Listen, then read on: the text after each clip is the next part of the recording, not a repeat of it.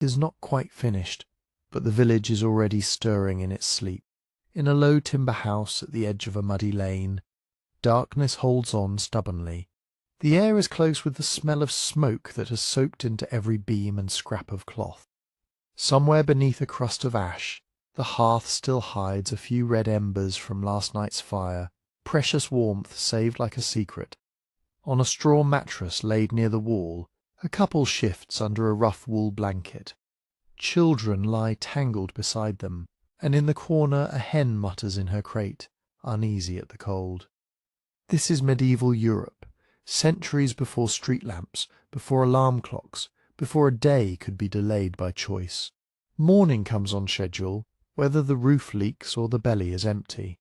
Most people will never travel far beyond the fields they can walk to, yet their lives are tied to forces larger than the village, the Lord's dues, the church's calendar, the weather's moods, and the quiet, constant fear of sickness. A day begins here long before the sun. The first sounds are small, a cough held back, a foot searching for a shoe, the soft scrape of a flint against steel. Fire is work, light is work, even warmth is work. Someone rises carefully so as not to step on a sleeping child. The floor is hard-packed earth, gritty underfoot, and the house part shelter, part storage, holds everything at once. Sacks of grain if the harvest was kind, a few smoked strips of meat if there was luck, tools hung where they won't rust too badly, and a tub or bucket that serves for washing, for carrying, for whatever must be done. Privacy is a luxury. Cleanliness is a negotiation with cold water and time. Outside the world is a shape more than a scene. Roof lines crouch against the sky. A dog noses through yesterday's scraps. Somewhere an owl finishes its hunt. The lane smells of damp soil and old straw, and the village's shared life, animals, people, refuse, food, mixes together in the dark. Off in the distance, a church bell may not ring yet, but the church is already present, as steady as the stone tower itself. The week, the feast days, the fasts, the marriages and burials, all of it will pass beneath that bell. And beyond the village, on higher ground, a different kind of darkness surrounds heavier walls. A castle's silhouette is there even when you can't see it. Stores of grain guarded behind stone, servants sleeping near kitchens and corridors, men who train with weapons instead of hoes.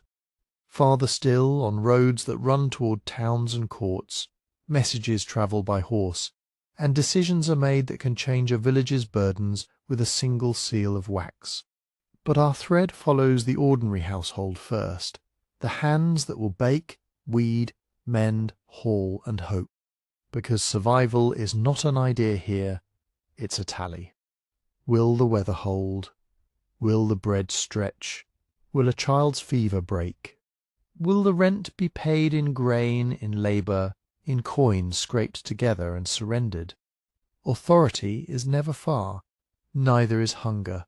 A breath of colder air slips under the door. The embers must be coaxed before they die. A woman kneels at the hearth, feeds it dried kindling, and blows until the red brightens. In that faint glow, the day quietly announces itself, not with sunrise, but with the first task, fire, water, and the work that must be done before the light arrives. The kindling catches reluctantly at first, then with a thin, hungry flame. Smoke threads up toward the hole in the roof, but much of it lingers, stinging the eyes and settling into hair and wool. The woman shifts a pot closer to the heat, yesterday's pottage, thick with grains and whatever greens were kept back from the last gleaning. In a good season there might be onions, leeks, a shred of bacon fat, a bone to lend flavour before it is scraped clean. In a lean one it is mostly water, with a few floating oats that must pretend to be a meal. The house itself wakes slowly, as if it must be convinced that morning is worth the effort. It is a single room for most wattle and daub walls that breathe cold in winter and damp in spring, a roof of thatch that must be watched for sparks. Straw is scattered on the earth floor and renewed when there is time and litter to spare. At night, everyone sleeps close, not for tenderness alone, but for warmth. The youngest children share the bedding without ceremony. An older child might curl near the hearthstones, feet toward the last heat. In the corner, the family's wealth shifts and snorts softly. A pig penned close against thieves and weather, maybe a goat, perhaps a cow if the holding is fortunate. Their breath adds to the warmth, their dung to the smell, their needs to the list of chores that cannot be postponed. Before anyone eats there is work. A hand feels for the bucket, and the day's first water is hauled from the well or the stream, careful steps on a lane slick with mud and yesterday's refuse. Washing is brief, cold water flicked over face and hands, enough to cut the sleep and soot. There is no separate place for waste. The household uses a pot or a pit, and what is carried out joins the village's familiar mixture of manure, peelings, and ash.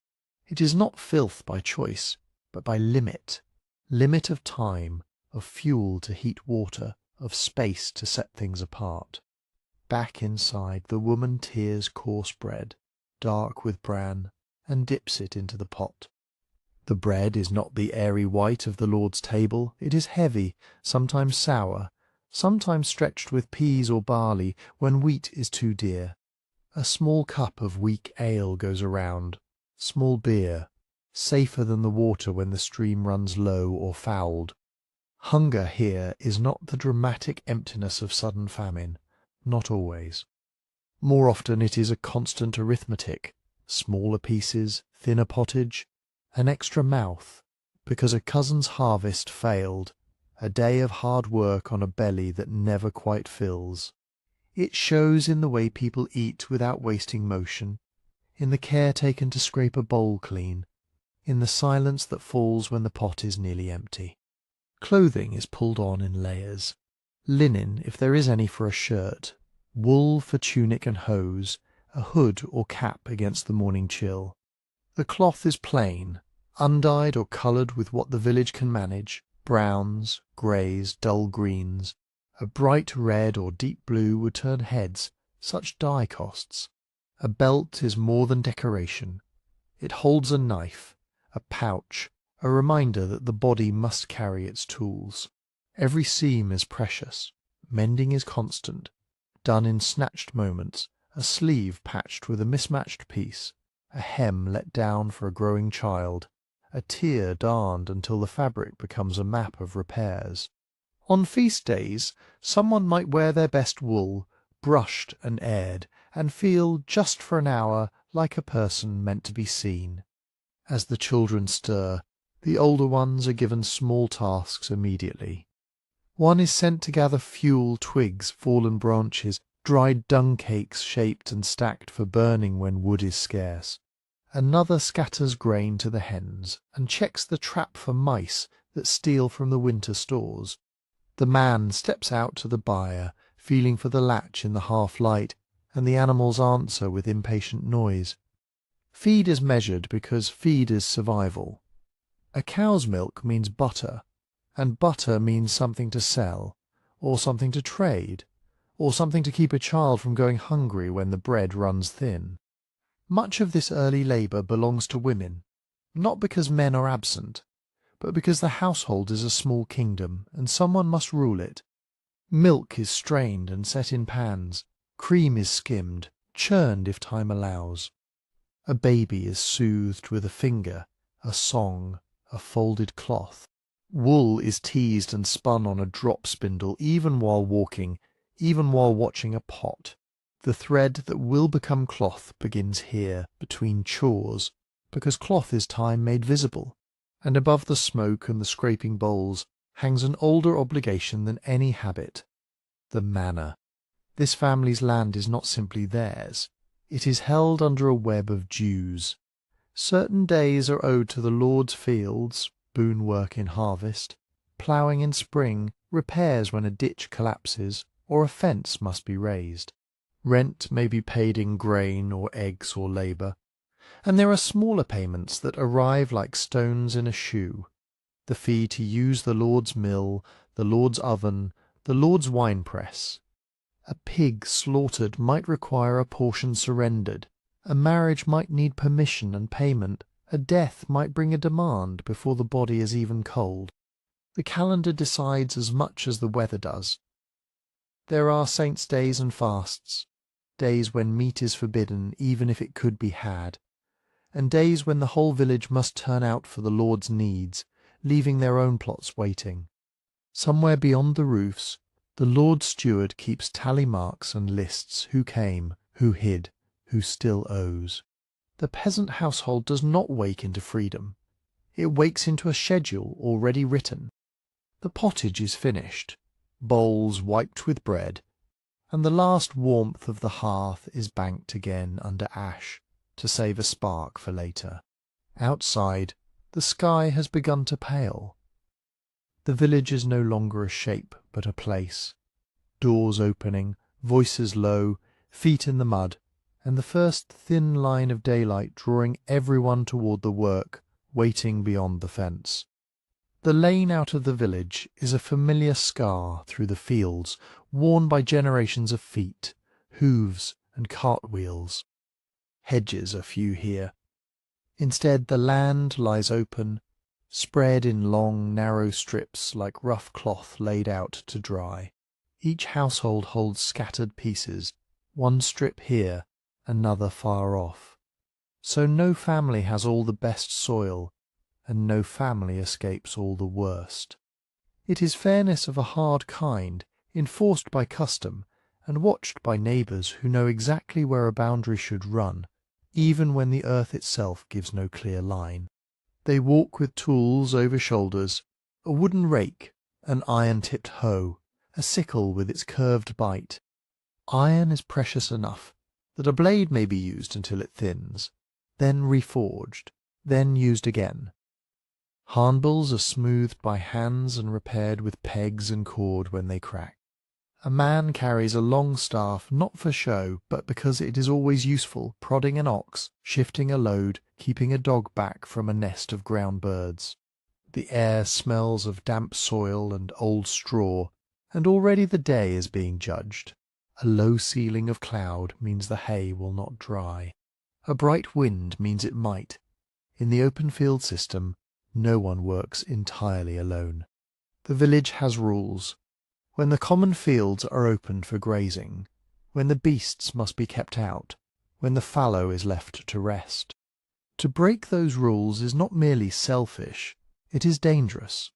If one man lets his animals stray into the growing grain, it is not just his neighbour's loss, it is winter thinning at every table. So there are watches, there is talk, there is the quiet authority of the reeve or the haywood, men chosen from among the villagers to keep order in the fields, to count beasts, to settle small quarrels before they become larger ones. Today, the work depends on the season. In spring, the earth is heavy and reluctant, and ploughing is the long argument between soil and strength. The plough is more wood than iron. Its iron share the only part that truly cuts, and it moves with a groan as if the ground resents being opened. Oxen pull it most often, slower than horses but steady, and they can live on rough grazing that would not satisfy a horse. A pair leans into the yoke, breath steaming, hooves sinking. The ploughman holds the handles, guiding the share along the strip, while another walks ahead with a goad, tapping and calling, coaxing the team through mud and clods. A wealthier peasant might borrow or hire a horse team, faster, more expensive, needing better feed. On some manors the lord's horses are reserved for his own demesne, and villagers must wait their turn, their own strips lying unturned while the steward's eye goes first to the lord's profit. Whether it is ox or horse, there is no romance in the rhythm. It is constant correction, a furrow that wanders, a stone that must be pried out, a harness that slips, a beast that balks. Even the strong feel it in their shoulders by mid-morning, a deep ache that will never quite leave them, year after year. If the field is ready for sowing, seed is carried in a pouch or apron, thrown with an experienced swing of the arm. Too thin, and the harvest will disappoint. Too thick, and the plants will choke each other, wasting precious grain that could have been eaten. The sower walks a steady pace, casting, watching the wind. Behind him someone may drag a harrow, a frame of wood studded with pegs to scratch the seed into the soil and keep birds from taking their share. Crows follow anyway, clever and unafraid, and the village boys are sent to shout and throw stones, their small legs already learning the day's work. In summer the labour shifts, haymaking as a race against the sky, because grass cut too wet will rot in the stack and bring sickness to the animals. In autumn, the sickles come out and the harvest begins, the work that decides whether people will eat. Men and women cut with sickle and hook, bending and straightening in endless repetition. The grain is gathered into sheaves and stood in shocks to dry. Fingers get sliced, backs stiffen, and yet the pace quickens as clouds thicken on the horizon. A sudden rain can flatten a standing field.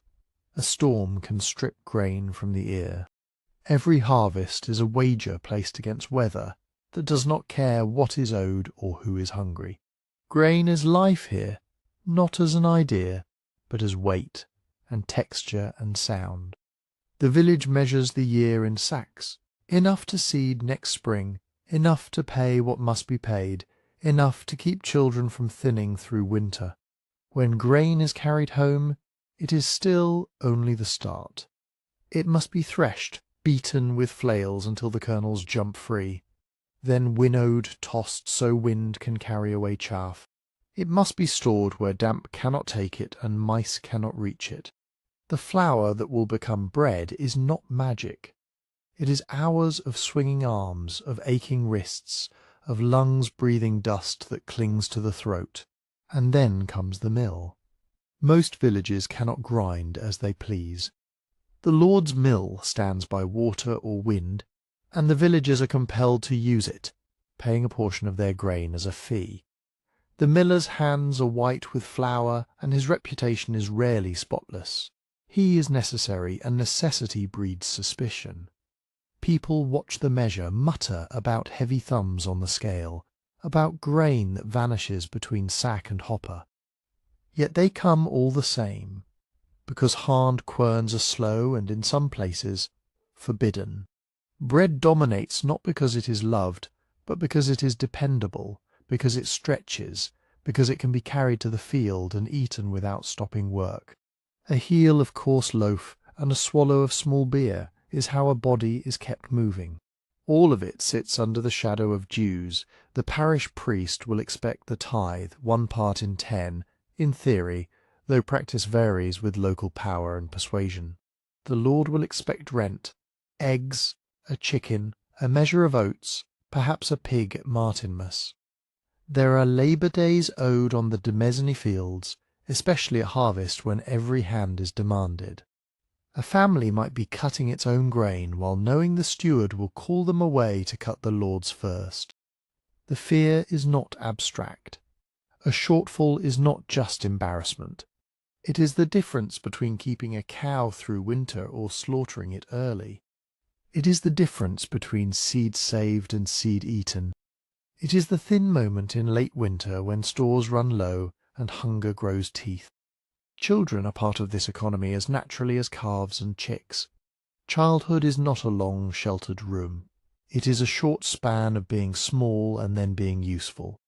A girl learns to weed by following the line of crops and pulling the wrong green from the soil. A boy learns to drive geese off the stubble, to lead a cow by a rope that burns his palm if she jerks away. They learn by doing and by being corrected, sometimes gently, sometimes not, because mistakes cost.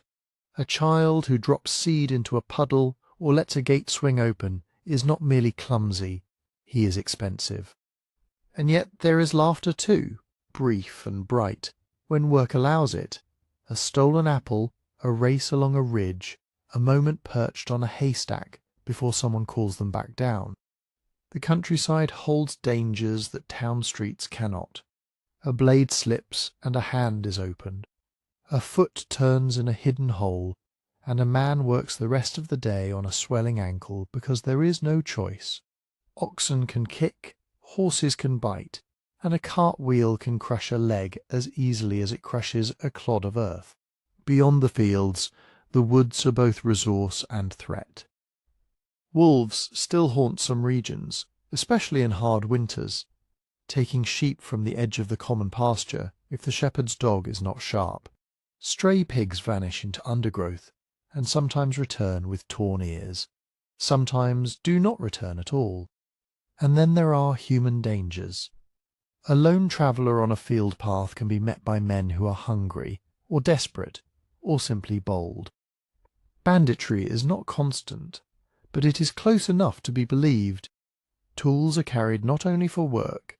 A sickle can cut more than grain. A staff can break bone. Disputes over boundaries flare like dry straw. A furrow ploughed a hand's breadth too wide. A bundle of gleanings taken too early. A cow found grazing where she should not. Words sharpen. Old grudges wake. Sometimes the reeve settles it with a fine or an order to mend a fence. Sometimes it waits for the manor court, where neighbours will swear what they saw, and where truth is often tangled with loyalty. Through it all the weather remains the great ruler. The wind shifts and the sower curses softly. The sun breaks through and shoulders loosen, hopeful. A dark band of cloud makes everyone glance up, measuring time by the distance of rain. On a hill, far off, the Lord's land is being worked to, teams moving in straight lines. A steward on horseback watching for idlers, the same sky threatening both peasant and noble. Even stone halls and armed men cannot command the clouds. By the time the sun is higher, the village is scattered across the open fields like pieces on a board. Each person locked into a small motion repeated until it becomes the day itself. And somewhere beyond the last strip, the road toward town waits, where hands that grow grain will meet hands that shape iron, bake bread, stitch cloth, and count coins. The morning's work in the soil has only begun to ripple outward. The road toward town is firmer underfoot than the field paths, packed by years of carts and driven beasts.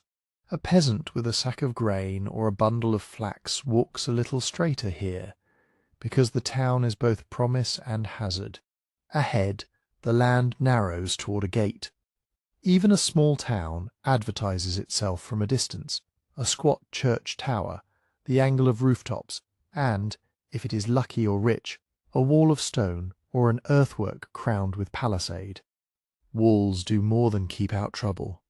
They tell you where tolls can be collected, where market rights begin, where a lord or a charter claims authority. Towns grow where movement is easy to control at a bridge, a river bend with a landing, a crossroads, a place where boats can be pulled up, or where a monastery or castle already draws people like iron draws filings. Water matters. It turns mill wheels, cools hot metal, washes fleece, and carries away filth. And it carries in trade salt fish in barrels, wine in casks, timber floated downstream, stone dragged up from a quarry. You smell the town before you see its narrowest streets. Smoke hangs in corners where the wind cannot reach. There is the sour edge of refuse, the sweetness of baking, the sharp bite of urine from the fulling vats, and, near the tanner's quarter, the heavy, clinging stench of hides. The street is not a clean ribbon, but a shared gutter. Chickens pick at whatever has fallen. Dogs lope between legs. A cart creaks past so close you can feel its wheel brush the hem of a tunic. Somewhere a bell is being tested, struck once, and its note rolls along the timber fronts like a slow wave. By mid-morning the workshops are awake in a way fields are not. In the countryside, work is spread wide and swallowed by air. Here it is compressed, loud and hot. Near the gate, a smith's place breathes heat into the street. The blacksmith's hammer is a steady argument, iron against iron, a rhythm that tells you the town is alive. He makes what the village cannot easily make: nails by the handful, hinges for doors, hooks, buckles, small knives that turn food into meals. He repairs ploughshares worn thin from fighting stones. He shoes horses and, if asked, fits iron to an ox's hoof. Each piece is small, yet each one changes a life. A good nail means a chest that stays together. A strong hinge means a door that can be barred. A sharpened blade means less waste in the cutting and less pain in the hand. Not far off, where flour dust coats everything like pale pollen, the baker's oven is already hungry. Baking is a trade that touches every class. A poor family might still bake at home when fuel allows, but in many towns the oven is communal or controlled, and the baker's heat is a service you pay for. Loaves go in, stamped with marks, signs that declare whose bread it is, whose weight it should be. A baker who cheats will be talked about in the same breath as a miller who skims, necessary, suspected, watched. Downwind the tanner's work where no one polite wants to live. Hides soak in vats, scraped and softened, turn from something that rots into something that lasts. The work is cruel to the hands, it stinks, but it makes shoes that keep feet alive through winter, belts that hold a knife, straps that bind loads, and harness that turns animal strength into motion. Leather is the quiet skin of the medieval world, everywhere and rarely noticed until it fails. And then the weavers and fullers, whose craft begins long before cloth ever touches a market stall. Wool arrives greasy from sheep, and must be washed, teased, carded, and spun into thread.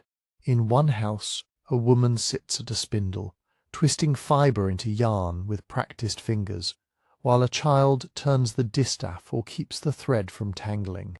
In another, a loom clacks as a weaver passes the shuttle back and forth, building fabric one patient line at a time.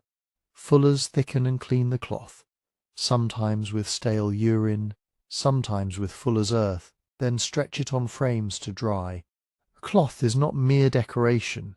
It is warmth, status, protection against sun and wind. A town that can make good cloth can pull money from far beyond its walls. This busy world is held together by rules, and the rules have names: apprenticeship, guild, custom, and oath. A boy might be bound to a master at 12 or 13, sometimes younger, his family paying a fee or offering connections to secure the place. He sleeps under the same roof as the workshop, eats at the master's table if he is lucky, and learns not only the craft, but the posture of obedience. He learns to keep tools in their places, to rise when told, to endure correction. A master invests time and food in him, and demands loyalty in return. A girl might be apprenticed too, more often in trades like brewing, baking, textiles, or shopkeeping, though her path is shaped by marriage as much as skill. The guild is both gate and shelter. It guards quality with fierce pride, setting standards and punishing those who work outside the rules. It protects its members in disputes, pays for candles at funerals, and sometimes offers help if a craftsman falls sick or a widow is left with children. It also controls competition, limits who may sell, and decides whose hands are allowed to make what. In a town, freedom is measured in permissions. Not everyone can pay in coin every day, even here. Merchants and shopkeepers keep tallies, marks on wax tablets or scratches on wood, promises to be settled when harvest money comes in, when a ship arrives, when a husband returns from a fair.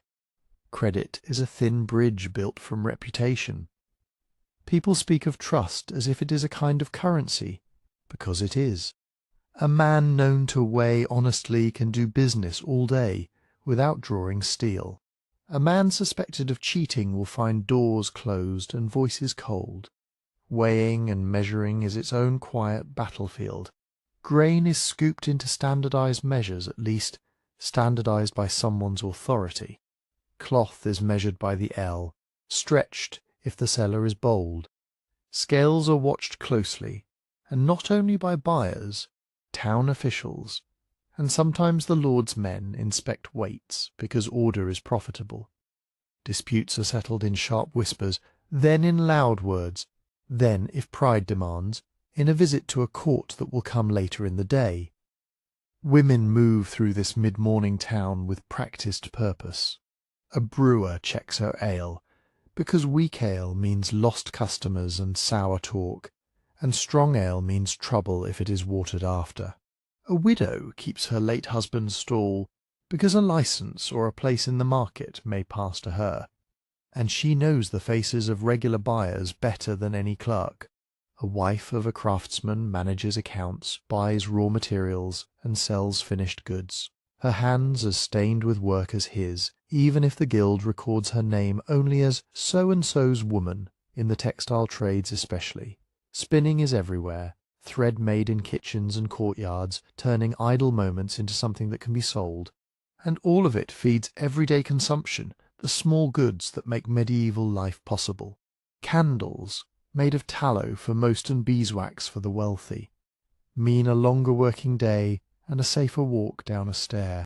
Salt, precious, carried from distant pans or mines, means meat that can be kept, fish that can travel, soup that has strength, iron nails. So ordinary you might not think of them. Hold roofs together against wind.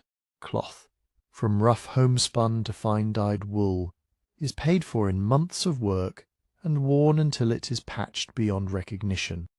By mid-morning the town is a living machine. Smoke rising, hammers falling, loaves cooling, vats bubbling. The peasant from the fields stands for a moment at the edge of it all, feeling the pull of coin and craft, and hearing in the noise a different kind of weather. Not rain and wind, but rumour, price, opportunity, and risk. And as the street bends toward the open space where stalls gather and voices rise, the town's work turns naturally into its next ritual, the marketplace, where everything made, grown, or stolen tries to become profit. The street opens and the noise changes shape. Workshop sounds, hammer, saw, loom, are swallowed by a broader roar that rolls over an open square like surf. Market day has its own theatre. Awning poles lean together. Ropes creak. A strip of canvas flaps and snaps in the breeze, throwing brief patches of shade over faces and wares. People press shoulder to shoulder, not politely in lines, but in shifting knots that break and reform as someone spots a bargain, an argument, or a friend. Here is a man with a cage of squabbling geese, their necks stretched, their feet kicking at wicker. Here is a woman with a basket of eggs held close, her eyes sharp as she navigates elbows. A drover pushes a pair of pigs forward with a stick, and the animals complain loudly, sliding in the muck where last week's rain never quite dried.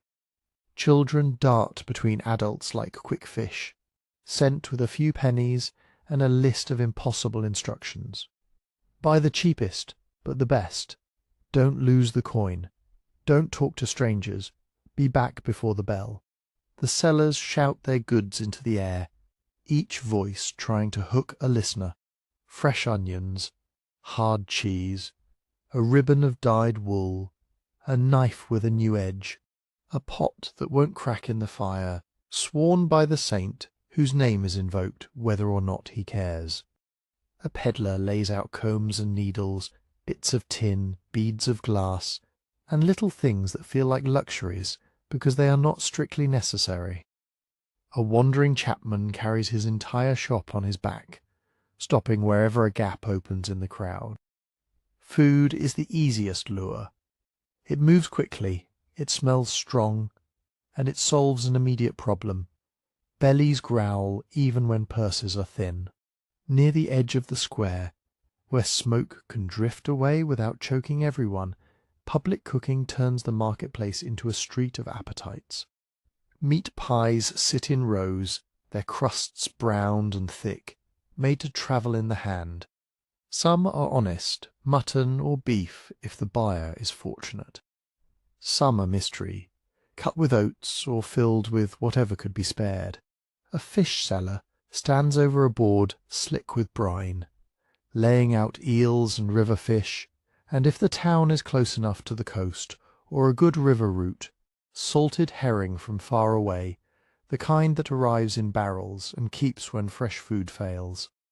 Cheese wheels are sliced with a practised twist of the knife. Butter is sold in lumps wrapped in leaves. Ale is ladled from casks into cups that pass from hand to hand, more nourishing than clean water on many days. And because food can poison as easily as it can strengthen, the town tries to control it. There are rules against short waits and watered drink. There are orders against selling meat that has turned, against fish kept too long in warm air.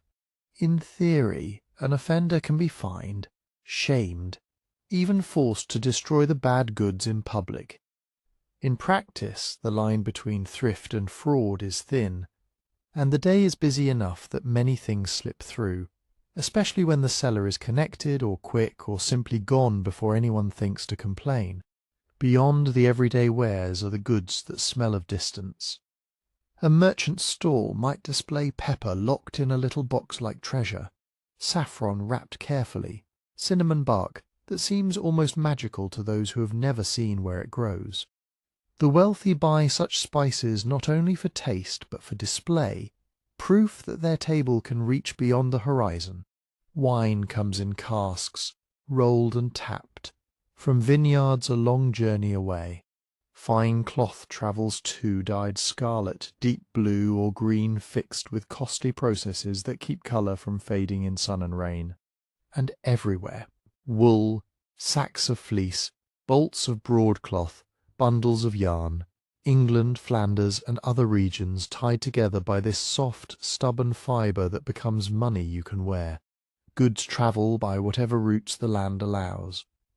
Riverboats bring heavy loads that carts cannot easily manage, stone, timber, barrels of fish, casks of wine, nudged along currents and hauled by ropes where water runs rough. Carts come in from villages and manors, axle deep in ruts, each wheel a complaint. Pack horses pick their careful way along narrower paths, bells on their harness to warn walkers aside, each animal carrying a balanced burden of salt, cloth, or metalware. Every mile adds cost. Every bridge and gate adds another hand held out for payment. Because the marketplace is profit, it is watched. Town authority stands at the edge of trade like a silent partner. Officials collect tolls on goods brought in to sell. A clerk notes fees owed under the town's charter, the right, purchased or granted, to hold a market at all. Measures are inspected, at least sometimes, by men who carry standardized weights, and who enjoy the small power of declaring a merchant honest or suspect. A stall has its place not by accident, but by permission, and permission can be withdrawn. Even the ground underfoot can have a price, and where money gathers, crime gathers like flies. A pickpocket doesn't need a dark alley. The crowd does the work. A hand brushes a belt. A knife slips a purse string. A basket is nudged and suddenly lighter. Shouts erupt. Stop him! But the thief is already threaded through bodies, leaving confusion behind like smoke. Cheating happens in quieter ways, too. A scale is weighted subtly. A measuring cup has a thicker base than it should. A length of cloth is stretched with a sly pull as the ell is taken. Sellers learn tricks. Buyers learn defences. A peasant ties coin into a corner of a sleeve. A woman pins her purse inside her kirtle. Friends come in pairs so one can watch while the other bargains. People count change aloud, not for politeness but for protection. Yet the market is not only buying and stealing, it is where news is traded as eagerly as cheese.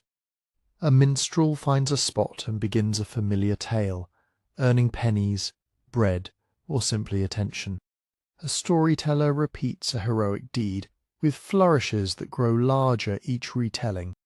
A juggler draws a ring of watchers, and for a moment even the hard-eyed sellers smile.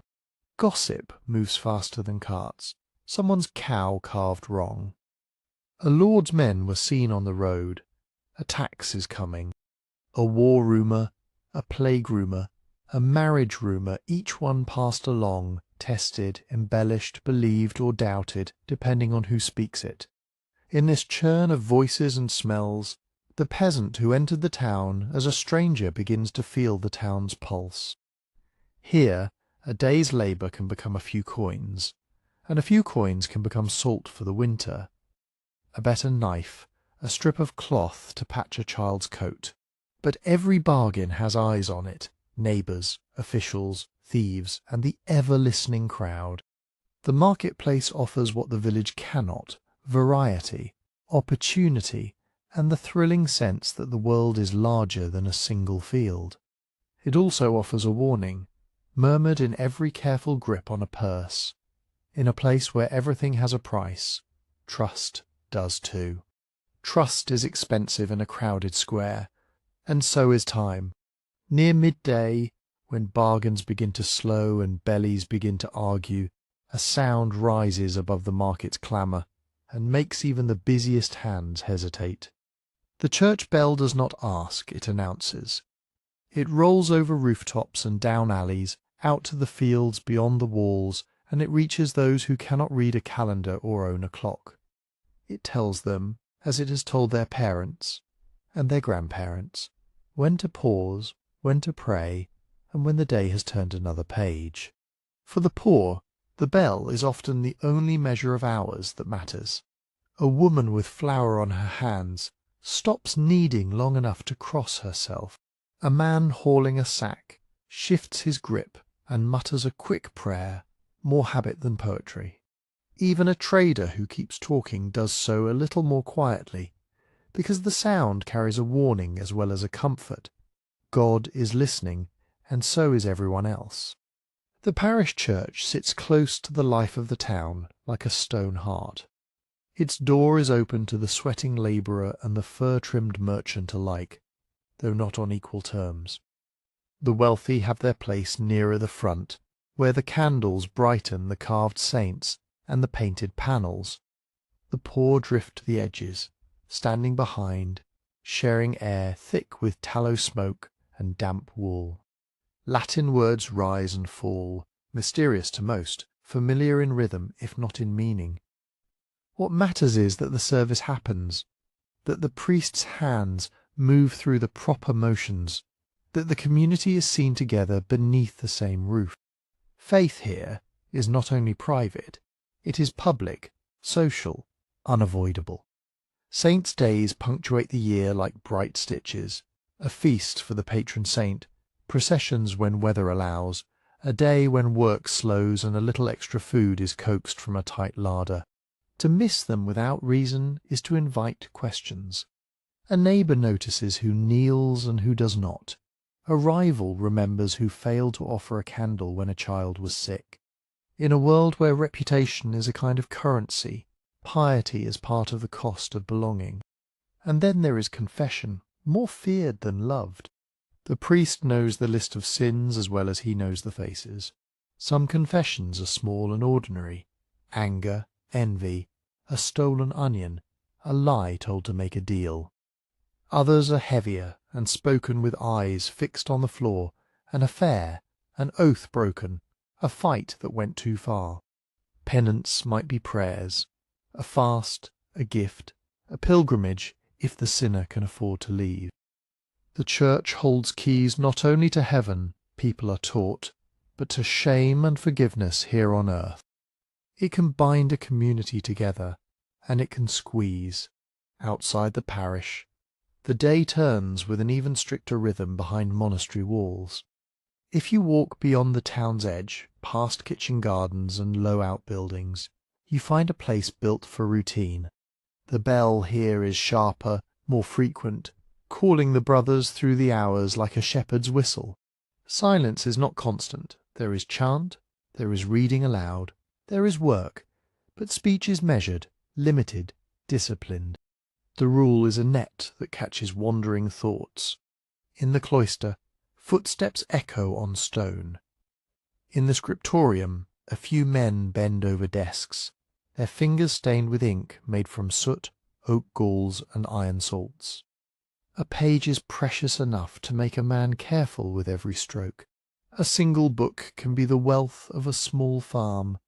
Letters grow line by line, black on pale skin, and illumination, when it happens, adds colour like trapped light. Most people will never hold such a book, but its existence matters. It means prayers can be copied exactly, laws can be preserved. A king's charter can be read aloud without changing with each telling. Not all monastic work is so delicate. In the gardens, herbs push up in orderly beds, sage and rue, parsley, fennel, plants that season food and serve as medicine when proper physicians are far away. There are bees for honey and wax. There are fish ponds where land allows. In brewhouses, grain is boiled and fermented into ale, safer than many wells and useful for feeding workers and travellers. In storerooms, sacks are stacked, accounts are kept, and nothing is wasted without reason. The monastery is prayer, yes, but it is also a machine built to endure famine years and to manage property with a patience many lords envy. And from that endurance comes charity, sometimes sincere, sometimes expected, always watched. At the gate, the poor line up for alms, a ladle of pottage, a hunk of bread, a coin on a feast day. A traveller receives a night's shelter and a place by the fire, if space permits, and if his story sounds honest. Some monasteries keep infirmaries where the sick lie on straw pallets, tended with clean water when it can be found, warmed with blankets, dosed with herbs, bled when tradition insists, prayed over always. Parish priests do their part too, carrying communion to the dying, arranging burials, urging the living to give. To be generous is to store treasure where moth and rust cannot reach, or so the sermons say. Education clings to these religious places like ivy to stone. A few boys, sons of townsmen, a clever peasant offered up, a noble's younger child not meant for inheritance, learn letters from a priest or monk. They trace alphabets, memorize prayers, struggle through psalms. Literacy is not common enough to be taken for granted, and it makes a person useful, to keep accounts, to read a contract, to serve in a lord's household, to rise in the church. Most will never learn, and so knowledge remains something heard rather than held. News is proclaimed, stories are preached, authority speaks, and others listen. Yet, for all its order, medieval faith is threaded with fear. Hell is not an abstraction. It is described in detail until it feels close enough to smell. Sin crouches in ordinary acts.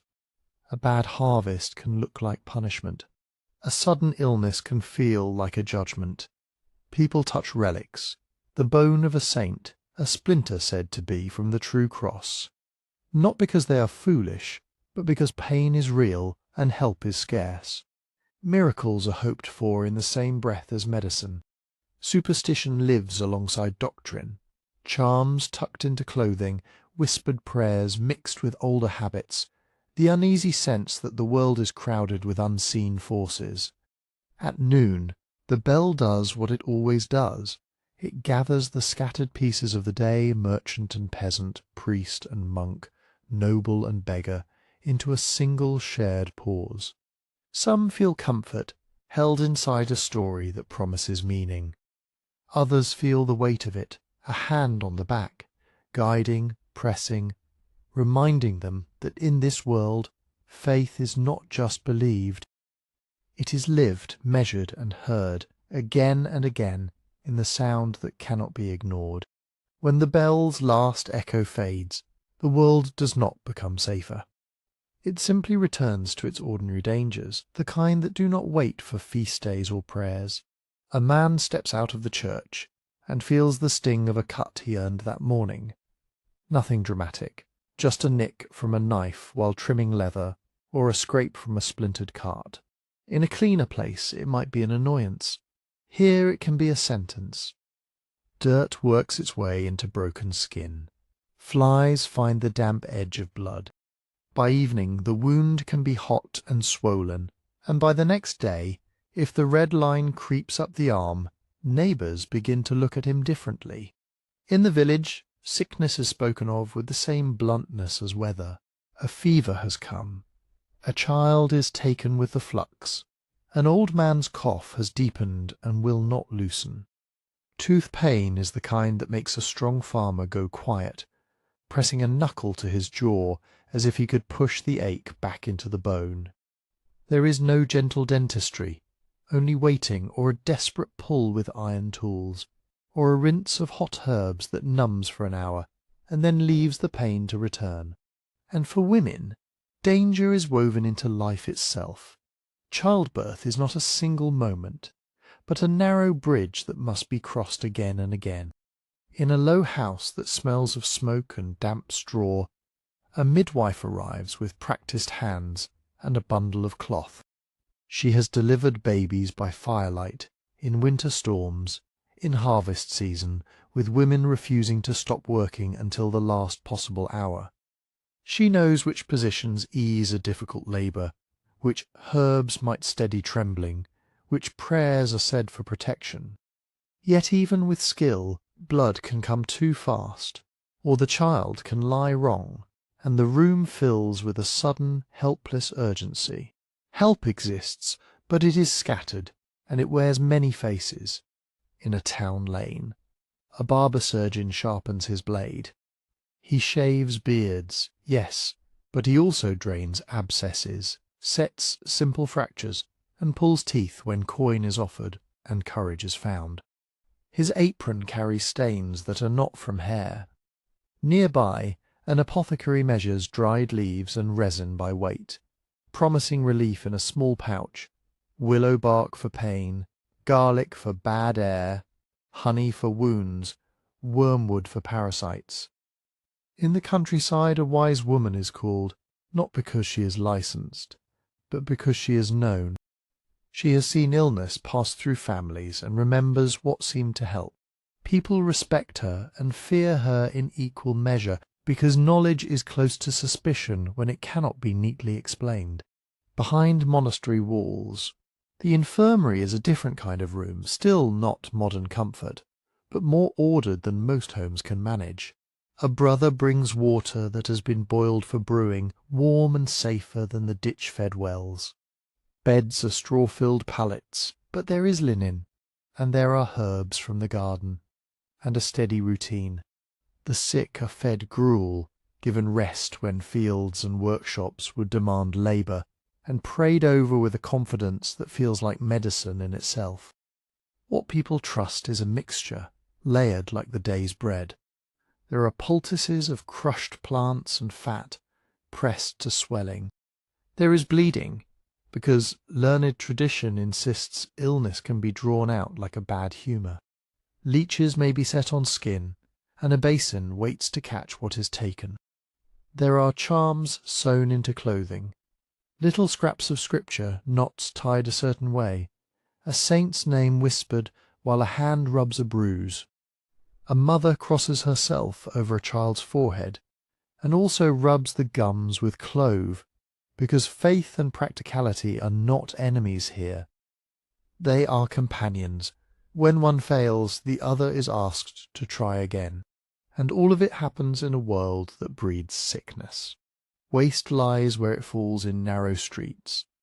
Animals share space with people, pigs rooting near doorways, chickens underfoot, dogs nosing at scraps.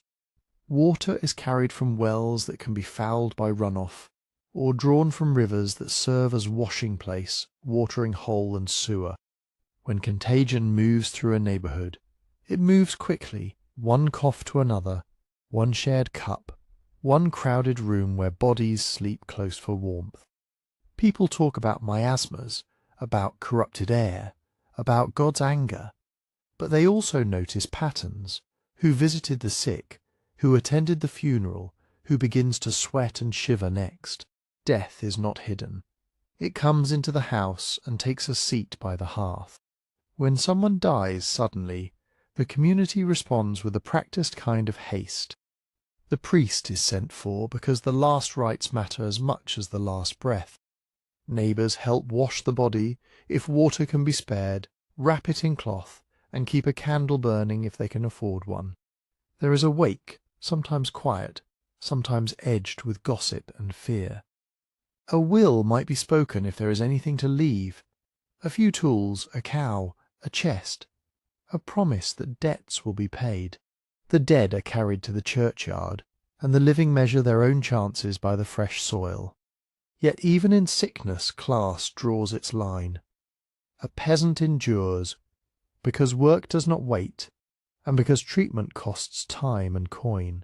He drinks bitter teas and returns to the field too soon, binding a wound with cloth that was already used. A noble behind stone walls can send for a physician trained at a university, a man who speaks confidently of humours and diet, who prescribes costly spices, warming wines, and controlled bleeding done with clean instruments. The lady of the house may have linen enough for fresh bandages, a private chamber away from draughts, broth simmered for strength, servants to watch through the night. But even wealth cannot purchase certainty. In the end, everyone listens for the same signs: the fever breaking, the breath easing, the swelling going down. Afternoon light slants across the town and the fields, and the day moves on with its chores and its prayers, while in back rooms and quiet corners people fight their small, constant wars against a world that can wound, infect, and kill without warning. Afternoon does not only bring work back to the hands, it also brings quarrels back to the tongue, and when fear of sickness eases for a moment, fear of other people takes its place. In the village, justice is not a distant thing housed in marble. It sits on a bench in a draughty hall, or in the open air near the Lord's barn, where the manorial court is held, because it is simply time again.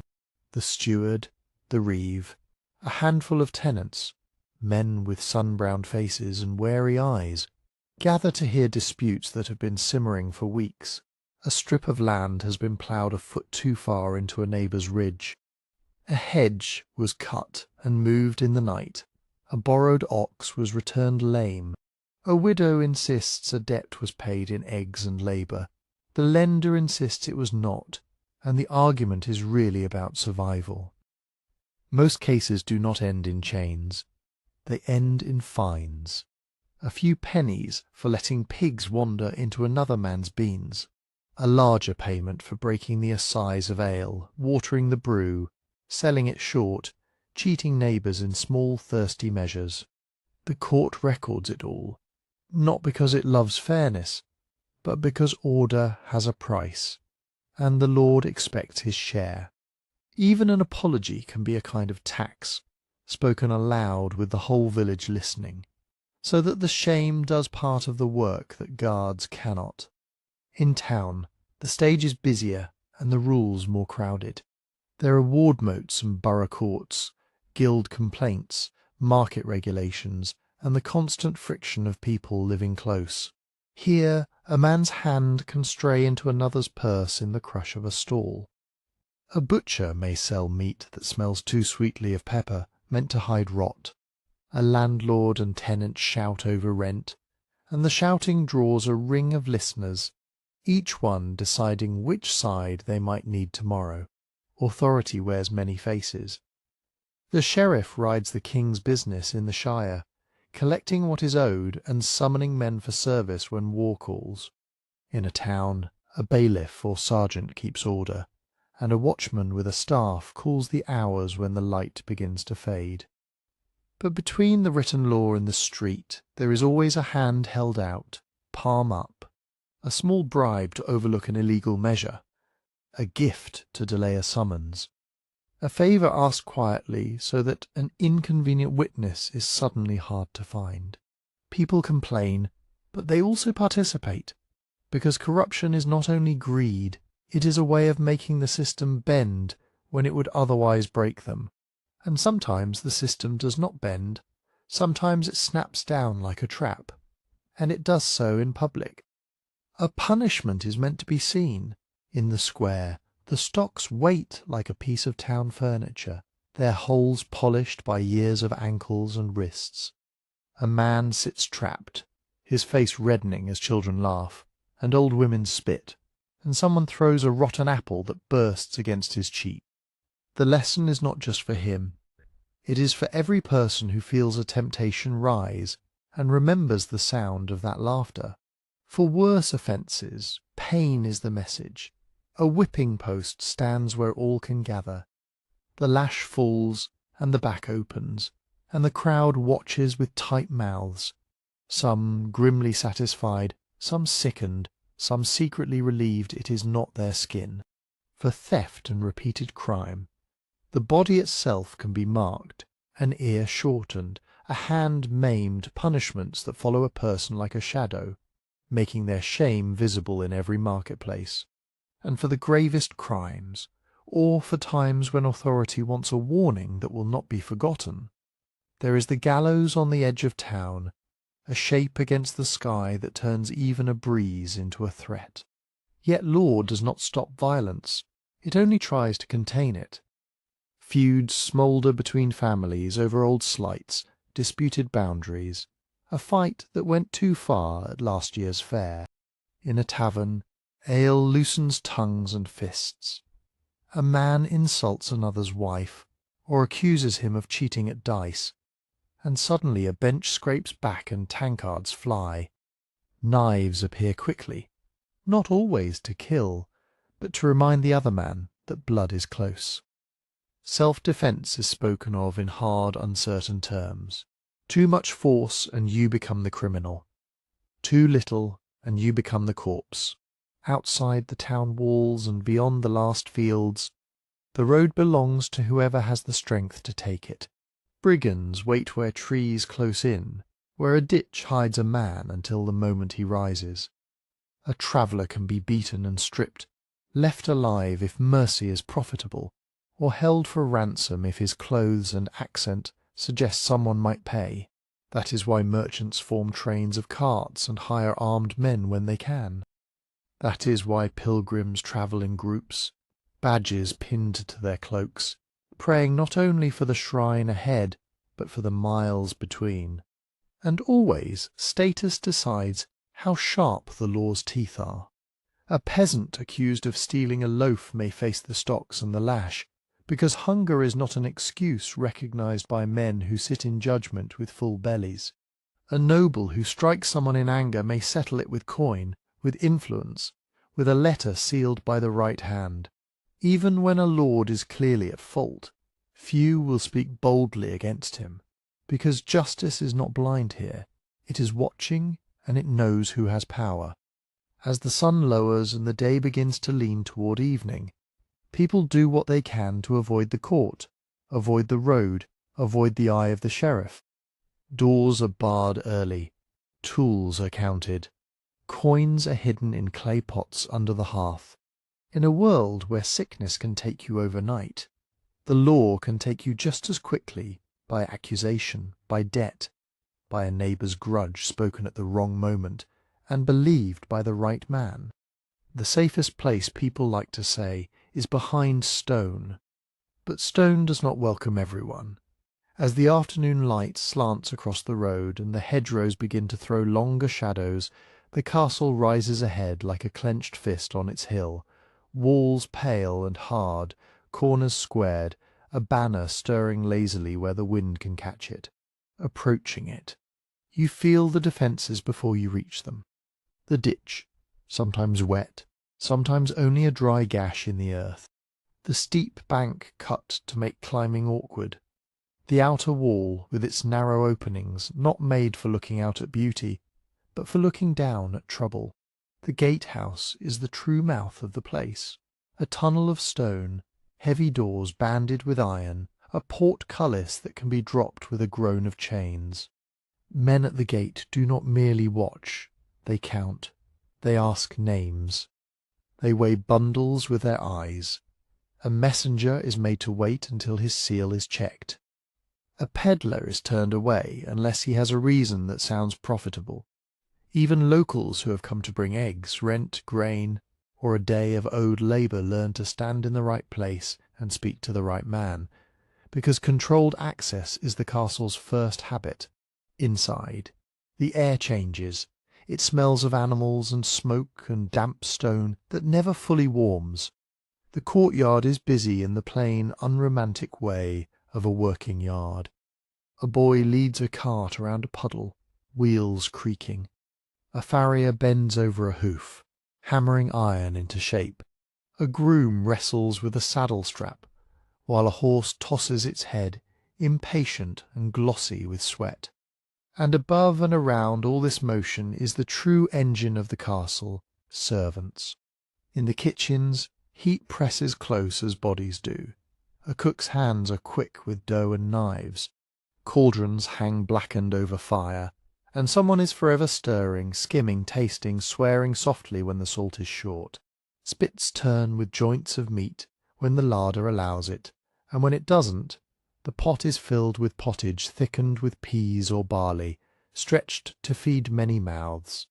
Scullions scrub trenchers and pots with sand and ash, scraping at crusted fat. Water is carried in buckets until arms ache, because even a castle cannot summon it from thin air. It must be hauled from a well or a cistern step after step, all day long. Elsewhere, laundresses wrestle with linen that never seems to end. Sheets under tunics, tablecloths stained with grease. Washing means boiling, beating, rinsing, wringing. The work is hard on hands, and the cold water bites even in warmer months. In chambers above, a maid shakes out bedding, sweeps rushes and grit from floors, and empties a chamber pot with practised speed, careful not to spill where a lord's boot might step later. Wood is stacked, chopped, carried. Candles are counted. Rushlights are twisted and set aside. Every comfort is built from small, repeated labours. This is not only a fortress, it is a household that eats like a village and must be fed like an army. In storerooms, the castle's safety is measured in inventory. Sacks of grain, barrels of ale, wheels of cheese, smoked sides of bacon, dried peas, onions strung in bunches, and salt, precious, gritty, and necessary. Meat that will not be eaten at once is salted in tubs, pressed down and turned so it keeps. Fish is stored for the days when the church says flesh is forbidden, and those days come often enough that the menu must obey the calendar as much as desire. The steward knows what is on hand, what is spoiling, what has been lost to quick fingers. He plans for winter as if it were a siege, and for siege as if it could begin tomorrow. Even cleanliness has its systems.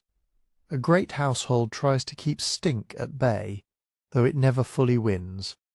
Garderobes jut out from walls so waste drops away into pits or the ditch below, and servants have the filthy task of managing what accumulates. Baths exist in some places, tubs hauled out and filled with warmed water, but bathing is a rare comfort, more likely for the high-born, and more likely when guests are expected. For daily life there are basins, cloths, a comb dragged through hair to catch lice, and powders or perfumes used to sweeten what cannot be washed away. Fine clothing can be scented, bodies can be rubbed with herbs, but the closeness of people and animals means itching is common, and everyone, high or low, knows the sharp pleasure of scratching. When the household eats, hierarchy sits at the table as surely as any person. Bread is the foundation, coarse for the lower ranks, finer white loaves reserved for those who matter. There may be beef or mutton or poultry, if the yard has been generous. There are sauces thickened with bread, sharpened with vinegar, brightened with mustard or spices, when the Lord's purse allows such tastes from far away. On fish days, eels, herring, or salted cod appear, and even those who would prefer meat chew obediently. Manners are not only politeness, they are a map of power. Who sits closest to the Lord, who is served first, who receives the best cut, who must stand and wait, these details speak as loudly as any proclamation. And in the midst of it all, the Lord works, because power is not a chair you sit in. It is a task you must keep doing. In the hall or a chamber set aside from the noise, petitioners come forward one by one. A tenant asks for a rent to be eased after a bad harvest. A man complains that his neighbour's pigs have ruined his beans again. A widow seeks protection from a relative eager to take what she has. The reeve reports what fines were collected, what duties were shirked, what tools are broken. The steward recites numbers, deliveries, promises. The lord listens, sometimes bored, sometimes sharp, because each small decision binds people to him, through gratitude, through fear, through obligation. Outside, the walls look unmoving in the afternoon sun. Inside, everything is in motion, hands hauling, mouths chewing, voices pleading, ink marking accounts. The castle's stone is only the shell. The true strength of it is the controlled door, the full storehouse, and the web of dependents who must come here again and again, because the hill and its walls are where the day's disputes and hungers are finally gathered, then answered, delayed, or turned into coin. Beyond the kitchens and the steward's accounts, there is another kind of inventory being kept in the castle yard, one measured not in barrels and sacks, but in men, horses, and iron. In the late afternoon, when the sun is lower and the heat of work has eased, the space inside the walls begins to change its purpose. A groom walks a nervous destrier in a slow circle, letting it settle. A man with a whetstone sits on a block of wood and draws a blade across it with steady patience. Somewhere a hammer rings on metal, not for a ploughshare this time, but for a buckle, a rivet, a mail link that has sprung open. The young lord's son, still more boy than man, has been raised for this yard, as surely as a peasant child is raised for the fields. Years ago, he would have been sent as a page into another household, to learn how to stand, how to speak, how to serve at table without fumbling, how to read a room before he ever read a book. He would have carried messages, held a basin for hand-washing, learned prayers, and learned the small sharp lesson that status is a language you must speak correctly. Now, as a squire, his world is leather straps, horse sweat, and the weight of responsibility. He checks tack, tightens girths, rubs down a mount until its coat shines, and listens to older men talk about broken lances and broken ribs as if they were weather. Training happens in pieces, fitted between errands and chores. He practices mounting without scrambling, controlling a horse with knees and voice, guiding it with the lightest touch. He learns to strike at a post with a lance, and keep his seat when the shock climbs up through wood and arm into shoulder. He works at sword and shield until his wrists burn, and when he grows careless, a seasoned man corrects him with a tap that stings through padding. He is learning violence, but also restraint, when to press, when to pull back, how to accept an order without argument, how to offer respect even to a rival. The etiquette of the hall and the discipline of the yard are not separate. They are two sides of the same obedience. Armour waits nearby like a second body, expensive, demanding, and never quite at rest. For many it is mail, thousands of linked rings oiled against rust, heavy on the shoulders and slow to dry when wet. Over it goes a surcoat, bright with colour when it's new, dulled by dust and smoke when it's not. A shield leans against a wall, its face scarred, its edge raw where it has taken blows.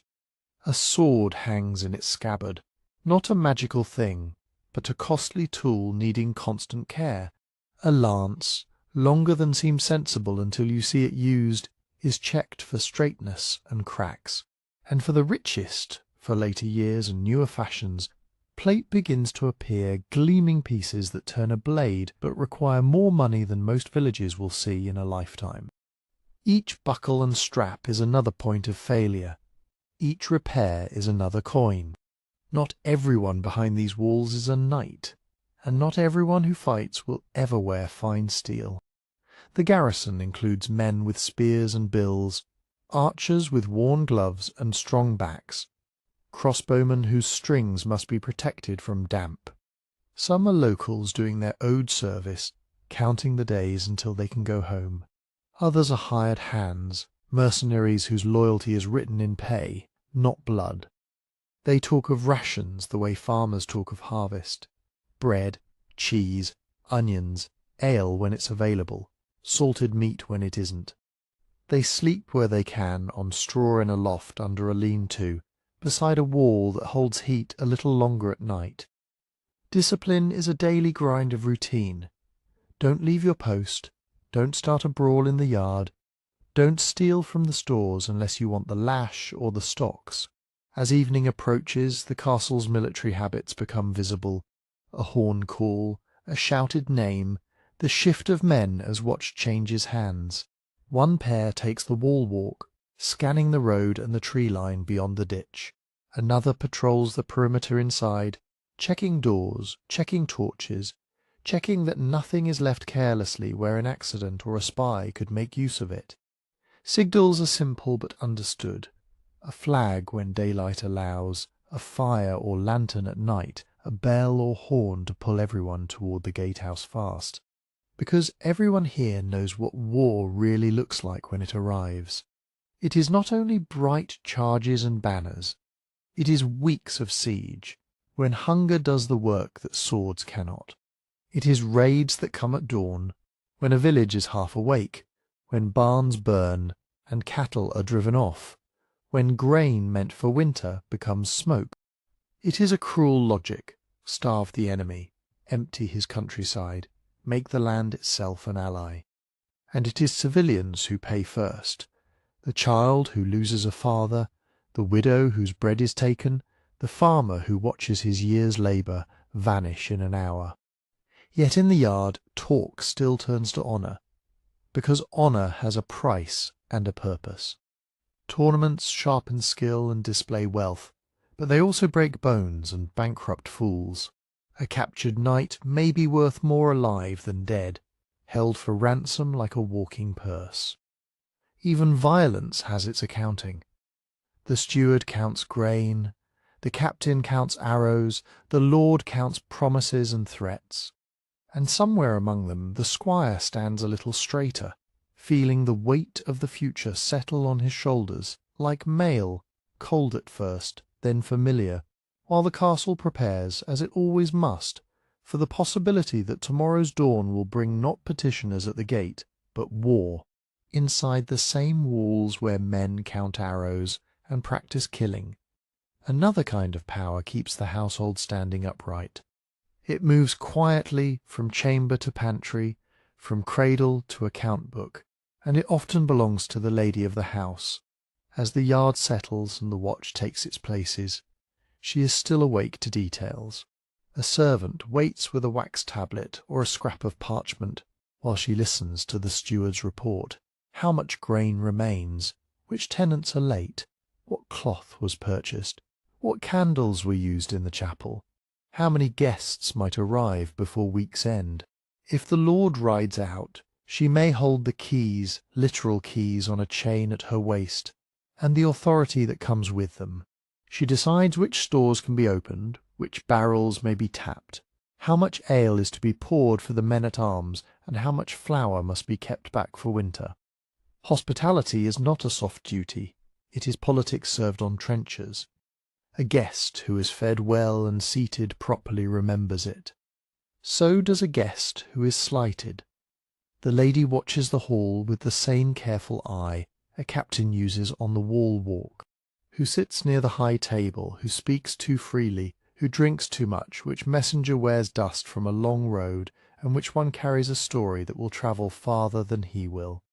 She gives instructions for clean rushes on the floor, for fresh linens, for water warmed for hand-washing, for the chamber pot to be emptied before it offends. Even comfort is a signal of rank. In a corner of the household, children of the elite are being shaped like wax warmed by the fire. They are not raised only by parents.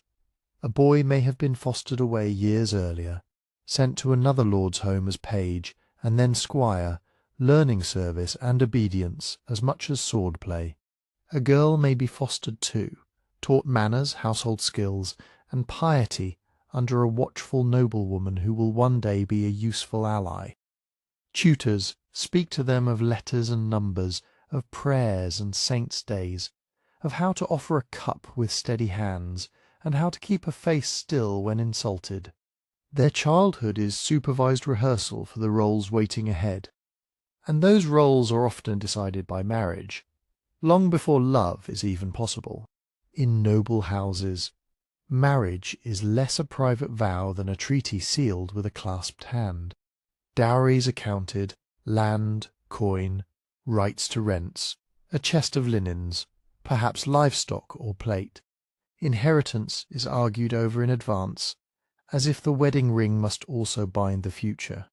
Consent exists, but it is narrowed by family need and political advantage. A refusal can be punished with pressure, confinement, or disgrace. A match can lift a family or ruin it if the alliance is judged too ambitious, too humble, or too disloyal to the wrong side. Clothing then becomes more than warmth. It is a language. In the chambers above the hall, fine fabrics are aired and folded, wool in deep dyes when the purse allows it, linen kept as white as washing can manage, fur trimmed to show rank without provoking envy. Certain colours, certain trims, certain kinds of cloth speak loudly. In some places, rules try to keep that speech from getting out of hand. Jewellery, rings, brooches, a string of beads can be devotion, vanity, or portable wealth. Hair is combed, braided, covered or uncovered according to custom and status, scented lightly if there is rose water to spare. A noblewoman's appearance is read, the way a seal is read, as proof of legitimacy and standing. When there is time, leisure fills the gaps between duties. Music drifts from a harp or a fiddle. Stories are told that turn old wars into romance and make saints walk near enough to touch. Fingers move in embroidery, stitching bright thread into cloth for altar hangings, for gifts, for quiet display of skill. Board games are played, tables, chess, each move a lesson in patience and strategy. And sometimes the household goes out with hawks, the bird balanced on a gloved fist, a small predator trained to obey, a reminder that control itself is a kind of art. Yet behind the polished manners, danger lives close. Reputation is currency, and it can be stolen. A rumour, an overheard laugh, a servant's loose tongue, a rival's invented shame, can damage a woman more than a sword stroke damages a man. So cups are watched and kitchens are supervised, because poison is an old fear in places where power sits at the table. And childbirth, for all its celebration, is a gamble with death. The chamber is warmed, linens laid out, women gather, prayers spoken. Still, the outcome is never promised. If the mother survives, her strength is praised. If she does not, the household moves forward as if grief were another duty. So while the yard below thinks in iron and siege, the chambers above think in heirs and alliances, in servants and secrets, in bread measured for tomorrow and words measured for years. The castle's might is not only in its walls, but in the hands that keep its order, and in the marriages, manners, and quiet decisions that decide who will command those walls next. Beyond the castle household, beyond even the reach of a single lord's keys and account books, there is a larger house that never truly sleeps, the royal court. Toward evening, when lesser halls settle into familiar routines, the king's presence draws men like iron draws filings. Not because the king is always seen, but because he is always felt. To arrive at court is to enter a place where space itself teaches obedience. The road ends at a gate with guards who do not know your childhood name and do not care for your excuses. A messenger with a sealed packet may pass quickly, but a petitioner with empty hands waits. Names are called in order of rank. A baron's servant may be turned away, while a bishop's clerk is waved through. Inside corridors narrow and widen, as if they were designed to sort people by importance.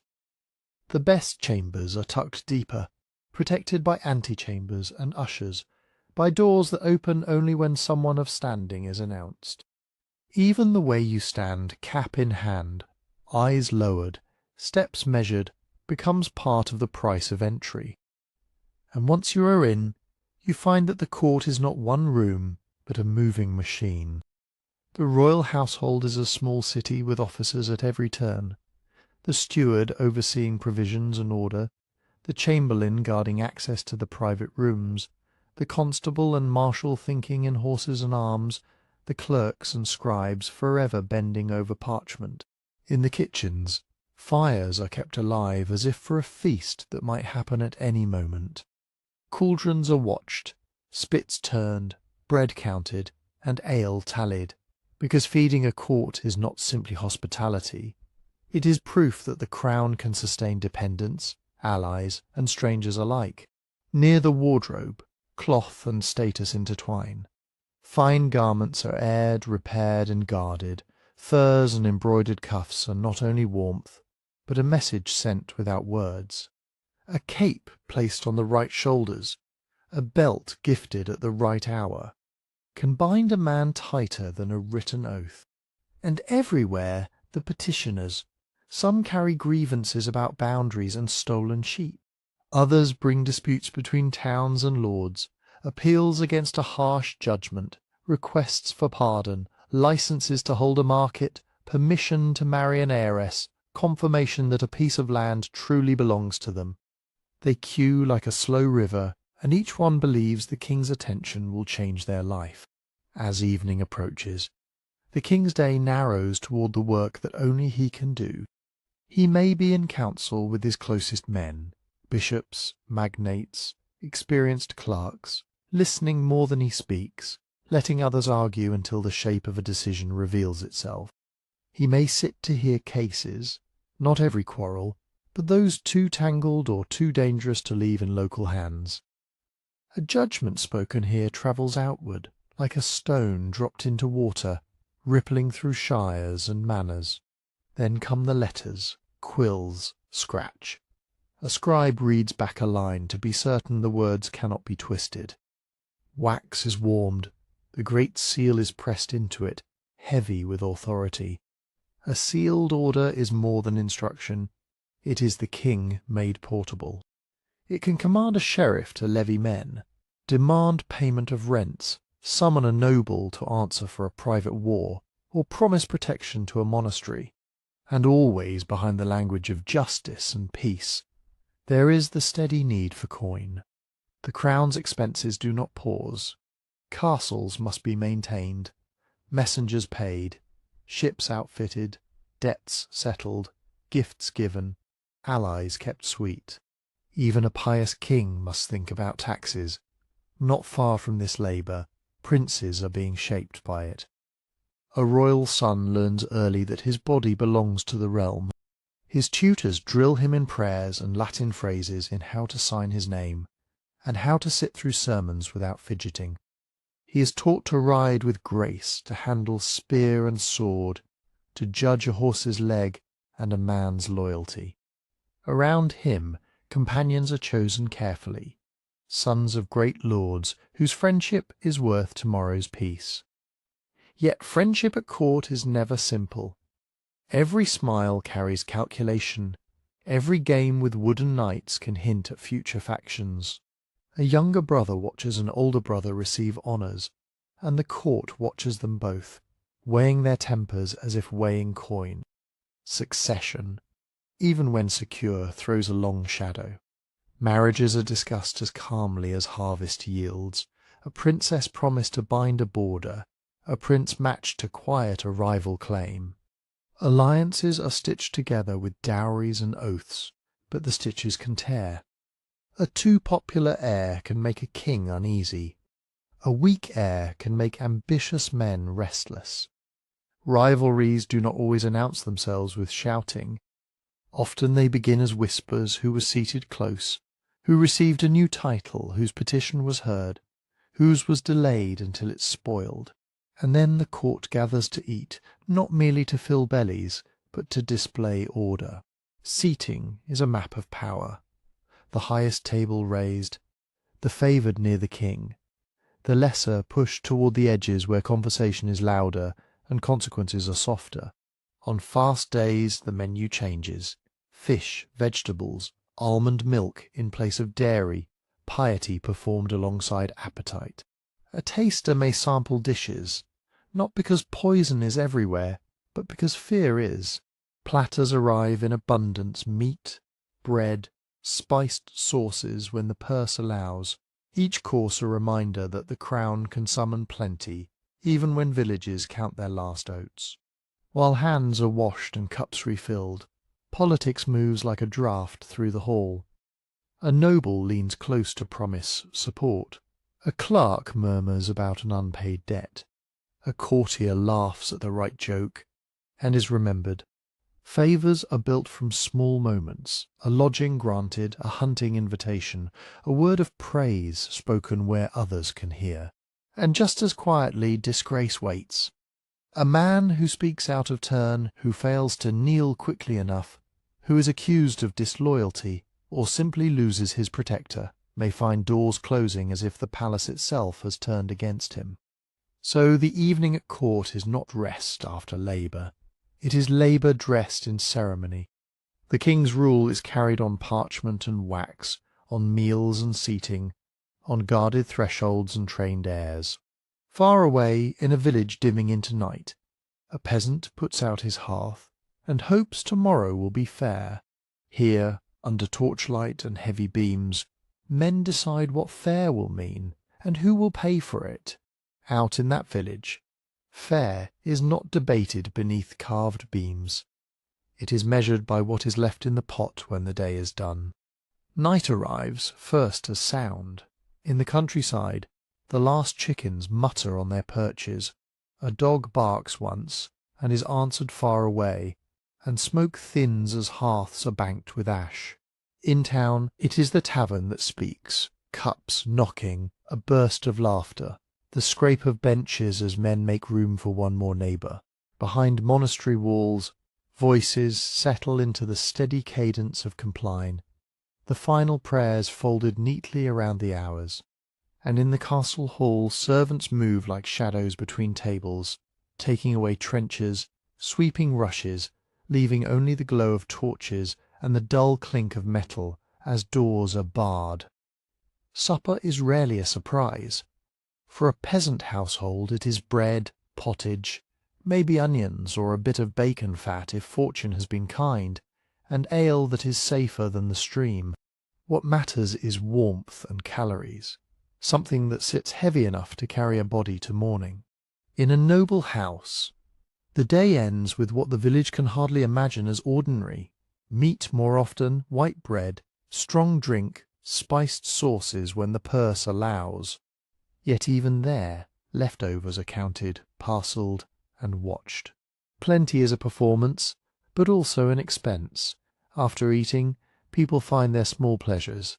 A story told by the fire, a song everyone knows the chorus to, a quick game of dice in a corner, until an innkeeper or town official remembers the rules against disorder, against brawling, against gamblers who cannot pay. Laughter is welcome, trouble is costly. And if you're enjoying this journey through the day, subscribe and tell me in the comments where you're listening from. Then let's step back into the dark. Because the dark has teeth. A stray ember can take a thatched roof in minutes. A thief prefers a moonless lane. Fever worsens when work finally stops. Watchmen call the hour in town. On walls, guards shift their weight and stare into fields that could hide anything. At last there is only sleep. Chamber pots near the bed, shared blankets, straw mattresses, and little privacy anywhere. Bodies settle close for warmth, and the day ends as it began. Ordinary people, tired and hoping. No judgment, no romance, only the quiet truth that tomorrow will come, and they will rise to meet it. In the spring of 1483, King Edward IV is dying, suddenly, unsettlingly, as if the warmth has gone out of the realm overnight. in his chambers, heavy with smoke from rushlights and the sweet, clinging scent of wax, the strongest man in England struggles for breath. Courtiers speak softly. Messengers hover at doors. The king's face, once broad with confidence, is drawn tight now, and every passing hour feels like a thread being cut. When Edward IV finally slips away, the silence that follows is not peace. It's a vacuum, because the heir is only 12. Edward, Prince of Wales, now Edward V, is proclaimed king by right. Yet the moment the words are spoken, everyone understands the problem. A child may inherit a crown, but a child cannot hold together the hard, sharp machinery of government. Who will rule in his name? Who will control his household, his council, his access to seals and signatures, to troops and treasure? In medieval England, questions like these do not remain polite for long.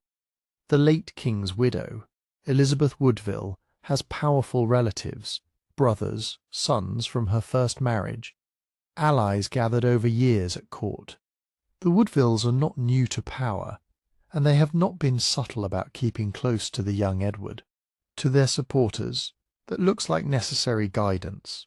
To their enemies, it looks like a takeover. The fear spreads quickly through Westminster's corridors and London's taverns alike. If one faction closes its fist around the boy king, the other factions will answer with steel. And Edward IV had enemies, even in victory. He had raised men high and pushed others aside. He had ended one phase of civil war, but he had not drained the poison from the soil. So the realm turns instinctively to the late king's brother, Richard, Duke of Gloucester. He is experienced, battle-tested, and, importantly, a Yorkist prince with his own household and northern power base.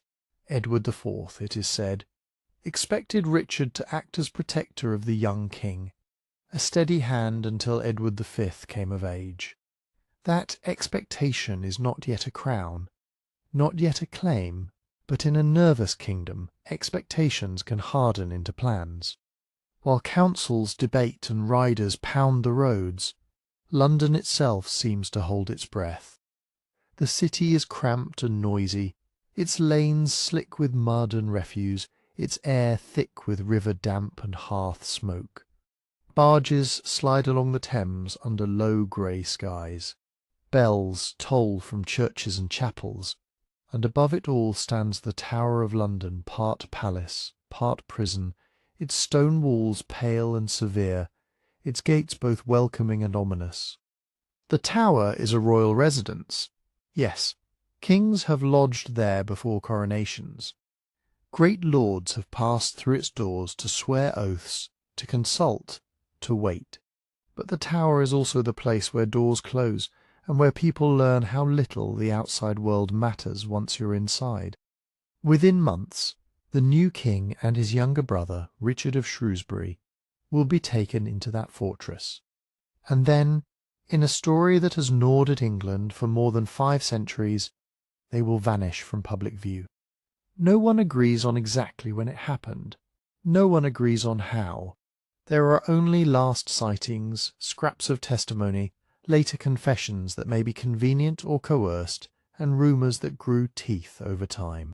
The locked rooms of history rarely open cleanly. If you're enjoying the calm, deep-dive approach to these old mysteries, take a moment to subscribe, and tell me in the comments who you think had the most to gain. Then let's return to 14883, where the crown has found a child, and the men around him are already choosing sides. In the days after Edward IV is laid out for burial, England enters one of its most dangerous in-between times. The old king is gone, the new king is a child, and the law is suddenly full of empty spaces. On parchment, the machinery still turns. The royal council meets, seals are pressed into wax, writs are drafted and recopied by tired clerks. Sheriffs in the shires are ordered to keep the peace. Magnates are summoned to London. But everything depends on who can speak in the young king's name, who controls his household, his daily access, the great seal, the flow of appointments and rewards, until a coronation fixes the world in ceremony and oath. Everything feels provisional, and provisional is where ambition thrives. The Queen's family understands that. The Woodvilles' priority is simple and urgent. Keep Edward V close, and keep the levers of government within reach. The King's chamber is not just a room, it is a gate. Whoever stands at that gate can decide which petitions are heard, which offices are granted, which rivals are left waiting in cold corridors. Their enemies call them upstarts and favourites, men raised too quickly, too richly. Yet from the Woodvilles' view, their power is a shield around a 12-year-old king in a realm that has shed blood over crowns within living memory. And that memory is sharp. Many of the great lords have survived the Wars of the Roses by watching the weather of politics with a soldier's caution. They fear a repeat of the last generation's chaos. Factions hardening into armies, rumours turning into executions, kinship turning into betrayal. A boy king can be a banner for unity or a prize to be seized. Across this uneasy stage stands Richard, Duke of Gloucester. In the north, he has governed for years with a strong hand and a reputation for competence, a commander trusted in war, a magnate with loyal retainers, lands, and networks that do not depend on the Queen's kin. To those who distrust the Woodvilles, Richard looks like ballast. To those who fear a usurpation, he looks like a sword waiting for a reason. Meanwhile, the practical work of transition becomes a race. Messengers ride out with summonses for councils. The royal household must move, servants, guards, coffers, wardrobes, horses, carts, an entire travelling government creaking along rutted roads. Every delay invites plotting. Every hurried decision creates enemies. And in London and Westminster that spring, the air is thick with talk. In the markets trade continues, fish and ale, wool and spice. Yet conversations drop when a stranger steps near. In candle-lit halls by the river, men lean close over accounts and letters. Some insist the late king's wishes are clear. Others whisper of hidden dangers, of arrests to come, of a protector who will not be content to protect. It is rumour, possibility, theory. Yet in 1483, rumour is often the first footstep of history. Edward V is 12 years old in the spring of 1483, old enough, in the eyes of the time, to ride in public with a composed face and accept the weight of ceremony, but far too young to be safe from the hands that reach for power. He is not a child raised in ignorance of rule. For years he has lived largely away from London, at Ludlow Castle on the Welsh marches, where the air is sharper, the borders closer, and governance is a daily practice rather than a distant idea. Ludlow is more than a residence. It is a training ground. There the young prince presides, carefully under guidance, over a version of royal government. Petitions are heard. Disputes are weighed. Letters go out under his name. Men bow, not because he has earned their loyalty in battle, but because he is being rehearsed as the living continuation of the crown. His education is serious. Latin and French for reading and diplomacy, piety for the public face of kingship, and the habits of administration, who to receive, how to listen, when to defer, when to decide.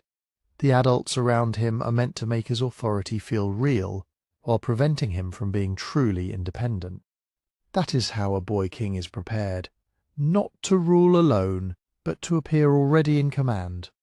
His household is a quiet machine built to shape him. Tutors and clerks, chaplains and stewards, gentlemen who attend his person, ushers who control doors, grooms who manage horses, cooks who turn grain and meat into meals on schedule. They are not just servants. They are the daily environment of the prince's mind. They decide which letters he sees first, which stories are told at table, which names are spoken as loyal and which as dangerous. In a world where access is influence, a household is a fortress made of routine. And yet Edward is not alone. There is a second prince, smaller and in some ways more politically explosive. Richard of Shrewsbury, Duke of York, is about 9 years old, closer to 8 by modern counting, at the time his father dies. He has the same dark claim running in his veins, the same Yorkist inheritance, the same usefulness to anyone who wants to command the future. He is not the heir, but he is the spare, and in dynastic politics the spare can become the key in a lock no one expected to need.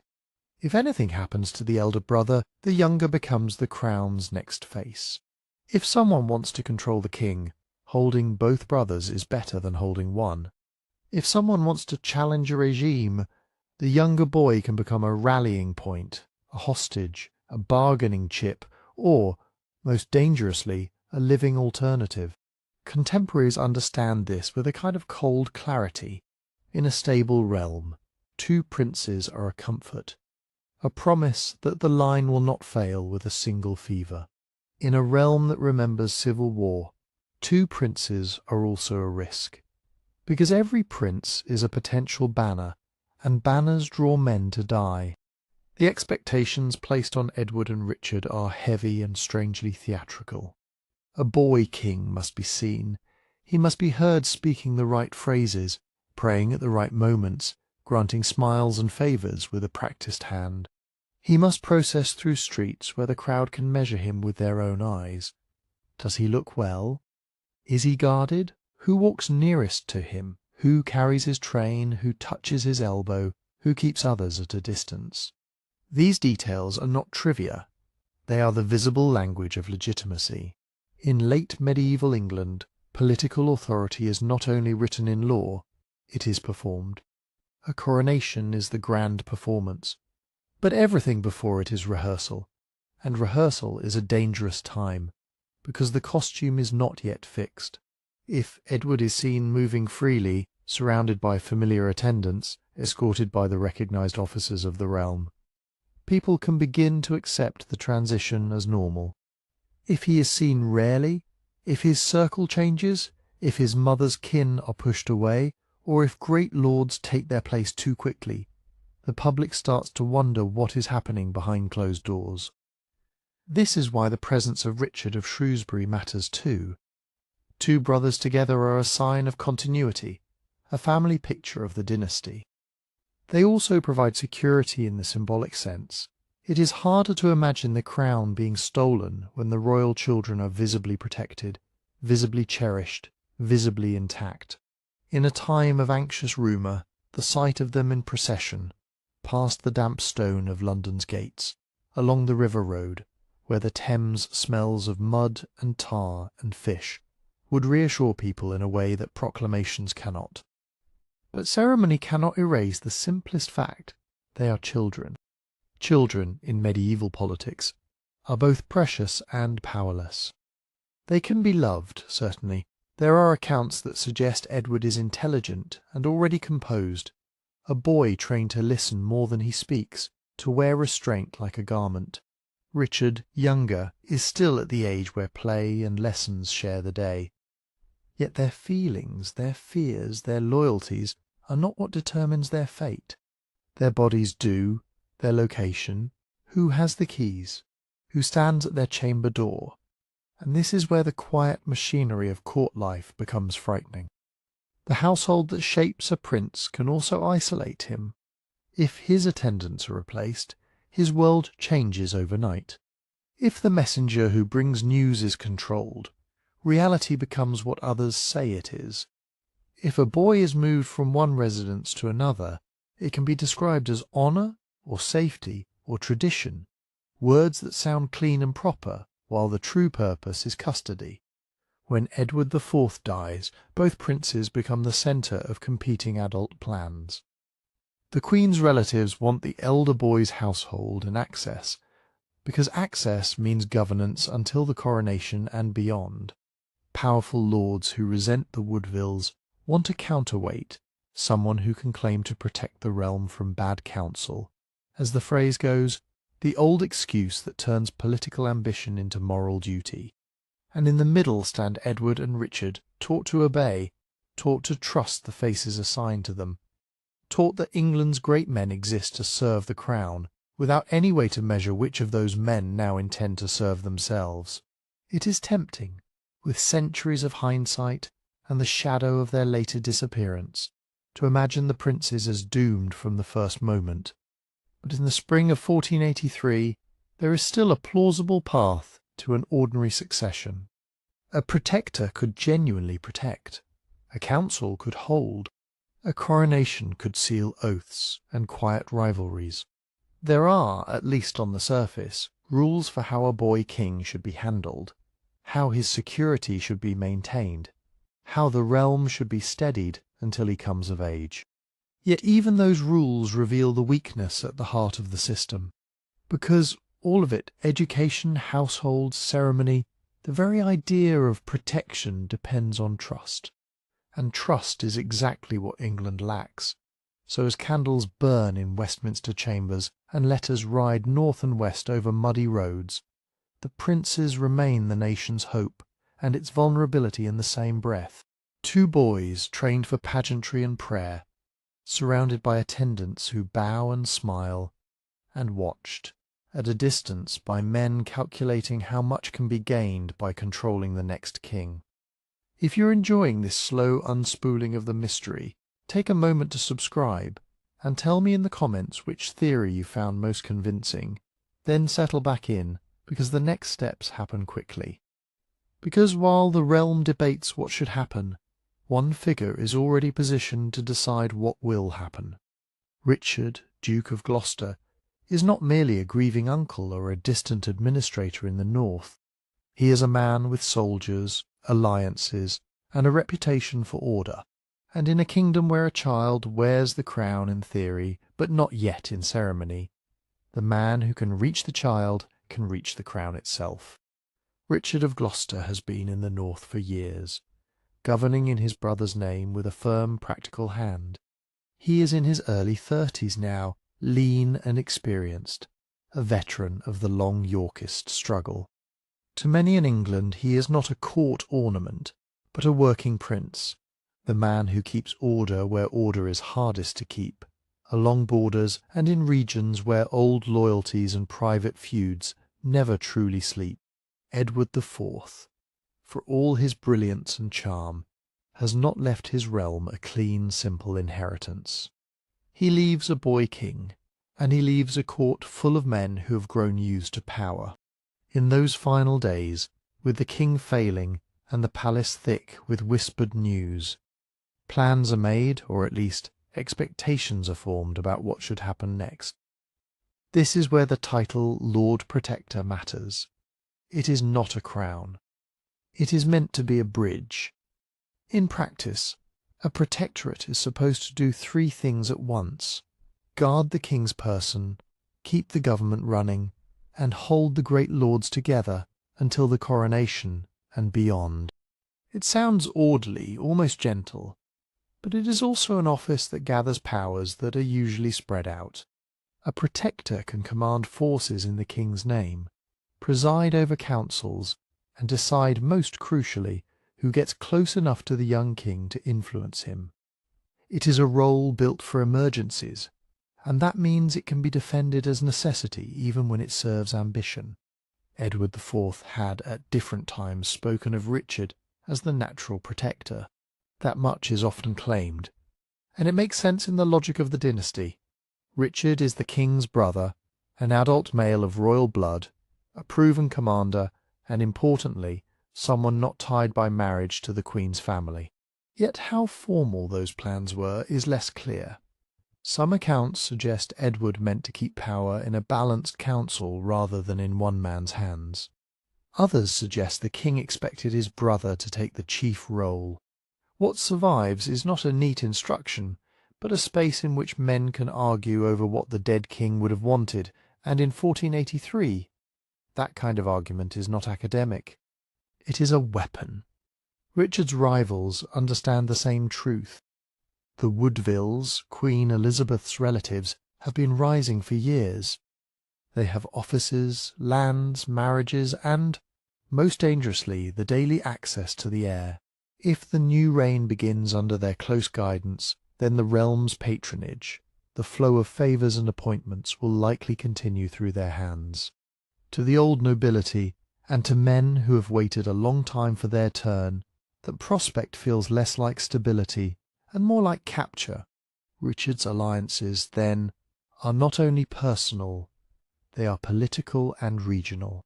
He has loyalists in the north, men who have benefited from his administration and who will follow him because his rule has been predictable, even severe. He has friendships among certain magnates, great lords who resent the Queen's kin and who fear being edged out of influence. And he has a reputation already forming into legend as a man of order. But he also has enemies, or at least men, who do not want him near the centre. Some distrust him simply because he is powerful, others because any protector, however lawful, can become a king in all but name. And some, quite sincerely, may believe that the young Edward should be guided by his mother's family until he can be crowned and establish his own household. So two narratives begin to take shape immediately, like rival prayers spoken in the same dim chapel. In one telling, Richard is the stabilizer, the necessary adult hand in a dangerous transition, the uncle who can prevent the realm from tipping into factional violence. In another, Richard is the opportunist, a man who sees a narrow doorway opening just wide enough for him to step through, and intends to walk calmly into the centre of power. Both interpretations are possible, and contemporaries themselves do not agree.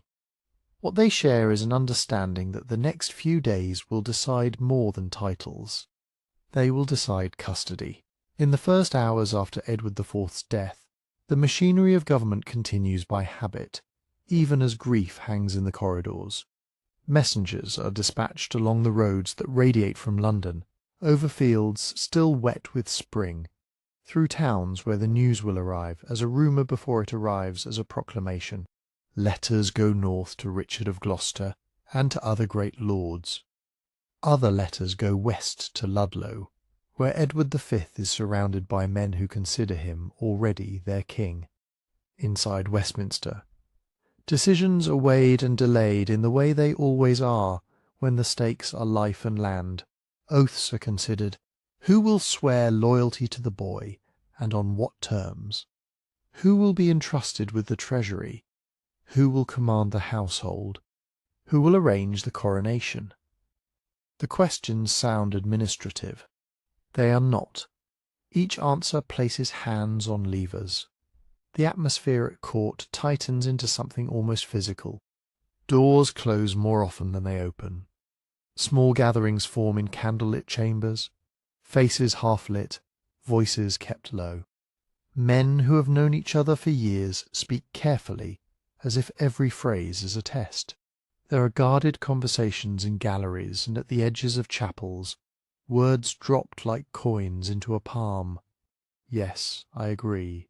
No, not yet. We must be cautious. We must act quickly. Grief is real, but it does not stop calculation. If anything, grief becomes part of the cover under which calculation moves. And over everything hangs the question of guardianship. Edward V is not in London. That matters. A boy king can be declared in the capital, but he cannot be crowned in absence, and he cannot rule without his body being present to anchor the performance of authority. Whoever escorts him to London can shape what he hears on the road, who he meets, what fears are placed in his mind, and what promises are made in his name. If the escort is led by the Queen's brother, then the Woodvilles are in the saddle. If it is led by Richard of Gloucester, then the balance shifts sharply toward the old royal bloodline, and toward the man with soldiers. Uncertainty makes every move feel sharp-edged. Even gestures meant as reassurance are read as threats. A request for a strong escort can sound like preparation for a coup. A proposal to delay the coronation can sound like a scheme. A suggestion that the council should govern collectively can sound, to its opponents, like a way to hide control behind committee doors. Meanwhile, Richard of Gloucester receives the news and begins to move carefully but decisively toward the centre of the storm. He does not come alone. He comes with the weight of his northern affinities, with men accustomed to obeying him, and with the authority that can be claimed by blood and precedent. The king's brother, the realm's senior prince, the likely protector. By the time his name is spoken in London's chambers, it already carries two meanings. For some it is relief. For others it is a chill. Because the protectorate is not simply a title to be granted. It is a reality to be enforced. And in 1483, enforcement means control of the king's route, the king's household and the king's person. So while Westminster's candles gutter in draughts and courtiers measure one another with watchful eyes, the realm begins to tilt toward the road from Ludlow. The young king is coming. The question is no longer whether Richard of Gloucester will step forward, but whether anyone can stop him from being the one who takes Edward V by the hand and leads him gently and firmly into London. Edward V begins his journey from the Welsh marches as spring turns the roads to a thick, clinging brown. He is only a boy, but he travels like a king already. Horses, carts, guards, and the careful ceremony of a royal household on the move. And yet, for all the trappings, the road itself is the battlefield now, not of swords and banners, at least not yet, but of proximity. Who rides closest to the king? Who speaks into the quiet moments between towns? Who receives and sends letters in his name? From Ludlow, where he has been raised in a kind of formal training for rule, Edward is escorted by the men who have become, in practice, his daily government. Chief among them is his uncle Anthony Woodville, Earl Rivers, cultured, experienced, and unmistakably a Woodville. With him are other loyal servants of the late king and of the Queen's family, Sir Richard Grey, the Queen's son by her first marriage, and Sir Thomas Vaughan, a seasoned chamberlain. To the Woodvilles, the task is straightforward. Bring the king to London. Seat him among his council. Crown him swiftly. Begin the reign before rivals can rearrange it. But to their opponents, that same escort can look like something else entirely. A capture in plain daylight. In a realm where past kings have been made and unmade by who held their reigns. A boy travelling with his mother's kin looks to some great lords, like a reign that will be governed through the Queen's bloodline, patronage, offices, and justice filtering through familiar hands. So the route to London becomes politically charged in a way that seems almost absurd, villages, inns, bridges, and crossroads suddenly carrying the weight of a crown. Each stopping place offers a chance for a message to arrive first. Each mile offers time for plans to change. And as Edward rides, other riders race in parallel. Messengers with folded letters sealed in wax, servants in borrowed livery, men whose business is not to be noticed.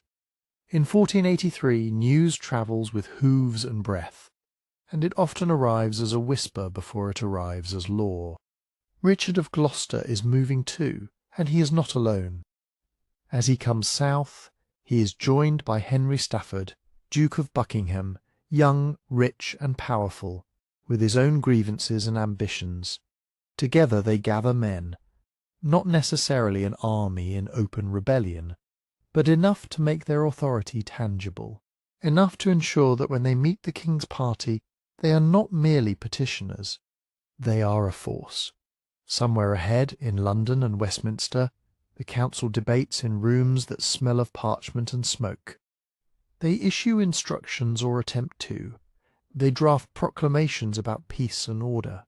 But paper is slow. Riders are faster. And rumour is fastest of all, because it needs no seal. By the time Edward's escort reaches Northampton, the air is already thick with anxious possibility. Gloucester and Buckingham arrive there too, and on the surface the meeting is courteous. Nobles exchanging formal words, mourning the dead king, swearing loyalty to the living one. It is the kind of politeness that can hide a knife, because it does not yet need to show it.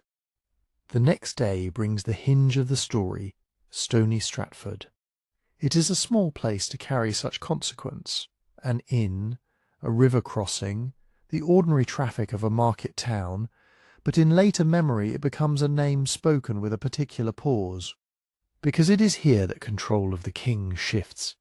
Accounts vary in detail, and the motives are still argued over. In the version favourable to Gloucester, he has come to rescue the young king from evil counsel, from men accused of overreach, of planning to dominate the reign, perhaps even to raise forces against the Protector. In other tellings, it is Gloucester who arrives with the plan already formed, to separate Edward from his maternal kin, to claim custody, and to make the next steps in London possible.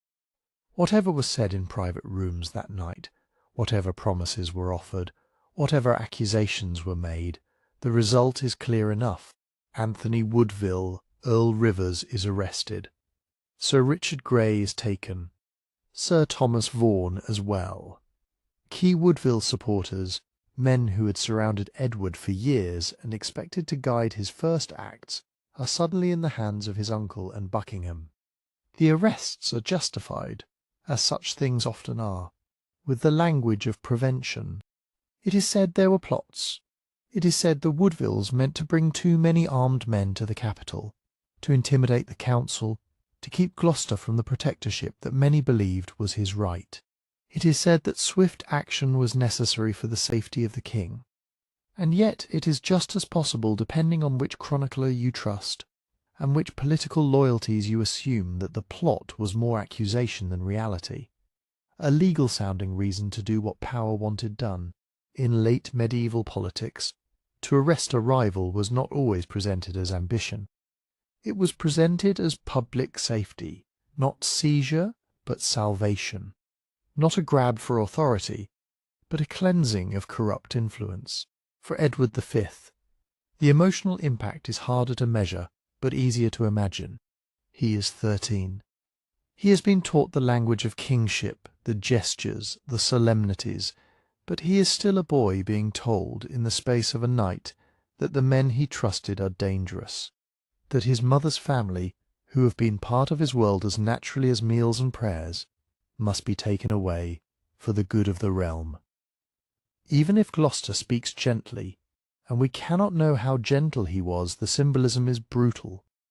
The boy king is separated from his maternal kin, and with that separation a message is sent to everyone watching. The Woodvilles no longer hold the king's ear. The new centre of gravity is the king's uncle. From stony Stratford, Edward continues toward London under different guardians. The same road, the same spring air, the same jostle of travel, but a transformed meaning. Now the king rides with Gloucester, and men who yesterday bowed to Rivers must adjust their faces and words to a new reality. And the news outruns them. By the time their party approaches the capital, London has already begun to react, not to official proclamations, but to the murmur that swells along tavern benches and church porches. Rivers arrested, Grey taken, Vaughan in custody. Some say it proves Gloucester's devotion to order, others say it proves his intentions.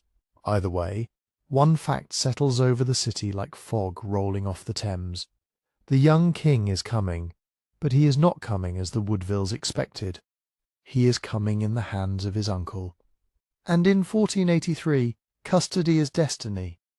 They enter London not with the clean certainty of a coronation procession, but with a kind of guarded choreography, nobles riding close, men-at-arms spaced like punctuation, the young king at the centre of it all, watched by the city and by his uncle alike. And soon the question becomes immediate and unavoidable. Where, exactly, do you put a boy king while the realm decides what to do with him? The Tower of London waits at the edge of the city like a stone answer. To modern ears, the Tower sounds like a sentence. But in 1483 it is also something else. Royal lodging, arsenal, treasury, fortress, and ceremony all layered into one place. Kings have lived there. Crown jewels are stored there. Weapons are stacked in its armories, and yes, important prisoners are kept there too, behind doors that do not open without permission. It is, in other words, a building with a double meaning, And in a crisis, double meanings are useful, as commonly argued by later writers, and supported by the simple fact of precedent. Edward is lodged in the Tower because it is considered the safest and most traditional place for a monarch to stay before the coronation. The Tower sits close to the river, and the river is the city's great highway, a controlled route from fortress to Westminster, where the Crown waits. The Tower is defensible in a way that a great house in London is not. It has walls within walls, gates, guards, and routine.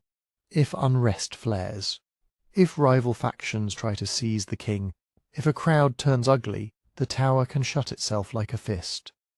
But safekeeping is a phrase that depends on who holds the keys. Inside, life is not dungeon dark for a king. Edward would have chambers, private rooms with hangings against the chill, servants to bring meals, clerks to handle papers, priests for daily devotions. The rhythms are those of a court reduced in size but not erased. Waking prayers, audiences if they are permitted, lessons, meals, the quiet hours of evening when candles burn low and voices soften. Yet the Tower's comfort is always paired with control. Guards at doors, watches at gates, portcullises that can fall, keys that hang from belts and pass from hand to hand with formal accountability.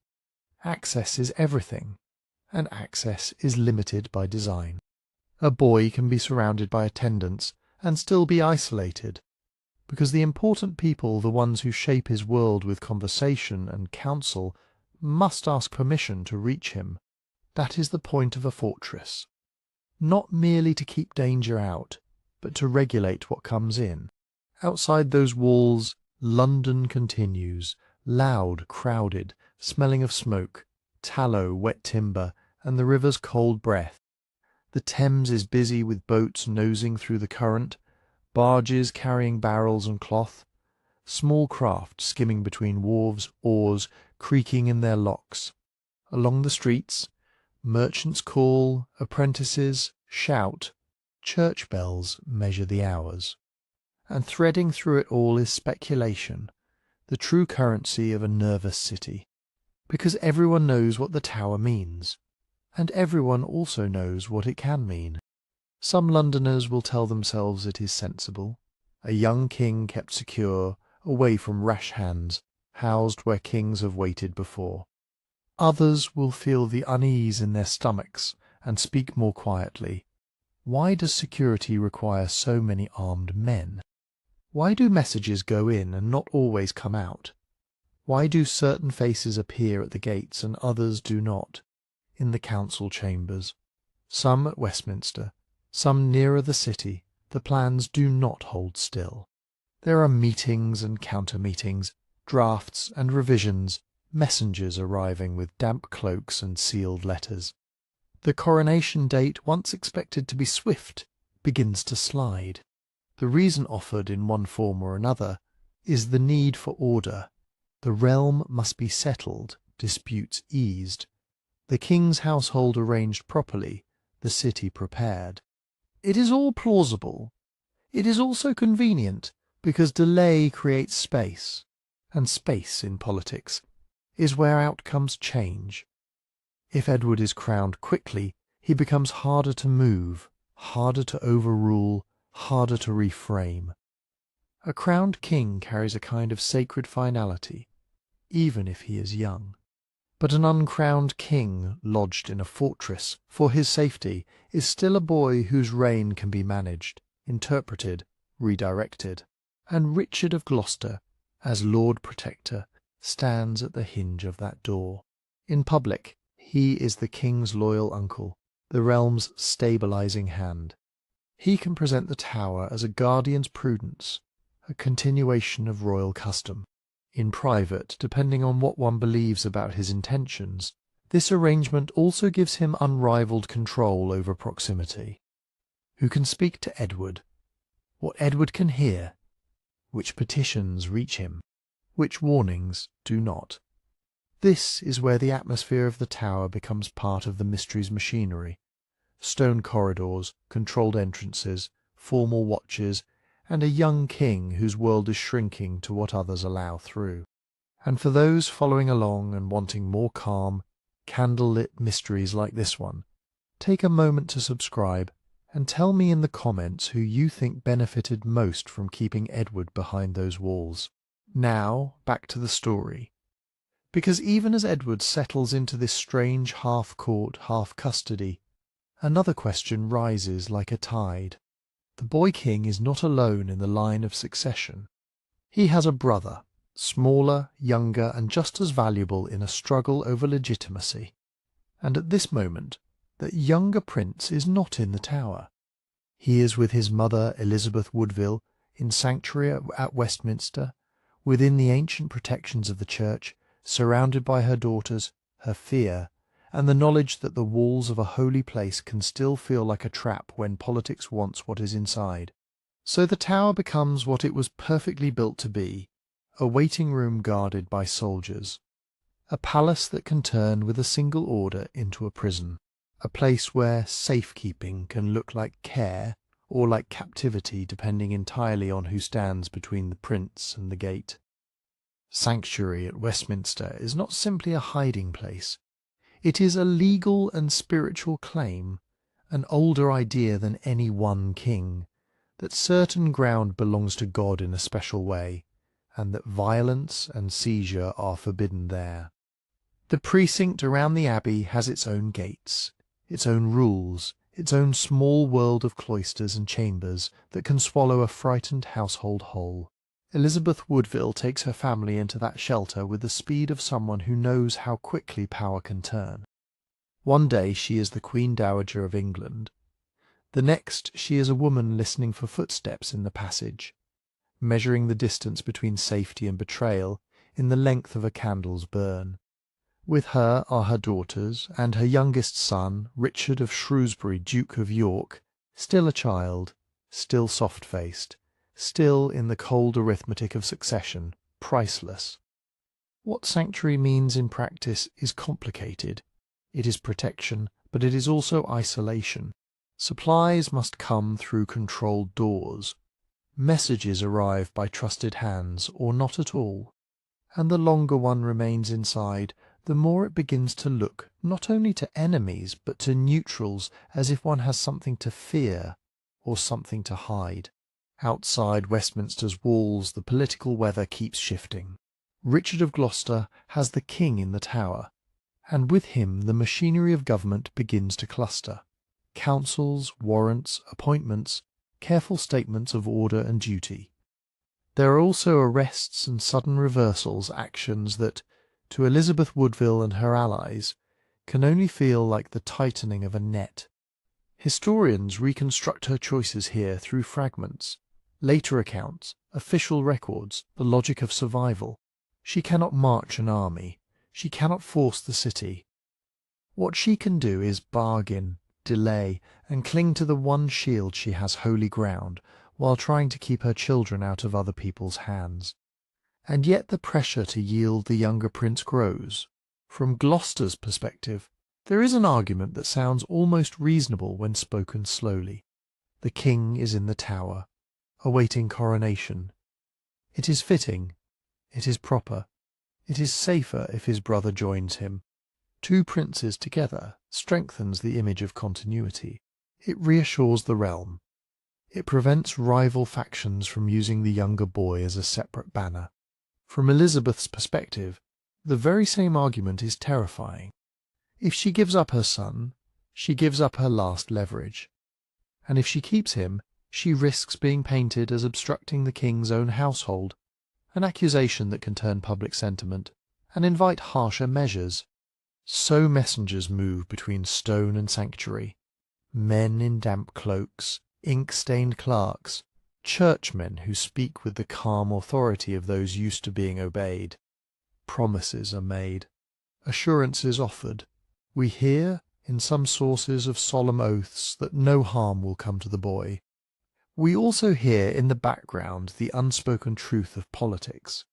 Oaths are powerful until they are inconvenient. Eventually, Elizabeth yields. Why? No single document gives us her private reasons. and any certainty here is a performance. But possibilities gather like shadows. Perhaps she believes the assurances. Perhaps she thinks resistance will only provoke a forceful extraction, something sanctuary is meant to prevent, but which a determined government might attempt by intimidation, if not outright violation. Perhaps she hopes that two brothers together are safer than one alone, because the realm is watching, because there are eyes on the tower gates and ears in the council chamber. Or perhaps she is simply worn down, a mother trying to choose the least terrible option in a corridor full of terrible options. However it happens, the moment is stark.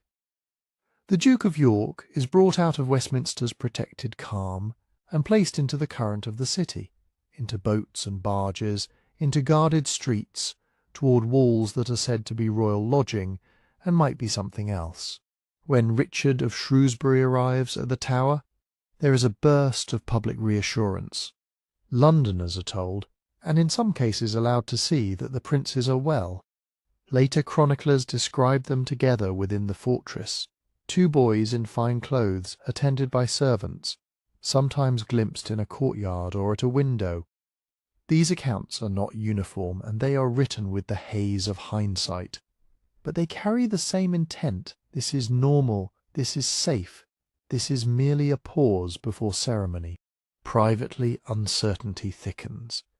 Because with both boys inside the tower, the question of succession becomes sharper, not softer. If anything happens to Edward, the crown passes to his brother. If anything happens to both, the path opens in a new direction entirely. The princes are no longer just heirs. They are obstacles or prizes, depending on who is calculating. And now, crucially, they are in one place, reachable by the same authority, controlled by the same keys, explained to the public with the same smooth phrases. In the city, mood turns into a low, persistent murmur. At Paul's Cross and in parish churches, sermons speak of obedience, unity, and God's judgment, language that can comfort or warn, or prepare minds for change without stating it outright. In taverns and along wharves, gossip grows legs, that the Queen's kin are finished, that Gloucester is too strong, that the coronation will not come, that the boys are seen less often now. Some of it is rumour. Some of it may be wishful thinking.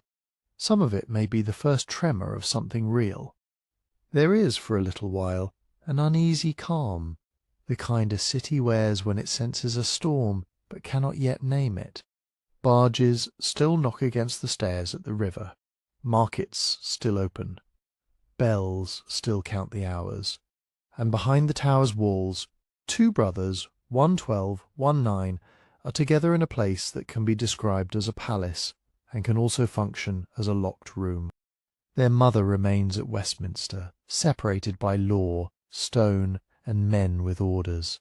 Her choice has delivered her son into the heart of the crisis, and as London exhales and waits for the coronation that keeps slipping away, the presence of both princes does not settle the realm. It raises the stakes so high that whatever comes next will not be a simple adjustment of power, but a rupture. Once the princes are together in the Tower, the question everyone has been tiptoeing around becomes impossible to avoid. If Edward V is crowned, Richard of Gloucester's role as protector ends. Authority returns to the boy king, and to whichever men can hold his ear.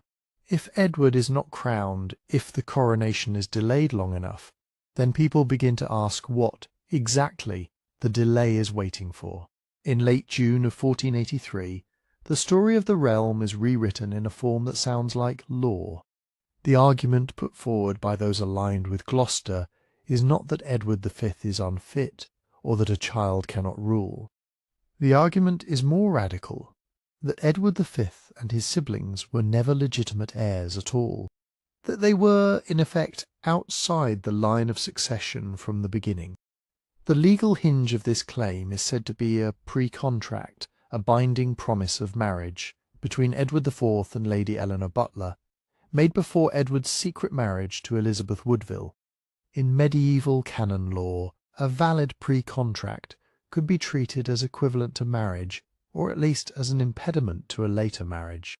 If Edward was already bound, then his marriage to Elizabeth would be invalid.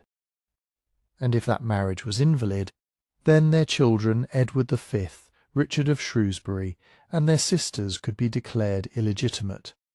This is the case as it is presented in 1483, a moral and legal correction, not a coup. But the evidence is slippery. Eleanor Butler is dead by this point. She cannot speak. The claim relies on testimony attributed to Bishop Robert Stillington of Bath and Wells, who is said to have known of the pre-contract. How formal it was, what words were exchanged, who witnessed it. Those details are not preserved for us in a tidy file. What survives is the political use of the allegation, and the speed with which it transforms the realm's expectations. And then there is a second layer to the argument, more poisonous because it can never be cleanly proved or disproved.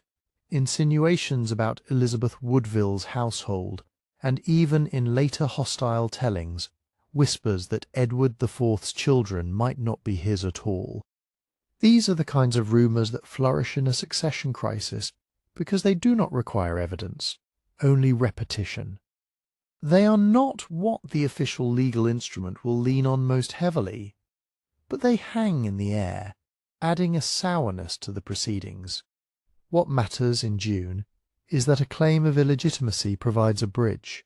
It lets Gloucester move from protector of the king to protector of the realm to something else entirely, while keeping his hands ostensibly clean. He is not taking the crown from his nephew. The argument goes, the nephew was never king in the eyes of the law. This shift does not happen in a single dramatic shout. It happens through meetings, sermons, and carefully arranged statements, the machinery of legitimacy grinding into motion. A gathering of lords and representatives is convened, and a formal petition is presented urging Gloucester to accept the crown. Clergy are involved, lending the language of conscience and lawful order. The council, which had been acting in Edward V's name, becomes a place where the definition of Edward's very status is contested, and London, always sensitive to the mood of power, begins to sense what direction the wind is meant to blow. If you're enjoying this kind of slow, candlelit walk through the past, take a moment to subscribe and let me know in the comments who you think had the strongest motive in 1483. Then we'll go right back into the uncertainty, because the city itself is about to be asked to believe something enormous. On the streets, the theatre begins. Not a play with actors and costumes, but the medieval kind of theatre, proclamations, processions, and public words, meant to settle people's minds. A key moment comes at Paul's Cross, where sermons are delivered to crowds, and the case against Edward IV's marriage is explained in broad strokes, enough to give the impression of lawfulness, not enough to invite too many questions from ordinary listeners. The message is clear. The realm has been misled. The bloodline is not what people thought. God's order must be restored. We can document some of these acts, the civic announcements, the proceedings that culminate in a parliamentary settlement. But we must also be careful. Much of the detail in later narratives comes from writers living under Tudor rule after Richard III's fall, when the incentive to depict him as a master of deceit was strong. The broad fact that a claim of illegitimacy was advanced, and that it enabled Richard's accession, is solid. The precise backstage conversations, the tone in a chamber, the private threats or bargains, those are often reconstructed from sources that may be hostile, and sometimes from sources written decades later. What becomes undeniable is the outcome. Coronation preparations begin not for Edward V, but for Richard, in London. That means movement, tailors, goldsmiths, heralds, the steady organising of a state occasion. It means a city dressed in a kind of controlled excitement, with the Thames busy under grey skies, and messengers pushing through narrow lanes with the urgency of men carrying more than ink. In the great spaces, Westminster, the Tower, the Guildhalls, The language of rightful inheritance is polished and repeated until it shines. And then, in the midst of all this public certainty, there are two boys still inside the tower. For Edward V and his brother, this is the moment everything changes. Not in the sense that they suddenly understand every legal claim being made over their heads. Edward is 12, Richard is 9. But in the sense that their purpose has been altered by decree. They are no longer the future. They are, in political terms, a problem to be managed. Once the realm is told that Edward IV's children are illegitimate, the princes are stripped of the identity that kept them safe. The tower is no longer a place where the king waits to be crowned. It is a place where inconvenient heirs can be contained. Their very existence becomes a contradiction to the new story being told in the streets and pulpits. Soon after, the legal justification is fixed in writing, in what will be known as Titulus Regius, the title of the king. It sets down the reasoning, the pre-contract, the invalid marriage, the illegitimacy of the children, and therefore the rightful claim of Richard, Duke of Gloucester. It is not merely propaganda. It is a political legal instrument meant to bind the elite to a single interpretation of events and to make dissent sound like rebellion against lawful order. Later, after Richard's defeat, the Tudor regime will move swiftly to erase it, ordering the act repealed and copies destroyed because its logic is dangerous in new hands. That too is documented. The very effort to bury the text tells us how potent it was as a weapon. Richard is crowned on the 6th of July, 1483. The realm is asked to accept that this is not usurpation but correction, not theft but restoration. And within the tower's walls the two princes have, by the public definition of law, become something colder than rivals. They have become obstacles whose mere presence can summon factions, plots, and hope. The crown has taken shape on Richard's head, solid gold, heavy with ceremony. But the mystery has taken shape too, because after the coronation, the question is no longer only who should rule.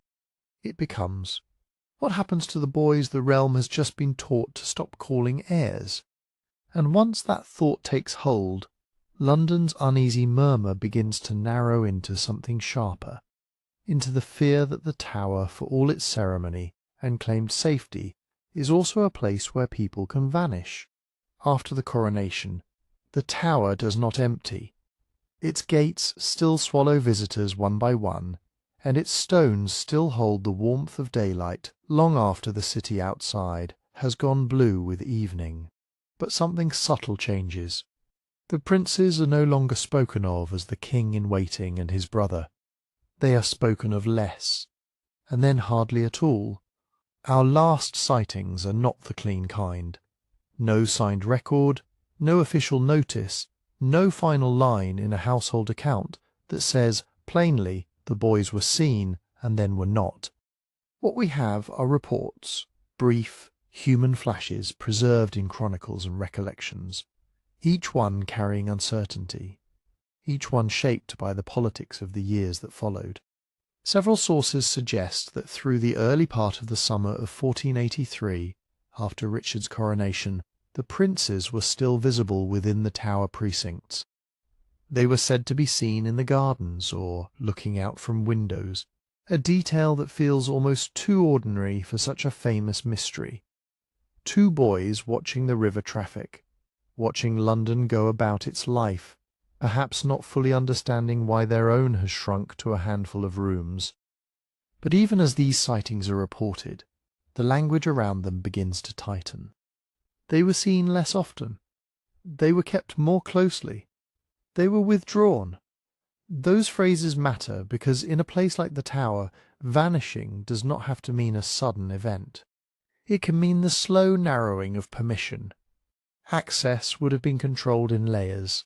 The princes had attendants, but attendants are not independent witnesses when their employment depends on obedience.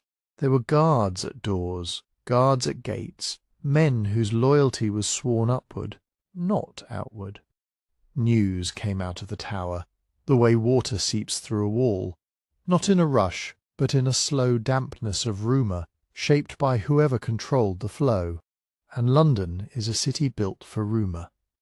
Words travel quickly along the river, through taverns and kitchens, through the long aisles of markets where fish is laid on wet boards and merchants complain about coin. The people of the city had watched a boy king enter London with ceremony, watched him carried into the Tower with assurances, watched the story change until that boy was no longer a king at all. They did not need proof to feel that something had gone wrong. They only needed the silence that followed. At first, the rumour was not, "They are dead." It was softer, and therefore easier to repeat. "Have you seen them lately?" "Someone said they're not allowed out." "Someone's cousin swears the windows are closed." In a medieval court, absence could be managed. A person might be ill, a person might be at prayer, a person might be removed for their own safety. In other words, the very normal excuses of a household could be turned into a screen. And then there is the problem of what it meant to know something in 1483. We are used to public confirmation, to statements that can be checked. But here, the crown itself is the source of authority. If the king's household says nothing, if the council says nothing, then certainty has nowhere official to land. Doubt becomes a kind of fog that fills the streets. Foreign observers seem to have sensed it. Ambassadors and correspondents were paid to notice moods, to catch the edge of a shift before it became a storm. Their letters, where they survive, are often careful, suggesting unease, reporting whispers, hinting at trouble without naming it too sharply. They had reasons to be cautious. To accuse a reigning king of harming his nephews would be to make a political statement, and political statements could be fatal to careers, alliances, and even lives. Among English nobles, too, the early response seems to have been restraint. Some were bound to Richard by interest or gratitude, some by fear, and some simply by the desire for stability after a reign already scarred by civil conflict. Even those who might have been appalled could hesitate to speak until they knew the direction of power. In a court, silence is often not ignorance. It is calculation. As summer turns toward late summer, the reported sightings thin.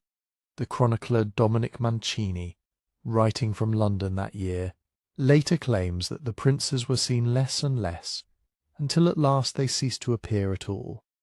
His account is valuable because it is relatively close in time, but it is also limited by what he could know.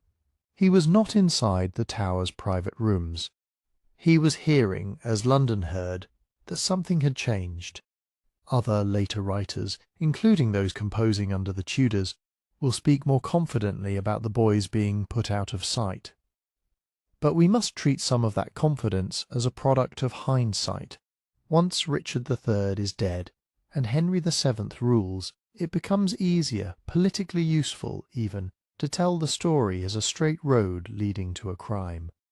The reality at the time may have felt more like standing at the edge of a dark stairwell, listening, not sure whether the sound you heard was a step or just the settling of old wood.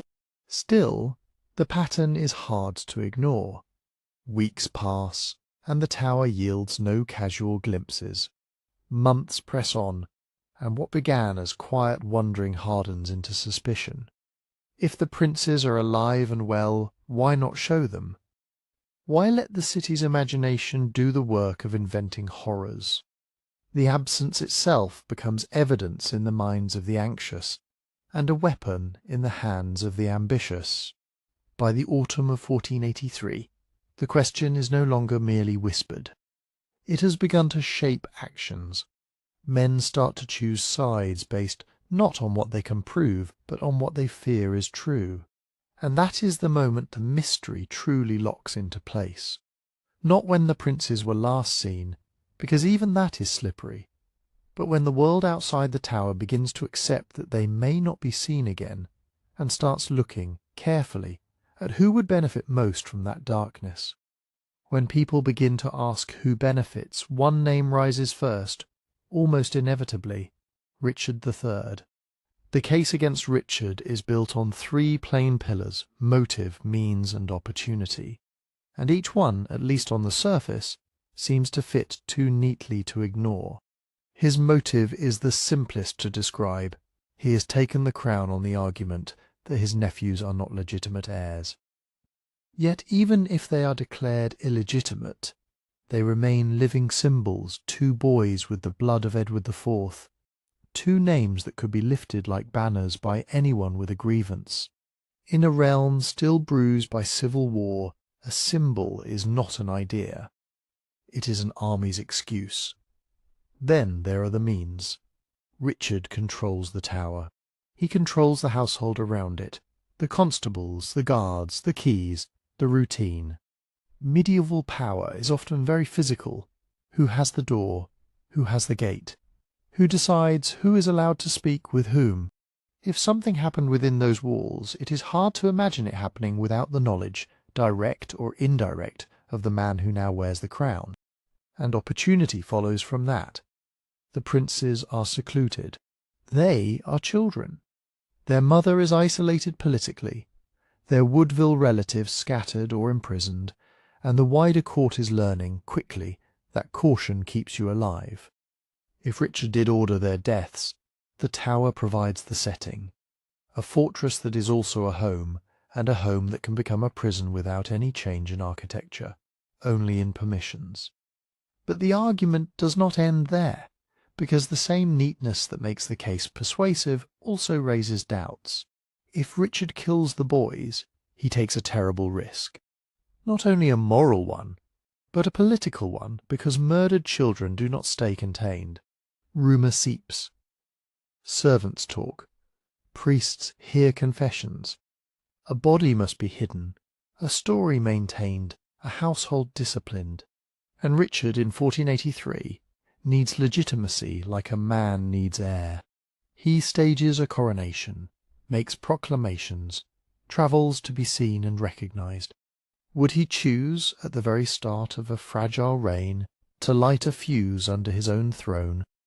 There is also the problem that we have no direct proof, no order signed in his hand, no payment recorded for a killer, no contemporary English record that states plainly what happened.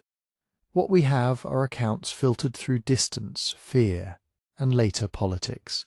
Even Mancini, close in time, does not claim to have witnessed a murder, only that the boys slipped from view and that London drew its own grim conclusions. And Richard's behaviour can be read more than one way.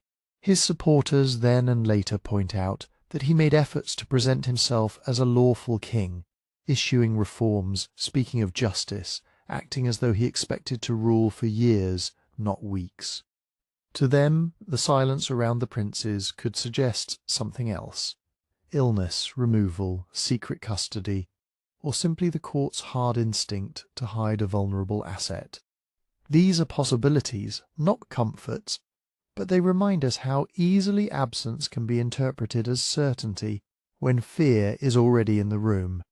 Another name, however, hovers close to Richard's in 1483, and sometimes steps forward as a suspect in his own right: Henry Stafford, Duke of Buckingham. Buckingham is powerful, well-born, and for a time indispensable. He helps Richard seize control during the crisis, and he is rewarded. Yet his position is oddly unstable. He is close enough to power to know secrets, but not close enough to feel secure. He has his own lineage, his own ambitions, and perhaps most dangerous of all, he has his own disappointments, rumours of promised lands or offices not granted, the souring that can happen when a man believes he has been used. Why would Buckingham harm the princes? Theories vary. One is that he acts to please Richard, anticipating gratitude. Another is darker, that he acts without Richard's order, believing that removing the boys will either bind Richard to him through shared guilt, or create chaos from which Buckingham might profit. In a court of shifting loyalties, a man may commit a crime not only to gain power, but to make himself necessary afterward. And then rebellion enters, and the air changes. In the autumn of 1483, The realm shudders with plots, what we often gather under the name Buckingham's Rebellion. Former Yorkists turn uneasy. Old Lancastrian hopes stir. Messages move along roads at night, through inns and manor houses, sealed with wax and urgency. The uprising fails, but its very existence tells us something. Whatever people believed about the princes, or whatever they feared, was enough to push men into danger. Some later accounts suggest the rebellion was fueled by the assumption that the boys were already dead. Others suggest it was fueled by the hope that they were alive and could be rescued, or at least used. Either way, the rebellion thickens the fog. It gives everyone a reason to claim knowledge they do not have, and it gives later writers a dramatic structure: crime, then revolt, then punishment. History loves a clean sequence. Real life rarely provides one, and we must face the problem at the heart of all this. Evidence. Records go missing. Household books that might have hinted at movements and meals do not survive in the way we wish they did. Chronicles are partisan, shaped by loyalties, shaped by the needs of patrons. Some are written later, when it is safer to accuse a dead king than a living one. Others are written by men outside the tower, gathering whispers and trying to turn them into narrative. And we, looking backward, are vulnerable to hindsight bias. The temptation to treat Richard's fall in 1485 as proof of guilt in 1483. In a way, the mystery hardens because uncertainty is useful. Richard benefits, at least briefly, if the princes are not seen, because their presence is a threat. His enemies benefit if the princes are presumed dead, because it blackens his name and loosens oaths. Buckingham, if he is involved, benefits from confusion, because confusion is a shelter. Even later, the Tudors will benefit from a story that turns Richard into a villain, shaped like a warning. And so the Tower keeps its silence, while outside, London keeps talking. The river runs dark under the bridge arches. Candles burn low in chambers where men count allies and measure risks. And somewhere inside the realm's most famous fortress, two boys have slipped into a space where history cannot follow, leaving us with suspects, with motives, with possibilities, and with no door we can open with certainty to see what truly happened, or even precisely when. In that kind of silence, the future writes quickly. In August of 1485, Richard III rides out to Bosworth Field and does not ride back. The crown is found on the ground. The story goes, muddy, trampled, suddenly ownerless, and Henry Tudor takes it up and becomes Henry VII. A new king, a new dynasty, and an old question waiting like a creditor at the door. Because Henry does not inherit only a realm, he inherits a rumour. He inherits two missing boys who, if alive, would be stronger Yorkist symbols than any living lord. And he inherits the dangerous fact that the disappearance happened under the last regime's roof, close enough to blame Richard, close enough that Henry can promise, without saying too much, that the darkness is over. Henry's first instinct is to lock legitimacy into place. He marries Elizabeth of York, Edward IV's eldest daughter, binding the white rose to the red in a neat, public knot. It is political medicine. The marriage tells England that the war is finished, that the line is healed. Yet that same marriage quietly raises the stakes of the mystery. If Edward V or his brother had lived and could prove it, Henry's claim could look less like providence and more like opportunism. So alternative theories gather around the Tudor throne, as they always do around power. Some suggest as a possibility that the princes survived Richard's reign and were later removed under Henry VII, killed not in 1483, but after 1485, when they would have been most dangerous to the new king. The logic is cold and simple. Henry could not afford a living Edward V. But the evidence is thin. We do not have a clear record of two boys being brought out of the Tower at Henry's order, nor a contemporary confession that can be tested. What we do have is a pattern common to uneasy times, when records are scarce. Suspicion seeks the hand with the most to gain. Others place the deed even later, pointing to later actors, a minister protecting a regime, a jailer silencing loose ends, a political crisis that made mercy feel like risk. These theories remain theories because they rely on gaps, and gaps can be shaped into almost any story. Historians debate them not because they are comfortable, but because the timeline of the prince's last appearance is itself uncertain. When you cannot confidently say when they died, you cannot confidently say who had the chance to do it. And into that uncertainty steps one of the most famous names attached to the case, Sir James Tyrrell. Tyrrell is often described in later accounts as the man who finally confessed. The claim, is that Tyrrell admitted to arranging the murder on Richard III's orders, using 2 men beneath him, and that the boys were smothered in their bed and buried within the tower. The story appears in Tudor-era writing, most notably in Sir Thomas More's account, written years after the events, and echoed by later chroniclers like Polydore Virgil. It is a clean narrative, an order, 2 hired hands, a quiet death in the night, a secret burial. But the confession is disputed, and the reasons matter.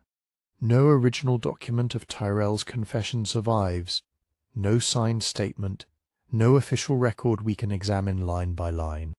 Tyrrell was arrested in 1502 for an entirely different matter, connected to treason and the dangerous Yorkist pretender Edmund de la Pole.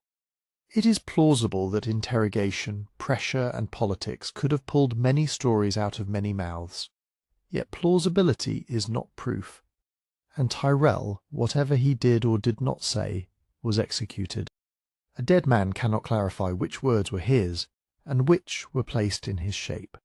Even the details wobble when you lean on them.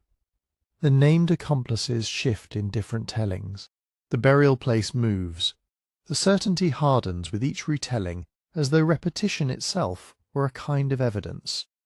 And that leads to the larger Tudor explanation, not just about what happened, but about how England came to remember what happened. Henry VII and his son, Henry VIII, have every reason to let Richard III become a cautionary tale.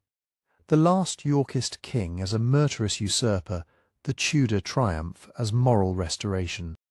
Over time, Richard's image is pressed flatter and darker, like a face on a coin worn down by many hands. Earlier sources supply whispers and accusations, Tudor writers arrange them into a lesson. Then Shakespeare arrives, writing under Tudor rule, and the lesson becomes theatre. His Richard is brilliant, deformed, gleefully wicked, a man who seems to confess to the audience before the ink is dry. It is unforgettable, and that is the danger. Drama settles into the mind with a force that footnotes cannot match. If you're enjoying these quiet, deep dives into old mysteries, take a moment to subscribe, and tell me in the comments who you think had the strongest motive. Then let's slip back into the candlelit uncertainty of 1483. Because when documents are scarce, storytelling becomes a kind of currency. A rumour repeated by the right people gains weight. A later narrative, tidy and complete, starts to feel like a memory. And soon what is said becomes what is known, even when the tower itself has never opened its mouth. By the time the Tudors are finished, Richard III has a reputation that can carry the entire mystery on its back. Yet beneath that reputation the essential problem remains. 2 princes vanished, and the record contemporary, direct, undeniable, is still missing. And then, nearly 200 years after the boys slipped from view, the tower offers something like an answer, hard, pale, and silent. In 1674, workmen are repairing and reshaping parts of the fortress. The tower is no longer only a royal residence and a state prison. It is also a monument, a working complex, a place where stone is cut and moved and old walls are opened for practical reasons. Beneath a staircase near the White Tower, So the reports say labourers uncover a wooden box. Inside are small bones, 2 sets of them, tangled and incomplete, the kind of remains that do not announce their names. The reaction is immediate and telling. The find is not treated as an archaeological puzzle with a dozen possible solutions, but as the end of a story people already believe they know. These must be the princes.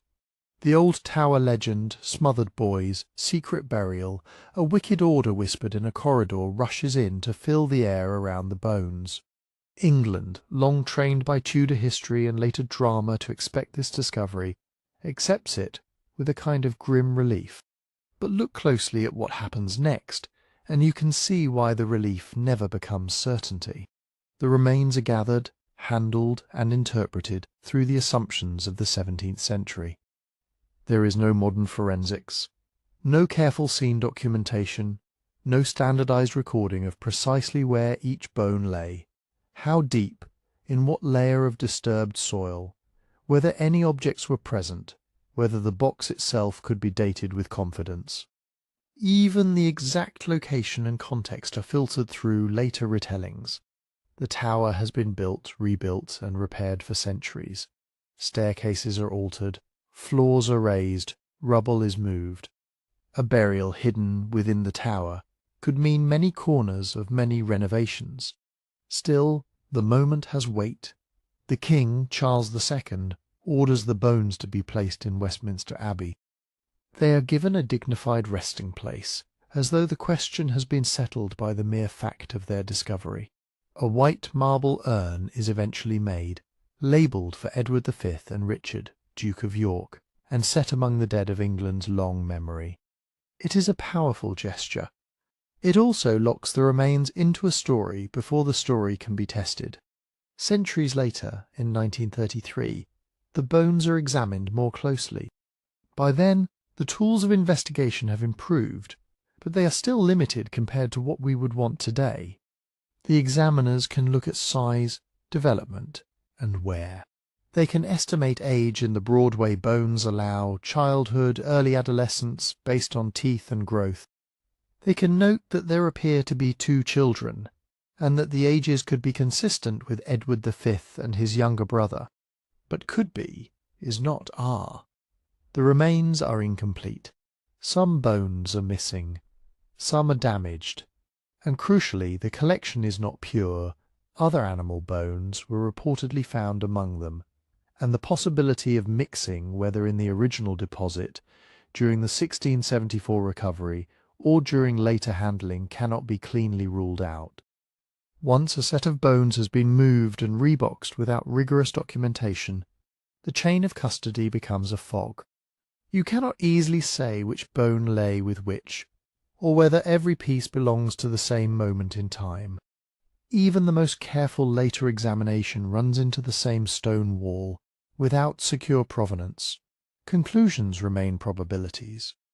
And there are other obstacles. Age estimation in subadults has margins of error. Sex determination from children's skeletons is notoriously uncertain. Signs of cause of death, smothering for example, often leave no mark at all. If the boys were killed quietly, the bones may never have carried the evidence, even if they truly are the princes. So the identity has never been conclusively proven, and the reasons are plain and stubborn.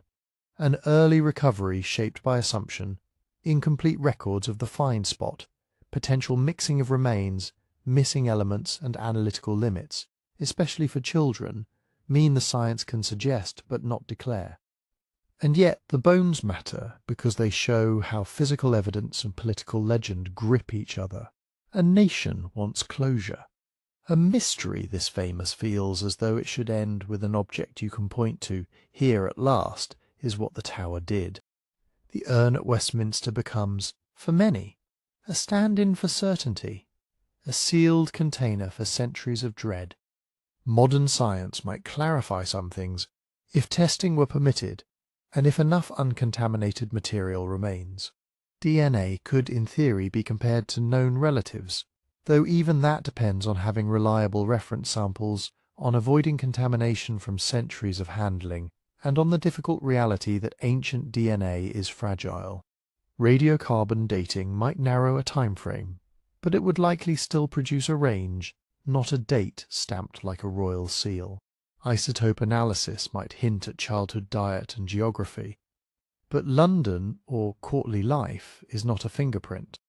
And even if every test pointed strongly toward the princes, the oldest question would remain like a draft in a locked corridor. If these are their bones whose hands brought them to this place, and in which year 1483 or later? Were they murdered, or did they die of illness and get hidden for political reasons? Was the burial a hurried concealment by a killer, or a secretive act by someone who thought they were protecting a realm from chaos? The Tower can yield bones. It cannot yield a confession.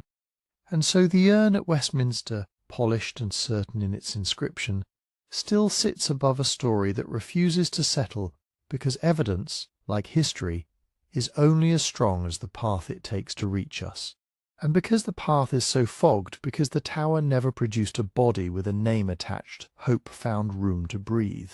In the years after 1483, and especially after the fall of Richard III at Bosworth in 1485, the question of the princes was never only a family tragedy. It was a political vacancy. If either boy lived, then every crown worn after Edward IV's death sat a little less securely. A living prince could turn yesterday's rumour into tomorrow's rebellion. Even the mere possibility could be used like a blade, to frighten a king, to rally the discontented, to give moral cover to those who simply wanted a different ruler. Survival stories persisted because they served needs. For Yorkist loyalists they offered comfort and a cause. For foreign courts, France, Burgundy, Scotland, they offered leverage. A true king in the pocket is a useful bargaining chip. For men with grievances, debts, or ambitions, they offered a banner that looked like legitimacy, stitched over very ordinary desires for power. And into that hungry, suggestible world steps one of the most famous claimants of all, Perkin Warbeck, in the 1490s, years after the princes vanished, years after England had learned to speak Tudor. This young man appears on the edges of European politics and begins to say, carefully and insistently, that he is Richard of Shrewsbury, the younger prince, Duke of York, not Edward V, the elder boy who would have been instantly recognized by too many who had served him, but the younger brother, young enough in 1483 that memory could blur, and the shock of disappearance could be made to work in an impostor's favour. Warbeck's claim was not a lone whisper. It attracted patrons. Most importantly, he found support in Burgundy, where Margaret of York, sister of Edward IV, aunt to the missing boys, was said to have received him and treated him as kin. That detail has echoed for centuries, because it feels so decisive. Surely an aunt would know her nephew. Yet even this is disputed territory. Some believe Margaret truly was convinced. Others argue she recognized a useful instrument and chose to play the part required of her. In a dynastic struggle, the line between belief and performance can be thin as vellum. From there, Warbeck's cause gathers the kind of momentum that only politics can provide. He is welcomed in courts, promised assistance, spoken of as a rightful prince. At moments the European chessboard seems almost to tilt around him. Attempts are made by him or in his name to land in England and raise support. There is a sense in the surviving accounts of a man being escorted by larger forces. Ships, advisers, proclamations, carefully arranged audiences in candlelit halls where the air smells of wax and damp wool, and everyone watches everyone else for signs of weakness. For Henry VII, this was not a ghost story. It was a threat with sails. The counter-arguments arrive just as strongly, and they too have their own politics. Warbeck's story of his childhood and escape shifts in different tellings, as if fitted to the room he happens to be standing in. His knowledge of private royal details, things a true prince might be expected to know, seems, to many observers then and now uncertain. And when Warbeck is finally captured, his cause collapses into the hard machinery of Tudor power: interrogation, public confession, staged humility.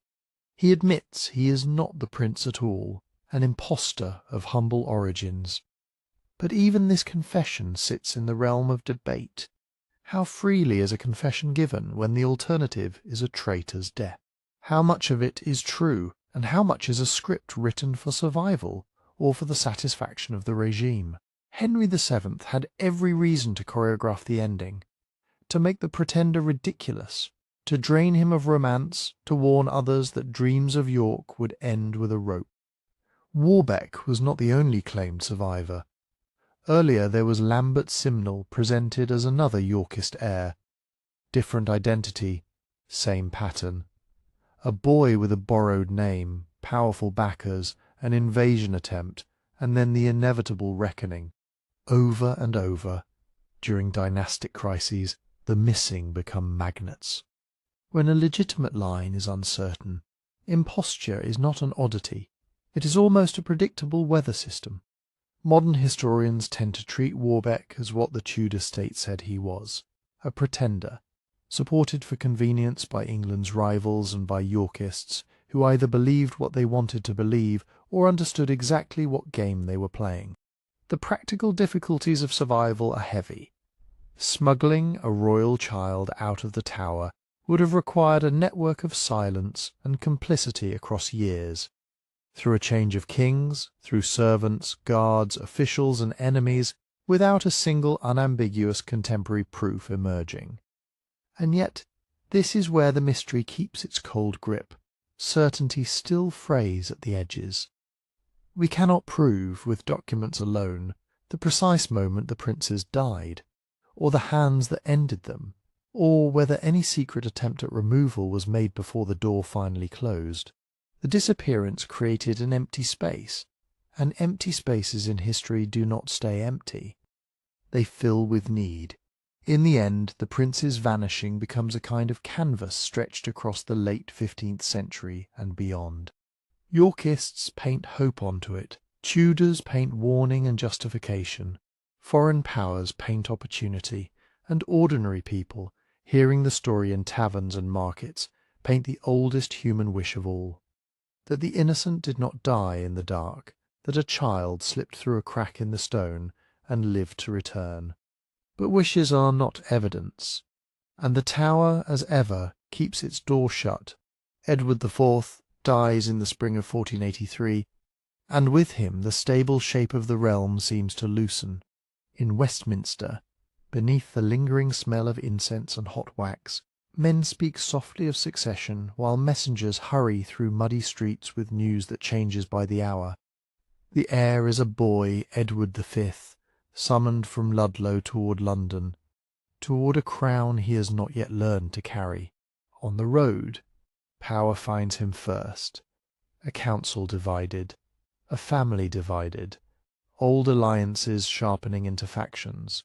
His uncle, Richard of Gloucester, takes the role of protector, and the young king is guided, some would say guarded, into the Tower of London.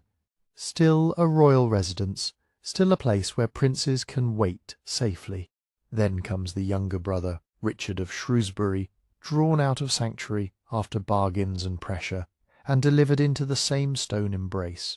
For a time there are sightings, 2 boys within the walls, seen at windows, walking in the inner yards. And then the reports thin. Summer turns. The court's attention shifts. The doors remain closed, but the faces do not return. Their disappearance becomes a silence that everyone hears. So who did it? Theories circle like lantern light on rough stone. Richard III is the most named, because he had the clearest immediate advantage. Remove the boys, remove the claim.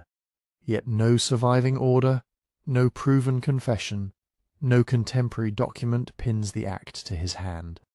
Buckingham has been suggested, ambitious, volatile, close enough to act, but motive and opportunity are not proof, and his own fall comes quickly. Henry VII, too, has been accused, because he benefited from the prince's absence and shaped the story afterward. But that requires the boys to have survived into his reign, and again the record will not hold still long enough to be gripped. And that is the true trap. Evidence. The chronicles are partisan, written under pressure, or after the fact, when rumour has already hardened into common knowledge.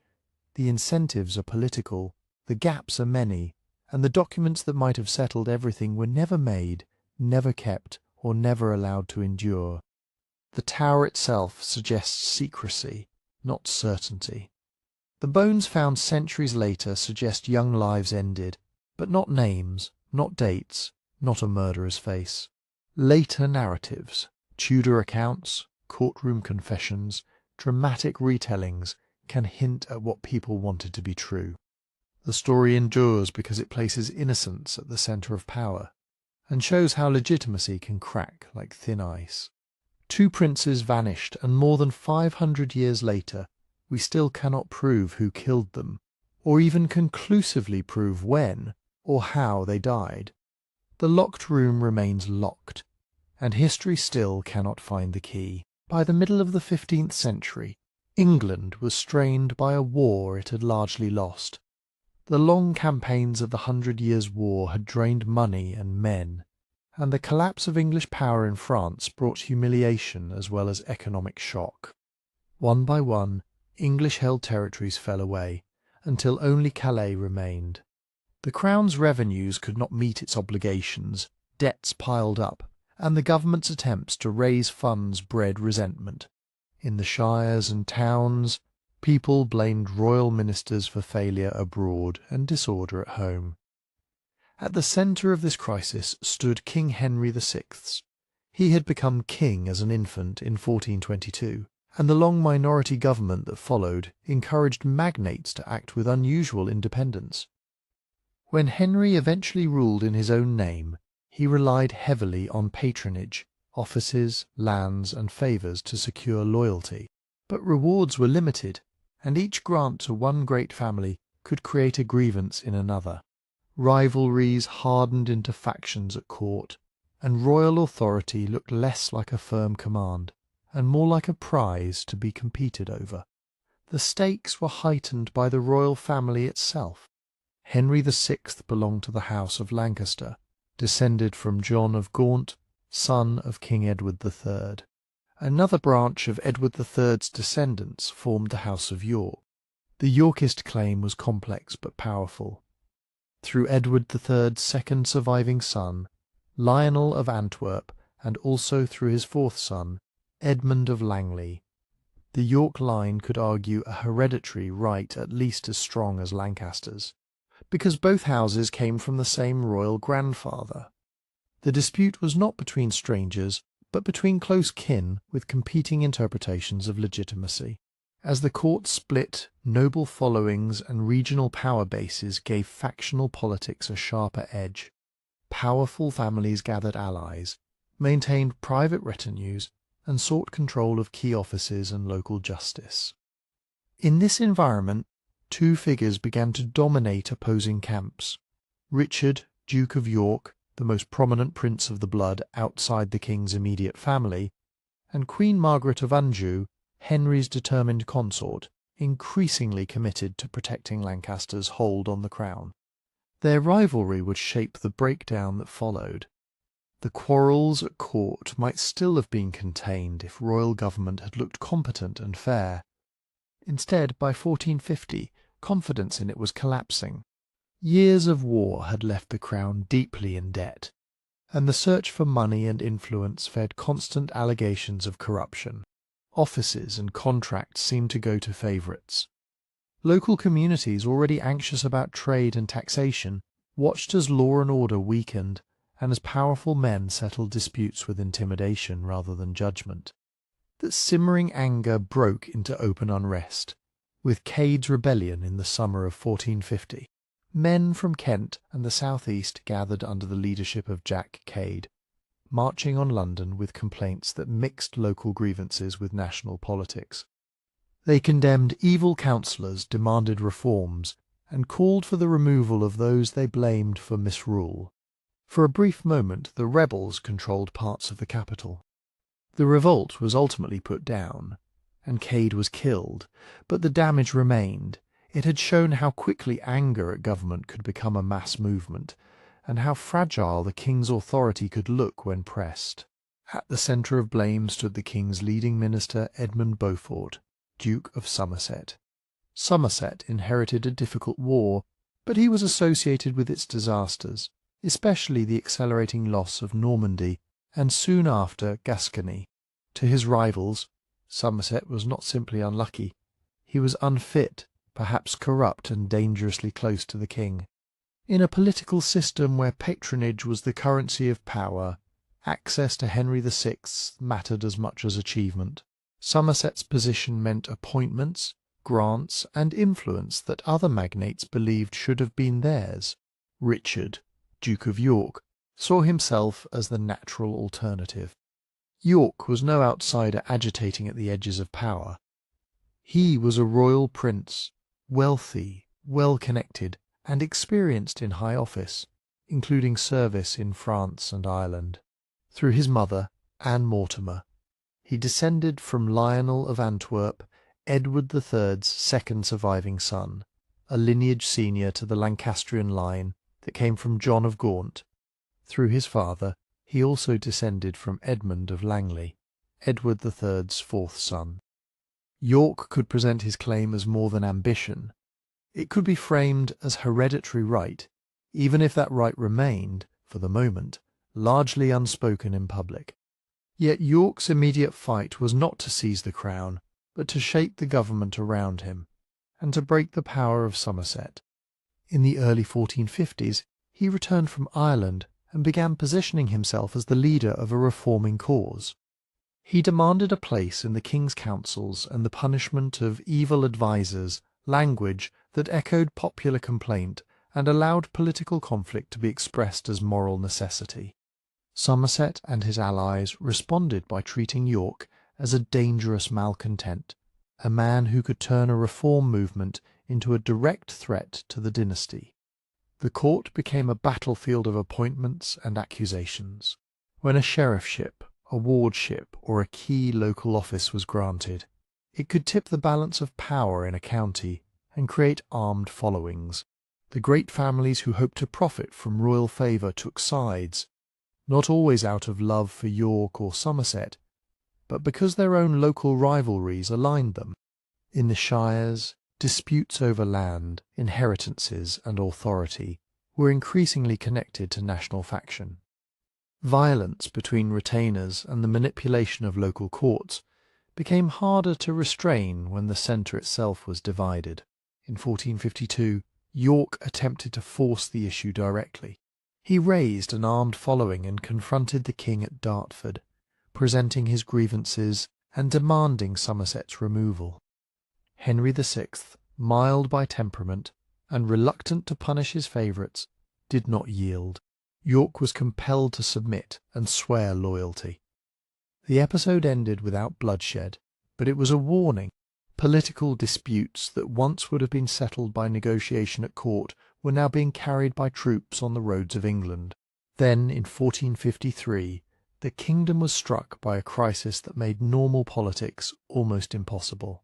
Henry VI suffered a severe mental collapse, becoming incapable of speech and unresponsive to those around him. The timing was disastrous. That same year, English power in France suffered another heavy blow. The defeat at Castillon effectively ended the 100 Years' War in the south, and soon Bordeaux was lost. Military failure and the king's incapacity combined into a single question that no one could avoid: who would govern, and in whose interest, when the king could not rule? The vacuum of authority brought the rival factions into sharper confrontation. Somerset, still the central figure in government, feared what York might do if given formal power. York, for his part, could argue that the realm required a responsible adult prince to lead it, especially with the war in France lost and disorder rising at home. He was the leading duke of the blood, and, in a system that valued lineage and precedent, that mattered. Before we continue, tell me in the comments where in the world you're listening from tonight, your city or country. And are you here to fall asleep, relax, or simply learn some history? And now, back to the story. In the midst of Henry's incapacity, the royal family changed in another crucial way. On 13 October 1453, Queen Margaret of Anjou gave birth to a son, Edward of Westminster, Prince of Wales. The birth solved one problem. There was now a direct Lancastrian heir, but it created another. Until then, York had been widely regarded as the king's most likely successor. Now a child stood between York and the throne, and Margaret's political purpose became clear: to defend her husband's authority and, above all, her son's inheritance. Margaret had never been a passive consort. With the king incapacitated, she moved more openly into politics, gathering allies among those who feared York's rise. Many lords had no desire to see a protectorate under York that might punish them for past decisions, strip them of offices, or redraw the balance of patronage. For these men, loyalty to the Queen and the Prince became both principle and self-preservation. Margaret's court was not merely a household, it was the nucleus of a competing government, asserting that the Lancastrian dynasty must not be displaced under the pretext of reform. In 1454 the machinery of state was forced to make a decision. Parliament and the Royal Council appointed Richard, Duke of York, as protector of the realm, effectively placing him at the head of government during the king's incapacity. York moved swiftly. Somerset was arrested and imprisoned in the Tower of London. York and his closest allies, including Richard Neville, Earl of Salisbury, and Salisbury's son Richard's Neville, Earl of Warwick, began to shape appointments and policy. Their aim was presented as stability and reform, but their actions also consolidated a Yorkist bloc at the centre of power. For a moment it looked like faction might still be contained within formal structures. The protectorate was legal, approved by the political nation, and it claimed to operate in the king's name. But it could not resolve the fundamental mistrust. To Margaret and the Lancastrian loyalists, York's control of government was intolerable, a step toward permanent displacement. To York and his allies, Somerset's release and return would mean their own downfall, and perhaps prosecution for acts taken during the Protectorate. In December 1454, Henry VI unexpectedly recovered. He could speak again, recognise his surroundings, and resume the outward forms of kingship. Yet the political landscape had changed beyond repair. The moment Henry returned, the old struggle resumed. Somerset was released and restored to influence. York was pushed aside. The Queen, now fighting not only for her husband, but for her son's future, was more determined than ever to prevent York from gaining a legal foothold as heir or governor. Both sides began to prepare as if for war.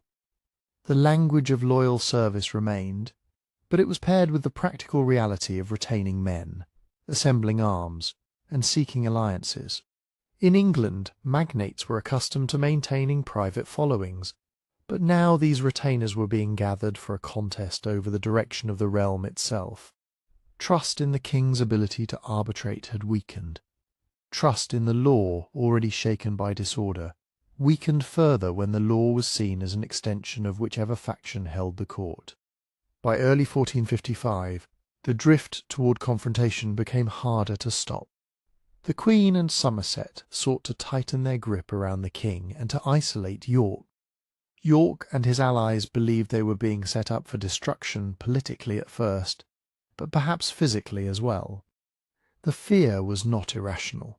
In a world where opponents could be ruined through charges of treason, confiscation of estates and imprisonment, to lose was to risk everything. That fear encouraged preemptive action. In May 1455, the tension broke into open fighting at the First Battle of St Albans. York and the Nevilles moved with armed forces to intercept the king's party, which included Somerset, near the town of St Albans, just north of London. What followed was brief but decisive. Fighting erupted in the streets and lanes, and the Yorkists broke through to the centre of the Lancastrian position. Somerset was killed, along with several other Lancastrian lords. The king himself was wounded, a shocking sign of how far the conflict had gone.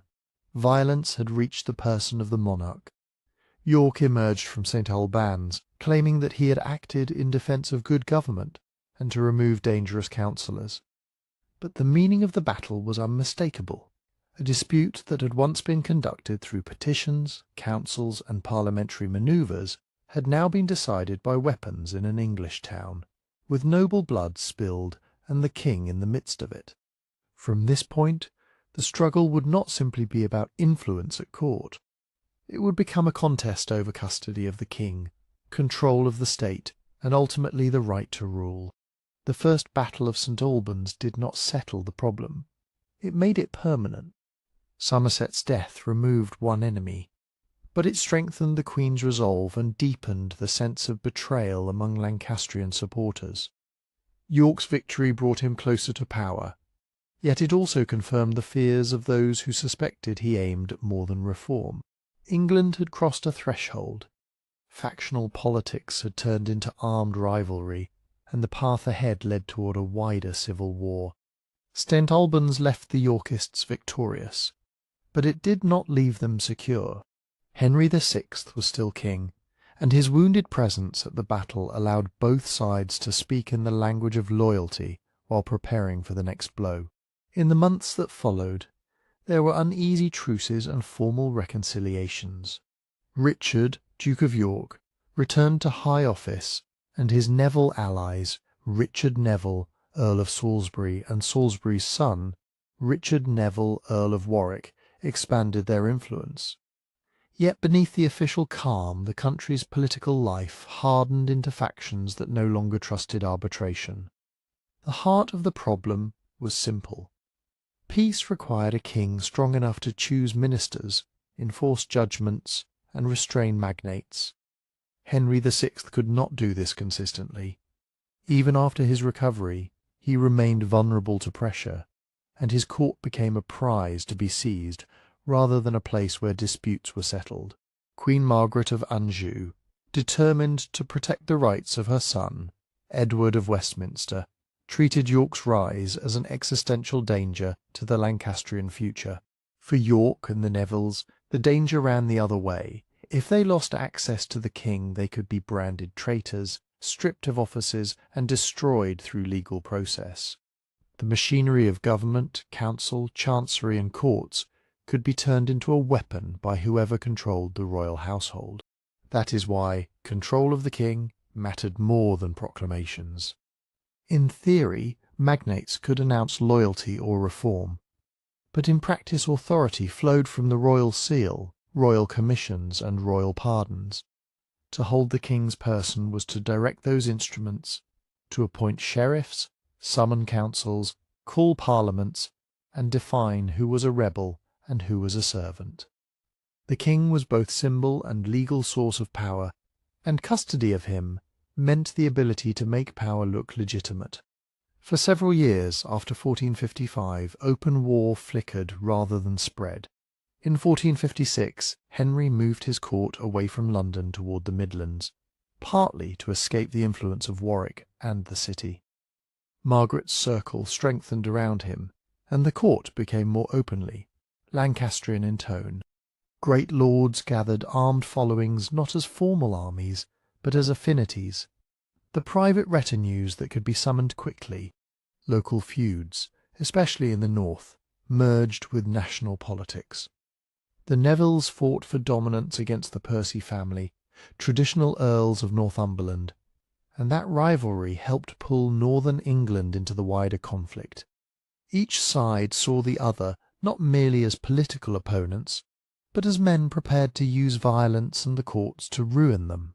In 1458, an attempt was made to impose a public reconciliation in London, the so-called Love Day.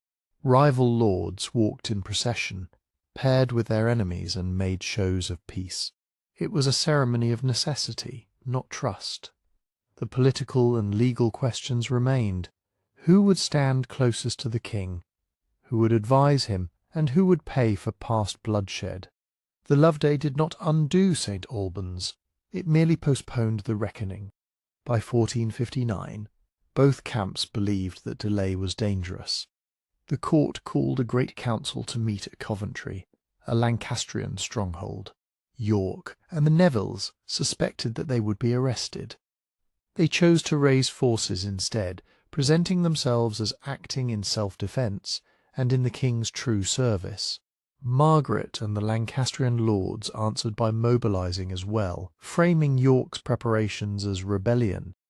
The first major clash came at Blore Heath on 23 September 1459. A Yorkist force led by Salisbury was marching south to join York when it was intercepted by a Lancastrian army under James Touchet, Lord Audley. Salisbury held his ground and won a hard-fought victory. Audley was killed and the Yorkists broke through. Militarily, the battle showed that the Nevilles could fight and survive against royal commanders. Politically, it ensured that the conflict would be judged in terms of treason rather than faction. Once blood was spilled again, each side had to fear the penalties of defeat. A few weeks later, the balance shifted at Ludford Bridge, near Ludlow, in October 1459. York, Salisbury, and Warwick gathered their forces there, facing the king's army, which was larger and carried the aura of royal legitimacy because Henry was present in person. The Yorkists had also brought a contingent of soldiers from Calais, loyal to Warwick, whose command of that vital English outpost made him dangerous. But at Ludford, discipline failed. Many of the Yorkists' men hesitated to fight the king's banner. Some deserted outright, including the Calais troops. Outnumbered and politically exposed, York and his closest allies abandoned their army under cover of night. The consequences were immediate and severe. York fled to Ireland, where he had strong support and where royal authority was more difficult to enforce. Salisbury, Warwick, and York's eldest son, Edward, Earl of March, fled to Calais. Their flight mattered because it split the Yorkist leadership, but preserved it. Ireland and Calais were not just places of refuge. They were bases with resources, loyal networks, and strategic value. Calais, in particular, with its garrison and access to shipping, allowed Warwick to project power across the Channel and along the English coast. With the Yorkists in exile, the Lancastrians moved to consolidate through law. A parliament met at Coventry in November 1459, later remembered by Yorkists as the Parliament of Devils.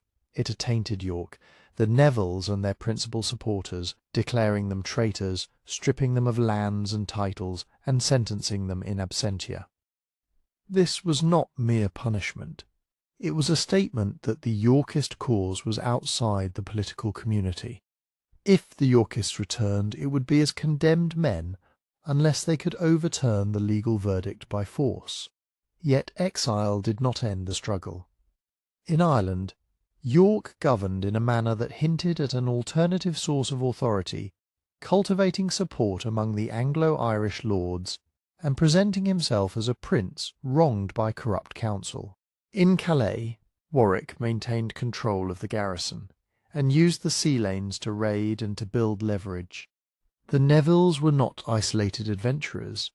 They were connected to a wide web of English politics, and discontent with the Lancastrian court remained strong in the south, and in London, where Warwick in particular enjoyed sympathy.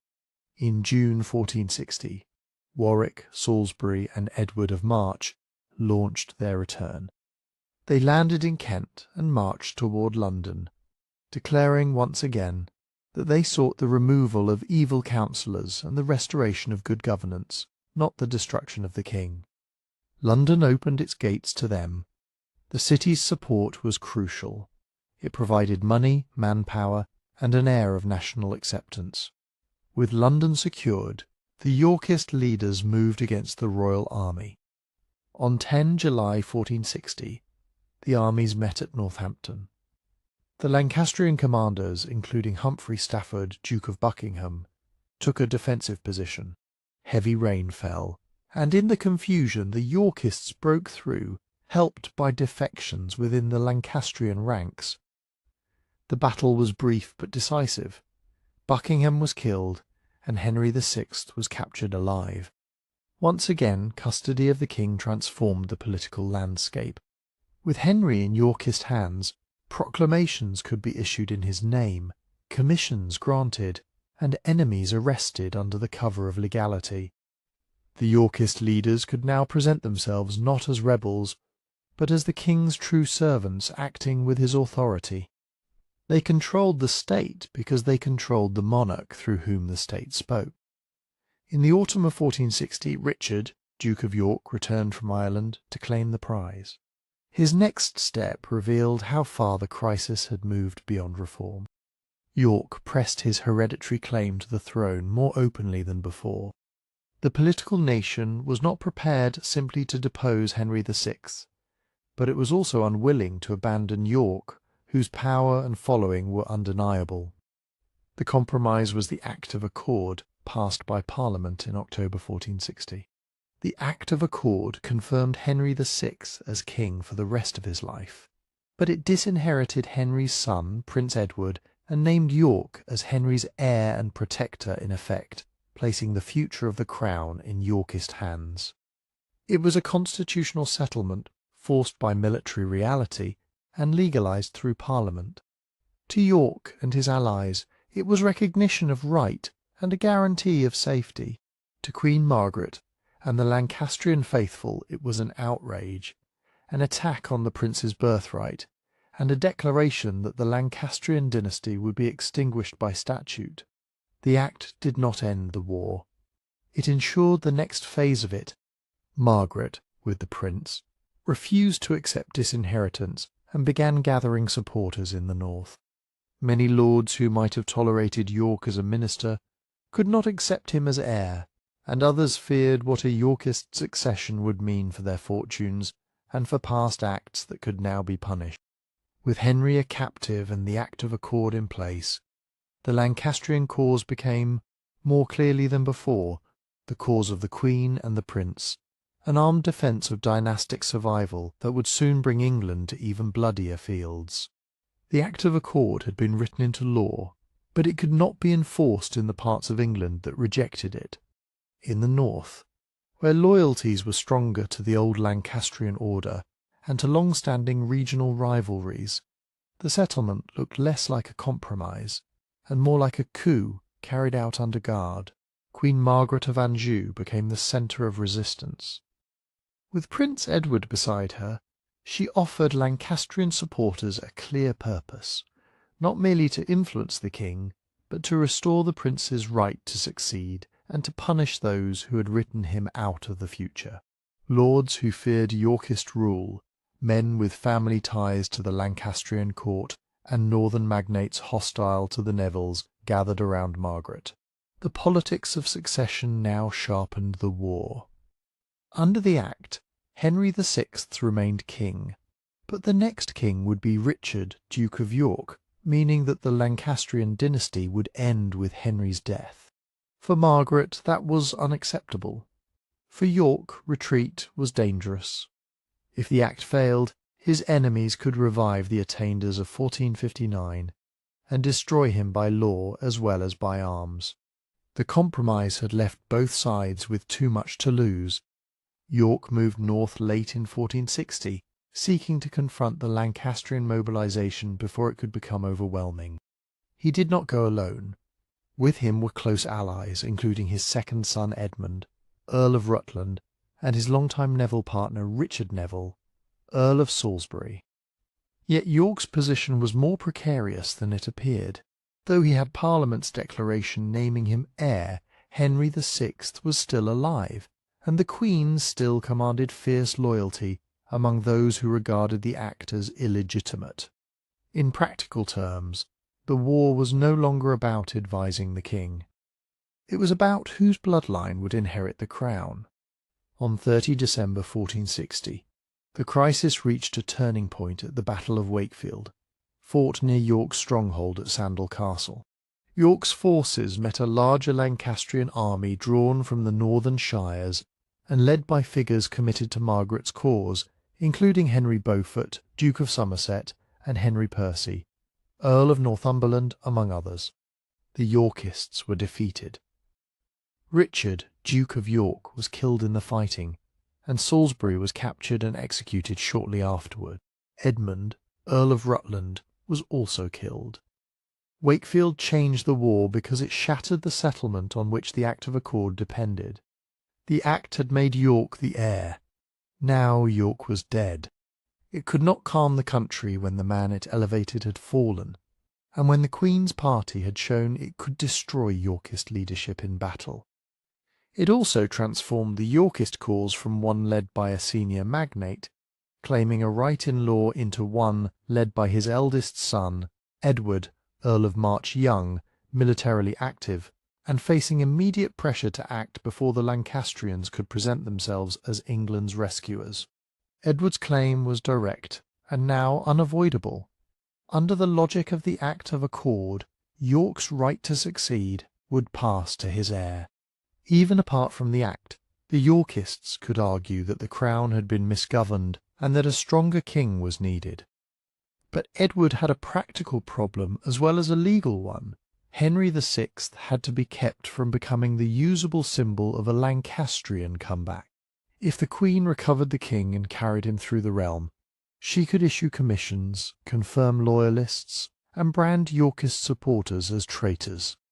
The struggle for custody of the king, which had defined so much of the war, returned with renewed force. Edward was in the Welsh marches when news came of Wakefield.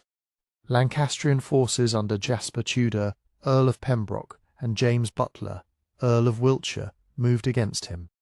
In February 1461, Edward met them at the Battle of Mortimer's Cross, near Wigmore. He won a decisive victory. Pembroke's father, Owen Tudor, was captured and executed after the battle, and the Lancastrian advance in the west was checked. Mortimer's Cross mattered not simply because it was a Yorkist win, but because it gave Edward momentum at the exact moment the cause needed a new leader. Wakefield had been a catastrophe. Mortimer's Cross reassured wavering allies that the Yorkist position had not collapsed. Edward could now march toward the political centre of the realm, London, where legitimacy could be claimed, money raised, and declarations made with the appearance of national authority. While Edward was fighting in the west, the Lancastrians struck in the south. On 17 February 1461, they met Warwick at the Second Battle of St. Albans. Warwick was defeated, and Henry VI was recovered by the Lancastrian army. This was a major political reversal. With the king back in their hands, Margaret's party could claim that the Yorkists were rebels who had wrongfully imprisoned their monarch. The Act of Accord, already undermined by Wakefield, now looked like a dead letter enforced only by Yorkist swords. Yet the Lancastrian recovery of the king did not translate into secure rule. Margaret's army, burdened with the realities of campaigning and feared for its discipline, struggled to gain acceptance in the south. London, cautious and politically calculating, did not open itself to the Queen's forces.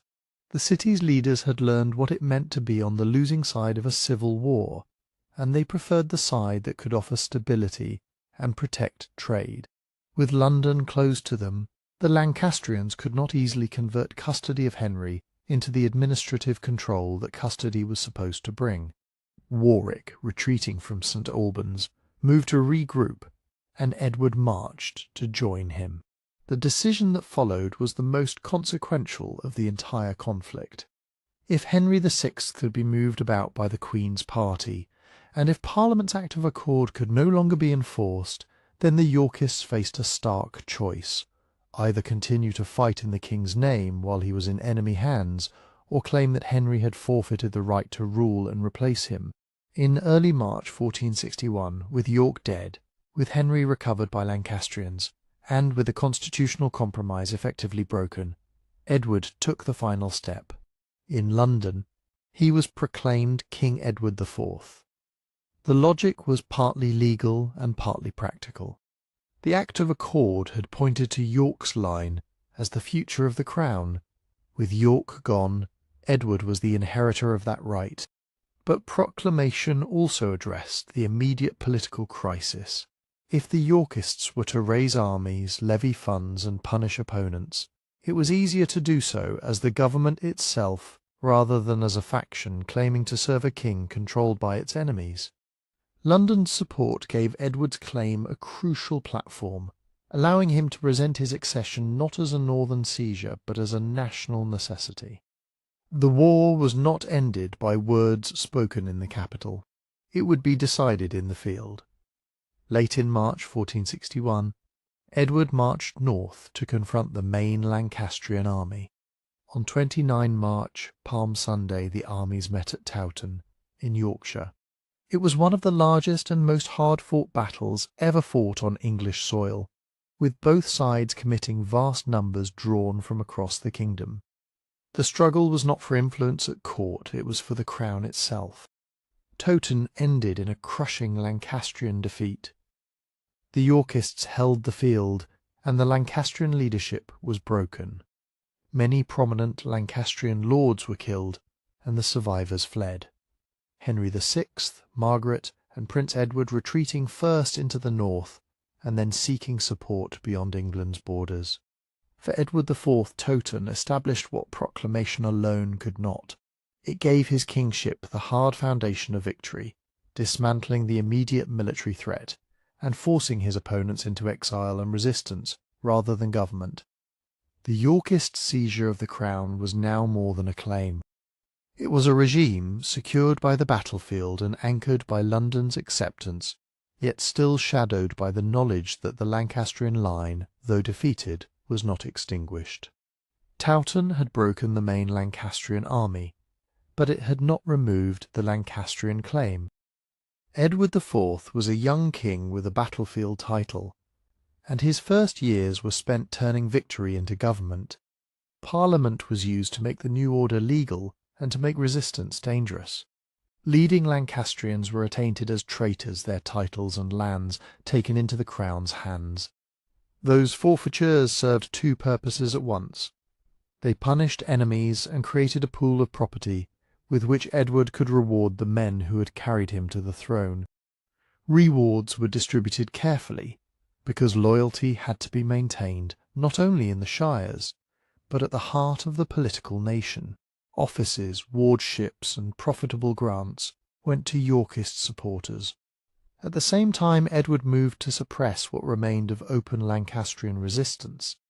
The north, where Towton had been fought, did not become peaceful simply because the Yorkists had won there. Raids, local feuds, and private armies still shaped politics, and a king who lacked strong roots in the region had to rely on trusted lieutenants to hold it. Lancastrian survival depended on networks rather than armies. The cause was sustained in border regions where royal authority was often contested, and where magnates could shelter adherents. In the far north, castles and towns could be supplied from Scotland, and in Wales, the Tudor affinity remained a potential rallying point. Abroad, Margaret of Anjou looked for help where she could find it, treating English politics as part of a wider contest in which France, Burgundy, and Scotland all had reasons to interfere. Exile did not end the war. It changed its shape.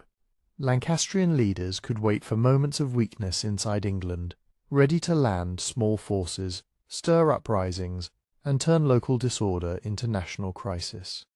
In these early years, no figure mattered more to Edward's rule than Richard Neville, Earl of Warwick.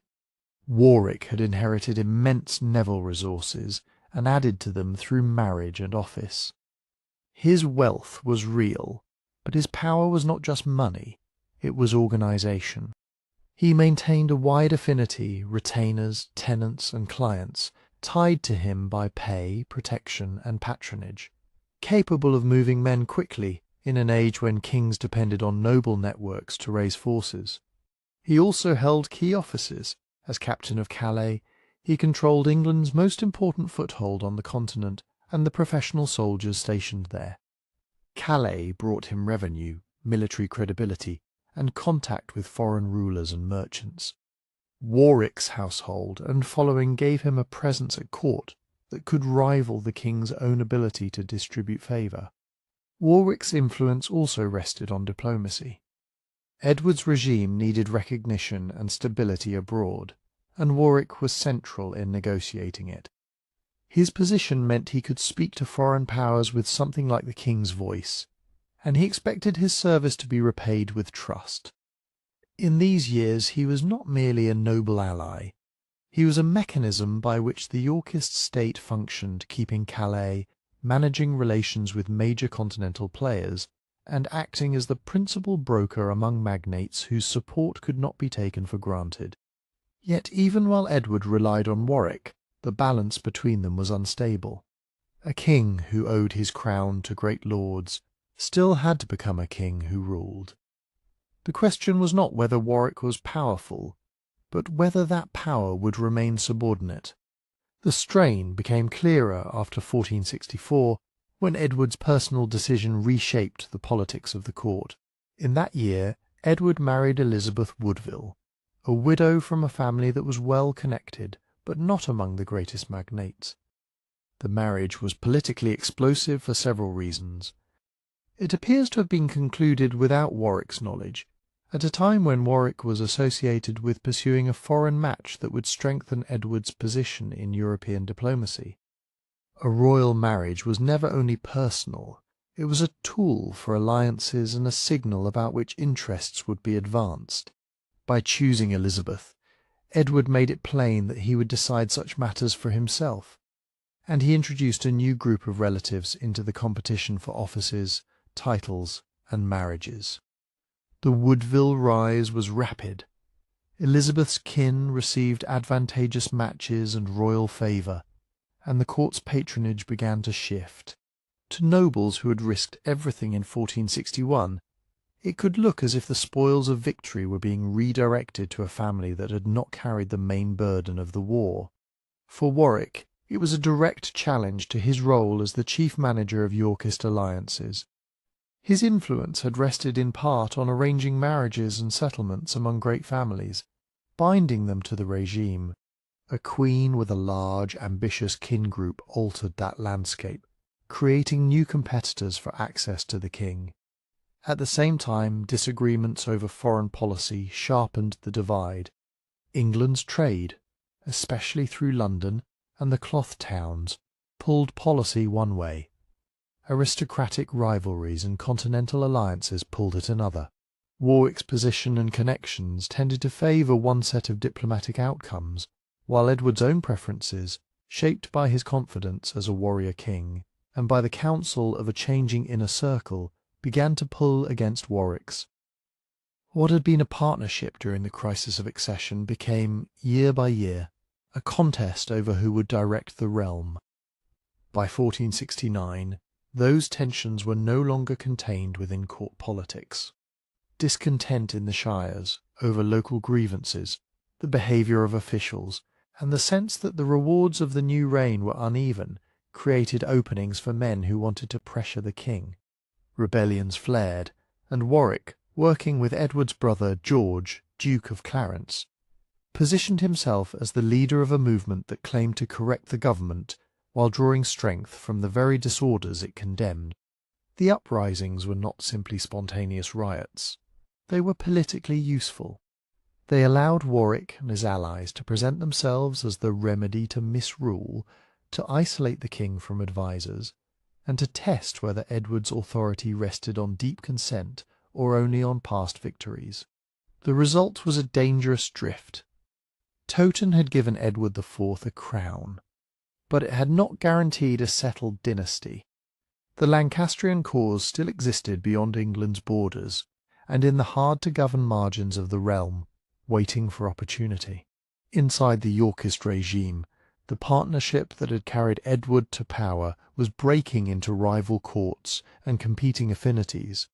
By the end of the 1460s, England was moving toward a second phase of civil war, not because Towton had been reversed, but because the victory had created a new struggle over who would control the Yorkist kingship and what kind of rule it would become. Warwick's challenge to Edward IV now moved from pressure to open confrontation.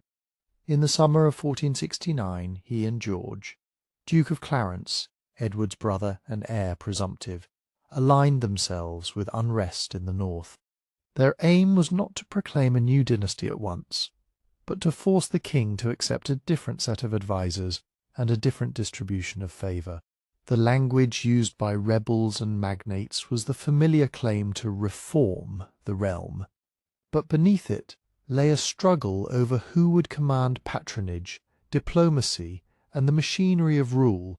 At Edgecote in July 1469, royal forces were defeated, and Edward found himself suddenly isolated.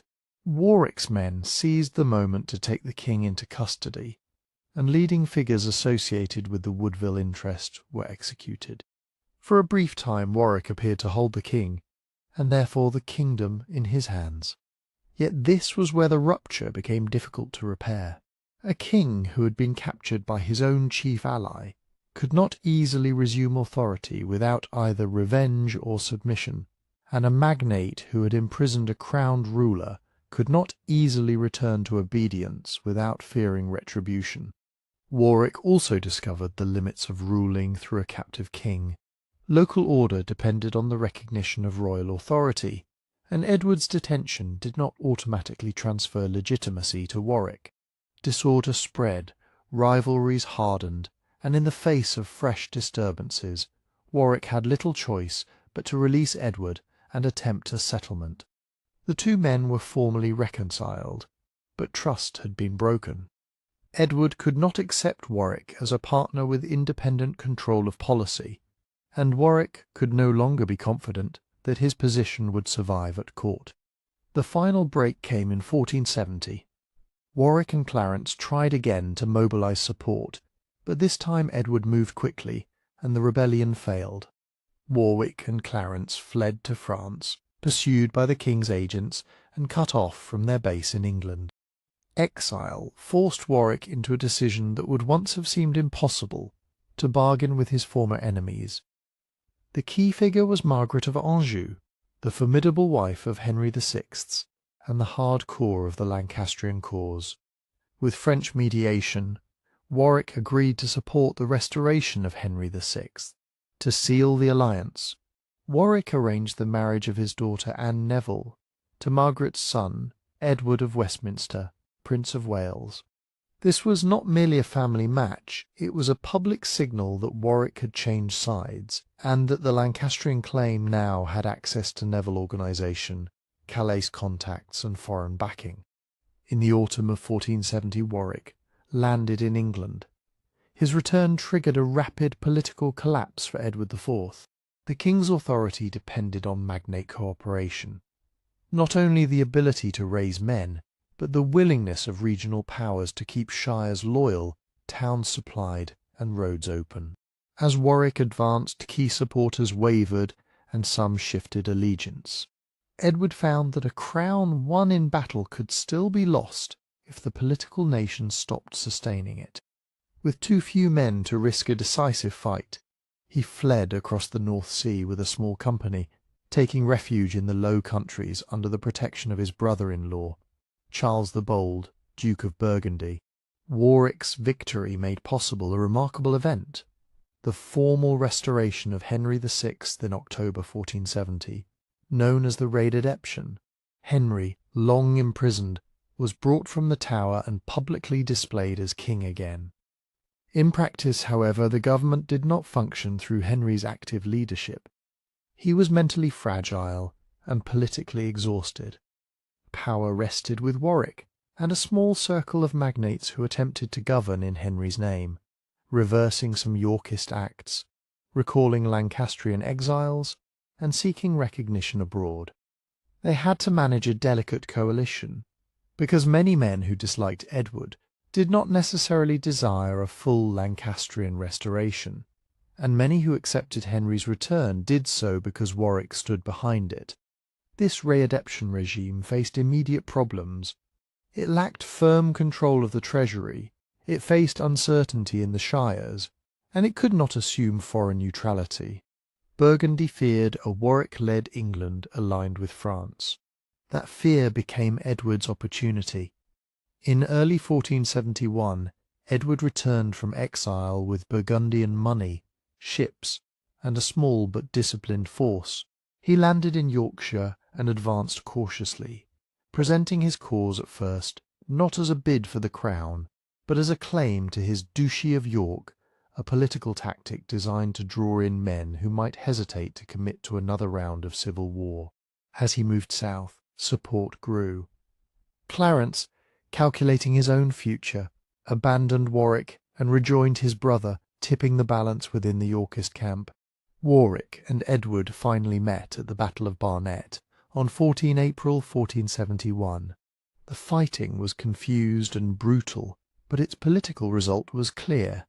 Warwick was defeated and killed, ending the career of the man who had once made kings. His death had immediate effects. The readaptation government lost its organizer, its chief military broker, and the noble network that had held its fragile coalition together. Henry VI was once again a king without a functioning power behind him. Yet the war was not finished. Margaret of Anjou and the Lancastrian Prince of Wales had landed in the west, aiming to unite remaining supporters and continue the struggle. Edward marched quickly to prevent a new Lancastrian army from gathering strength. At Tewkesbury on 4 May 1471, the Yorkists won a decisive victory. Edward of Westminster, the Lancastrian heir, was killed, and leading Lancastrian nobles were slain or executed in the aftermath. With the prince dead and Warwick gone, organised resistance collapsed. Soon after, Henry VI died in the Tower of London, removing the restored king whose return had briefly reversed the course of the wars. By the summer of 1471, Edward IV had recovered his throne, and the contest for England's crown entered a new, harsher phase, shaped by the lessons of betrayal and the fear of revival. With the Lancastrian heir dead at Tewkesbury and Warwick removed at Barnet, Edward IV returned to power in circumstances far more favourable than those of his first reign. The victory of 1471 did not merely restore him, it allowed the Yorkist regime to tighten its hold. The lesson Edward took from the years of rebellion was that a crown could not depend on one overmighty subject, and that loyalty had to be tied to the king through offices, rewards, and a firmer control of the political nation. Henry VI's death in the Tower, in May 1471, immediately changed the stakes. The basic fact is clear. Henry died on the night of 21 May, soon after Edward's return to London. The circumstances were politically sensitive even at the time. Yorkist sources tended to present his death as natural, the end of a long decline after imprisonment and loss. Others, including later writers, recorded that he was killed on Edward's orders, or that his death was otherwise arranged to prevent future risings. What can be said with certainty is that Henry's disappearance removed the living focus of Lancastrian legitimacy. It did not erase the Lancastrian claim altogether. Bloodlines could still be invoked, but it made any restoration far harder to organise, because a cause without a king required a new figurehead. In the years that followed, Edward's government was notably more stable. He relied on councils and trusted servants, but he also managed the nobility with a sharper eye than before, balancing grants and honours while keeping the greatest magnates from becoming independent power brokers on Warwick's scale. Patronage remained central. The crown could reward loyalty with lands forfeited by defeated enemies, with offices in the shires, and with influence at court. Yet Edward also worked to ensure that royal authority was felt more consistently, especially through the enforcement of order and the expectation that local disputes would be handled under the king's supervision rather than through private war. Finances were a key part of this recovery. Edward pursued ordinary revenue more carefully than many of his predecessors, tightening the management of crown lands and customs. He made frequent use of loans and benevolences, voluntary in name, but often pressured in practice, which brought in money without the uncertainty of parliamentary taxation. This was not a perfect solution. Such methods could create resentment, but it helped Edward avoid the chronic insolvency that had weakened Henry VI. Solvency mattered because it paid for household government, for rewards to followers, and, when needed, for military readiness. Even so, threats remained. The great Lancastrian families had been broken, but not every opponent was dead, and exile politics continued. Some Englishmen who had lost everything in 1471 looked abroad for support, and foreign courts could still use English claimants as bargaining tools. The question was no longer whether Edward could win battles, but whether he could prevent the reformation of a coalition like Warwick's, combining domestic rivals with overseas backing. Foreign policy revealed both Edward's ambition and his limits. His closest diplomatic alignment was with Burgundy, strengthened by trade interests and by family ties. Edward's sister, Margaret of York, married Charles the Bold, Duke of Burgundy, in 1468. Burgundy offered money and strategic support, as it had during Edward's exile. France, under Louis XI, represented the rival pole. Edward attempted to use this rivalry to his advantage, but it also meant his choices were constrained by continental power politics. In 1475, Edward led an expedition to France, hoping for conquest, or at least a decisive gain. The campaign ended not in battle but in negotiation at Picquigny, where Louis agreed to pay Edward a substantial pension and to promise future payments. For Edward it was a financial and diplomatic success, but it fell short of the kind of military triumph that could permanently reshape England's position. The episode underlined a reality of the later reign. Edward could act boldly, but his resources and domestic priorities made sustained continental war difficult. At home, Edward also planned for the future of the dynasty.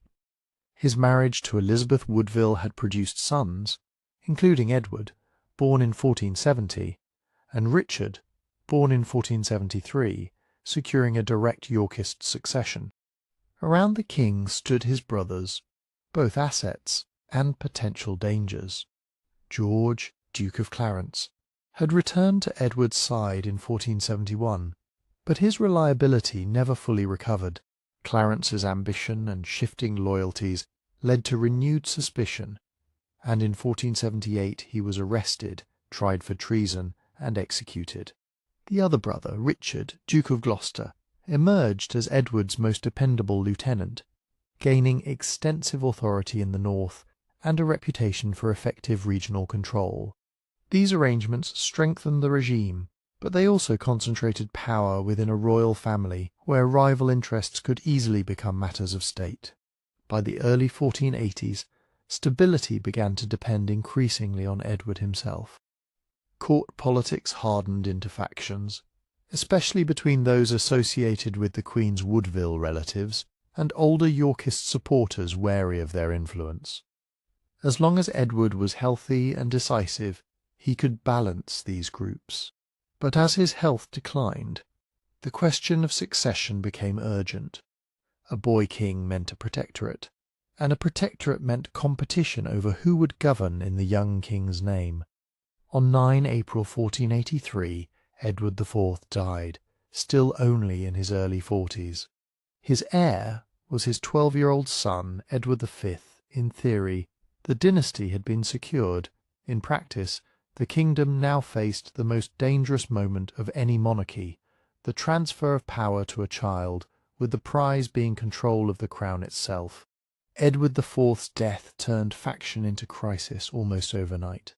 The new king, Edward V, was a child, and the first question was not policy, but custody. Who would physically control the king, and therefore the machinery of government? Edward V was in the Welsh Marches, under the care of his maternal uncle, Anthony Woodville, Earl Rivers. The Queen's Woodville relatives expected to dominate the new reign, and they moved quickly to gather authority, offices, and armed support. Richard, Duke of Gloucester, Edward IV's youngest brother, had been named as a leading guardian in the late king's plans, and he had spent years building power in the north with a base of loyal retainers. He presented himself as the defender of the young king against a court takeover in late April 1483. As Edward V travelled toward London for his coronation, Gloucester, acting with Henry Stafford, Duke of Buckingham, intercepted the royal party at Stony Stratford. Rivers was arrested, as was Richard Grey, the Queen's son by her first marriage. The king was placed in Gloucester's custody. The Woodville faction was abruptly sidelined, and the protectorate began with the young monarch effectively in the hands of his uncle. In the weeks that followed, Gloucester took the title Lord Protector. Edward V was lodged in the Tower of London, which was both a fortress and a customary royal residence before coronations. The Queen, Elizabeth Woodville, fearing further arrests, took sanctuary at Westminster with her younger son, Richard, Duke of York, and her daughters, under pressure and negotiation. The second prince was brought out of sanctuary and joined his brother in the Tower. By early summer, two boys, Edward V and his brother, were in royal custody, while Gloucester tightened his control of the council and the capital. The turning point came in June 1483. Gloucester's supporters moved against prominent men around the young king, including the execution without formal trial of William Hastings, Lord Hastings, a long-standing Yorkist ally of Edward IV. The action was justified as the suppression of a plot, but it also removed a potential obstacle to a more radical outcome. Soon after, a new argument was advanced that Edward IV's marriage to Elizabeth Woodville had been invalid because of a pre-contract, an alleged earlier binding promise to marry another woman, usually named as Eleanor Butler. If true, it meant Edward IV's children were illegitimate and could not inherit. This claim was formalised in an act later known as the Titulus Regius, which declared Edward IV's offspring barred from the succession and presented Gloucester as the rightful heir of the House of York. On this basis, Gloucester accepted the crown, and on 6 July 1483 he was crowned King Richard III. To many contemporaries, the procedure protector to king in a matter of weeks looked less like reluctant duty and more like a coup, even though it was wrapped in parliamentary language and legal forms. It was in this charged atmosphere that the fate of the king's sons became a political wound that would not heal. Contemporary sources agree on certain basics. The boys were seen in the Tower during the summer of 1483, and then they were not seen publicly again. Reports began to circulate that they had been killed, but there is no surviving official record of their deaths, no public funeral, and no definitive contemporary account that settles responsibility. Later writers, especially under Tudor rule, turned suspicion toward Richard III and described murder in detail. But these narratives were written after the fact, and often with political motives. What remains clear is that uncertainty itself was damaging. A king whose title depended on declaring his nephews illegitimate could not easily tolerate their survival as living symbols, and yet their unexplained disappearance created a lasting shadow over his legitimacy. Opposition gathered quickly. In the autumn of 1483, a major rising broke out, often called Buckingham's Revolt. It drew in discontented Yorkists, former supporters of Edward IV, and enemies of the Woodvilles and of Richard alike, groups united less by shared vision than by fear and resentment. The rebellion failed amid poor coordination and severe weather, but its consequences were profound. Buckingham was executed, and many rebels fled abroad, particularly to Brittany. In exile, attention shifted to an alternative claimant, Henry Tudor.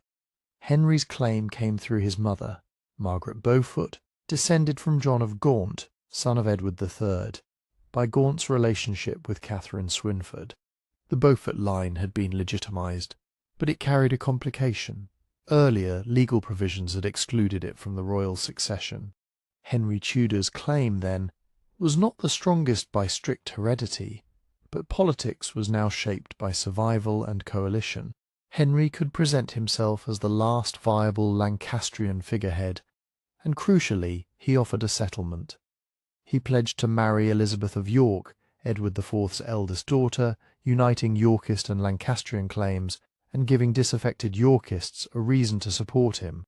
Richard III tried to secure his regime through rewards, lawmaking and force, but he faced a growing network of enemies. Abroad, Henry Tudor sought money, ships and soldiers. His chief protection came first from Brittany and later from France, where the government saw advantage in sponsoring an English challenger. English exiles, including the influential Bishop John Morton and other former servants of Edward IV, helped organise the cause, raising funds and coordinating contacts at home. By 1485 the conflict had narrowed to a direct contest for the crown, a king with a contested accession, and widening distrust against an exile whose claim rested on alliance, symbolism, and the promise to end the dynastic war. In August 1485, Henry Tudor finally sailed for England. He landed at Milford Haven in Wales, a region where his family had connections, and began marching east, gathering supporters as he went. Richard III moved to meet him, and the two forces converged in the Midlands. After 30 years of shifting loyalties and broken settlements, the struggle was about to be decided not in council chambers or Acts of Parliament, but on a battlefield. On 22 August 1485, the armies met at Bosworth Field. Richard III arrived with the larger host, but his position depended on men whose loyalty was uncertain, above all Thomas, Lord Stanley, and his brother Sir William Stanley, powerful figures tied to Henry Tudor by family. As fighting began, Henry's smaller force pressed forward under experienced commanders, while the Stanleys waited, measuring the moment. Richard saw an opening and committed to a decisive move, a direct charge toward Henry himself, aiming to end the contest with one blow. He came close, but support failed to follow. At the critical point, Stanley forces intervened against Richard, and the king was surrounded and killed in the melee. With Richard's death, the last Plantagenet king fell on the field. Henry was proclaimed King Henry VII, and moved quickly to make his rule appear lawful as well as victorious. He dated his reign from the day before Bosworth, so opponents could be treated as traitors, and he secured a first parliament to recognise his title. In January 1486 he married Elizabeth of York, turning a political promise into a dynastic union. Resistance did not vanish. In 1487 Yorkist leaders promoted the boy Lambert Simnel as a rival king, backed by foreign troops and discontented nobles. The challenge ended at the Battle of Stoke Field on 16 June 1487, the last major battle of the wars. The long conflict had thinned the old nobility, strengthened the crown's use of law, forfeiture and patronage, and taught kings to fear over mighty subjects. Henry VII emerged secure, and Tudor England began, stable in appearance, though watchful of threats that still lingered beneath the settlement. Pompeii stood in Campania, a fertile coastal region of southern Italy, where land and sea routes met. The town lay near the mouth of the Sarno River, a short distance from the Bay of Naples, with roads running inland toward Nola and the Apennines. That position shaped everything about Pompeii's prosperity. River traffic and small ports connected local farms and workshops to wider Mediterranean trade, bringing in wine, oil, garum fish sauce, fine pottery, and luxuries that marked status in Roman Italy. But Campania's abundance came with a permanent risk. Above the plain rose Mount Vesuvius, part of a volcanic landscape the ancients did not fully understand. Its slopes offered rich soils and steady harvests, yet the same mountain would later overwhelm Pompeii, sealing streets and houses under ash and pumice, and preserving the city with an accidental completeness. This story follows Pompeii across its full known arc, from early settlement in the first millennium BC, through periods of Oscan, Greek, Etruscan, Samnite and Roman influence, through wars and political change, and into the final decades of the 1st century AD. Then comes 79 AD and the destruction. After that, the long silence, centuries buried, followed by rediscovery, excavation, and the difficult modern work of conservation. The narration stays close to evidence. Inscriptions cut into stone, painted electoral notices, dedicatory plaques, coins, building phases identified by archaeologists, and ancient writers such as Strabo, Pliny the Elder, and Pliny the Younger. Pompeii matters because it is not only a story of catastrophe, it is one of the clearest records of ordinary urban life in the Roman world, its politics, economy, religion, and the routines of work and leisure. Before we continue, tell me in the comments where in the world you're listening from tonight, your city or country. And are you here to fall asleep, relax, or simply learn some history? And now, back to Pompeii. The eruption will be described in detail later, but it comes after a long build-up. Most of the journey is the city before ash, how it formed, how it grew, and what it reveals, because understanding what was lost is the only way to understand what was preserved. Pompeii's earliest history begins with geography and movement. The low ridge where the town would form sits just above the Sarno plain, high enough to avoid the worst flooding, but close enough to the river to control access inland. From this small rise, paths could follow the Sarno toward the interior, toward Nola, and the routes crossing the Apennines, while short overland tracks reached the coast and the sheltered waters of the Bay of Naples.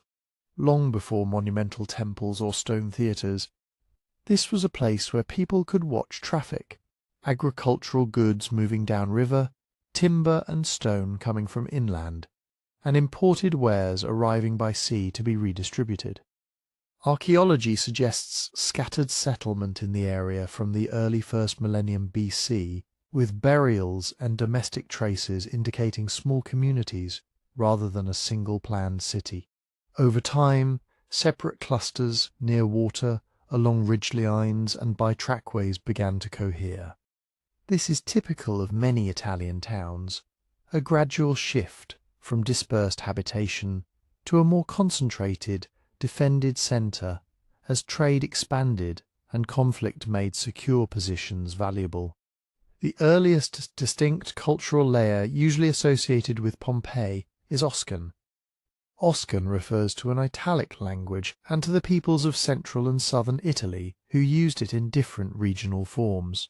In Campania, Oscan-speaking communities were present well before Rome's expansion into the region, and they shaped the early town in ways that can still be traced later through inscriptions and place names.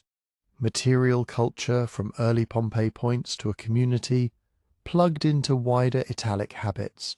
Simple domestic pottery, alongside more finely made wares, evidence for farming and animal husbandry, and the gradual appearance of more permanent building techniques. Early walls and earthworks are difficult to date precisely, but the very choice of a defendable ridge implies an early concern with control and security. As with other Italic centres, sacred spaces likely formed early anchors of community life, even before the later stone temples that survive in ruins. The town's development was not isolated. It was part of a patchwork of Campanian settlements competing, trading, and sometimes fighting across a fertile plain. Oscan identity also becomes visible in language. Later in Pompeii's history, even after Roman colonization, Oscan inscriptions still appear, scratched on walls, painted in public places, and recorded on objects, showing that the language and the cultural memory behind it endured for centuries. That persistence matters. It indicates that Roman Pompeii did not begin as a blank slate. It was built over older ways of speaking, worshipping and organizing community. While Oscan-speaking groups formed an important base layer, Campania in the Archaic period was also deeply shaped by Greeks. From the 8th century BC onward, Greek settlers and traders established colonies along the coasts of southern Italy. In Campania, key centres included Pithecusae on the island of Ischia and Cumae on the mainland, both early and influential. These were not just distant neighbours, they were hubs through which goods, styles and ideas moved into the region.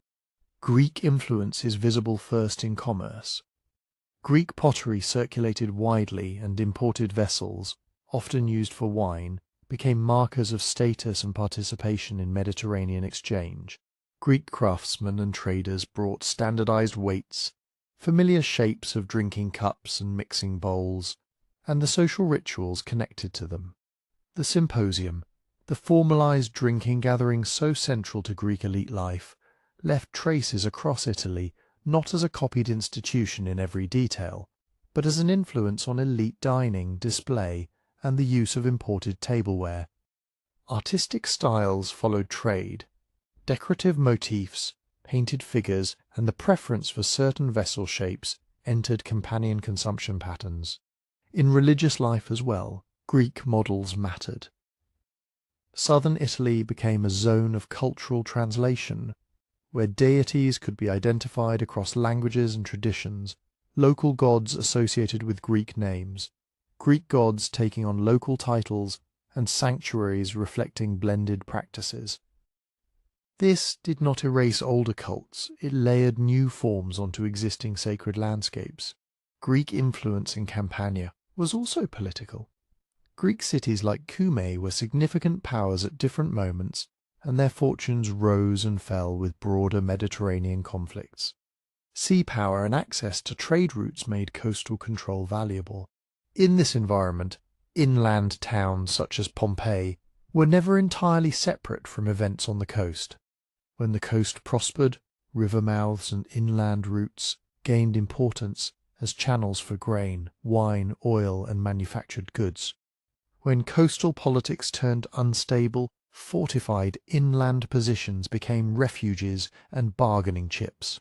Another major force in the region was the Etruscans. Though Etruscan heartlands lay farther north, Etruscan influence expanded southward in the 7th and 6th centuries BC, reaching into Campania. Ancient sources and archaeology together indicate periods when Etruscan elites held power or exercised strong influence over parts of the region.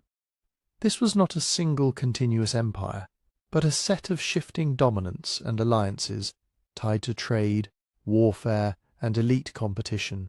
Etruscan presence can be traced in elite culture, luxury goods, distinctive artistic preferences, and the broader Mediterranean connections Etruscan communities maintained.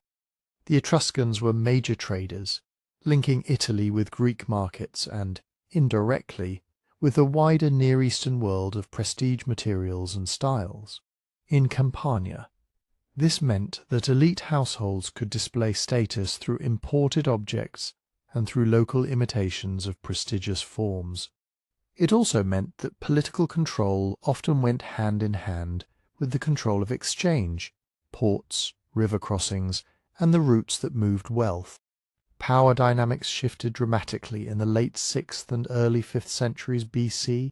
Greek and Etruscan rivalry intensified in the Tyrrhenian Sea, and the balance of power changed.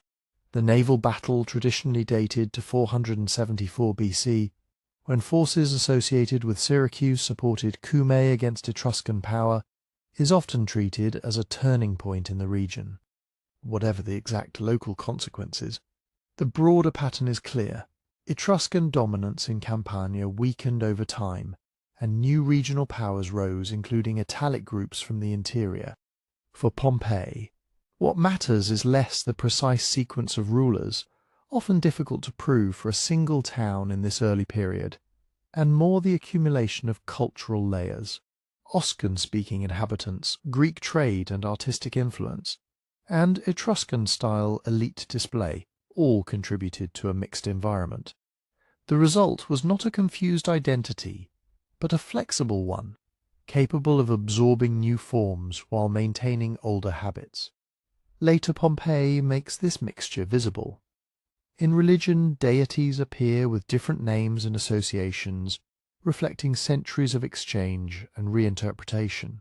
In the urban layout, the town eventually shows planning principles that echo broader Mediterranean practices, but set within an older settlement footprint, shaped by the ridge and the river route. In inscriptions, the coexistence of languages, Oscan alongside Latin in later periods, with Greek also present in the wider region, points to a community accustomed to multilingual contact and to the social meaning of language choice. Even the idea of what a city was in Campania evolved through these interactions. Early Pompeii was not yet the Roman-style municipality known from the 1st century AD. It was a developing centre in a contested landscape, where power could change hands and cultural signals mattered. A temple style, a coin type, a drinking cup imported from a Greek workshop, or an inscription in a local tongue. Each could mark belonging, alliance, or aspiration. By the time Rome began to press more firmly into Campania, Pompeii was already the product of centuries of contact. The town had learned to live at the junction of roots and cultures, adapting to new powers while carrying its earlier history forward. That long experience of change set the stage for the next major transformation: the rise of the Samnites in the region, and the slow, determined approach of Rome, first as a conqueror, then as an ally, and eventually as the force that would remake Pompeii in its own image. In the centuries after Etruscan influence receded and Greek coastal power shifted, new masters from the Apennine interior pressed into Campania, the Samnites. Samnite is a convenient label for a group of Oscan-speaking peoples organized in separate communities, often described by ancient writers as hardy hillmen. In practice, their power was not only military. When they moved into the rich plains of Campania in the 4th century BC, they also brought new political habits and new elites, and towns like Pompeii developed under their control rather than being simply occupied and frozen in time. Samnite Pompeii grew more clearly into a fortified urban centre. The city walls that still define Pompeii's outline largely reflect this period of consolidation and defence, even if later repairs and rebuilds complicate the picture. The circuit encloses the ridge-top town and uses towers and gates to control movement in and out.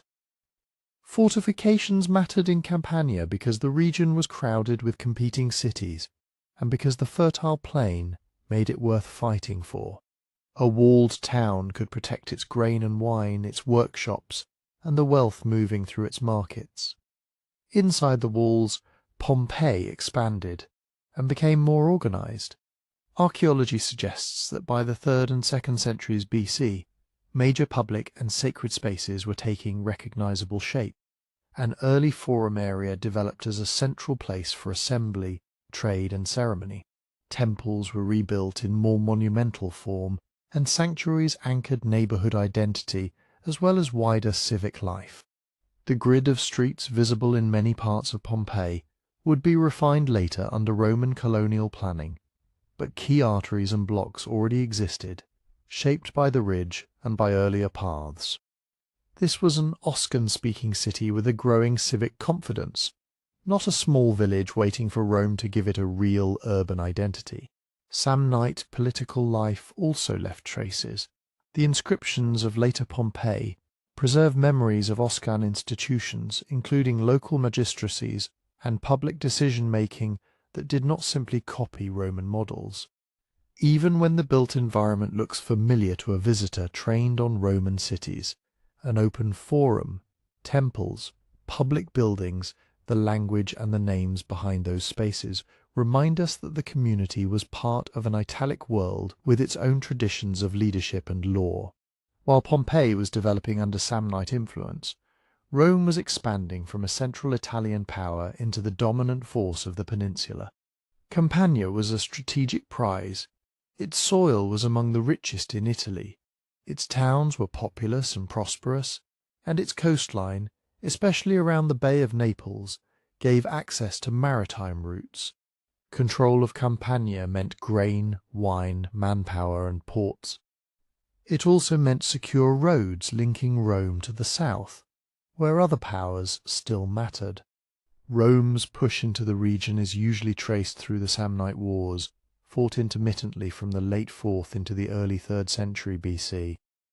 These conflicts were not a single straightforward conquest, but a series of wars and settlements, shaped by shifting alliances and by the realities of campaigning in mountainous terrain and fertile plains. Campania repeatedly became a contested zone. Wealthy cities sought protection, rivals sought dominance, and Rome insisted on its own security and prestige. In this landscape, Pompeii's relationship with Rome evolved into one of alliance rather than immediate absorption. In Roman terms, an ally was not an equal partner. Many Italian communities became socii, bound by treaty, to provide military support to Rome. The practical obligations were clear. Allied cities were expected to supply troops for Roman campaigns, often under Roman command, and to support Rome's strategic goals. In return, they kept a degree of local autonomy, local laws, local magistrates, and control over many internal affairs, while relying on Rome's broader security and on the stability of Roman power. For Pompey, this arrangement meant that day-to-day governance could still be conducted through local institutions and in local language. But it also meant that Pompeian manpower and resources were tied to Rome's wars. Young men from allied towns served in armies that fought far from home, sometimes for years. The Roman Republic's victories in the 3rd and 2nd centuries BC against other Italian powers, then against Carthage in the Punic Wars, and later in campaigns across the Mediterranean, were built not only on Roman citizens, but on a vast allied labour force in arms. Campanian and Samnite communities paid the costs of empire without sharing equally in its political rewards. That imbalance grew more serious as Rome's dominance hardened into a system. Aules could become wealthy through trade and land, and some local elites were closely connected to Roman patrons, but the basic legal divide remained. Roman citizens had the vote in Roman assemblies, the protections of Roman law, and the formal right to participate in the political life that decided war, peace, and distribution of land. Italian allies did not. They could be compelled to fight and could be punished for disloyalty, but they had no direct say in the decisions that shaped their lives. By the late 2nd century BC, the pressure in Italy was building. Rome's overseas conquests brought wealth but also social strain. Land distribution, the settlement of veterans, and the political power of Roman voters became bitter issues. Italian allies watched as Roman citizens debated reforms and allocated benefits, while allied communities, who had fought in the same legions and suffered the same casualties, remained outside the civic body. The demand that became increasingly urgent was simple to state and difficult for Rome to accept: citizenship. This tension broke into open conflict in 91 BC with the Social War, also called the Italian War. The name comes from the Latin socii, the allies. The causes were long-term, but the immediate spark involved failed attempts to extend citizenship and the backlash that followed. Many allied communities concluded that negotiation had reached a dead end.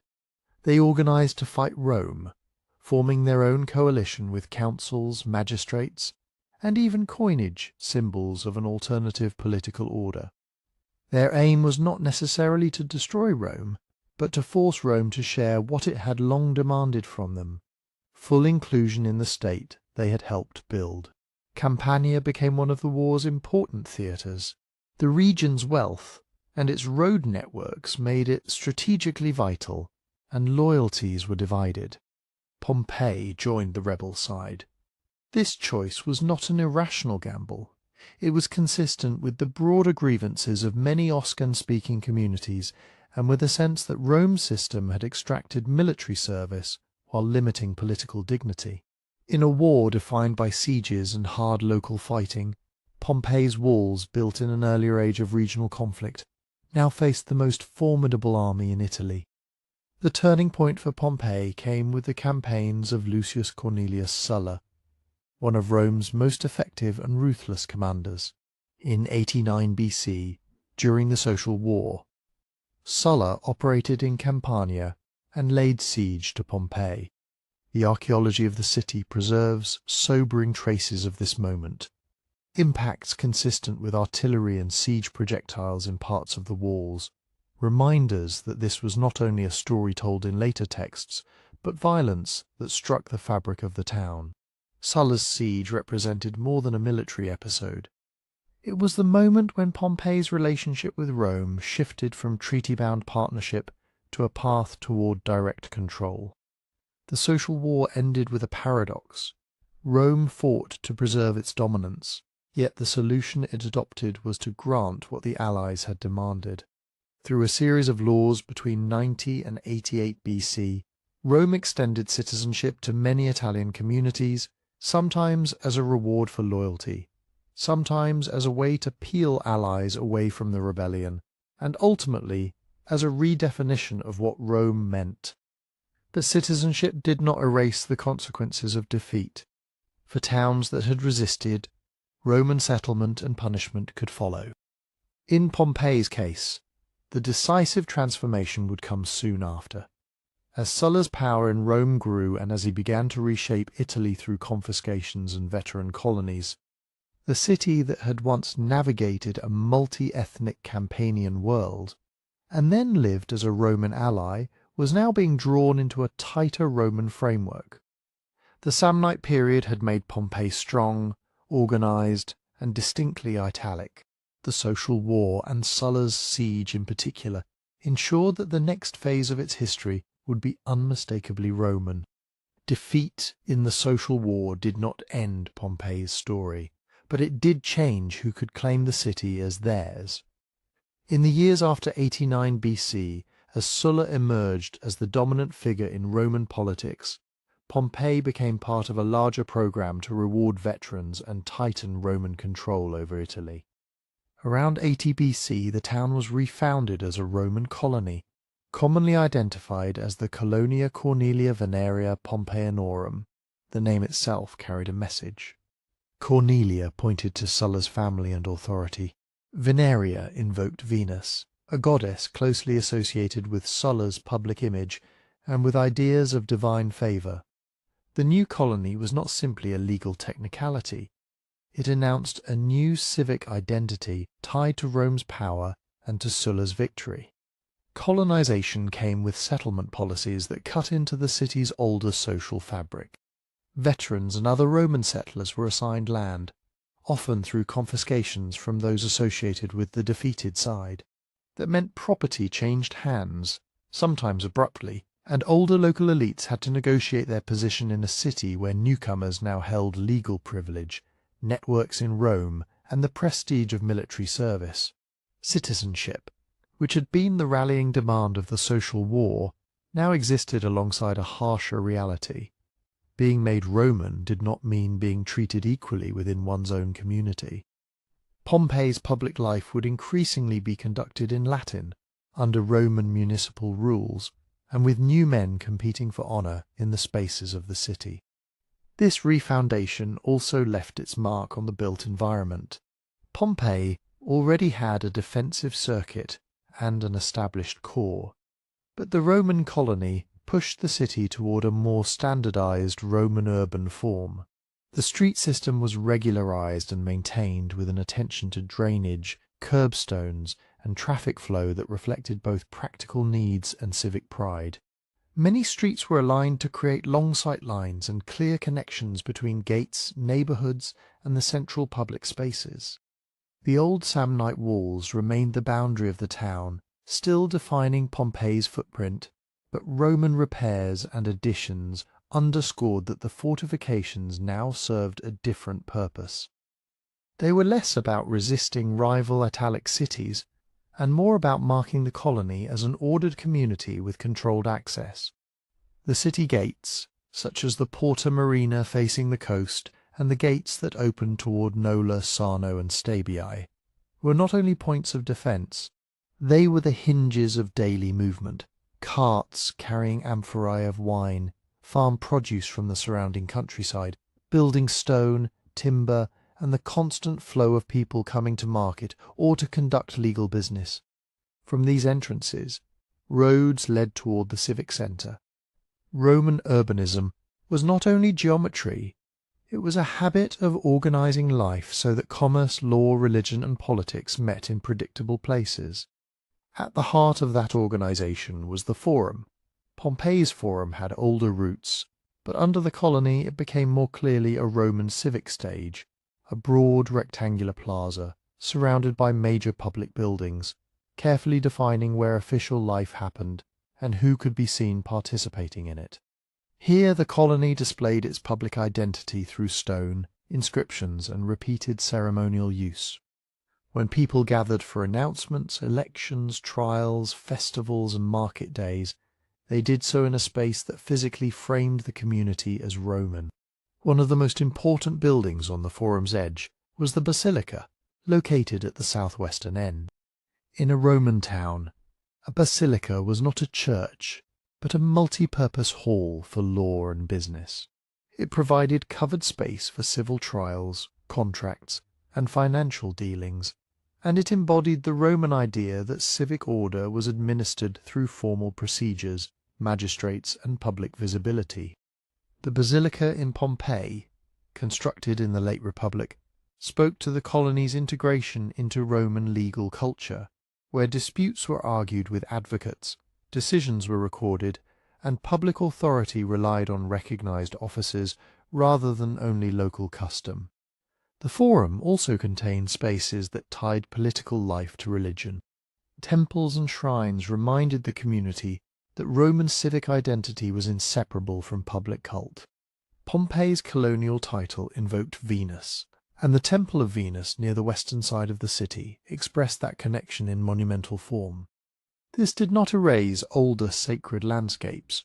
Rather, it layered Roman associations over existing traditions.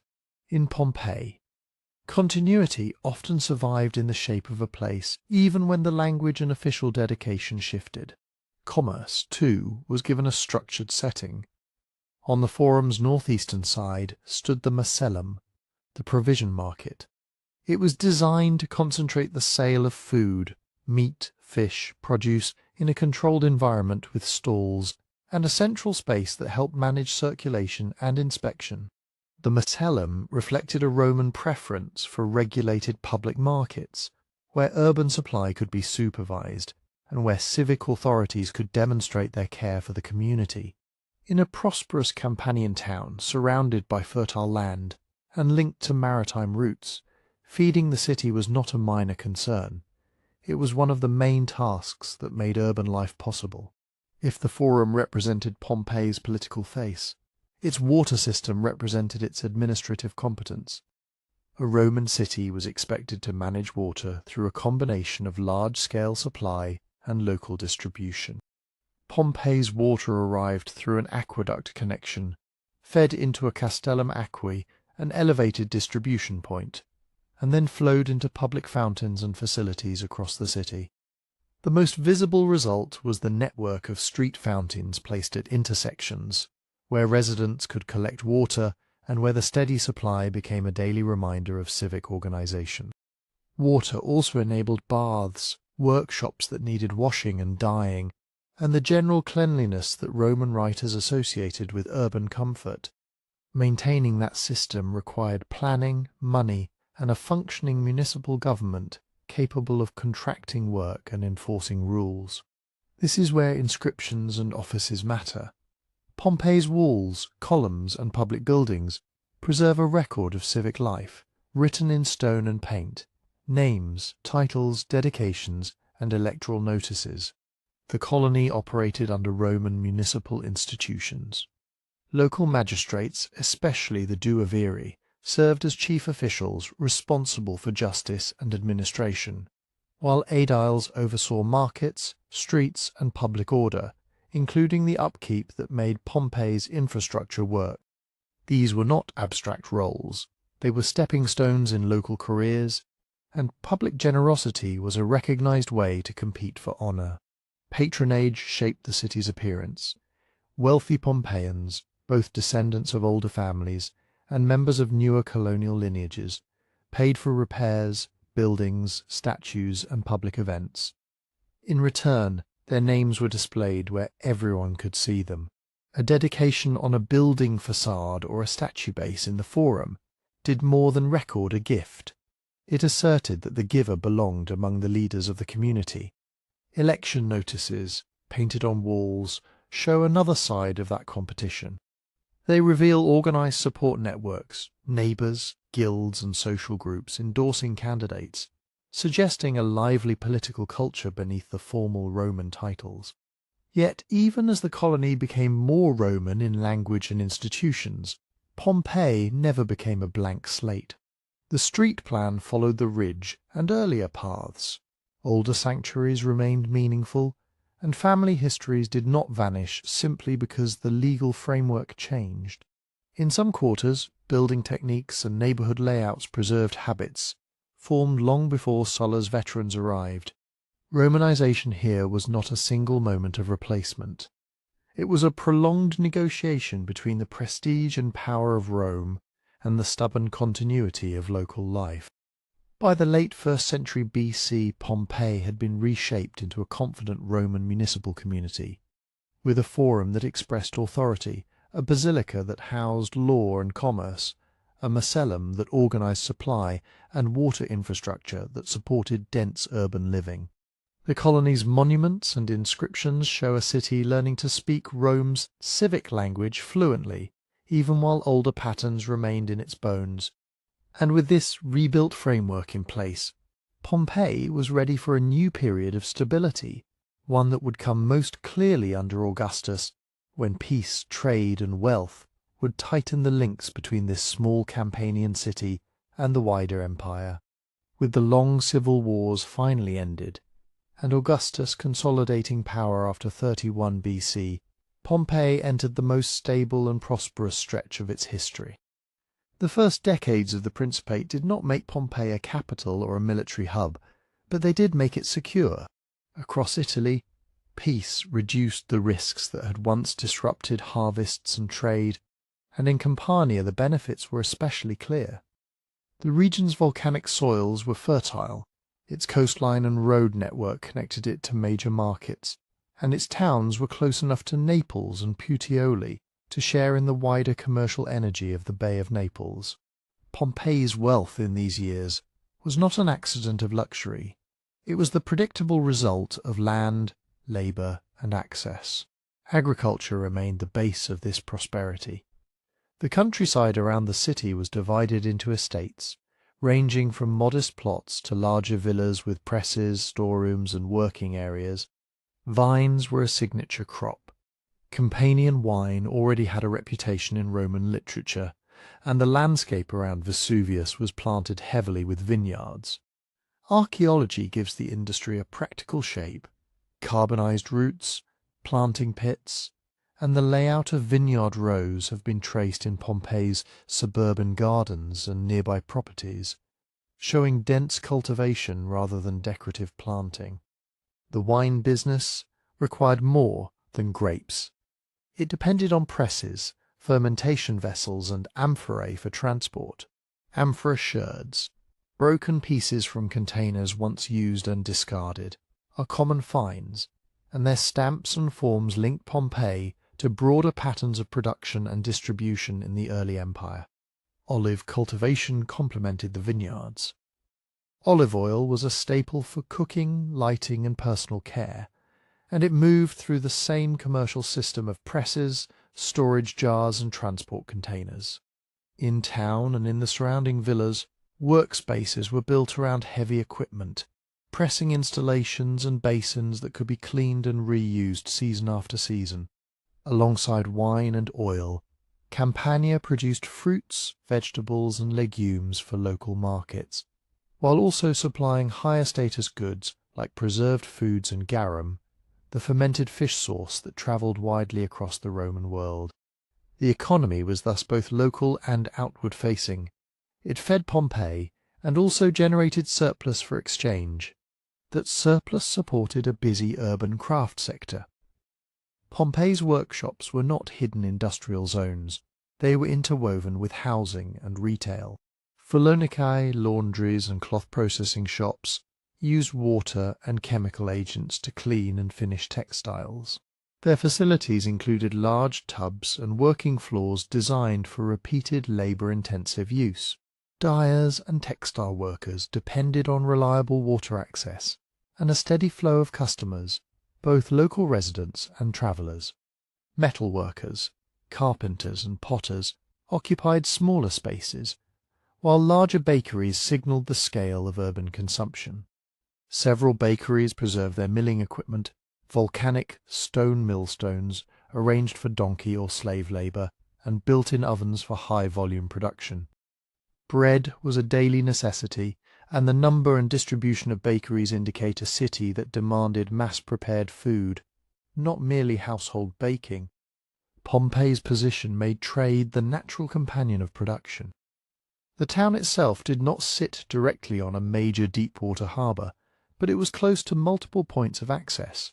From the Porta Marina movement flowed down toward the coast, while other gates linked Pompeii to inland routes. Goods could travel by road to neighbouring towns, and to the larger commercial ports of the Bay of Naples, especially Puteoli, which functioned as a major hub for imported commodities in the early empire. To the east, the Sarno River Valley helped connect rural production to transport routes. Even when river navigation was limited, the valley formed a natural corridor for moving goods from farms to town and onward. Amphorae, crates and sacks went out. Pottery, luxury items, raw materials and imported foods came in. What tied this network together was simple infrastructure. Gates that controlled entry, road surfaces engineered for carts, and a rhythm of market days and shipping schedules that made exchange predictable. Inside the walls, this prosperity could be read directly from the city's physical fabric. Pompeii's streets were paved and rutted by wheels, with raised sidewalks that separated foot traffic from carts and runoff. At intersections, stepping stones allowed pedestrians to cross without wading through water and waste, while still leaving gaps wide enough for wheeled vehicles. Street fountains, fed from the aqueduct system, sat like fixed points in daily life, and their locations created informal meeting places in every neighbourhood. Nearby, small shops opened directly onto the street, many identified by their masonry counters. Some had built-in jars, dolia set into the countertop for storing foods and liquids, suggesting quick sales of wine, hot food, or prepared ingredients. These were not isolated businesses. They were part of a walkable economy where the street itself was a commercial corridor. The Forum and its adjacent markets remained the formal centre of provisioning, but trade did not stop at official boundaries. The Macellum organised the sale of meat, fish and produce under civic oversight, yet neighbourhood commerce spread through side streets, small-scale vendors, workshops and services clustered where foot traffic was highest. Pompeii's walls preserve another layer of evidence for this economy. Signs and notices painted in red or black, along with casual graffiti scratched into plaster. Some texts advertise games or candidates, but many simply mark ownership, prices, or everyday statements of presence and reputation. Even when the content is fragmentary, the sheer quantity of writing shows a city where public surfaces functioned as bulletin boards, and where literacy, at least in practical forms, was common enough to make signage useful.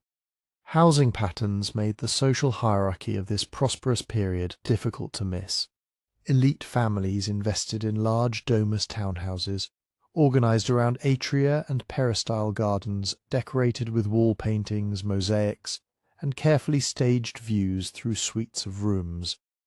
These were not just comfortable homes, they were places to receive clients and display status, with storage areas and service corridors that reveal the labour required to run an elite household. At the edges of the city and in the countryside, villas expanded the same logic into agricultural space. Residences linked to production with presses and storerooms close to dining rooms and gardens. Below the elite were a wide range of households living in smaller homes, apartments, and rooms above shops. Many buildings were mixed use by design. A respectable house might include one or more rentable storefronts opening to the street, converting prime frontage into steady income. In other cases, workshops and living quarters shared the same structure, blurring the line between domestic space and workplace. This was a city where wealth was visible, but so was work. The hum of production and retail was built into the architecture. By the early 1st century AD, Pompeii under Augustus and his successors had the outward form of a confident Roman town and the inner reality of a commercial community. Its streets carried goods from gate to forum and back again.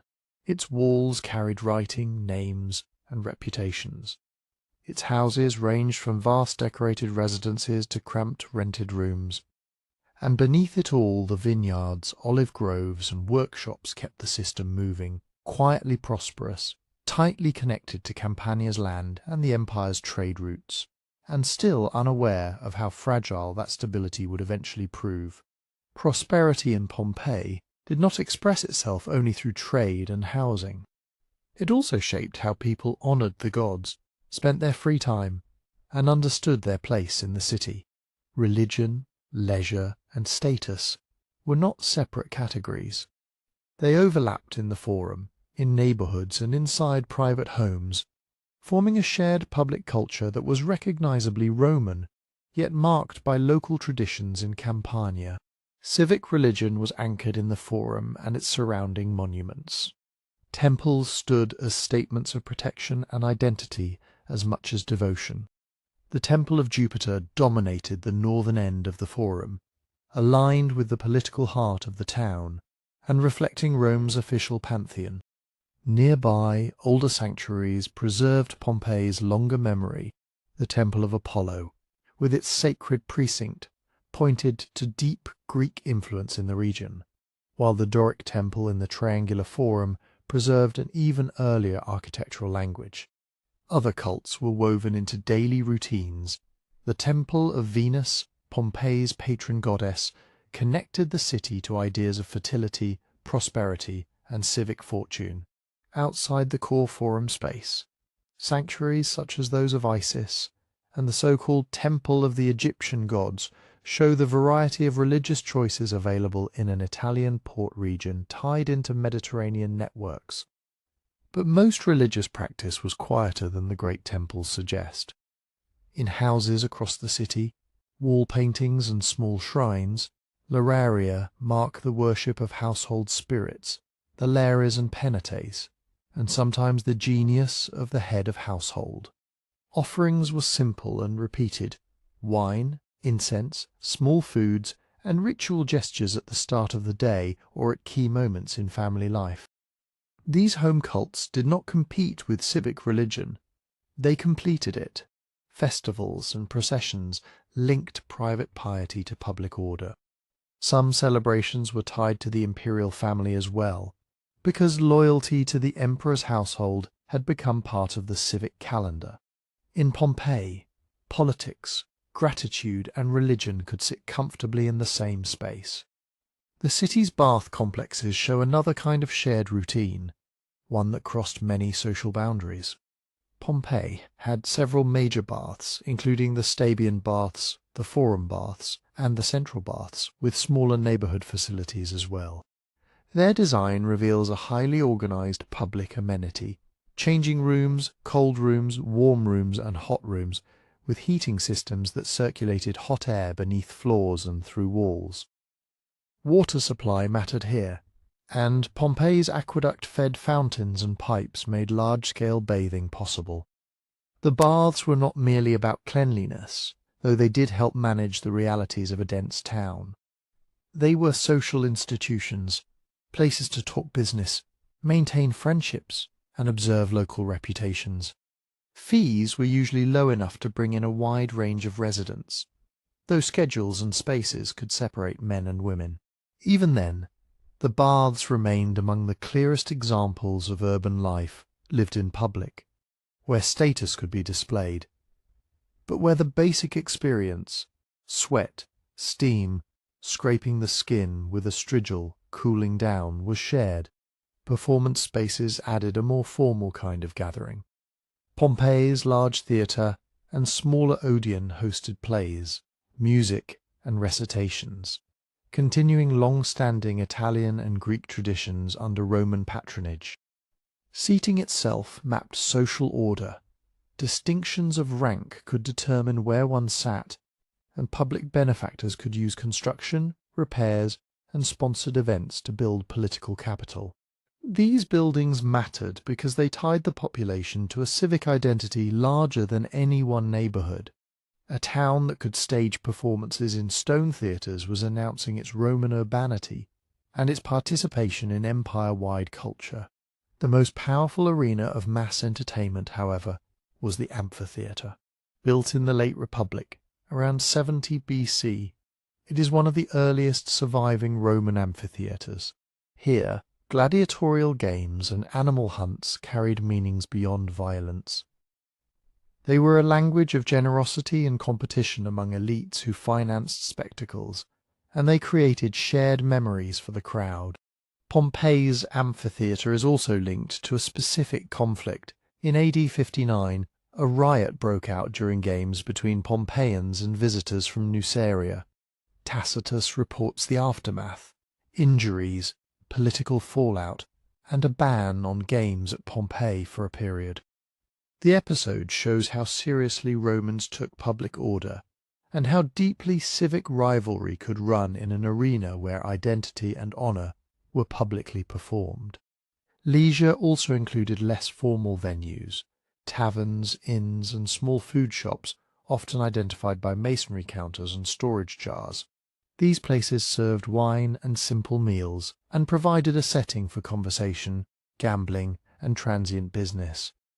Pompeii's walls preserve countless bits of graffiti that fit this world: names, boasts, jokes, debts, rivalries, and advertisements, though each text is only a fragment of a larger social reality. Brothels are part of the evidence as well. There are buildings interpreted as brothels, explicit wall paintings, and inscriptions that describe sexual transactions. At the same time, the archaeology cannot always tell whether a given space was used permanently for sex work, or only occasionally, and moral language in graffiti does not translate directly into clear statistics about people's lives. What can be said with confidence is that commercial sex existed, it was visible, and it was integrated into the city's economy, shaped by legal status and vulnerability, rather than romance or scandal. All of these institutions, temples, baths, theatres, taverns, and the arena, were experienced differently depending on class. Pompeii's elites expressed themselves through property, public offices, and benefactions recorded in inscriptions. Freedmen, once enslaved, could become prominent in business and display their success in decorated houses, tombs, and public donations, even while older families sometimes guarded traditional prestige. Artisans and workers left their marks in tools, workshops, and contracts written on walls and tablets, and enslaved people, so often unnamed, are nevertheless present everywhere in the material record, in service corridors, cramped workspaces, and the physical demands built into mills, laundries, and kitchens. Pompeii's abundance of writing and preserved spaces does not make its society fair or fully visible, but it makes it unusually legible.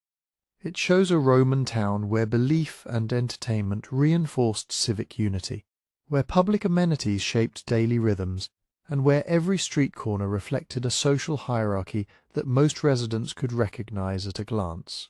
Public life in Pompeii, its temples, baths, theatres, and crowded streets, rested on physical systems that most people rarely had to think about. Water had to arrive under pressure from the aqueduct. Walls and roofs had to hold through winter rains and summer heat. Stone seats in theatres, arches in gateways, and colonnades around the forum had to do their quiet work every day. In the early 60s AD, that sense of permanence was abruptly tested. In AD 62, Pompeii, and much of Campania was struck by a severe earthquake. Ancient writers place it in the reign of Nero, and later sources remembered it as a turning point. Seneca, in his Natural Questions, describes an earthquake in Campania that caused widespread destruction and continued tremors, using it as evidence that the earth was not stable but always in motion. His interest was philosophical and scientific rather than local, but the picture he gives, buildings collapsing, repeated shocks, and long-lasting anxiety, matches what archaeology suggests for Pompeii. The damage was not uniform. Earthquakes do not strike a city like a tidy grid. They exploit weak points. In Pompeii, heavy masonry walls, older structures and places already modified over generations appear to have suffered badly. Cracks and collapses would have hit roofs, upper floors and porticos first, and the city's infrastructure was vulnerable in ways that mattered to daily routines. The water system depended on elevated distribution and pressurized pipes. A major disruption could shut down fountains and baths, not because the aqueduct vanished overnight, but because joints broke, towers and lead pipes shifted, and repairs required money, expertise, and time. Streets cluttered with rubble, damaged facades, and unsafe upper stories would have changed how people moved through familiar neighborhoods. Some of the clearest signs of the earthquake are found in what came after. A city in the middle of rebuilding for years, Pompeii did not die in 62. It worked. The years between the quake and 79 show a community making decisions about what to fix first, what to improve, and what could wait. Reconstruction priorities were practical and political. Public buildings mattered because they projected stability and because they were tied to civic pride. The Forum area shows evidence of repair and refacing, and several major projects were underway. The central baths, for example, appear to have been in an extended phase of construction, reflecting both damage and ambition, larger, more modern facilities with new heating systems and a scale that suggests an investment in the future. Elsewhere, older baths continued in use, implying a patchwork recovery rather than a complete shutdown. Temples and porticos needed attention too, but sacred buildings could be repaired slowly, sometimes with changes in design or decoration that revealed shifting taste and the availability of skilled labor. In private houses, reconstruction could mean anything from replastering and repainting to major structural work. Archaeologists find walls reinforced, doorways modified, and rooms rearranged. Fresh plaster sits beside older painted panels. New masonry interrupts earlier patterns. Some owners took the opportunity to update in contemporary styles, while others repaired only what was necessary, leaving mismatched surfaces and visible joins. In a few cases, upper floors appear not to have been rebuilt at all, suggesting either financial limits or a decision to reduce risk. The city that would later be sealed in ash was therefore not a perfect snapshot of a single moment of prosperity. It was a place where prosperity and damage existed side by side. Workshops and shops reveal the same story. Commerce had to continue even amid repairs. Bakeries still milled grain and fired ovens. Fullers still cleaned and treated cloth in vats. Wine and food were still sold at counters opening onto the street. But behind the scenes, rebuilding demanded materials: timber, lime for mortar, roof tiles, and skilled teams of masons and painters. The long reconstruction also meant opportunity. Contractors, labourers, and suppliers could find steady work, and property owners could rethink spaces, turning rooms into rental units, adding small shops to street fronts, or dividing large houses into multiple functions. Politics carried on as well, because civic life in a Roman town did not pause for repairs. Pompeii's walls preserve the evidence in electoral notices painted in bold letters, endorsements for candidates for aedile or duovere, the chief magistracies of the town.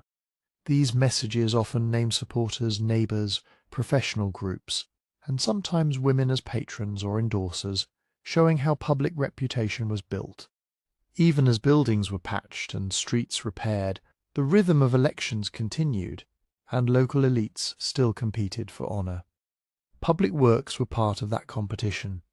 In Roman municipal culture, spending on buildings, repairs, games and feasts could strengthen a family's standing.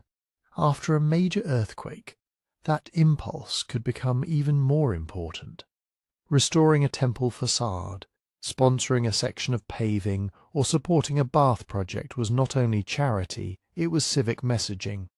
It said that Pompeii was still a Roman city with functioning institutions, and that its leading families were capable of guiding recovery. Over all of this loomed Mount Vesuvius, though not yet as a clearly understood threat. In the 1st century AD, Vesuvius was not widely recognized as an active volcano in the modern sense. Romans knew of volcanic landscapes, fields of hot springs, sulphurous vents, and the nearby Phlegrean fields, but a mountain that looked quiet could be treated as scenery, farmland, and a source of timber and pasture. The slopes of Vesuvius were cultivated, producing vines and other crops, and villas around the bay benefited from the fertile soils that earlier eruptions had created. Still, warning signs were present, even if their meaning was unclear. After the earthquake of 62, there were continued tremors, the kind of low-level seismic activity that people might gradually accept as part of life. Ancient writers mention recurring shocks in the region. Such tremors could rattle doors, crack fresh plaster, and keep builders busy. They were unsettling, but not necessarily a reason to abandon a thriving town tied into regional trade. So in the late 70s, Pompeii was a city both ordinary and unfinished. The Forum was still the centre of public identity, but it bore the marks of repair. Some grand houses gleamed with newly painted walls, while others showed rough patches and temporary fixes. Construction materials lay in corners. Scaffolding had recently stood in courtyards. Certain projects remained incomplete. Elections were still announced on street walls. Shops still opened at dawn. Water still ran from many fountains, even if the system had required constant attention. The routines of religion, work, and leisure continued, framed by a landscape that seemed stable enough to invest in. These were the warning years, not a simple countdown, but a long period in which damage became normal and rebuilding became part of the city's texture. Pompeii lived on, not as a ruin awaiting its fate, but as a working town in recovery, still confident in its institutions, still busy with trade and politics, beneath a mountain whose deeper history had not yet become common knowledge.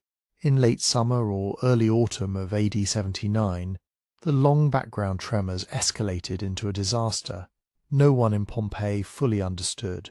The best ancient eyewitness account comes not from Pompeii itself, but from across the Bay of Naples, at Misenum, where the Roman fleet was stationed.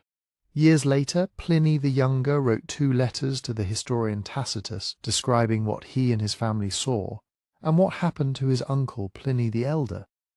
The eruption began with a sudden towering column rising above Vesuvius, an ashen gas plume that Pliny compared to an umbrella pine, broad at the top and narrow at the trunk. Carried by the wind, the first phase fell mainly as pumice and ash over Pompeii. At first, it was not the kind of instant city-flattening destruction later imagination would supply. It was a sustained fall, hours of grit and stone building up on roofs, filling streets, and reducing daylight to a dim, dusty twilight.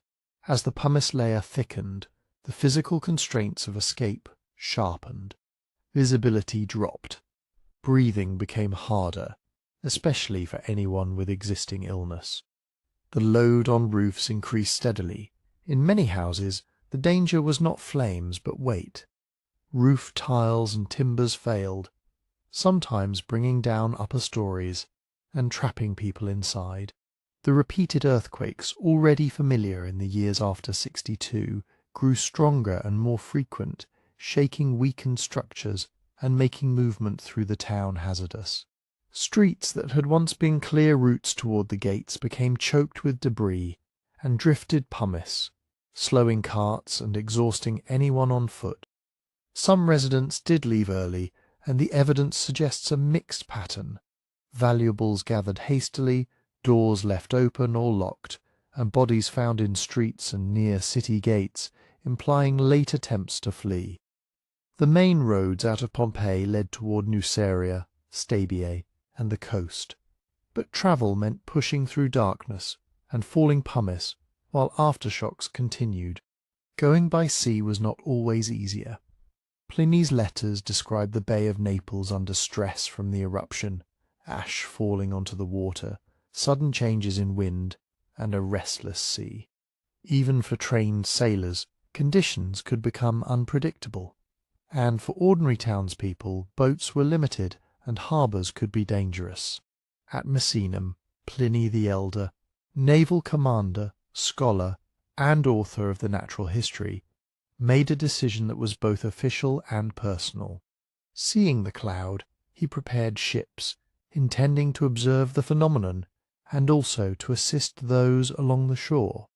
Pliny the Younger reports that a message arrived from a woman named Rectina, who could not escape by land and begged for rescue. Pliny the Elder sailed across the bay, but the eruption was already changing. Ash and pumice were falling onto decks. The shoreline was difficult to approach. He eventually reached Stabiae, where the ground shook and buildings cracked, and where the air grew thick with volcanic fumes. Pliny the Younger's account is careful. He does not claim his uncle died in flame. Instead, he describes Pliny the Elder collapsing and being found later, his body appearing undisturbed. Modern interpretation often suggests asphyxiation or collapse, brought on by toxic gases and stress, but the letters themselves remain a report, not a medical diagnosis. While Pompeii endured the long pumice fall, the eruption entered its deadliest stage.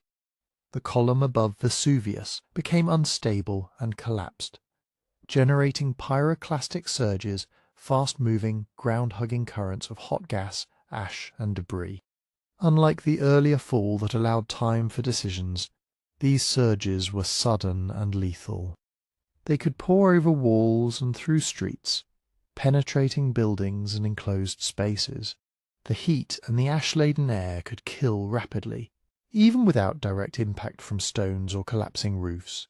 In Pompeii, this is the moment that marks final destruction.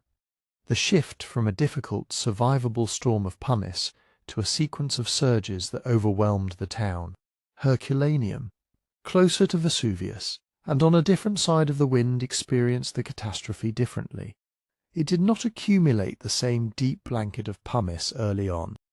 Instead, when the column collapsed, Herculaneum was struck by pyroclastic flows and surges that arrived with devastating speed. The town was buried not primarily under loose pumice, but under dense, hot volcanic material that hardened into a thick, compact layer.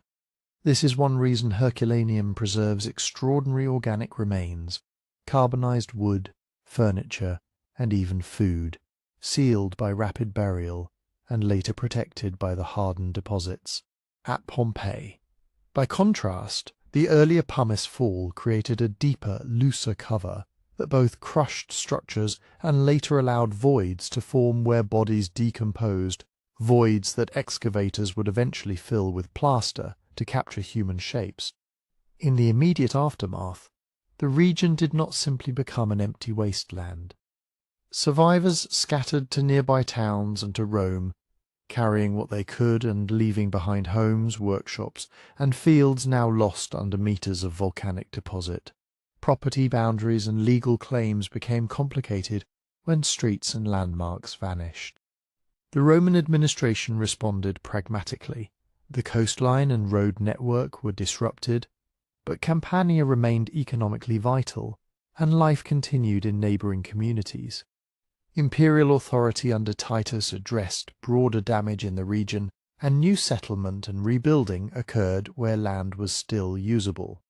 Pompeii and Herculaneum, however, were not rebuilt as towns on their original footprints. They became buried places known to some by memory and rough location, but no longer functioning parts of the living map of Italy. For generations after AD 79, the buried towns lay outside daily life. Fields and vineyards returned above the hardened layers. Travellers passed through Campania with only fragments of knowledge, stories of a catastrophe, place names drifting on maps, and occasional finds turned up by wells or ploughs. The disaster entered memory not as a visible ruin, but as a warning attached to Vesuvius and the Bay of Naples. Rediscovery came gradually. In the early 1700s, digging for building stone and curiosities near Resina led to Herculaneum, and in 1748 work began at Pompeii under the Bourbon kings of Naples. At first, excavation often meant tunnelling and removal of art for royal collections, with limited attention to context. Over the late 1700s and into the 1800s, methods shifted toward open-air clearance of streets and houses, recording walls, inscriptions, and the arrangement of rooms. Motivations shifted too, from treasure and prestige to a growing sense of scientific archaeology and public heritage. A decisive figure was Giuseppe Fiorelli, who became director in 1863. He introduced a more systematic approach, dividing the site into regions and insulae to organize excavation and documentation. Fiorelli also developed the plaster cast technique. When excavators found voids in the ash where bodies had decomposed, he poured plaster into the spaces, preserving the forms of people and animals at the moment they died. These casts became powerful evidence, but also a reminder that interpretation is shaped by methods, and that even a snapshot of the past is reconstructed. Pompeii's layers revealed ordinary Roman life in rare detail. Graffiti and electoral slogans, household shrines, tools, looms and workshops, carbonized foods and amphorae for wine and garum, the wear of streets and the rhythm of fountains and baths. It also revealed inequality, cramped quarters behind grand atria, enslaved labour inside prosperous homes, and uneven access to comfort and security. Today, new discoveries continue, alongside urgent preservation challenges: rain, plant growth, structural instability, and heavy tourism. Conservation, careful excavation, and digital recording now compete with time. Pompeii endures because it preserves not only monuments, but routines, one of the clearest windows into everyday life in the Roman world. In the forests and limestone plains of Mesoamerica, the Maya world spread across what are now southern Mexico, Guatemala, Belize, and into western Honduras and El Salvador. It was never a single empire, but a broad region of cities, farms, and sacred places, linked by trade, marriage alliances, rivalries, and a shared tradition of writing, calendrical timekeeping, and kingship. To follow the story of the so-called Great Maya Collapse, it helps to keep a simple timeline in mind. First, early Maya settlements and villages formed long before the Common Era, growing gradually out of older Mesoamerican traditions. Second, the Classic period, roughly from 250 to 900 AD, saw the rise of powerful city-states and their dynasties, recorded in carved stone and painted texts. Third, between about 750 and 900 AD, many major cities in the southern lowlands began to decline, monuments stopped being raised, royal courts weakened, and some urban centres were partly or largely abandoned. And fourth, Maya civilization did not end. Maya communities continued through the post-classic era and endured the trauma of Spanish conquest, and millions of Maya people live today, speaking Maya languages and maintaining cultural traditions. So when historians talk about collapse here, they do not mean that a people vanished. They mean something more specific: the fragmentation of political power, the unravelling of courtly systems that supported kings and monuments, and the decline of certain densely populated cities, especially in the southern lowlands, over a span of generations. In this episode, we'll move forward in time step by step, from the landscapes that shaped settlement, to the building of classic capitals, to the daily workings of courts and households. We'll follow rulers and rival kingdoms, look at farming and water management, and then trace how climate stress, conflict, and shifting alliances helped push the southern lowlands into the troubled 8th and 9th centuries. Before we continue, tell me in the comments where in the world you are listening from tonight, your city or country.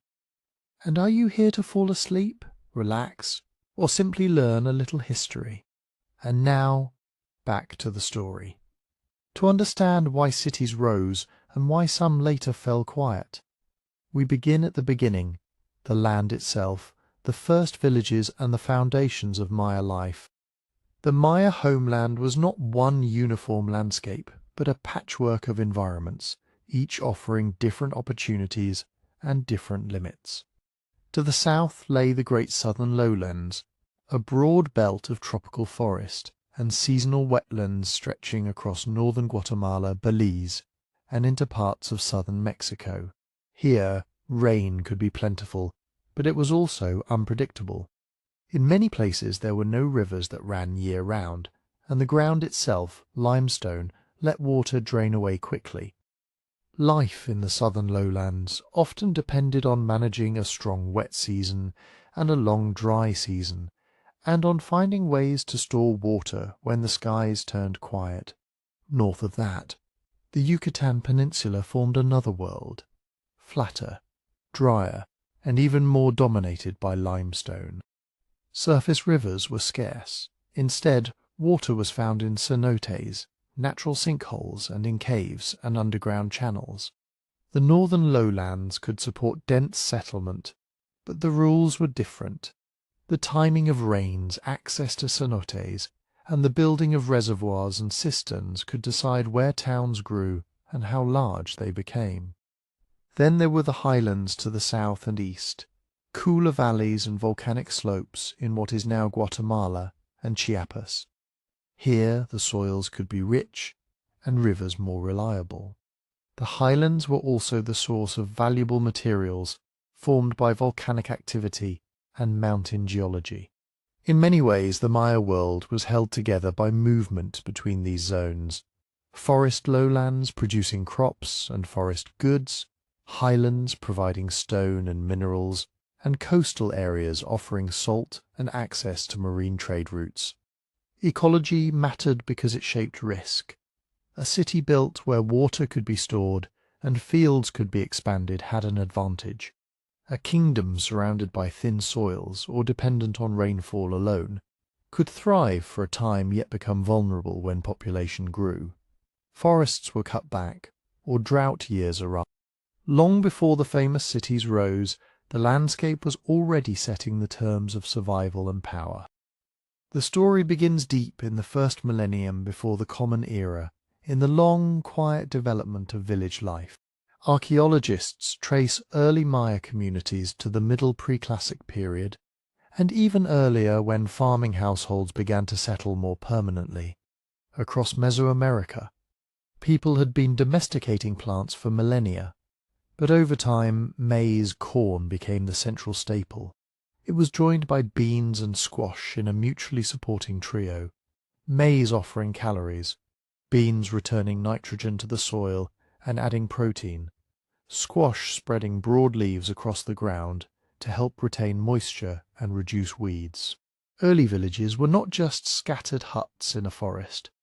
They were organized places, often arranged around open areas that could serve as communal spaces for meetings, rituals, and markets.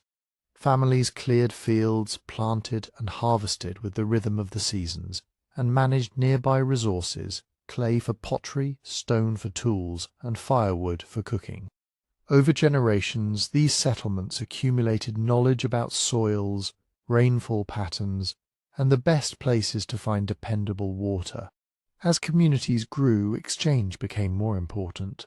Not every region had the same materials. Salt, for example, was vital not only for diet but also for preserving food, and coastal salt works became valuable nodes in wider networks. Obsidian, volcanic glass, came from highland sources such as El Chayal and Ixtepeque in Guatemala, and from farther regions in central Mexico. Its sharp edges made it prized for cutting tools and blades. Jade, especially from the Motagua Valley, carried enormous symbolic power and was worked into beads, ear spools, and ceremonial objects that signaled status and connections. Cacao, cultivated in suitable lowland zones, could be consumed as a prestigious drink and used in elite exchange. These goods did not simply travel as random curiosities. They moved along routes that linked households to villages, villages to ceremonial centres, and later, capitals to rival capitals. Over time, a pattern began to emerge. Some places attracted people not just because the farming was good, but because they became ritual and political centres. In the pre-classic era, communities began to build more formal public architecture, platforms, plazas, and early pyramid-like structures, using stone, earth, and plaster. These were not yet the towering skylines of the classic period, but they established a tradition: collective labour organised to create sacred space, and leaders, whether elders, ritual specialists, or emerging elites, who could coordinate that labour and claim authority through ceremony. One of the clearest early examples is El Mirador in the northern Petén region of Guatemala. In the late pre-classic, it developed monumental architecture on a scale that still surprises modern visitors. Massive complexes such as La Danta and El Tigre show that large populations could be organised and fed, and that public building projects could be sustained long before the classic dynasties carved their histories into stone. Nearby sites like Nakber and San Bartolo also help illuminate this early world. At San Bartolo, murals painted in the late pre-classic depict mythic scenes that echo later Maya narratives, suggesting that the foundations of Maya religion and royal ideology were already forming stories of gods, creation, sacrifice, and legitimate rule. These early ceremonial centres did something else that would shape the future. They created networks. A centre that hosted rituals and feasts drew visitors. Visitors carried ideas, styles, and alliances back home. Pottery forms and decorative patterns spread across regions, and the ability to obtain prestigious materials, jade ornaments, obsidian blades, fine ceramics, became a way for local leaders to build influence. In this period, power was not yet the familiar classic model of titled kings in long dynastic sequences, but the basic ingredients were there: public ritual, social ranking, organised labour, and long-distance exchange. Our understanding of these early centuries comes from evidence that is often humble and often incomplete. Ceramics are among the most important clues. Pottery styles change over time in ways that can be dated and compared across regions. A shift in the shape of a bowl, the composition of clay, or the pigments used in painting can link a layer of occupation at one site to a broader phase across the Maya area. Settlement patterns matter too. Archaeologists map house mounds, agricultural terraces, and causeways to estimate population and see how communities expanded. Burials reveal social differences. Some graves are simple, others rich with jade, shell, and carefully made offerings. Even the positioning of the body and the objects placed nearby can signal beliefs about ancestry and the afterlife. Early monuments also speak, though at first they speak quietly.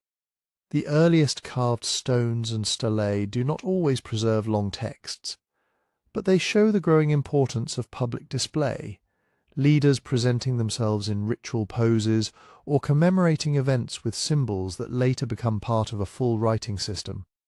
Over time, glyphic writing developed into one of the great intellectual traditions of the ancient Americas, capable of recording names, titles, dates, and political events. But the road to that classic flowering ran through centuries of experimentation and regional variation. By the end of the pre-classic, many parts of the southern lowlands had seen major construction and significant populations. And yet the path was not smooth. Some large centres declined or were reorganised, and scholars still debate the reasons: environmental shifts, political upheaval, changing trade routes, or internal instability. What matters for the story ahead is that Maya civilization was resilient and adaptive. When one centre lost influence, others could rise. The knowledge of farming, water management, and building did not vanish. It moved, transformed, and reappeared in new forms. As the timeline approaches the first centuries of the Common Era, we begin to see the transition toward what historians call the early classic period. In many regions, political authority becomes more sharply defined. Centres grow into true cities with planned ceremonial cores, broad plazas, and temples that increasingly dominate the skyline. Long-distance ties intensify, and the Maya world becomes more tightly threaded into Mesoamerican networks. One place where this coming change becomes especially clear is Tikal in the central Petén. Even in its early phases, Tikal's location and access to surrounding agricultural lands helped it expand. Another important centre, Uwakak-Tun, not far away, offers early evidence of architectural planning and calendrical concerns. Across the lowlands, we see more formalised public spaces, more elaborate burials, and growing differences between elite households and common residences. In the highlands and along key routes, connections extended beyond the Maya region itself. By the early Classic, the great metropolis of Teotihuacan in central Mexico was a powerful presence in Mesoamerica, and its influence, whether through trade, diplomacy, migration, or direct intervention, would become a major factor in Maya politics. The evidence for these ties appears in objects, in architectural styles, and later in inscriptions that recount dramatic political moments. For now, in this earlier phase, what we can say with confidence is that the Maya were not isolated. They were part of a wider world, and that wider world brought both opportunity and rivalry. All of these developments, regional ecology, early farming, exchange in valued goods, and the rise of ceremonial centres, laid down the rails on which the Classic period would run. The southern lowlands, with their seasonal water challenges, rewarded careful management and collective labour. The northern Yucatan, with its cenotes and drier climate, encouraged different solutions and, later, different political trajectories. The highlands supplied key materials and routes, anchoring networks that connected forests to mountains and coasts. By the time we reach the early Classic, around 250 AD, the pace begins to quicken. Populations concentrate. Kingship becomes more visible and more competitive. Cities start to look like the Maya cities many people imagine. Towering temples, carved monuments, and dynasties tracking time with exacting precision. The foundations were already in place, built patiently by village farmers, craftspeople, traders, and early organisers of ritual life. And from those foundations the great Classic capitals would rise, cities like Tikal and Calakmul, Palenque and Copan, each shaping the landscape around it, each bound into a web of alliance and conflict that would, centuries later, strain under its own weight. In the centuries after 250 AD, those foundations hardened into something more formal and more demanding. The Classic Maya city, a political and ceremonial capital surrounded by a wider landscape of farms, hamlets, and smaller towns that fed it, served it, and depended on it. These were not cities in the modern sense of endless streets and uniform blocks. They were dense, planned cores of temples, palaces, and plazas, linked by causeways and ringed by neighbourhoods, clusters of household compounds where most people lived, worked, and raised families. Beyond the built-up areas lay the hinterlands, fields of maize and gardens of squash and beans, managed woods and water systems that made large populations possible in a seasonal environment. As populations grew, power became increasingly urban.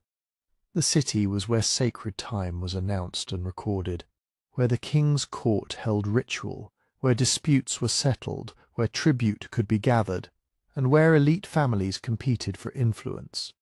And because the Maya lowlands had no single empire to unify them, these capitals rose as rival kingdoms, each with its own dynasty, its own emblem glyphs and titles, and its own claims to ancestry and divine favour. Tikal, deep in the forests of the central Peten, became one of the most formidable of them. It sat amid broad stretches of lowland terrain that could support intensive agriculture, and it developed a monumental core that drew people in over generations. Tikal's rulers turned the city into a stage for authority, tall temples rising above plazas, stelae set upright like public announcements, and expansive palace complexes where court life played out behind thick walls. The city's reach was not limited to its ceremonial centre. Around it, archaeologists have mapped a wide spread of residential groups, some modest, some large and elaborate, showing a population that could surge into the tens of thousands across the urban area and its near surroundings. Tikal's strength, in part, was its ability to organize labour and to bind nearby communities to the capital through obligation, protection, and the promise of participation in sacred events. To the north, in what is now Campeche, Calakmul rose in a different setting, but with equal ambition. Calakmul's kingdom controlled a region of the central lowlands and became Tikal's great rival over the long classic centuries. Its power was not only in stone and ceremony, but in networks, alliances, marriages, and the ability to pull other cities into its orbit. Calakmul's rulers projected themselves as lords of a wide domain, and inscriptions across the lowlands would later hint at how far its political influence could reach. If Tikal often feels like a city of vertical monuments piercing the forest, Calakmul feels like a capital built for hegemony, less a lone giant than the centre of a coordinated bloc. In the west, Palenque developed along the river valleys and foothills of Chiapas, where waterways and slopes created a different relationship between city and landscape. Palenque's setting offered more dependable streams than much of the interior lowlands, and it became known for refined court culture and unusually detailed historical texts. Here, architecture and writing worked together. Temples and palaces served not only as ritual spaces, but as archives in stone, telling carefully composed stories about royal ancestors, successions, and crises overcome. Palenque would never command the same broad territorial reach as Tikal or Calakmul at their peaks, but it illustrates something essential about classic Maya cities. Their power came from legitimacy, persuasion, and narrative as much as from raw force. Far to the southeast, Copan stood near the edge of the Maya world in a valley of what is now western Honduras. It was a frontier capital, positioned along routes that connected the lowlands to the highlands and farther regions to the south. Copan's dynasty, beginning with the founder Kinich Yax Kuk Mo in the early 5th century, turned a strategic valley into a showpiece of classic urbanism, temples, ball courts, carved altars, and stelae that rank among the most accomplished in the Maya area. Copan's location mattered. It drew in goods, ideas, and people from multiple directions, and it had to maintain authority in a region where cultures and trade corridors overlapped. Frontier cities like Copan remind us that the Maya was never a sealed category. It was a shared tradition expressed differently across regions. As these cities grew, dynasties stabilized and then advertised themselves. Maya kings, Ajuwob lords, were not only political leaders, they presented themselves as ritual specialists, mediators between human communities and the divine order. Their authority was made visible in performance. Accession ceremonies, period-ending rites tied to the calendar, bloodletting rituals in which royal persons offered their own blood as sacred payment, and public feasts that turned surplus food into loyalty. Monumental inscriptions framed these events as history with a purpose. A stela did not simply mark a date, it argued a claim. This ruler is legitimate. This lineage is ancient, this city is favoured, this victory is real. Trade and controlled movement strengthened these claims. No city produced everything it needed, and certain resources carried special weight. Obsidian blades from highland sources, jade from the Motagua Valley, marine shells from coastal routes, fine textiles and feathers, cacao, salt, and specialty ceramics all moved through networks that were both economic and political. Control over a route, a river crossing, a portage, or a marketplace could become a form of power as meaningful as holding farmland. Some goods likely travelled through down-the-line exchange, moving from community to community. Other exchanges were organised by elites as gifts, tribute, or diplomatic offerings. Either way, access to prized materials allowed royal courts to reward followers and to set themselves apart from ordinary households. These networks also carried ideas, and sometimes people, from beyond the Maya lowlands. In the early 4th century, the great city of Teotihuacan in central Mexico was a major force in Mesoamerica, and its shadow reached the Maya area. At Tikal, inscriptions describe a dramatic moment in 378 AD, when a figure named Siaj, Kak, often translated as fire is born, arrived in the city. The texts connect his arrival to political upheaval and to a new royal order linked in some way to Teotihuacan. Archaeology adds supporting hints, foreign-style weapons and imagery, and changes in elite display. But the nature of the relationship remains debated. It may have involved direct intervention, military support for a faction, diplomatic alliance, or the movement of a smaller group adopting Teotihuacan symbols to claim broader legitimacy. What is clear is that Teotihuacan's prestige mattered, and Maya rulers could use that association as a powerful statement in a competitive landscape. As capitals expanded, their urban design shaped daily life.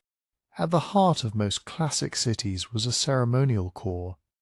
Large plazas, framed by temples and palaces, with stelae and altars positioned for maximum visibility. Plazas were not empty squares. They were gathering grounds for ritual announcements and market activity, places where the king and court could be seen and where community life could be coordinated. Causeways, or sacbiobe, connected major groups within the city, and sometimes linked the core to outlying settlements. These raised white roads were practical, but they also carried meaning, turning movement into a guided experience of sacred and political space. Outside the ceremonial heart, the city broke into neighbourhoods, clusters of patio groups and compounds.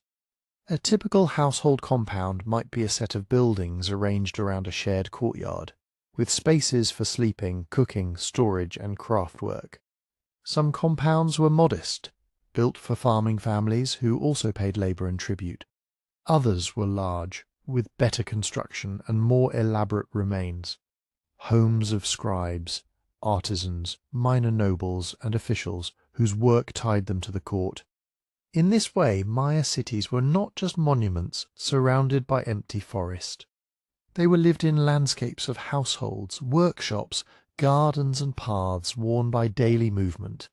The rise of these classic capitals, then, was not only a story of kings building temples, it was a story of concentrated population, coordinated labour, managed resources, and a shared belief that political authority was woven into sacred time.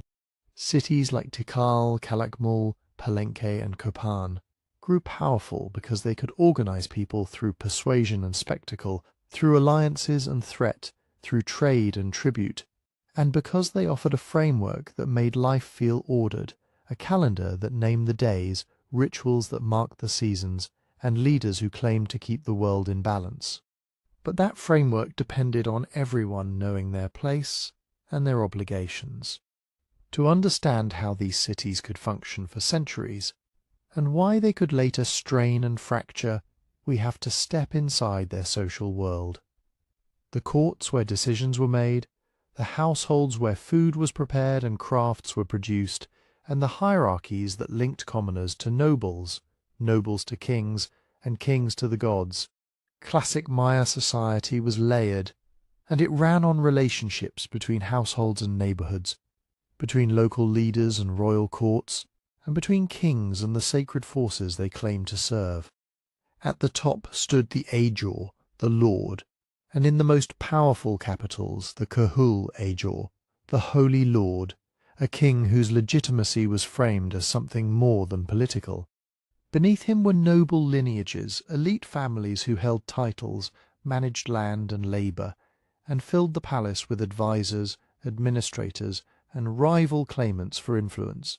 Priests and scribes belonged to this upper world as well, trained to read and write, to calculate calendar cycles, to prepare ritual offerings, and to turn events into official history. Below the court were the specialists who made city life possible, artisans who shaped jade, carved shell, knapped obsidian, fired ceramics, and produced fine cloth, merchants and porters who moved goods across causeways, rivers, and forest paths, and forming the broad foundation, farmers and labourers who raised maize and provided the work that kept everything standing. In Maya inscriptions, the world of kings is loud and named, titles, dates, dynasties. The world of commoners is mostly quiet in writing, but it is visible in settlement patterns, tools, food remains, and the everyday buildings that fill the spaces between monuments. Power in this system was not held by force alone. It was performed repeatedly in public. The king was expected to demonstrate that he could mediate between human communities and the order of the cosmos. Period-ending ceremonies, dates that mattered in the long count calendar, were moments when legitimacy had to be renewed in front of an audience. Royals carried out bloodletting rites, drawing blood from tongues or ears with stingray spines or obsidian blades, offering that pain and substance as a sacred payment. Incense burned, drums sounded, and offerings were placed in caches beneath floors and at the bases of stelae. These were not private devotions. They were statements. The dynasty is alive, the gods are listening, and the city's alliances still hold. Because Maya polities were city-states rather than a single empire, the court's work was as much diplomatic as it was administrative.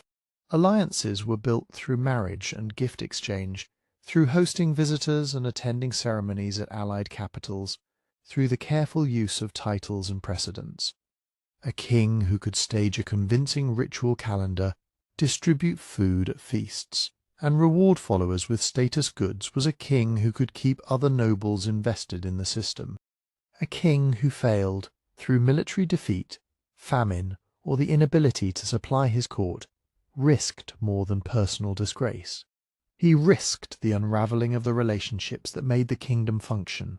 Day to day, most Maya people lived not in palaces but in household compounds, buildings grouped around a patio, with spaces for cooking, sleeping, storage, and work. Many structures were built with perishable materials, poles and thatch on low stone foundations, cool and practical for the climate. Households often kept kitchen gardens and fruit trees nearby, and their work blended farming with craft production. Food centered on maize, processed by soaking and grinding, and then cooked into tortillas and tamales. Beans and squash rounded out the staple crops. Chill, herbs, and wild greens added flavor, and wherever access allowed, people ate fish, turtles, deer, peccary, and birds. Cacao was valued, sometimes consumed as a drink, and often treated as a prestige good, something that could mark a feast as truly elite. Textiles were another essential part of daily life. Cotton, cloth, and woven garments were labor-intensive, and the ability to dress in particular styles signaled status as clearly as jewelry. Spinning, weaving, and dyeing were household arts, but fine clothing could also become tribute, gift, or payment. Ceramics, bowls, plates, storage jars were everywhere, and their shapes and painted styles changed over time in ways archaeologists can trace like a timeline through household trash and burial offerings. Everyday objects, from stone grinders to obsidian blades, show a life of constant work, preparing meals, cutting fibre, shaping wood, tending plots, repairing tools. Markets stitched these households into a wider urban and regional economy. In many Maya cities, plazas were not only ceremonial spaces, but also places of exchange, where farmers traded surplus crops, potters and weavers sold their goods, and itinerant merchants brought in items not available locally. Some trade was intensely local: salt from nearby flats, limestone and chert from regional sources, pottery made in a neighbouring community. Other trade connected the lowlands to far-reaching routes.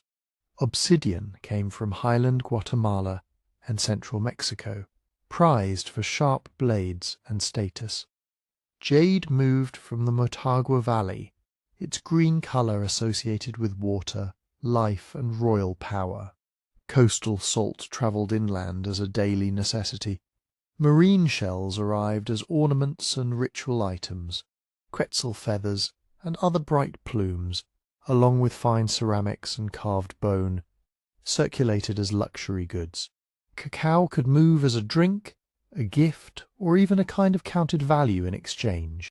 Movement along these routes was not just economic, it carried political meaning. When an elite court controlled access to a valuable resource, it could turn ordinary exchange into obligation, tribute paid in salt, cacao, cloth, or labour, gifts given strategically to secure loyalty, rare items displayed in ritual to imply far-reaching connections. Yet exchange also gave commoners agency. A household that could produce sought-after pottery, weave especially fine cloth, or provide skilled labour could improve its standing, at least locally. Even in a hierarchy, there were gradients of wealth and influence, and neighbourhoods could specialise in crafts or services tied to the court. All of this, ritual, trade, status, rested on organised labour. Public works did not build themselves: temples, palaces, ball courts, reservoirs, terraces and sacbiobe required thousands of person days of hauling stone, mixing plaster, shaping blocks, and maintaining finished surfaces against rain and roots. The classic city was a machine for mobilizing people. Labour obligations were part of what commoners owed to nobles and kings, alongside goods and crops. Some work may have been seasonal, scheduled when fields needed less attention, but it still took bodies away from household production. Construction and maintenance were also moments of social visibility. Who showed up? Who supervised? Who received food and rewards? And who bore the heaviest loads? When times were good, this system could feel reciprocal.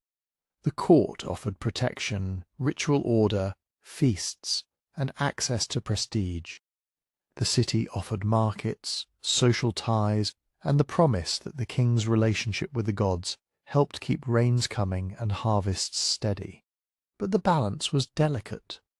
As populations grew and demands increased, the same obligations that held society together could become pressure points.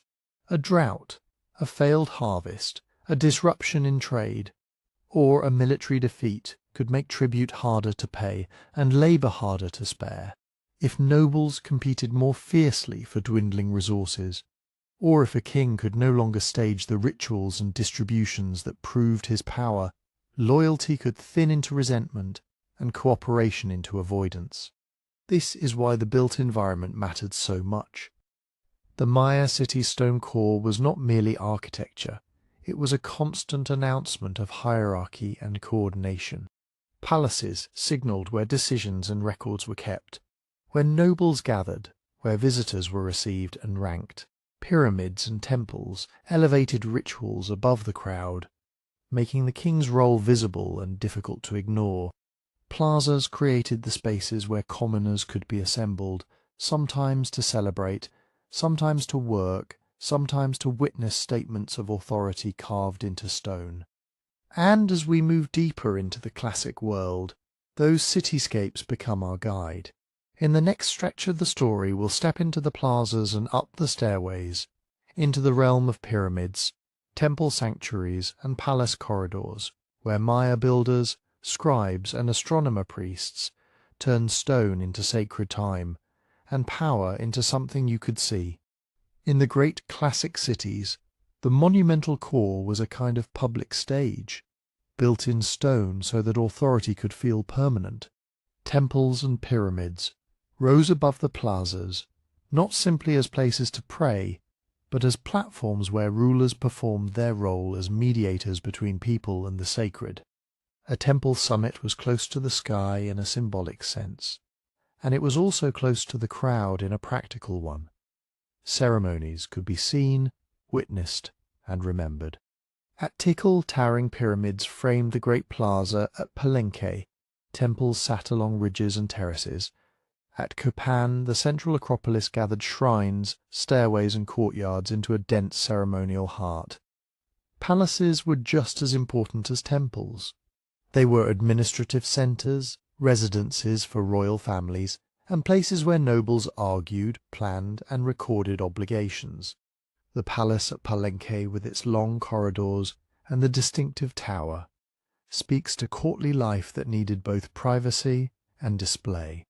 In many cities, acropolises combined palaces and shrines, stacking buildings over earlier buildings, so that the living court literally stood atop the accumulated history of the dynasty. Ball courts added another layer to this civic religious landscape. The ball game was entertainment, but it was also politics and cosmology, tied to stories of sacrifice and renewal. A court placed near plazas and temples made the game a public ritual, a controlled contest where power, fate, and rivalry could be acted out. Causeways or sakbiob linked groups of buildings and sometimes connected far-flung parts of a city, turning movement itself into a kind of procession. Stelae, tall carved monuments, stood like stone witnesses in open spaces, inscribed with dates, names, and events, often paired with round altars where offerings could be placed. To build all of this took more than inspiration. It took logistics, quarries, skilled labour, and a steady flow of food to feed workers. Much of the lowland Maya world sat on limestone, and limestone was both a gift and a demand. Blocks could be quarried and shaped for walls and stairways, while the same stone could be burned to make lime plaster. That plaster mixed and spread across floors, terraces, and facades, created the smooth white surfaces that made plazas bright under the sun. Over it, painters added reds, blues, blacks, and yellows. Even when the colour has mostly faded today, traces remain, reminding us that these cities were not bare grey ruins. They were vivid and maintained, surfaces renewed again and again. Construction came in pulses. A new king's accession, a major victory, an alliance sealed by marriage, or a significant period-ending date could trigger building programs meant to announce success. At times, the fastest way to claim legitimacy was to raise a temple, enlarge a palace, or commission a new stela in the plaza, something that could not be easily ignored by rivals or subjects. And because buildings were often built over earlier structures, each expansion literally covered the past while preserving it underneath, turning architecture into a layered archive of political moments. Alongside stone, the Maya built another monument, writing. Maya glyphs were not a simple alphabet, but a sophisticated system mixing logograms and syllabic signs.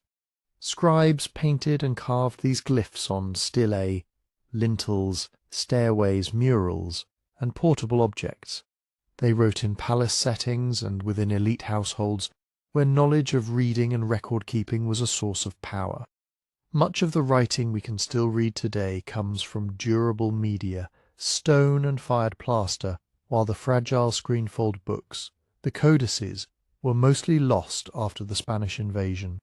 A few survived, like the Dresden Codex, offering glimpses of astronomical and calendrical tables that once existed in much greater number. What do these texts actually say? Very often they say what a court wanted the world to know: accessions, parentage, titles, alliances, ritual obligations and war.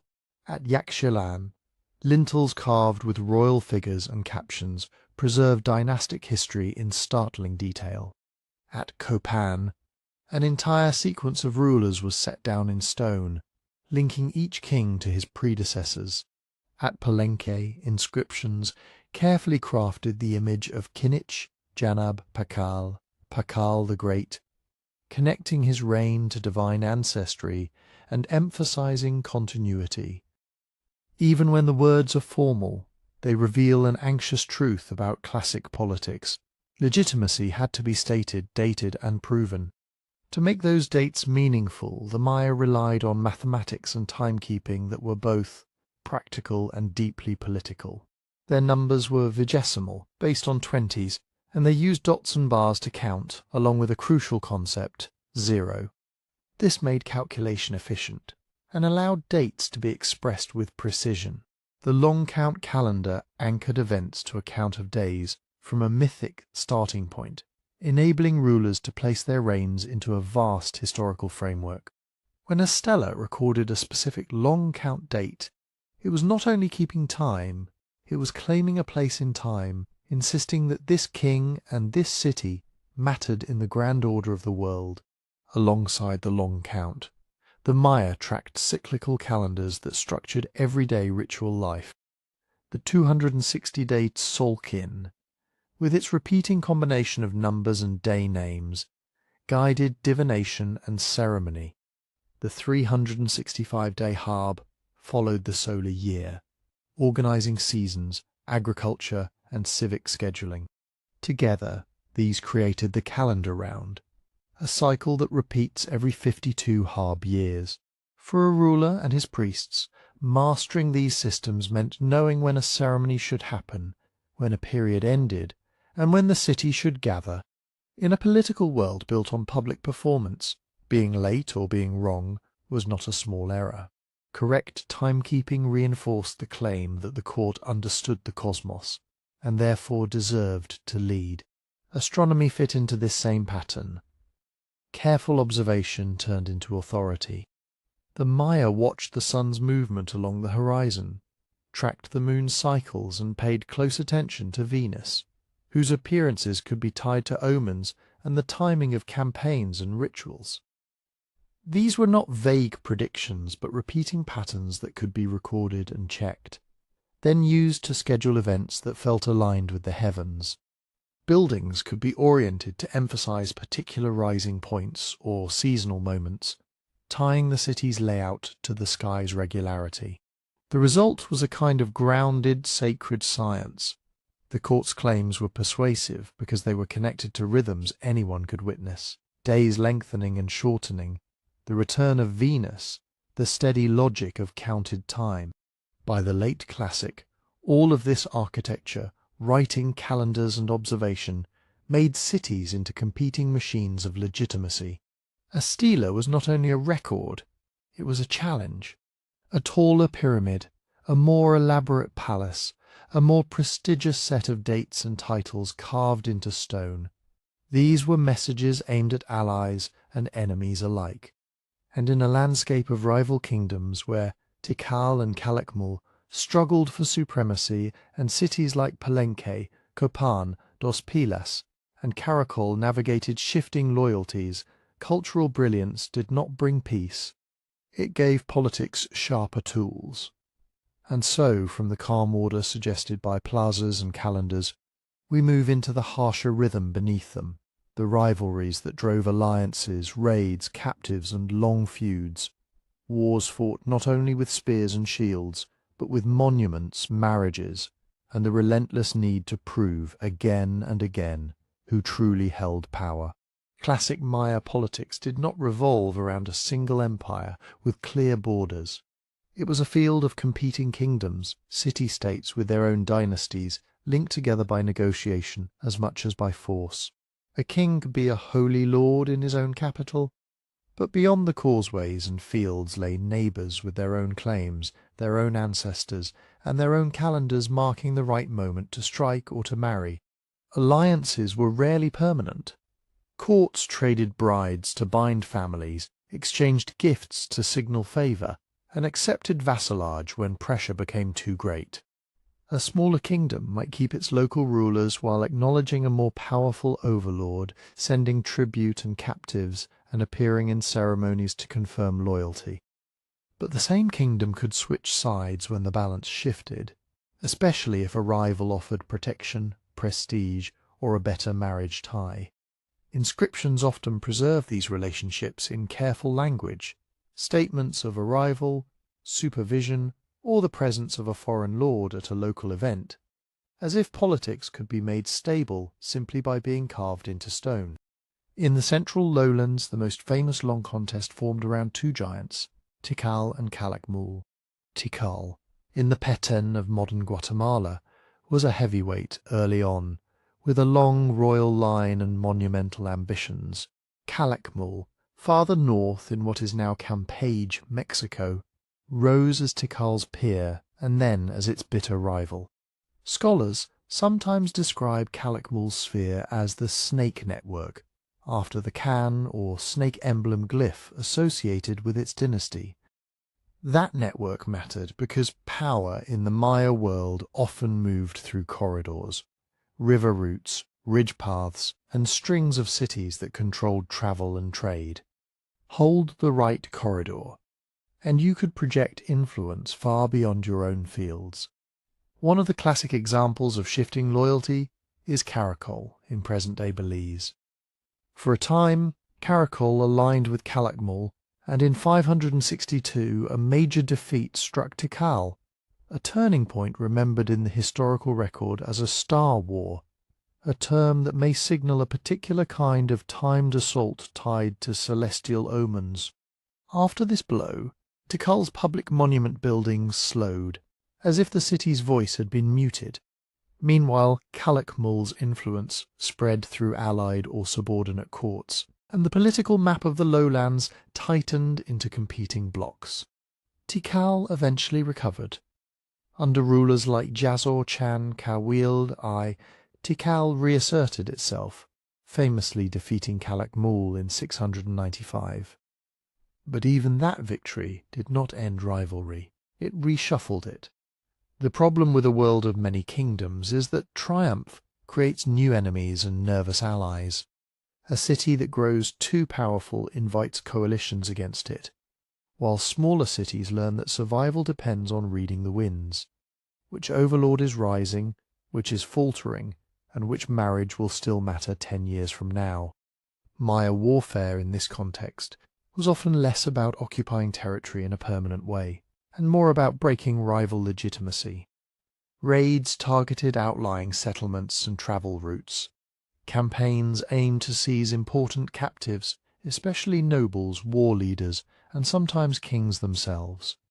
Capturing a high-status enemy was a political event. It could force tribute, end a dynasty, or allow a victor to stage a public humiliation that echoed for generations. The defeated might be compelled to deliver goods, jade, cacao, textiles, feathers, or labour, and to acknowledge the victor in future inscriptions. Victory displays, carved on stelae or steps, made conquest visible and true in the public memory. Bound captives appear underfoot. Enemy lords are shown in submission. Dates are carved with precision, so no one can dispute when the triumph occurred. Yet warfare was not constant everywhere at once. It came in pulses, and it was tied to the calendar and the court. War leaders were nobles, decisions were made in palaces, and the consequences fell outward, onto farmers asked for more maize, more labour, more sons, to serve as porters or fighters. The very tools of legitimacy described on monuments, titles, genealogies, divine associations, could be targeted by rivals. Defeat did not just cost lives, it threatened the sacred story that held a city together.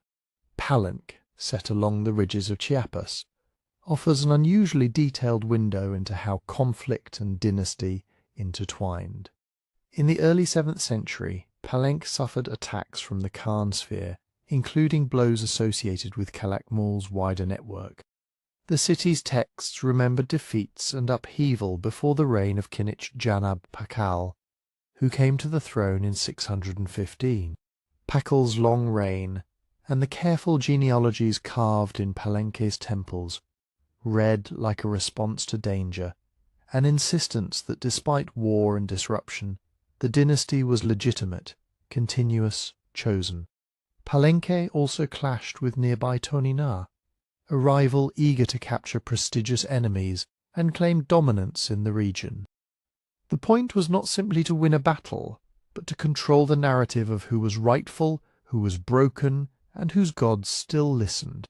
Far to the southeast, Copan, in the Honduran highlands, shows another side of classic politics. The long reach of foreign ties, and the fragility they could create.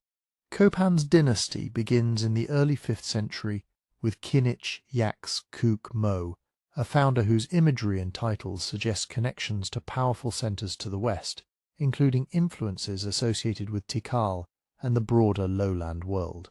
Copan became a major court, raising stelae and building an acropolis that proclaimed sophistication at the edge of the Maya heartland. But Copan was also entangled with its neighbour Quiriguá, downriver toward the Caribbean. In 738, Quiriguá's ruler Kak Tiliwu-chan Yopat captured Copan's king, Uaxaclajun Uba Kawil, known as 18 Rabbit, and the Copan ruler was executed. It was a stunning reversal, a smaller centre breaking free by seizing the person who embodied Copan's authority. Afterward, Quiriguá prospered and erected its own towering monuments, while Copan's trajectory shifted, burdened by loss and the need to rebuild legitimacy. Over time, prolonged competition raised the costs of being a kingdom. Cities invested in defences, ditches, walls, fortified hilltops, especially in contested zones and along vulnerable approaches. Courts demanded more tribute from subject communities to fund building and war, and those demands could breed resentment or flight, especially at the margins where loyalty was already thin. When a vassal wavered, an overlord might respond with force, which could trigger further instability. In a system built on personal kingship, the capture or death of a ruler could fracture a court overnight, leaving heirs disputed and alliances suddenly meaningless. By the late 8th century, this political world was crowded, expensive, and tense. It required steady food supplies, dependable labour, and the confidence that next season would resemble the last. And that is where the stone record begins to meet the soil beneath it. Because behind every alliance and every campaign stood the material base, maize fields, managed water, forests cut for fuel and plaster, and trade routes feeding crowded populations. As pressures mounted on land and rainfall became less predictable, the elaborate machinery of classic politics could grow brittle, and rival kingdoms that once competed for glory would find themselves competing for survival. Stone inscriptions and royal rivalries can make the classic Maya world seem like it ran on ceremonies and captives alone. But the real foundation of every palace and every victory was food, above all, maize, grown by households who worked the thin line between abundance and shortfall. Across much of the lowlands, farmers relied on the milpa cycle, clearing a patch of forest, burning vegetation to release nutrients, planting maize with beans and squash, and then letting the plot fallow so soils and forest could recover. Done with enough land and time, milpa could be productive and resilient. The problem was that classic cities pulled people inward. As populations grew around places like Tikal and Calakmul, the available fallow land shrank, and families were pushed to cultivate plots more often, shortening the recovery period. Where conditions allowed, Maya communities intensified. On hillsides and ridges, they built terraces and check dams to slow runoff and keep soil in place. In seasonally wet zones, they created raised fields and drainage channels, shaping wetlands into productive gardens. In pockets of the landscape, orchards and managed tree crops, useful for fruit, fibre and building materials, added another layer to the food system. This was not a single method but a mosaic, adapted to local soils and rainfall. Yet the lowlands held a particular constraint: water. The region could receive heavy rains, but they came in a strong seasonal pattern. Long dry months followed the wet season, and much of the limestone terrain soaked up surface water quickly, with few permanent rivers. Many great cities were built where political geography mattered on ridges near bajos along routes, rather than where water flowed year-round. That choice increased the need for engineering and careful planning. At major centres, reservoirs became critical infrastructure. At Tikal, large plaster-lined reservoirs near the ceremonial core collected rainwater and held it through the dry season, protected by dams and controlled catchments. Elsewhere, cities expanded networks of aguadas, managed waterholes and modified natural depressions to store runoff. Smaller-scale solutions mattered too. Choltons, bottle-shaped underground cisterns carved into limestone, stored water near households and courtyards, especially in areas without easy surface storage. Canals and drainage works redirected seasonal floods and slowed erosion, while also making some marginal lands more useful.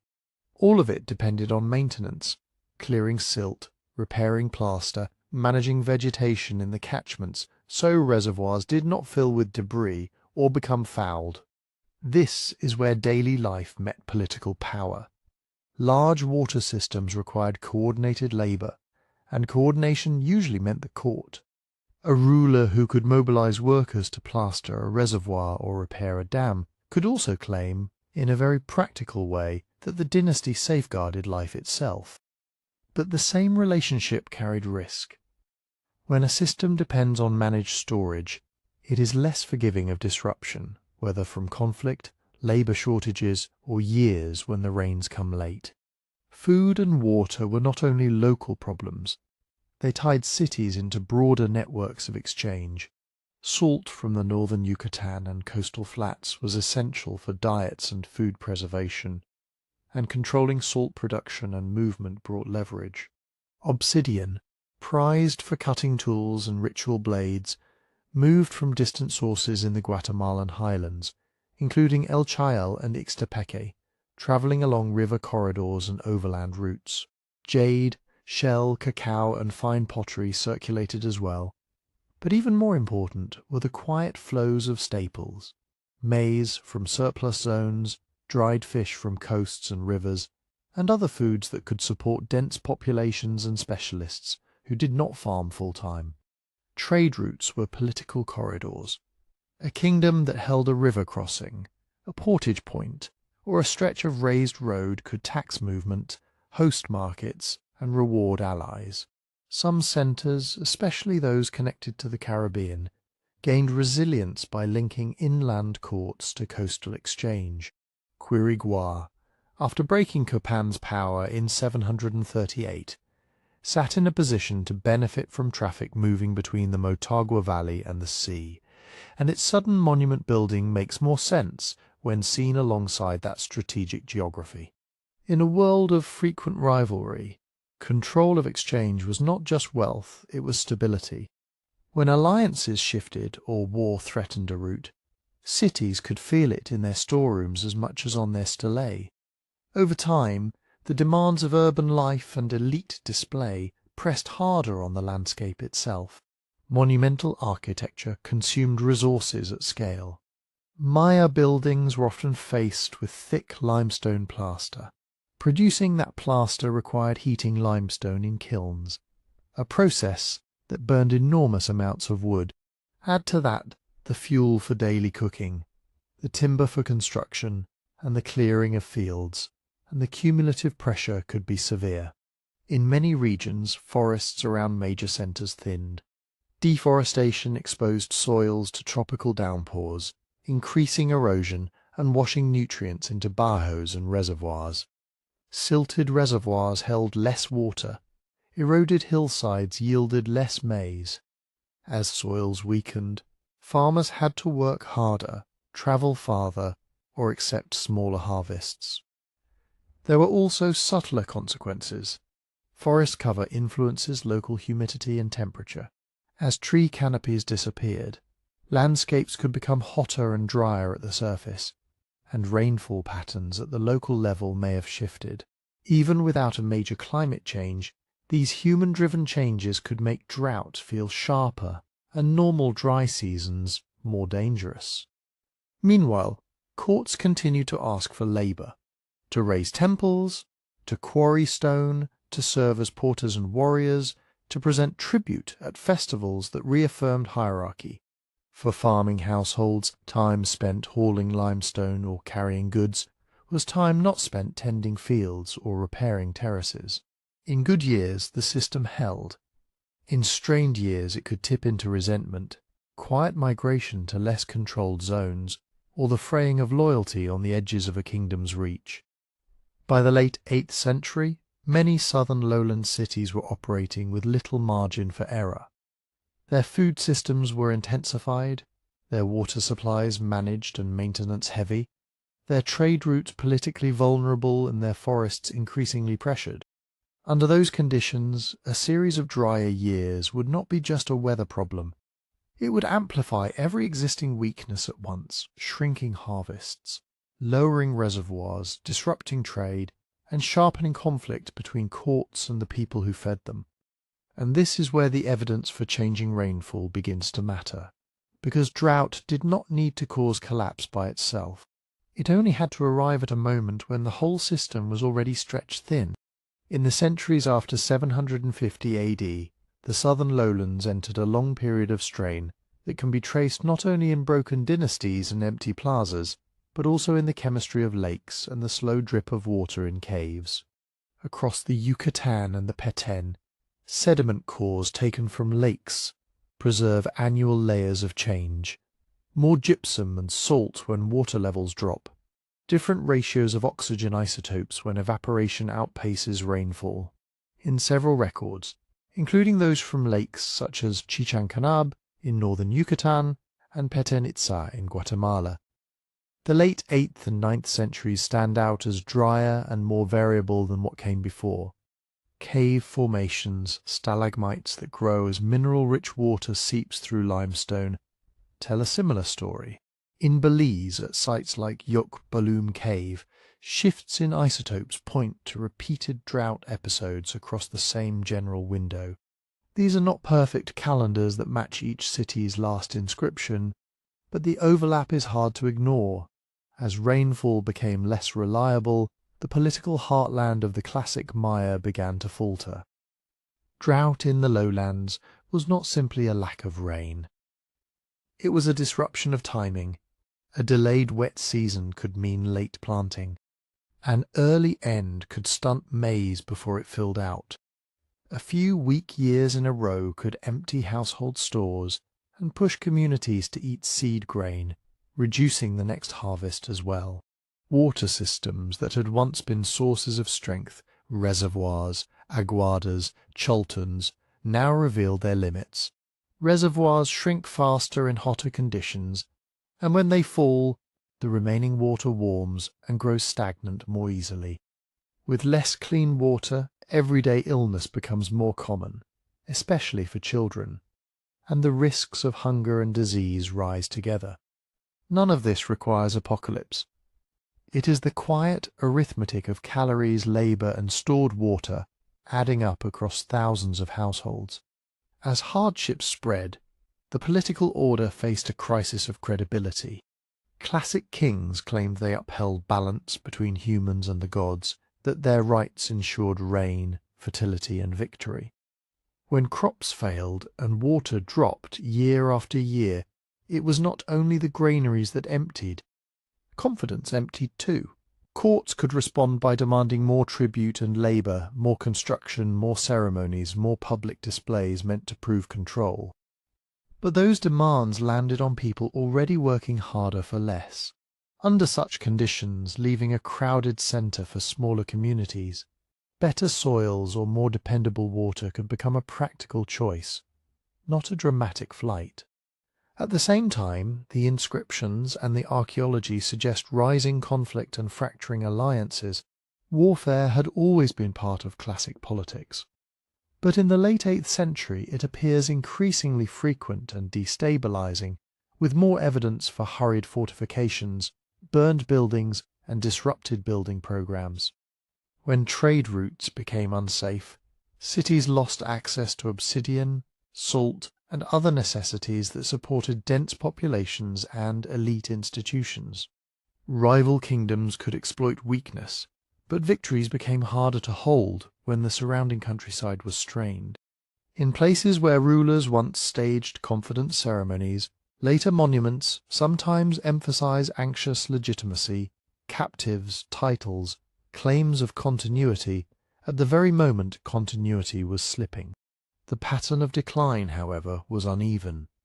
Some cities contracted slowly, with elite quarters maintained, while outlying neighborhoods thinned.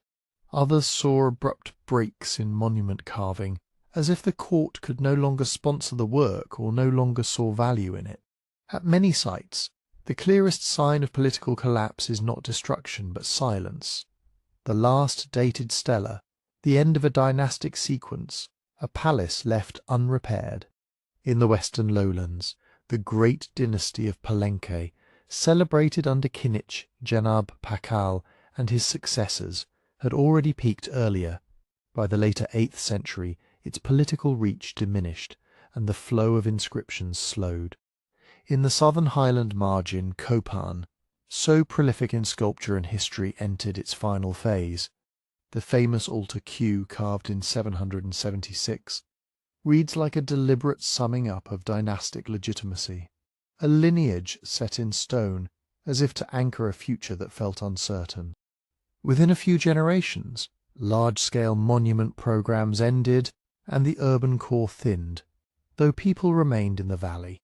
Farther north and east, even powerful centres like Tikal experienced a long winding down. Its last securely dated monument belongs to the late 9th century, after which the city's formal court life fades from view. By around 800 to 900 AD, many of the southern lowland capitals were no longer functioning as they had in the classic peak. Yet abandonment rarely meant an empty landscape.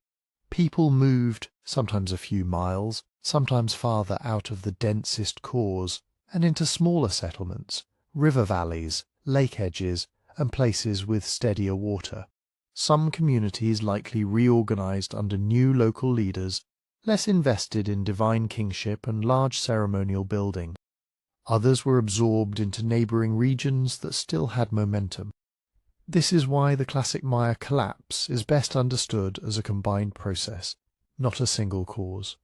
Prolonged drought and rainfall variability added stress. But that stress was magnified by environmental degradation, by heavy population pressures, by fragile trade networks, and by political systems that demanded constant labour and proof of legitimacy. When those systems failed, they failed unevenly, city by city, dynasty by dynasty, over many decades. And the story does not end in the south. As some southern capitals waned, other regions gained importance. In the north, centres in the Yucatan, less dependent on large southern-style dynasties and increasingly tied to coastal exchange, continued to grow. Along the coasts, trade and seaborne movement offered alternatives to inland routes choked by conflict. Out of this shifting map, the post-classic world would emerge, with new powers and new styles, carrying Maya life forward even as many of the great southern stone cities fell quiet. In the north, the centre of gravity continued to shift. Across the Yucatan, new forms of power gathered around water sources, trade corridors, and confederations rather than the old southern pattern of competing divine dynasties. Chichen Itza rose into prominence in the terminal classic and early post-classic, its influence visible in architecture, sculpture, and the reach of its exchange networks, tied to routes along the coasts and into the Gulf. Centuries later, after Chichen Itza declined, Mayapan became a major seat of power, a walled city linked to a league of noble houses until its own violent breakup in the mid-15th century. The map kept changing, but Maya political life did not end.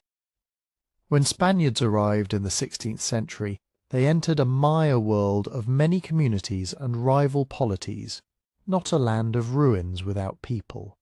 Conquest came through campaigns, shifting alliances, disease and mission towns, yet Maya languages, towns and lineages persisted, often adapting under immense pressure, sometimes resisting for generations, as in the Itzar kingdom around Tayasal at Lake Peten Itzar, not subdued until 1697. Meanwhile, many classic cities faded from wider memory as jungle regrew and political attention moved elsewhere. They were rediscovered by outsiders much later, but they were never truly lost to the Maya, who lived among these landscapes and kept their own histories. So the collapse was real. Courts fell silent, steles stopped, but the Maya endured, rooted in the same forests, limestone plains, and seasonal rains that shaped their civilization from the beginning. In 1328, King Charles IV of France died without a surviving son, and the direct male line of the Capetian kings came to an abrupt end. The question was not whether France would have a king, but which branch of the royal family could claim the crown with the least risk of dispute, rebellion, or foreign entanglement. Two claims mattered most. Philip of Valois, a cousin of Charles IV through the male line, stood nearest among adult Capetian males and had deep support among the French political elite. Across the Channel, Edward III of England had a blood claim through his mother, Isabella, the sister of Charles IV. By strict hereditary logic, Edward's connection was close, but it passed through a woman, and French lawyers and magnates leaned on customary arguments, often summarized later as Salic law, to say the crown could not pass through the female line. The assembly of French nobles and churchmen chose Philip, who became Philip VI in 1328. Edward III initially accepted the decision. He was still young, his position in England was not fully secure, and he had pressing problems at home and on his borders. He also had something practical to lose. The Duchy of Aquitaine, often called Gascony, a rich English-held fief inside the Kingdom of France. Holding it meant living with an awkward feudal relationship, because the King of England, as Duke in France, was expected to do homage to the King of France. That ritual submission was politically poisonous in England, but refusing it invited French legal attacks on English land. Money and strategy sharpened every disagreement. Gascony's Bordeaux wine trade mattered to English revenue and merchants. English wool flowed to the cloth towns of Flanders, and French pressure in the region threatened that connection. Meanwhile, Scotland remained a constant worry for England, and the old Franco-Scottish partnership, the Old Alliance, meant a conflict with France could quickly become a war on two fronts, pulling in English, Welsh, French and Scottish forces, and later many others, from Genoese sailors to Castilian fleets and Burgundian armies. Before we continue, tell me in the comments where in the world you are listening from tonight. Which country, which city, or which small corner of the world are you joining us from? And now, back to the story. As the 1330s went on, Philip VI moved closer to treating English rule in Aquitaine as disloyalty rather than a negotiated feud. Court cases, border incidents, and support for enemies of the other side piled up, until the French crown was ready to use its strongest feudal weapon, confiscation. When Philip acted against Aquitaine, the dispute stopped being a tense legal argument and began turning into open war, setting the stage for the first campaigns after 1337. In 1337, Philip VI formally declared Aquitaine forfeit, arguing that Edward III had failed in his duties as a vassal and had sheltered enemies of the French crown. It was a legal act with military consequences. If Aquitaine could be treated as confiscated land, then any French advance into Gascony could be framed not as an invasion, but as enforcement of royal justice. For Edward, it threatened more than pride. Gascony meant customs revenue and the Bordeaux wine trade, and it tied English rule to a network of merchants, towns and local lords who expected protection. Edward's response escalated the dispute beyond any argument over feudal obligations. In 1337 and 1338, he began to present himself not merely as a wronged duke, but as the rightful king of France, and by 1340 he publicly adopted the style and arms of France alongside those of England. The claim was politically useful, even if many contemporaries understood that law and custom in France favoured the Valois. It turned a quarrel over a duchy into a contest for a crown, and it made compromise harder, because now both sides could portray the other as a usurper. But Edward could not simply march into France and expect a quick decision. His early strategy leaned heavily on alliances in the Low Countries, and within the Holy Roman Empire, arrangements with princes, counts and cities who might pressure France from the north and east. These agreements were expensive. They required subsidies, promises, and long negotiations, and they depended on the shifting politics of the region as much as on English will. For Edward, the logic was clear. If France could be threatened on multiple fronts, Philip VI might be forced to defend widely, or even face internal dissent. The cost was also clear. England's treasury strained under the weight of paying allies who did not always bring armies into the field. Flanders sat at the centre of this northern strategy. The great cloth towns, Ghent, Bruges, Ypres, were economic engines, and their looms depended on English wool. That dependence gave Edward leverage, because a disruption in wool supply could mean unemployment and unrest. Yet Flanders was also politically complicated. It was formally tied to the French crown, and French pressure could squeeze the towns through their count and through trade routes. Edward's diplomacy there was a mix of commercial pressure and political bargaining aimed at turning economic need into military cooperation. Even while Edward looked to the continent, England's northern border pulled attention and money away. Scotland, bound to France through the Old Alliance, offered Philip an indirect way to hurt England. French aid to Scotland did not need to be massive to be effective. It only had to encourage raids and keep English forces tied down. English kings could not ignore the possibility of a second front, and in these early war years the need to watch Scotland shaped English priorities as much as any plan for France. Control of the sea became the hinge between plans and reality. In 1340, as Edward tried to move men and supplies across the Channel and support allies in Flanders, a large French fleet gathered to contest the crossing. The resulting Battle of Sluys was brutal and close range, with ships grappled together and fighting like land combat at sea. The French force included many vessels from Normandy and other ports, and it drew on experienced sailors and hired fighters as well. Edward's fleet won decisively. Sluys did not end the war, and it did not make the Channel permanently safe, but it shattered French hopes of immediate invasion of England and gave Edward a window of naval control that made later expeditions possible. While fleets fought in the north, another dynastic crisis opened a new front in the west. In 1341, the Duchy of Brittany fell into a succession dispute between rival claimants, one supported by France and the other by England. What began as a local contest became a parallel war inside the larger one, pulling in French and English commanders, Breton nobles, and mercenary companies. Brittany mattered because it offered ports, bases, and influence along the Atlantic and Channel approaches, and because it forced both crowns to spend men and money in a struggle that rarely produced quick, clean victories. By 1345, the shape of the conflict was clearer. Gascony was still a prize worth fighting for, not only for territory, but for trade and revenue. Flanders showed how economics could turn into politics, and then into war. Scotland ensured England could never focus entirely on France.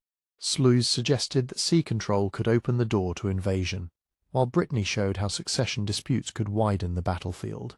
Edward and his advisers were learning what they could afford, which allies could be trusted, and how much depended on ships, supply, and timing.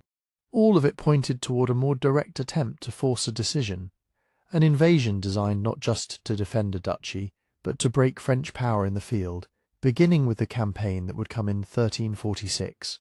In the summer of 1346, Edward III finally attempted the kind of large-scale invasion his earlier efforts had only prepared for.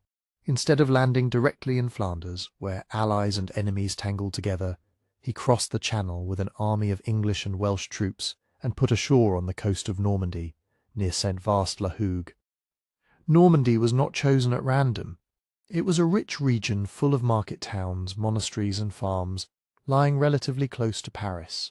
By striking there, Edward could hit the economic heartland of the French kingdom and embarrass Philip VI by showing that the king could not protect one of his core provinces. The aim was not yet to conquer and govern Normandy, but to shock it, strip it, and force the French crown into a position where it had to respond. This approach reflected a style of warfare that would mark much of the 100 Years' War, the chevauchée. A chevauchée was a fast-moving mounted raid, with men-at-arms and lighter troops riding quickly through enemy territory, burning crops, looting towns and seizing movable wealth. Rather than slowly besieging and holding every fortress, raiders targeted unfortified or lightly defended places and the countryside itself. The logic was strategic and political. If the enemy king could not stop the devastation, his subjects might doubt his protection and press him to seek terms. It was war aimed at morale and taxation as much as at fortresses. Marching from his landing point, Edward followed this pattern. His forces moved through Normandy, sacking and burning, most famously at Cone, an important town and commercial centre. Churches and monasteries suffered along with merchants' houses and warehouses. The English and Welsh did not have the numbers or the supply system to occupy what they passed. They were there to damage it and keep moving.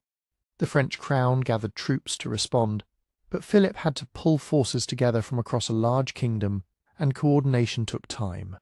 As Edward moved northward, he approached the Seine, and then, rather than pushing directly on Paris, turned toward the Somme, heading for the Channel coast. His goal was to reunite with supporting forces coming from Flanders, and to reach a safer line of communication with England. Philip, now following with a larger host, tried to trap him against the river crossings and the sea. The result was a tense pursuit, with English engineers and scouts searching for fords and bridges, and French leaders hoping to force a decisive encounter before Edward could escape. Edward managed to cross the Somme at a difficult but usable ford, then chose to turn and face the French rather than be chased further. Near the village of Crécy-en-Ponthieu, he selected ground that suited his army. The site was a gentle slope, with rising terrain that allowed his forces to see approaching enemies and to make them attack uphill. The English and Welsh deployed in 3 main divisions, or battles of dismounted men-at-arms and infantry, with contingents of longbowmen placed on the flanks and in forward positions. The king's eldest son, Edward of Woodstock, later called the Black Prince, commanded one of these divisions, giving him a prominent but supervised role. Philip VI arrived with a larger army that included not only French knights and men-at-arms, but also contingents from allies and subjects, German and Italian troops, and a notable force of Genoese crossbowmen. Crossbows were powerful weapons, but they needed time to wind and reload, and they often relied on large pavises, portable shields, to give cover. At Crécy, fatigue and haste undermined their effectiveness. The Genoese had marched hard under summer conditions and, according to several accounts, some of their protective equipment and heavier gear lagged behind. When they were pushed forward to begin the battle, they faced a combination of factors: rain that had dampened bowstrings and cords, the uphill position of the enemy, and the presence of numerous English and Welsh longbowmen already in place. Longbows, drawn by trained archers with years of practice, could shoot rapidly and at relatively long range. At Crécy, this mattered because of how they were used, in coordinated volleys from prepared positions against advancing enemies. When the Genoese advanced and began to loose bolts, their slower rate of fire and exposed advance made them vulnerable. As English and Welsh arrows fell among them, they began to waver and fall back. French chroniclers describe a breakdown in discipline at this point. Philip's mounted nobles, impatient and angry at the apparent retreat of their hired crossbowmen, rode forward in some cases, cutting down the Genoese in their path and then launching their own charges into the arrow storm. Here command and control became a central problem. The French army did not advance in a single carefully timed wave. Instead, mounted contingents surged ahead in repeated, often uncoordinated attacks, each one tiring horses and men and providing targets for the defenders. The wet ground, churned by hooves, became more difficult to cross, especially for heavily armoured riders. The English and Allied forces dismounted and anchored on their chosen terrain, absorbed the attacks, with longbow fire disrupting formations and men-at-arms finishing those who reached the lines. The Black Prince's division came under heavy pressure during these assaults. At one point, messengers came to Edward III, asking whether reinforcements should be sent to his son. The king is reported to have replied that he would not send more help unless the situation became desperate, so that the young prince could win his spurs and earn honour. Whether the exact words are accurate or not, contemporary accounts agree that Edward was determined to test his son in battle, while still holding a reserve. The prince emerged from Crécy with a reputation for courage and effective command, which later writers amplified into legend. Another figure whose death became legendary was John of Bohemia, a veteran king and ally of France, who was by then elderly and nearly or completely blind. Chroniclers tell that when he learned the battle was going badly, he insisted on joining the fight. According to some accounts, he had his horse's reins tied to those of his companions so he could be led into the melee. He was killed in the fighting, and later stories describe his body found with his retainers around him. Over time, additional details were added, including elaborate speeches and symbols later adopted by others, but the core fact remains. A blind king died in a failed charge at Crécy, and his end became a symbol of chivalric bravery and tragic futility. The role of the longbow at Crécy has often been highlighted, and it was undoubtedly important. Rapid, sustained arrow fire broke up formations, wounded horses and sowed confusion. But the battle was not won by a single weapon acting alone. The longbow's impact depended on Edward's choice of terrain, the discipline of dismounted men-at-arms, the organisation of the English and Welsh positions, and crucially on French decisions, hasty attacks, poor coordination between crossbowmen and cavalry, and the pressure of royal and noble honour led to repeated charges into unfavourable conditions. The outcome was the product of tactics, leadership, geography and misjudgment, as much as of any particular piece of technology. After Crécy, the campaign did not end. Edward moved north to invest the port of Calais in September 1346. Calais was not a random target. It offered a good harbour facing England, close to the narrowest part of the Channel, and lay near Flanders and the Low Countries. If Edward could hold it, he would gain a permanent base for supplying armies, moving goods and threatening northern France. Calais was also strongly fortified, so taking it would require a prolonged siege rather than a quick storm. The siege of Calais lasted through the winter and into the following year, from 1346 into 1347. Edward's control of the sea, won and maintained since Sluys, allowed him to keep his besieging army supplied, while the town gradually starved. Philip VI assembled a relief force, but, perhaps chastened by Crécy and bound by logistical limits, did not force a full-scale battle under the walls. Negotiations, attrition and blockade wore the defenders down until Calais finally capitulated in August 1347. When it fell, Edward did not simply occupy the town as it stood. Over time, he expelled many of the French inhabitants and resettled Calais with people loyal to him, turning it into a predominantly English-held enclave on French soil. For more than 2 centuries, Calais would serve as England's main continental foothold, a secure harbour for troops and trade, and a bargaining chip in truces and treaties. The Crécy campaign, with its chevauchée through Normandy, its bloody defensive victory, and the capture of Calais showed how sea power, raiding, careful choice of ground, and prolonged sieges could work together. It also showed that even a crushing battlefield success did not end the war, but instead set the stage for the next, more complex phase, one that would soon be overshadowed by a devastating new force, the plague. Even as Calais settled into English hands, a much larger catastrophe began to move silently across Europe.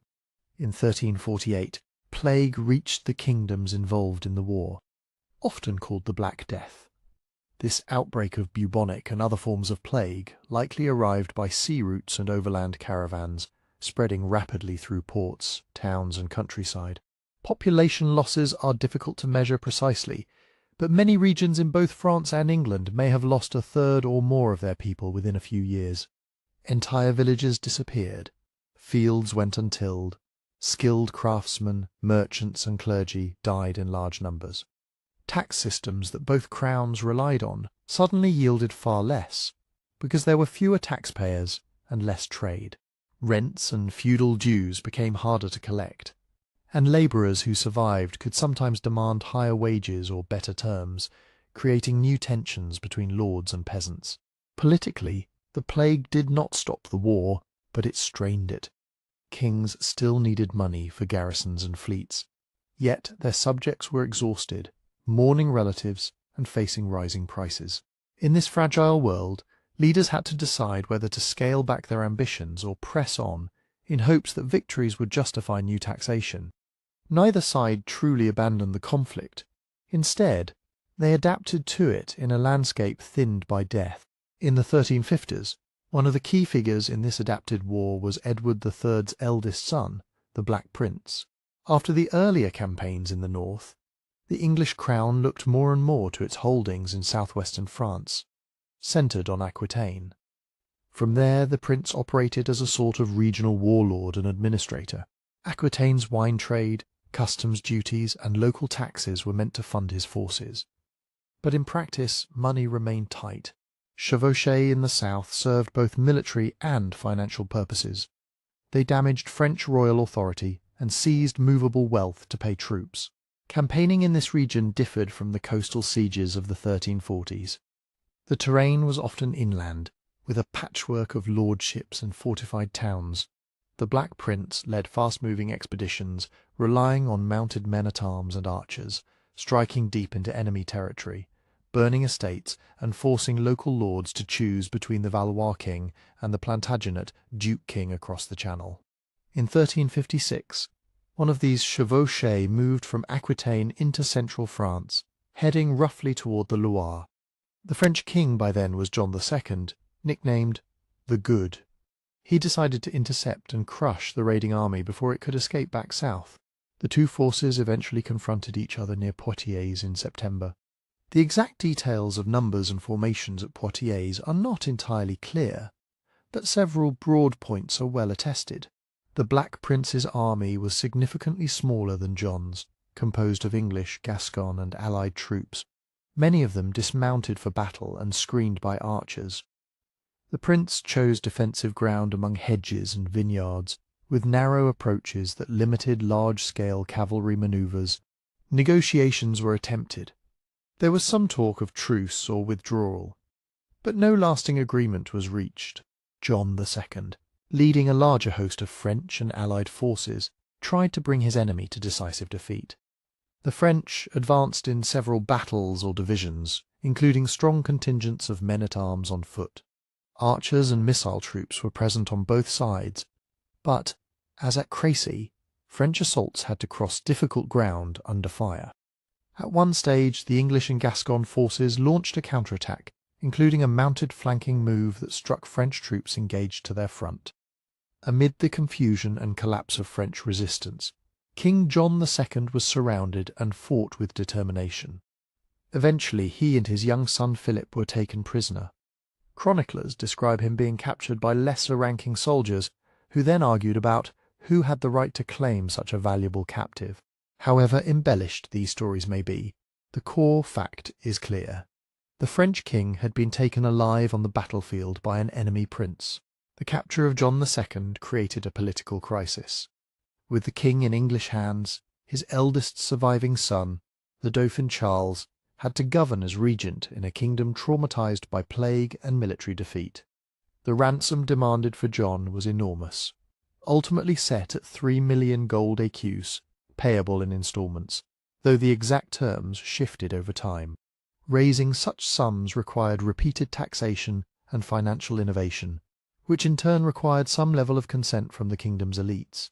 In France, the consent was negotiated through bodies like the Estates General, an assembly of representatives from clergy, nobility, and towns.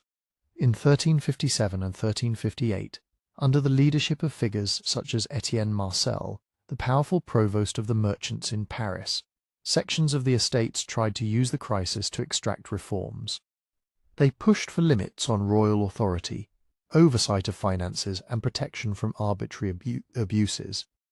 Marcel, in particular, became a symbol of urban political assertion, trying to steer the monarchy toward a more controlled form of rule. These tensions in Paris intersected with unrest in the countryside. In 1358, a violent peasant uprising known as the Jacquerie erupted in northern France. The causes were complex: war damage, heavy taxation to pay ransoms, noble exactions, and anger at what many commoners saw as the military incompetence of their social superiors. Bands of peasants attacked manor houses and killed nobles and their families. The revolt was brutally suppressed by coalitions of royalist and princely forces, but its shock lingered.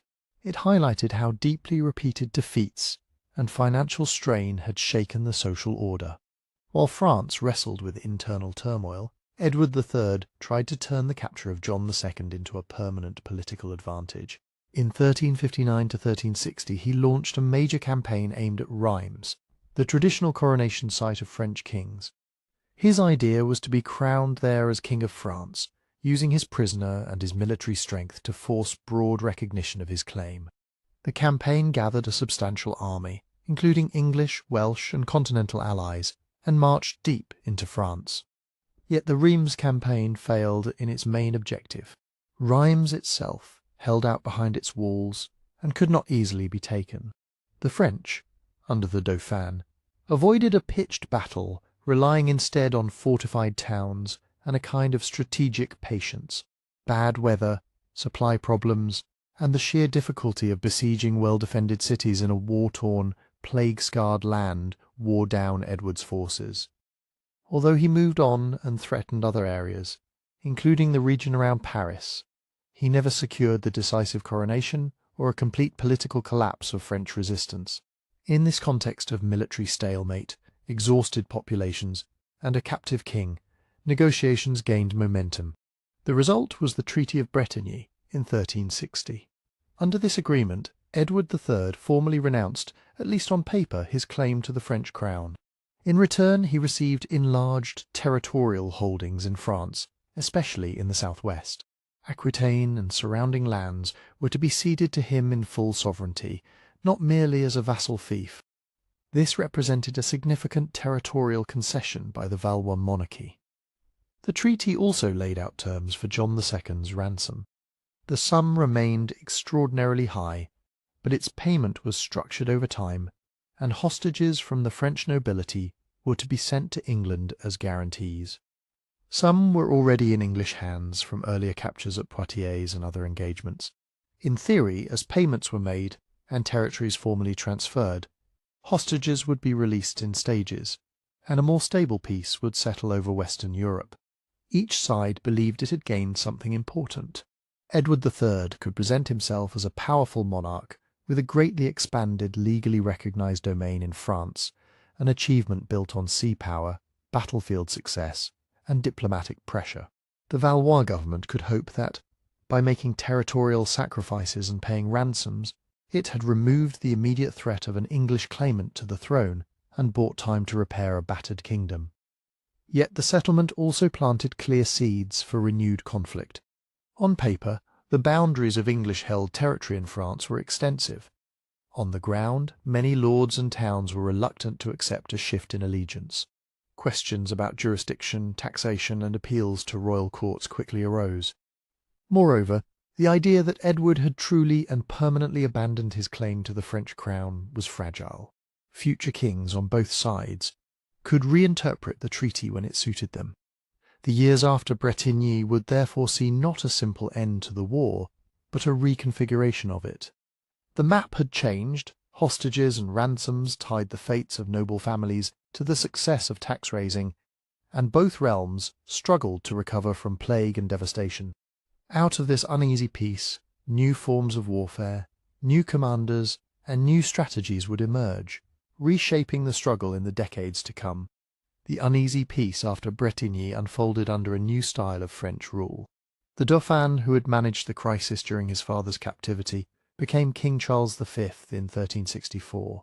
Unlike his father John, famed for personal courage but repeated battlefield disasters, Charles preferred administration, calculation, and patience. He worked to restore royal finances, reorganize the household and council, and rebuild the image of the monarchy as a source of law and stability. Charles relied heavily on competent advisers and on written records, using ordinances and inquiries to assert royal authority over towns and nobles. He also invested in legitimacy, supporting the church, promoting learning, and commissioning chronicles that presented the Valois as the rightful defenders of the realm. Instead of trying to win glory through spectacular set-piece battles, he focused on recovering territory and influence step by step, making the crown appear as the natural protector of order after decades of chaos. One of the most important military instruments of this recovery was not the king himself, but commanders like Bertrand du Guesclin. Du Guesclin was a Breton knight of relatively modest origins who had proven himself in earlier fighting. Under Charles V, he rose to become Constable of France, the kingdom's senior military officer. He excelled in the kind of grinding local warfare that now dominated the conflict: small sieges, ambushes, negotiation with towns, and the steady harassment of enemy garrisons. The mid-1360s were also troubled by large bands of unemployed soldiers, known as routiers or free companies. These were mixed forces of English, Gascon, French, and other mercenaries who had been left without work when truces and treaties halted major campaigns. Rather than go home, many turned to plunder, extortion, and selling their services to whoever could pay.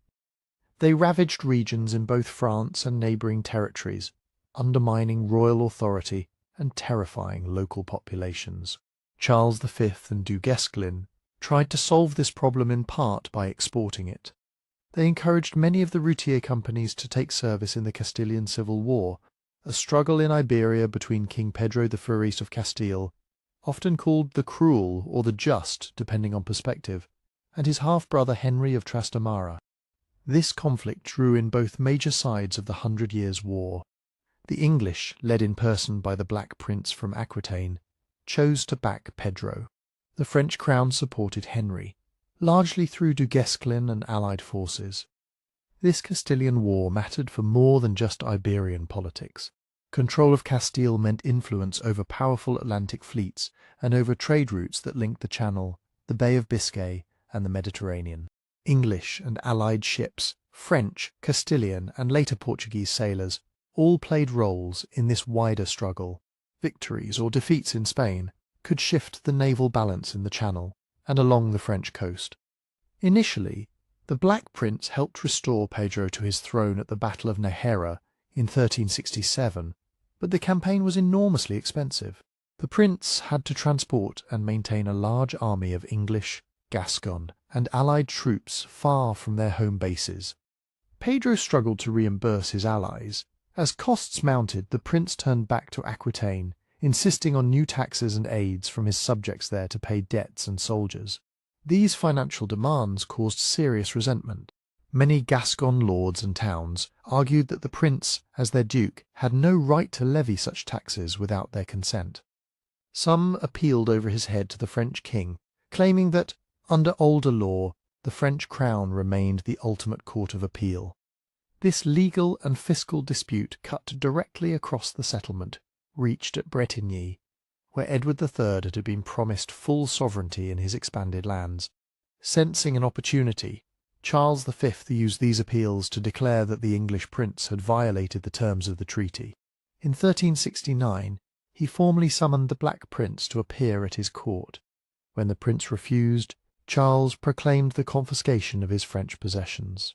In effect, the war reopened, not with one grand invasion, but with a legal challenge that justified a new military campaign. From this point, the pattern of fighting changed. Charles V and du Guesclin avoided major pitched battles whenever they could. They had learned from Crécy and Poitiers that large frontal assaults against well-positioned English and Allied forces, especially those using disciplined archers, could end in disaster. Instead, they concentrated on sieges, local alliances, and cutting off isolated English garrisons from supplies and reinforcements, town by town, Castle by castle, French forces and their allies reclaimed much of the territory granted away in 1360. They negotiated with local elites, promising protection, offices or confirmation of privileges in return for renewed loyalty to the Valois crown. English and Gascon outposts, when not strong enough to resist, might surrender in exchange for safe conduct. Even when a fortress was stubborn, French commanders preferred to surround it, starve it, and offer terms, rather than risk their limited manpower in open battle. This gradual pressure eroded the English position in Aquitaine and beyond. The English crown, already strained by the costs of earlier campaigns and the aftermath of plague, struggled to send enough money and men across the Channel. Raids still occurred on both sides, and there were naval clashes and chevauchées, but the overall trend in the 1370s was a steady French recovery, driven more by administration, sieges, and local diplomacy than by dramatic battlefield triumphs. The English also faced a crisis of leadership. The Black Prince's health had been failing for years, possibly due to illness contracted during his Spanish campaign. He returned to England and gradually withdrew from active command. In 1376 he died, leaving his young son Richard as heir. The following year, in 1377, Edward III himself died after a long reign that had begun in youthful ambition and conquest, but ended amid financial difficulty and unfinished war. With Edward's death, the English crown passed to his grandson, now King Richard II. Still a child, the combination of a minority king, ongoing costs, and the loss of the kingdom's most experienced battlefield commander weakened England's capacity to respond to the new French strategy. In contrast, Charles V's France, though not free from internal troubles, seemed more coordinated and cautious. By the late 1370s and early 1380s, the map reflected these changes. Much of the territory granted to England at Bretigny had slipped back under French control. The war had become less about spectacular confrontations and more about who could endure financially, who could keep garrisons paid and supplied, and who could persuade towns and nobles that their future security lay on one side rather than the other. In England, the accession of the boy king Richard II in 1377 came just as the war was becoming more expensive and less rewarding. Parliament was being asked for repeated taxes to fund garrisons and fleets, yet there were few great victories to justify the burden. Discontent ran through towns and the countryside, and it exploded in 1381 in what is known as the Peasants' Revolt. This uprising was not only peasants, but also artisans and townspeople, angry about poll taxes and wider grievances over lordship and law. Rebels in southeastern England marched toward London, attacking manor houses and legal records. When they reached the capital, they targeted symbols of royal authority, and notably some of the king's leading advisers. Richard, still in his early teens, famously rode out to meet the rebels and promised reforms and charters of liberty. Once the movement had dispersed and its leaders were captured or killed, those promises were quietly withdrawn. The revolt left a deep scar. It frightened the ruling elite, hardened attitudes toward popular protest, and pushed Richard toward a more suspicious, sometimes authoritarian, style of rule. Over the following years, internal politics preoccupied the English court. Barons and royal uncles challenged Richard's favourites, and there were episodes of near civil war in the late 1380s. In this climate, large-scale campaigning in France became less attractive and less affordable. A series of truces with the Valois crown, punctuated by raids rather than major battles, became the norm. The 100 Years' War did not end, but it cooled. Both kingdoms were learning that internal stability was as important as victories abroad, across the Channel. King Charles V died in 1380, leaving his son Charles VI as a minor. As in England, this meant rule through uncles and counsellors. In his early years, Charles VI seemed promising, and even took the field in person. But in the 1390s, he began to suffer episodes of severe mental illness. During these periods he could become violent, confused, or entirely withdrawn, unable to govern. Because his condition was unpredictable, there was constant uncertainty over who actually controlled royal policy when the king was incapacitated. This instability helped create two great political factions in France. On one side were the Armagnacs, named after the powerful Count of Armagnac, an alliance centred on the king's brother-in-law, and later on Charles, Duke of Orleans. On the other were the Burgundians, led by the Dukes of Burgundy, who controlled a rich block of territories stretching from Flanders through eastern France. Both groups claimed to act in the king's name, but they had different interests, clients, and visions of royal authority. Control of Paris, of the royal council, and of taxation became the stakes in a struggle that grew steadily more bitter.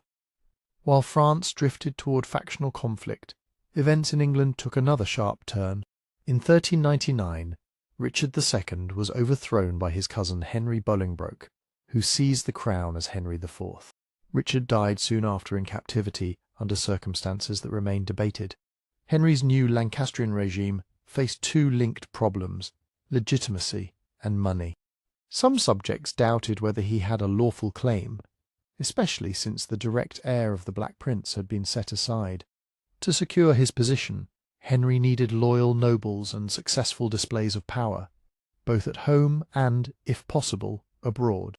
Yet the crown's finances were strained, and Henry spent much of his reign dealing with rebellions and unrest in England and Wales, rather than seeking major confrontations with France.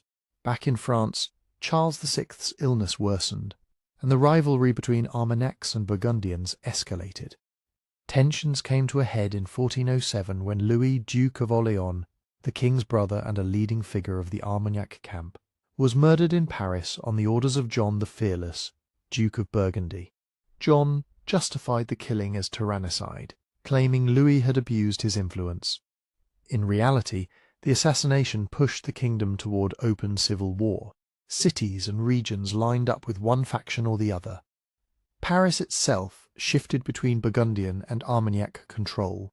Royal authority, already fragile, was now split, and the resources of France were increasingly used not against the English and their allies, but against rival Frenchmen. These years of truce and internal upheaval did not end the 100 Years' War, they reshaped it. By the early 15th century, England under Henry IV, and then his son Henry V, had moved from the turmoil of Richard II's fall to a more consolidated Lancastrian regime, while France was riven by faction and governed by a king whose capacity was gravely limited. In that imbalance, Henry V and his advisers saw an opportunity. With French princes at odds, key ports vulnerable, and many French nobles more focused on their domestic enemies than on foreign invasion, the prospect of a renewed English campaign across the Channel began once again to seem plausible. It was in this climate of truce, civil division, and contested authority that Henry V prepared the invasion of 1415 that would lead to the next, and most famous, phase of the war. Henry V came to the throne in 1413, determined to use that opportunity. Unlike his troubled father, he enjoyed a cleaner accession, and quickly set about presenting himself as a pious, orderly king. But to secure his dynasty he also wanted a strong position in France. He revived the old Plantagenet claim to the French crown, yet in practice his aims in 1415 were more focused: to gain firm territories, better terms for the lands still in English hands, and a settlement that would recognise him as a major player in French politics. Diplomacy with the divided Valois court went nowhere. So Henry prepared for war. He spent 2 years organising ships, artillery, supplies, and contracts with nobles and soldiers from England and Wales. In August 1415, he sailed for Normandy with perhaps 12,000 men. His first objective was Harfleur, a fortified port on the Seine estuary. If he could hold it, he would have a base to support further operations and control a key gateway into inland Normandy. The siege of Harfleur lasted from mid-August to late September. English guns battered the walls, mining undermined some defences, and assaults probed for weak points. Inside, the garrison and townspeople suffered from bombardment and hunger. Outside, Henry's army suffered from something harder to control: disease. Dysentery swept through the camps, killing and incapacitating thousands. By the time Harfleur surrendered, Henry had taken his port, but lost a significant part of his strength to illness and attrition. He left a garrison in the town and faced a choice: return home by sea or march overland to the English enclave at Calais. Henry chose to march, politically, Simply sailing away after one siege might look like a half-victory. Practically, he needed to show his nobles and parliament that the expedition still had purpose. So, with a weakened army, he set out across northern France in October, intending to reach Calais and then home. The march was slow and tense. Rivers had to be crossed, bridges defended or destroyed, and French forces shadowed the column. Food was scarce, and the weather worsened. French leaders, despite their internal divisions, gathered an army to block Henry's path and force a decisive battle. That confrontation came near the village of Agincourt on 25 October 1415. Henry's men, tired and outnumbered, took up a defensive position between two woods. The terrain there was narrow, funneling any attack straight toward them. Recent rain had turned the ploughed fields into sticky mud. Henry arranged his force with dismounted men-at-arms in the centre and longbowmen, mostly English and Welsh on the flanks. The archers drove sharpened wooden stakes into the ground in front of them, angled outward to deter cavalry charges. The French army, composed of heavily armoured nobles, men-at-arms and supporting troops, formed up in depth, with forward lines intended to crush the English in close combat. But they had to advance across that narrow, muddy field. When the French moved, they crowded together, their armour heavy, their footing poor. English and Welsh archers loosed volleys of arrows into the advancing ranks. Arrows alone did not win the battle, but they disrupted and slowed the French, killing horses, wounding men, and increasing the crush. As the leading French battles finally reached the English line, the struggle turned into brutal hand-to-hand fighting. Men slipped in the mud, fell, and were trampled. In the press it was difficult to use long weapons, and many fighters resorted to daggers and short swords. The weight of men behind drove the first ranks forward, leaving little room to manoeuvre or retreat. English and Welsh archers, having exhausted their arrows, joined the melee, attacking flanks and isolated groups. At one point, fearing a renewed attack or a threat to his rear, Henry ordered many of the French prisoners killed, an act that shocked contemporaries, but reflected how precarious he felt his position to be. By the end of the day, however, it was clear that the French had suffered a catastrophic defeat. A large number of high-ranking nobles and knights were killed or captured, while English losses were relatively light. The English victory at Agincourt emerged from a combination of factors: well-chosen defensive ground, disciplined deployment, the effective use of longbowmen and stakes to disorder attacks, French overconfidence and poor coordination, and the constricting muddy terrain that turned their superior numbers into a liability. Agincourt gave Henry immense prestige and bargaining power, but it did not by itself conquer France. After returning to England and consolidating support, he planned a more systematic campaign. When he returned to Normandy in 1417, his aim was not just to raid, but to occupy and govern. Over the next years, English forces conducted a methodical conquest of Normandy. They besieged towns, negotiated surrenders, and installed English administrators, judges, and tax systems.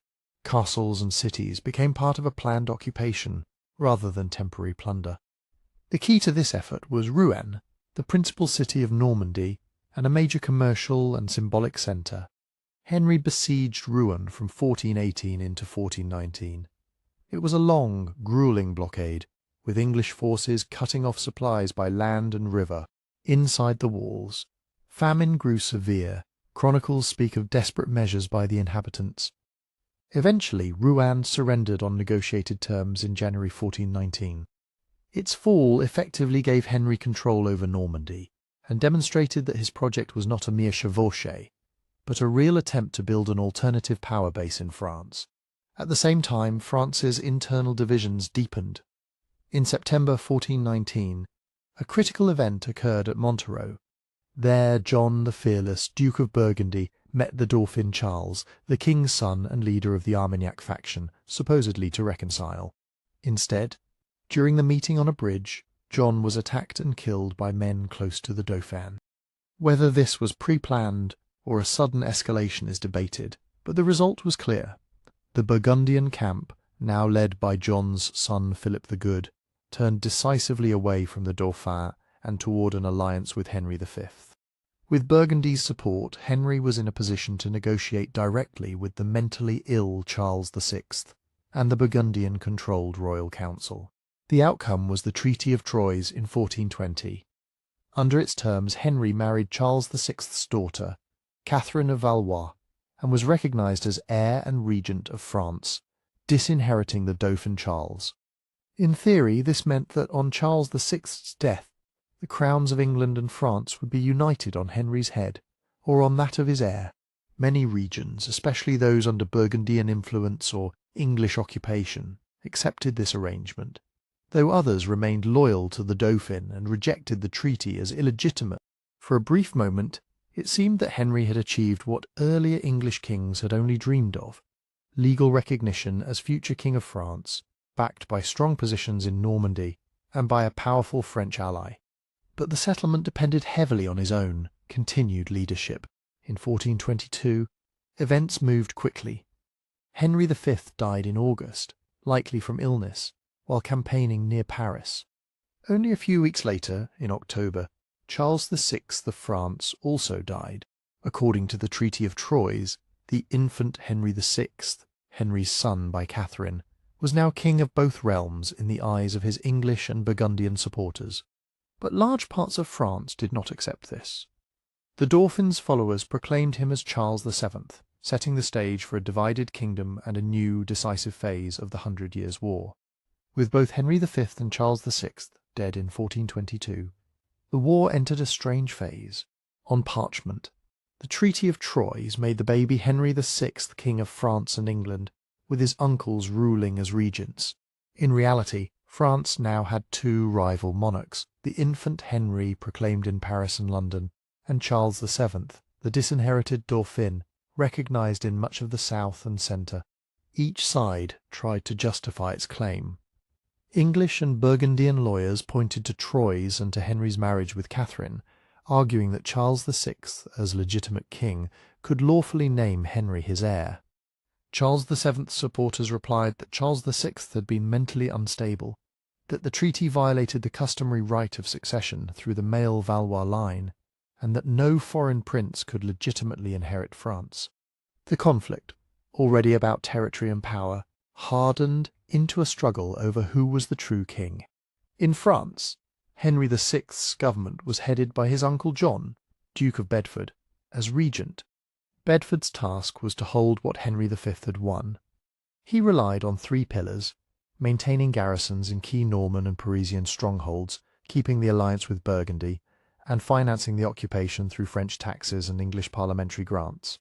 He appointed English captains and loyal French collaborators to govern towns, tried to keep discipline among soldiers to avoid alienating locals, and used a mixture of sieges and diplomacy to press Charles VII's supporters back toward the Loire. Bedford showed his military ability at the Battle of Verneuil in 1424. There, an army loyal to Charles VII, including a strong Scottish contingent, tried to break English control in northern France. Bedford's forces, largely English and Welsh men, at-arms and archers, met them near the town of Verneuil. The fighting was ferocious, with heavy casualties on both sides. But in the end, the Anglo-Burgundian army crushed its enemies. Many Scottish leaders were killed, and French hopes of quickly overturning English rule in Normandy suffered a major blow. Verneuil reinforced English morale and seemed to confirm that, even without Henry V, their military system still worked. Yet the Valois cause did not collapse. Charles VII's shadow court at Bourges and other Loire towns survived, supported by loyal nobles, towns and clergy who viewed him as the rightful king despite his early reputation for indecision. The front line between the two Frances gradually stabilized along the Loire River. It was here, at the city of Orléans, that the next decisive crisis emerged. By 1428, Bedford and his advisers saw Orléans as the key to breaking Charles VII's remaining power. The city controlled a vital bridge over the Loire and served as a gateway into the southern lands, still loyal to Charles. If Orléans fell, English and Burgundian forces could push deeper into the heartland of Valois France. So an English army under the Earl of Salisbury, later William de la Pole, Duke of Suffolk, began besieging the city. The siege of Orléans lasted through late 1428 and into 1429. The English established fortified positions, called bastilles, around the city to cut off supplies. Inside, the defenders, French soldiers, militia, and some foreign allies hung on. Outside, Charles VII's court struggled to send relief. One notable attempt, in February 1429, became known as the Battle of the Herrings. A French-Scottish force attacked an English supply convoy near Rouvray, laden with barrels of food and famously salted fish for Lent. The English, using wagons as a makeshift fort, repelled the assault. Their victory meant the siege tightened, and morale among Charles's supporters sagged. By early 1429, the Armagnac cause seemed close to disaster. It was at this bleak moment that a young woman from Lorraine entered the story. Joan of Arc was born around 1412 in the village of Domremy, on the borderlands between Burgundian and Armagnac influence. Her family were modest but respectable peasants. As she later told church investigators, she grew up working, praying, and hearing about the war that troubled her region. In her early teens, she began to experience what she described as voices and visions. She said that Saint Michael the Archangel and the female saints Catherine and Margaret spoke to her, urging her to live piously and eventually to help the Dauphin Charles and drive out the English. To contemporaries, visions were not unheard of, but a young peasant woman claiming a personal mission to save the kingdom was highly unusual. Convinced that God had chosen her, Joan resolved to reach Charles VII. Around 1429 she persuaded a local garrison commander at Vaucouleurs to support her, helped by the fact that rumours of her piety and determination had begun to spread. After initial scepticism, he provided her with an escort, dressed in male attire for safety, a choice that would later be used against her. She travelled across enemy-held territory to the Loire region and arrived at Chinon, where Charles kept his court. At Chinon, Joan was brought before the Dauphin. Later stories embellished this meeting, but even in more cautious sources we see that Charles and his advisers tested her. Churchmen questioned her about her faith, and the court probed her intentions. She reportedly told Charles that God wanted him to go to Rheims to be crowned, and that she would help lift the siege of Orleans. Whatever exactly was said, the result was that Charles, desperate for good news and encouraged by some clergy who saw in her a possible divine sign, agreed to let her accompany a relief force. In April 1429, Joan travelled with a small army toward Orleans. She was not a commander in the technical professional sense. Experienced captains still planned operations. But she carried a banner, urged attacks when others hesitated, and constantly framed the struggle in religious terms, speaking of God's will and France's deliverance. Her presence seems to have boosted morale among soldiers and townspeople alike. The relief of Orleans unfolded over several days. Joan urged aggressive action against the English bastilles ringing the city. French forces, inspired and coordinated with the garrison, assaulted these outworks one by one. Fighting was intense, and Joan herself was wounded by an arrow at one point, but she returned to the field. By early May, key English positions had fallen. The besiegers, fearing encirclement and shaken by the unexpected turn of events, withdrew. The siege was lifted. For Charles VII's supporters, this was more than a military success. After years of defeats, it felt like a reversal of fortune, and many attributed it directly to Joan's divinely inspired leadership. Success at Orleans was followed by the Loire campaign in the summer of 1429. French forces under commanders like the Duke of Alençon, working with Joan, moved against English-held towns along the river. They retook Jargeau, Meung and Beaugency, further eroding English control of the Loire line. In June, at the Battle of Patay, a French cavalry force caught an English army on the move before it could properly deploy its archers and defensive stakes. The result was a sharp French victory, with significant English casualties and the capture of noted captains. Patay did not destroy English power in France, but it badly damaged their aura of invincibility that had lasted since Crécy and Agincourt. These victories opened the way for a bold political step. Joan pressed Charles to go north to Rheims, the traditional coronation site of French kings, even though it lay in territory where allegiance was uncertain. In July 1429, Charles's army advanced through towns that, one after another, chose negotiation over resistance. At Reims, the archbishop and citizens admitted him. There, in the cathedral, Charles was anointed and crowned as King of France, with Joan present. This ceremony mattered deeply. In the medieval mindset, being crowned and anointed at Reims by the proper clergy confirmed the sacred legitimacy of a French king. For many subjects it settled doubts. However strong the English legal arguments, here was a visibly consecrated ruler in the traditional mould. The momentum, however, did not automatically translate into total victory. Later in 1429, Joan and some of Charles's forces advanced toward Paris, which was under English and Burgundian control. They hoped that the capital might be won either by negotiation or by force. But this time resistance was stiff. An assault on the city's defences in September failed. Joan was wounded, and morale faltered. Charles, cautious and influenced by advisers wary of overextending the army or alienating potential Burgundian allies, ordered a withdrawal. For Joan, who wanted to press on relentlessly, this was a bitter disappointment. In 1430, while continuing military operations in northern France, Joan went to help defend the town of Compiègne, which was threatened by forces loyal to Burgundy. During a sortie outside the walls in May, she and her companions were cut off as they tried to re-enter the town. The gate was closed and she was captured by Burgundian soldiers.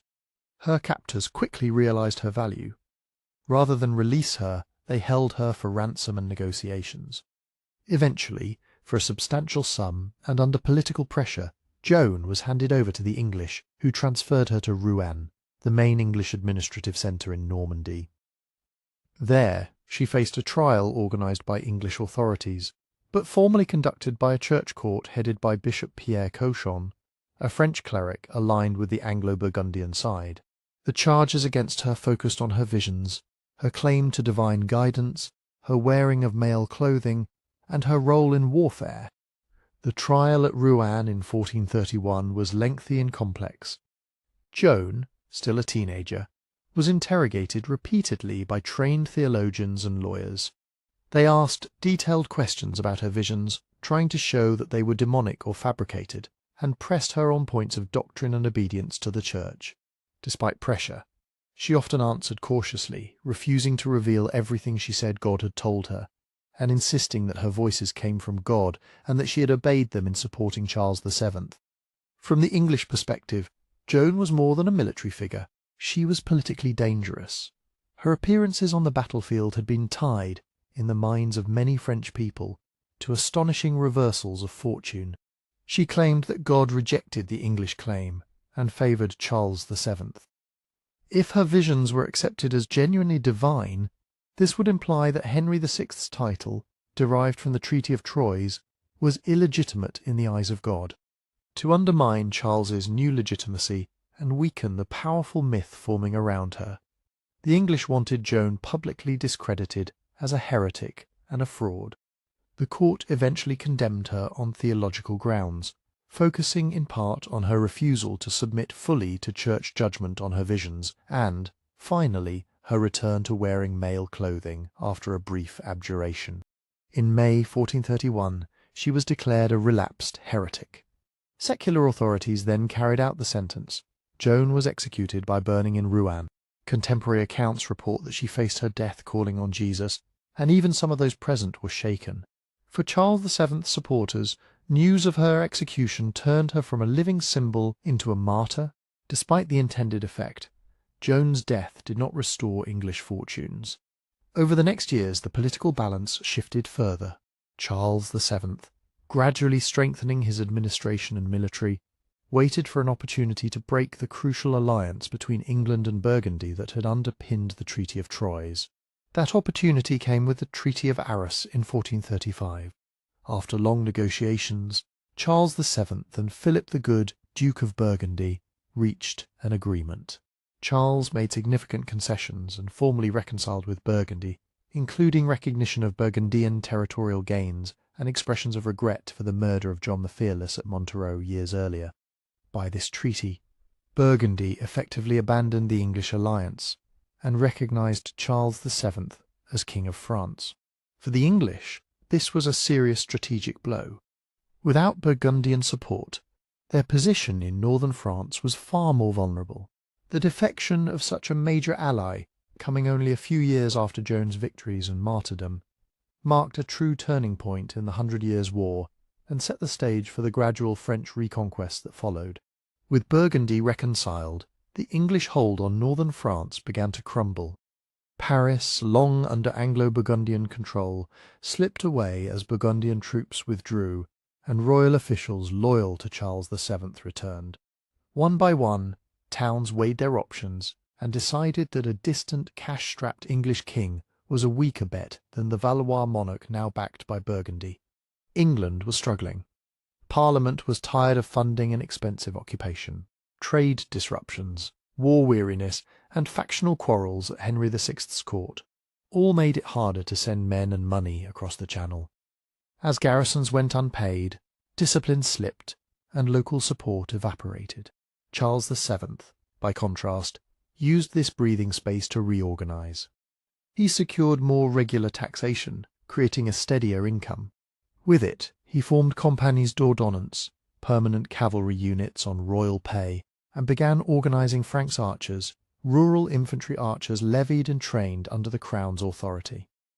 This did not instantly produce a modern army, but it shifted France away from ad hoc feudal levies and mercenary bands toward a more professional, centrally directed force, one better able to sustain campaigns and steadily push the English back. Over time, these differences decided the war. England could win set battles like Crécy, Poitiers, and Agincourt, but it could not permanently occupy a larger, richer kingdom across the Channel. Distance, the cost of garrisons, shifting alliances, and factional politics in London all worked against long-term conquest. In France, tighter taxation, more regular armies, and growing artillery strength turned the tide. Gunpowder, once a curiosity, dominated sieges such as Castillon, where French guns shattered English field positions. Feudal levies gave way to paid, disciplined troops and improved logistics in both realms, strengthening royal governments, but also deepening the tax burden and disrupting civilian life through raids, ransoms, and forced contributions. Under occupation, many towns and nobles quietly adjusted their loyalties, choosing whichever side seemed likely to stay. By 1453, only Calais remained in English hands, a lonely coastal foothold that could not disguise the scale of defeat. The 100 Years' War was over, but England's wars were not. Only 2 years later, the nobles who had once fought together in France would turn their weapons against one another. The next chapter would begin in 1455 with the Wars of the Roses. In the year 1492, the kingdoms that would become Spain stood at a hinge of history. For generations, the Iberian Peninsula had been divided among Christian realms and Muslim states. Its politics shaped by border war, raids, truces, and sudden shifts of fortune. Now, through the dynastic union of Ferdinand of Aragon and Isabella of Castile, the largest Christian crowns were bound together. They were not yet a single centralized nation, but they could act with a new unity, pooling resources, coordinating policy, and projecting power with greater confidence than any one kingdom could manage alone. That same year, the long Reconquista reached its symbolic conclusion. Granada, the last Muslim kingdom on the peninsula, fell after a sustained campaign. The victory carried more than military meaning. It strengthened the idea that monarchy and Catholic identity belonged to the same project. To rule was to defend and extend the faith, and to build the state was to impose religious and political order. The Crown's authority tightened around institutions, taxation, and law, and it sought legitimacy not only through lineage and conquest, but through a sacred mission. With the peninsula's great war winding down, Spain faced a question shared by every ambitious power in Europe. Where would wealth and influence come from next? The Mediterranean was contested, and the richest trade, spices, silks, gold, flowed through routes controlled by rivals and intermediaries. Portugal had been pushing down the coast of Africa, building experience in navigation and fortification, and seeking a sea road to Asia. If Portugal could reach the Indian Ocean first, it could dominate the most profitable commerce of the age. Spain needed another path, something that could match Portugal's promise of trade, while also fitting Spain's crusading momentum and hunger for prestige. That opening arrived in the form of an audacious proposal. Christopher Columbus argued that by sailing west across the Atlantic, he could reach the markets of Asia faster than any voyage around Africa. The idea relied on mistaken calculations, but it appealed to the moment, a newly confident monarchy fresh from victory, looking for a grand venture that could bring bullion, ports, and souls to convert. In 1492, Columbus sailed. The immediate results were confusing and electrifying: new islands, unfamiliar peoples, and the belief that the edges of Asia were close at hand. Early expectations hardened quickly. There would be gold to find, labour to command, rivals to keep out, and a Christian duty to claim and baptize. The Crown saw an opportunity not merely for exploration, but for sovereignty. New lands to govern, new revenues to fund war and display power, and new realms to add to a growing Catholic monarchy. From this westward gamble, an empire would take shape, first tentative and improvised, then vast and systematized, and eventually strained beyond what its wealth could sustain. The story begins in 1492, and it will unfold across 4 centuries, to 1898, as Spain rises into a global empire, and then, step by step, loses it. Columbus's first landfalls brought Spain into the Caribbean as an uncertain newcomer, but the logic of empire took hold quickly. The islands were close enough to resupply, sheltered enough for anchorage, and populated by communities who could be pressed, by persuasion or force, into feeding expeditions and guiding them onward.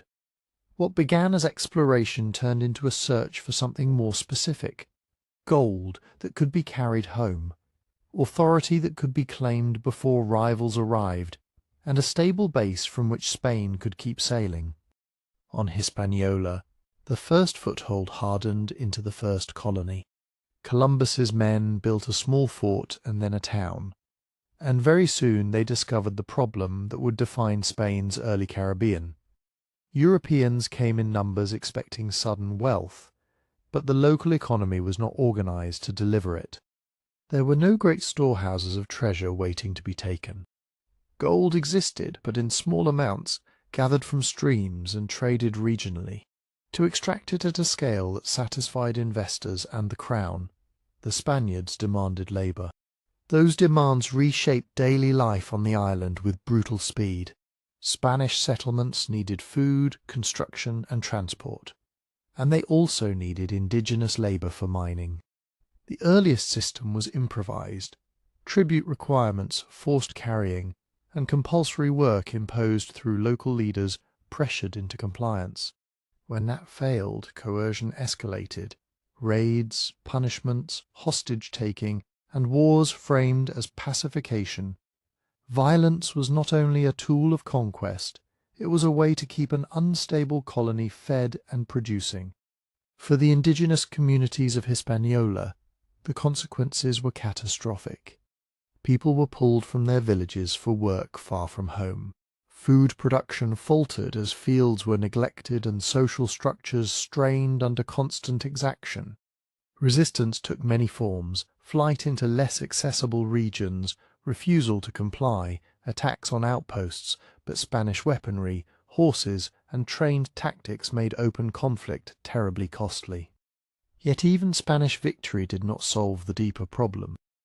The settlers kept arriving, and their survival depended on labour the island could not provide without breaking. The Spanish response was to turn coercion into something that looked like administration. Out of early tribute demands and labour drafts emerged the roots of the encomienda, a grant by which a Spaniard received the right to collect tribute and labour from a specific indigenous community, in exchange for a promised duty to protect them and instruct them in Christianity. In theory, it bound conquest to responsibility. In practice, it tied wealth to extraction and gave local Spaniards enormous leverage over people who were now compelled to sustain a foreign colony. This system was not created fully formed in a single decree. It developed through argument, compromise, and the simple fact that colonists refused to go hungry or return home empty-handed. The crown wanted revenue and control, but it also feared lawless adventurers building private fiefdoms across the ocean. So, from the start, Spanish Caribbean rule carried attention. Colonists on the ground demanded autonomy and rewards, while royal officials tried to channel conquest into predictable taxable patterns. Then disease accelerated everything. Old world pathogens, especially smallpox, but also measles and influenza, moved faster than Spanish paperwork and faster than Spanish swords. Caribbean populations had no prior exposure and therefore no immunity. Epidemics arrived in waves, and each wave reduced communities already weakened by forced labour, hunger, displacement and war. The demographic collapse was not a single event, but a long unravelling, and it reshaped the Spanish project at its foundation. As the indigenous population of Hispaniola fell sharply, the colony's labour demands did not disappear, they intensified. Spaniards tried to pull people from other islands, extending raiding and slaving outward in search of workers. The logic was grimly circular. Labour shortages produced more coercion, which produced more death and flight, which produced deeper shortages. The Crown's desire for gold and settlement collided with the biological reality that the Caribbean was becoming a graveyard. Cuba became the next major step in this expansion, both because of its size and because Hispaniola's early settlements needed new sources of food, labour and opportunity. Spanish expeditions moved into Cuba in the 1510s, establishing towns that served as military posts, administrative hubs, and bases for further voyages. The pattern repeated: alliances and negotiations where possible, violence where resistance was strong, and then the imposition of tribute and labour on surviving communities. Cuba's ports, timber and farmland made it valuable even when gold was limited, and its location made it ideal for staging expeditions westward. By this time, the Caribbean was no longer a vague discovery. It was becoming a working imperial space, towns with councils, officials who claimed to represent royal authority, and settlers who expected legal recognition of their spoils. Ships began to move along familiar routes. Supplies were organized. Horses, weapons, and manpower could be gathered, then launched toward the next target. The islands were Spain's training ground, where conquistadors learned the tactics of intimidation and negotiation, and where administrators learned, often painfully, what it cost to govern across an ocean. The Church entered this world as both partner and critic. Missionary efforts aimed at conversion gave conquest a spiritual rationale, and baptisms became a way to fold indigenous peoples into a Christian empire. But religious orders and some clergy also witnessed the realities of forced labour and mass death, and they brought moral pressure into a system that otherwise rewarded extraction. The question was not abstract. If indigenous people were rational souls capable of Christian faith, then what limits should exist on Spanish power over them? These early debates reached the Crown because the monarchy needed to define legitimacy. Spain claimed its right to rule through discovery, papal authority, and the duty to Christianize, but rule based on naked brutality risked undermining that claim and destabilizing the colonies. Royal policy began to grope toward regulation, to restrain the worst abuses, to insist that conversion and protection were part of imperial duty, and to keep colonists from acting like independent warlords. Yet enforcement across the Atlantic was weak. Distance favoured local power, and local power was built on labour.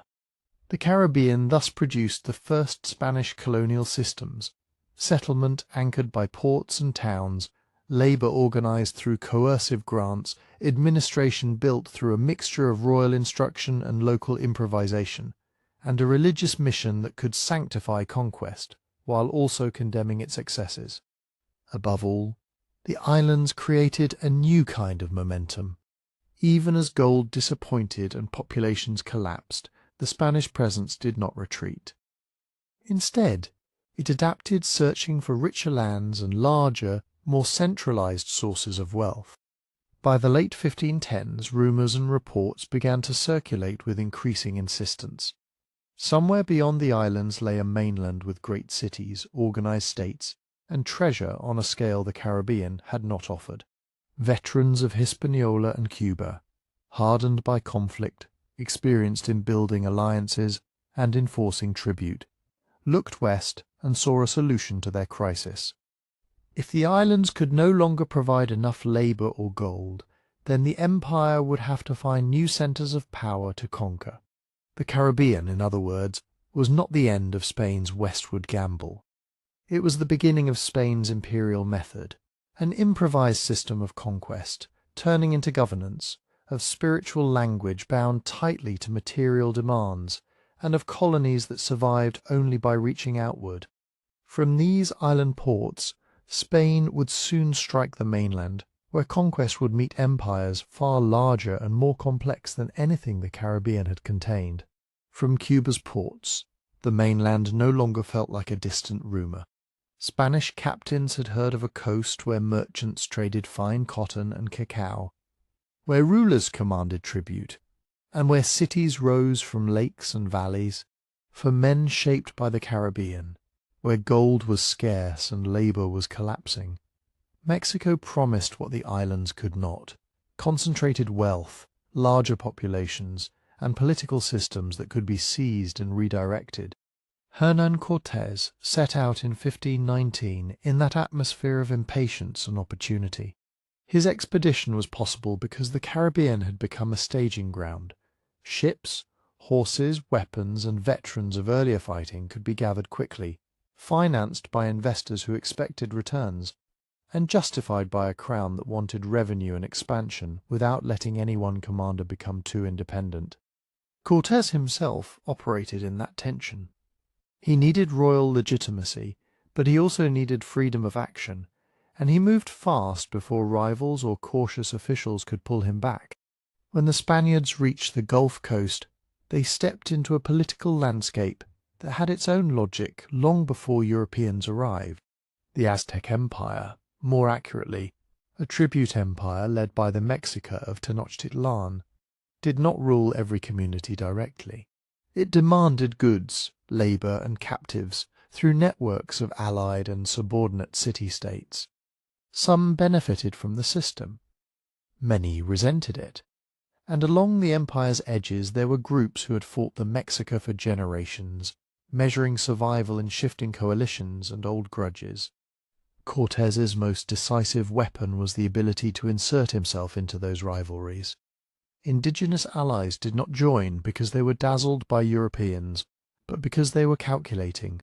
Some coastal peoples saw a chance to break tribute demands that drained their harvests and their autonomy. Others hoped to settle scores with imperial garrisons and tax collectors. Even communities that feared Spanish intentions could see the immediate danger of standing alone if their neighbours chose alliance.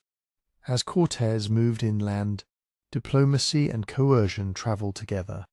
He offered friendship and protection, demanded supplies, and took hostages when he felt it necessary to guarantee cooperation. Interpreters, especially a Nahua-speaking woman known as Malintzin, became essential, not as a magical solution, but as the practical bridge that allowed negotiations, threats, and promises to be understood. Words mattered, because conquest in this setting began as politics, securing food, guides, and legitimacy through agreements that could always fracture. The Tlaxcalans, longtime enemies of the Mexica, became the most important of these partners after fierce fighting and hard bargaining. Their alliance transformed the expedition from a raiding party into a coalition army. Thousands of indigenous fighters brought local knowledge, manpower, and a strategic aim of their own, breaking the Mexica's dominance. From this point it becomes impossible to tell the story as a few Spaniards overpowering an empire. Spaniards supplied a mobile striking force and a claim to a new kind of authority, but the war's scale depended on indigenous decisions. The march toward the Valley of Mexico carried a momentum that was both military and psychological. Spanish steel swords, crossbows, and early firearms could be terrifying in close encounters, and horses added speed and shock value, especially against opponents encountering them for the first time. Yet these advantages were limited. Firearms were slow, unreliable, and few. Horses required care and could be killed. What mattered more was combined tactics, disciplined formations, the use of cavalry for sudden charges, and the ability to concentrate force at critical moments, often alongside large indigenous contingents who fought with their own weapons, their own leaders, and their own reasons. When Cortés entered Tenochtitlan, he reached a city that astonished outsiders, not because it was mysterious, but because it was unmistakably organized and powerful. Built on an island, linked by causeways, supplied by canoe traffic, and surrounded by chinampa fields that fed dense populations, it was the hub of an imperial system. Its markets, temples, and palaces were the visible face of tribute flowing in from many regions. The meeting between Cortés and the Mexica ruler Moctezuma unfolded as a precarious attempt to manage danger through ceremony and calculation. Moctezuma was not a passive figure bewitched by prophecy. He was a leader navigating uncertainty. He faced internal political pressures, external enemies, and a sudden armed coalition at his gates. Allowing the Spaniards into the city could be read as containment. Watching them closely, controlling their supplies, learning their intentions. For Cortés, entering peacefully was a strategic victory, because it placed him at the empire's center without having to fight across the causeways. Then the balance snapped. Cortés seized Moctezuma and held him as a hostage, trying to turn imperial authority into a lever for Spanish demands. This was a familiar Caribbean tactic applied to a far larger state. It created short-term leverage, but it also undermined the legitimacy that held the tribute empire together. When violence broke out, sparked by Spanish actions during Cortés's absence, and escalated by panic and outrage, the city rose. The Spaniards and their allies were forced into a brutal retreat, suffering heavy losses as they fled across the causeways under attack. What followed was not a single dramatic victory, but a grinding campaign shaped by logistics, alliances, and disease. Smallpox arrived in the valley in 1520, likely carried through the networks of war and contact. It spread through densely populated communities with devastating speed, killing leaders and commoners alike, disrupting food production, and weakening armies that still had to defend the city and the empire. Disease did not win the war by itself, but it reshaped the conditions of every decision, reducing the defenders' capacity at the moment the invaders were regrouping. Cortés returned with reinforced alliances, especially with Tlaxcala, and with a clear strategic aim: isolate Tenochtitlan. He built and assembled small vessels to contest the lake, cutting canoe traffic and limiting supplies. He targeted the causeways and the towns around the lake, not merely to punish, but to sever the city from its tributary lifelines. Siege warfare turned the valley into a landscape of starvation, displacement, and relentless fighting. Neighborhoods became battlegrounds. Water sources were threatened. Hunger and disease spread as the city's defences tightened inward. In 1521, Tenochtitlan fell after months of destruction.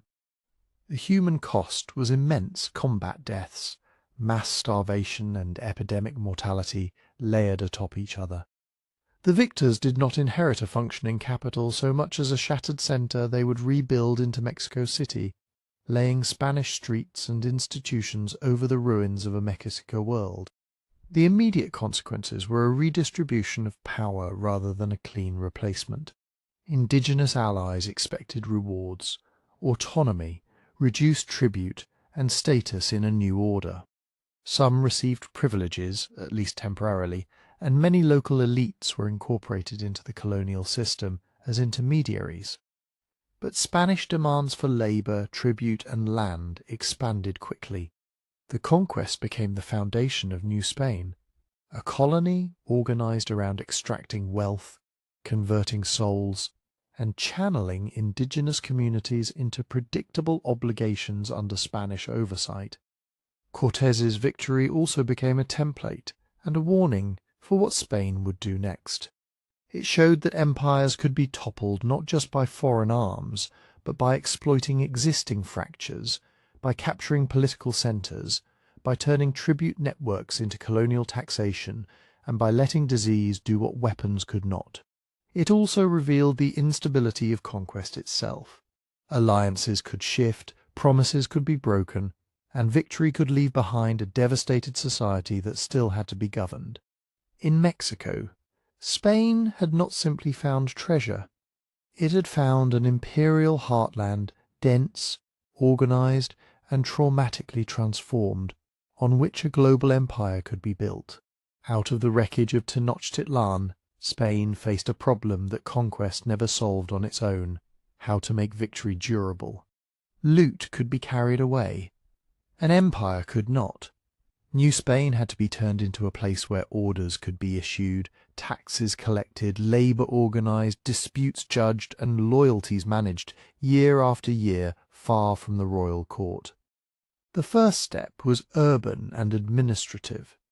The Spaniards rebuilt the ruined island city as Mexico City, laying out plazas, streets, and a new civic centre where power could be performed in familiar forms. Across the conquered regions they founded or refounded towns, because towns were the basic units of Spanish rule.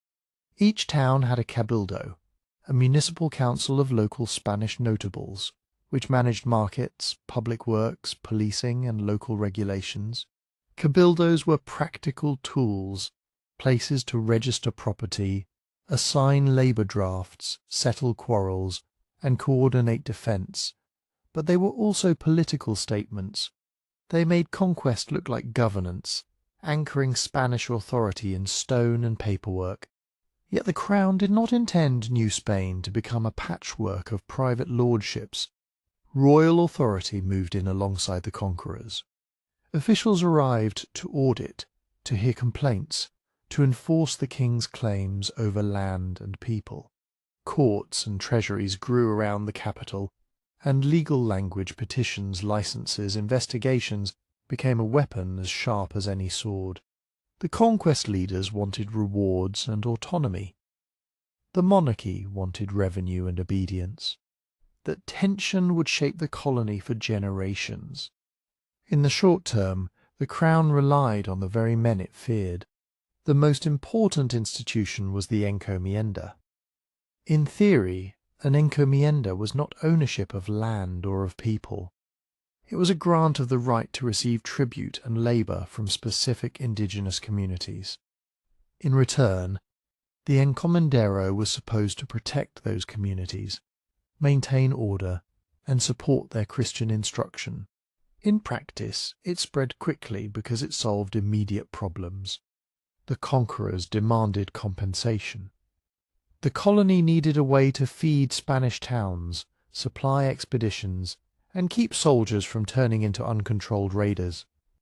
The encomienda converted indigenous tribute systems into Spanish income, using existing community structures to deliver predictable obligations.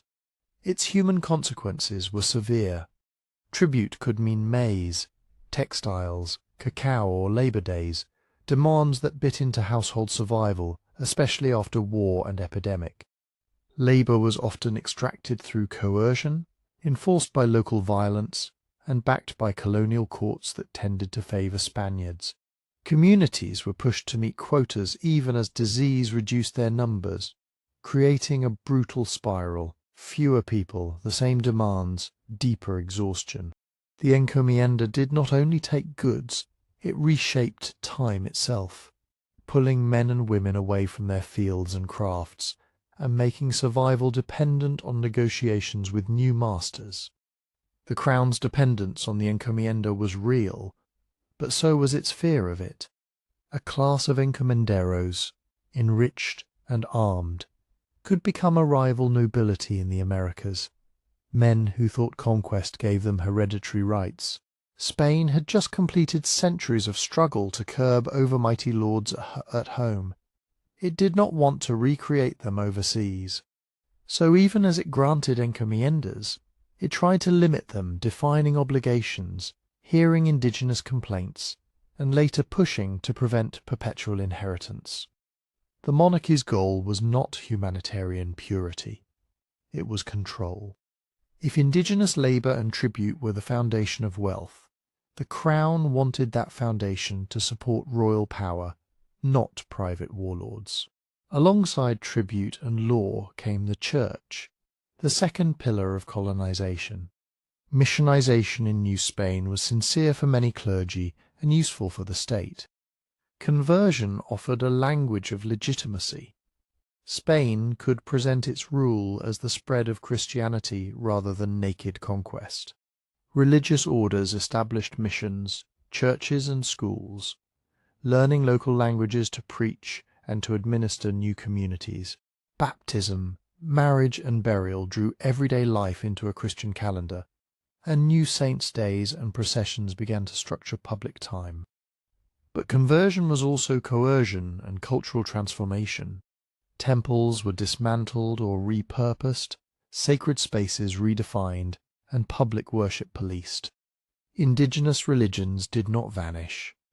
They adapted, blending with Christian forms in ways that could preserve meanings under new names. Still, the pressure was constant. To abandon old rituals to accept new moral rules, to reimagine the cosmos under a colonial church that was tied to Spanish authority. Priests recorded births and marriages, mediated disputes, and sometimes defended communities against the worst abuses. Yet they also helped make those communities legible and governable. A new society formed in the spaces between these institutions. Spaniards sat at the top of a hierarchy that valued purity of Spanish ancestry and proximity to power. Beneath them were growing populations of mixed ancestry, and at the bottom, the vast indigenous majority, still organized in towns with their own leaders, but increasingly constrained by tribute demands and colonial courts. Enslaved Africans also entered New Spain, especially in ports and cities, adding another layer to a society already sorting people by origin, status, and perceived rights. These categories were never perfectly fixed in daily life. Wealth, connections, and local circumstance mattered, but they shaped law, marriage, employment, and the assumptions of who could command and who must obey. Urban life made the new order tangible. In Mexico City, the plaza became the stage of authority. Markets selling maize, chiles, textiles, and Spanish imports, notaries drafting contracts, guilds of craftsmen shaping leather, metal, and cloth, officials collecting fees, friars preaching, indigenous porters carrying goods through streets laid atop older causeways. Outside the capital, agriculture and ranching expanded to feed towns and mines, and Spanish livestock changed landscapes, cattle, sheep, and horses, spreading across valleys where fields and waterways had once been tightly managed for dense indigenous farming. Workshops and regional trade networks linked villages to cities, moving food, tools, cloth, and building materials. Wealth increasingly came not from plundered treasure, but from steady production and extraction, systems that required order, records, and disciplined labour. By turning conquest into routine cabildos and courts, encomiendas and missions, towns and trade, Spain built New Spain into something more than a battlefield's aftermath. It was a colony designed to endure, profitable, Christian, and governed in the king's name. Yet it rested on contradictions that never fully settled. Reliance on indigenous communities and their labour, fear of powerful conquerors, and the constant effort to translate a shattered world into a controlled one, while New Spain was being turned from a conquest into a colony. Spanish attention also swung south along the Pacific coast, toward the Andean world, an empire not built around a single lake city like Tenochtitlan, but stretched across mountains, deserts, and high plateaus, tied together by roads, storehouses, and an unusually centralized state. Before the Spaniards arrived, the Inca Empire ruled through a layered political structure. At the top stood the Sapa Inca, whose authority was both dynastic and sacred. Beneath him, administrators organized the population through kin-based units, keeping records with knotted cords called quipus, and moving goods through a vast network of state warehouses. Labor was the heart of the system. Communities owed work to the state, building terraces, maintaining roads, serving in armies, rather than paying taxes in coin. In return, the state provided security and redistributed food in times of need. The empire's strength was logistical. Steep terrain could be crossed, armies could be fed, and distant regions could be held together by planned movement and stored surplus.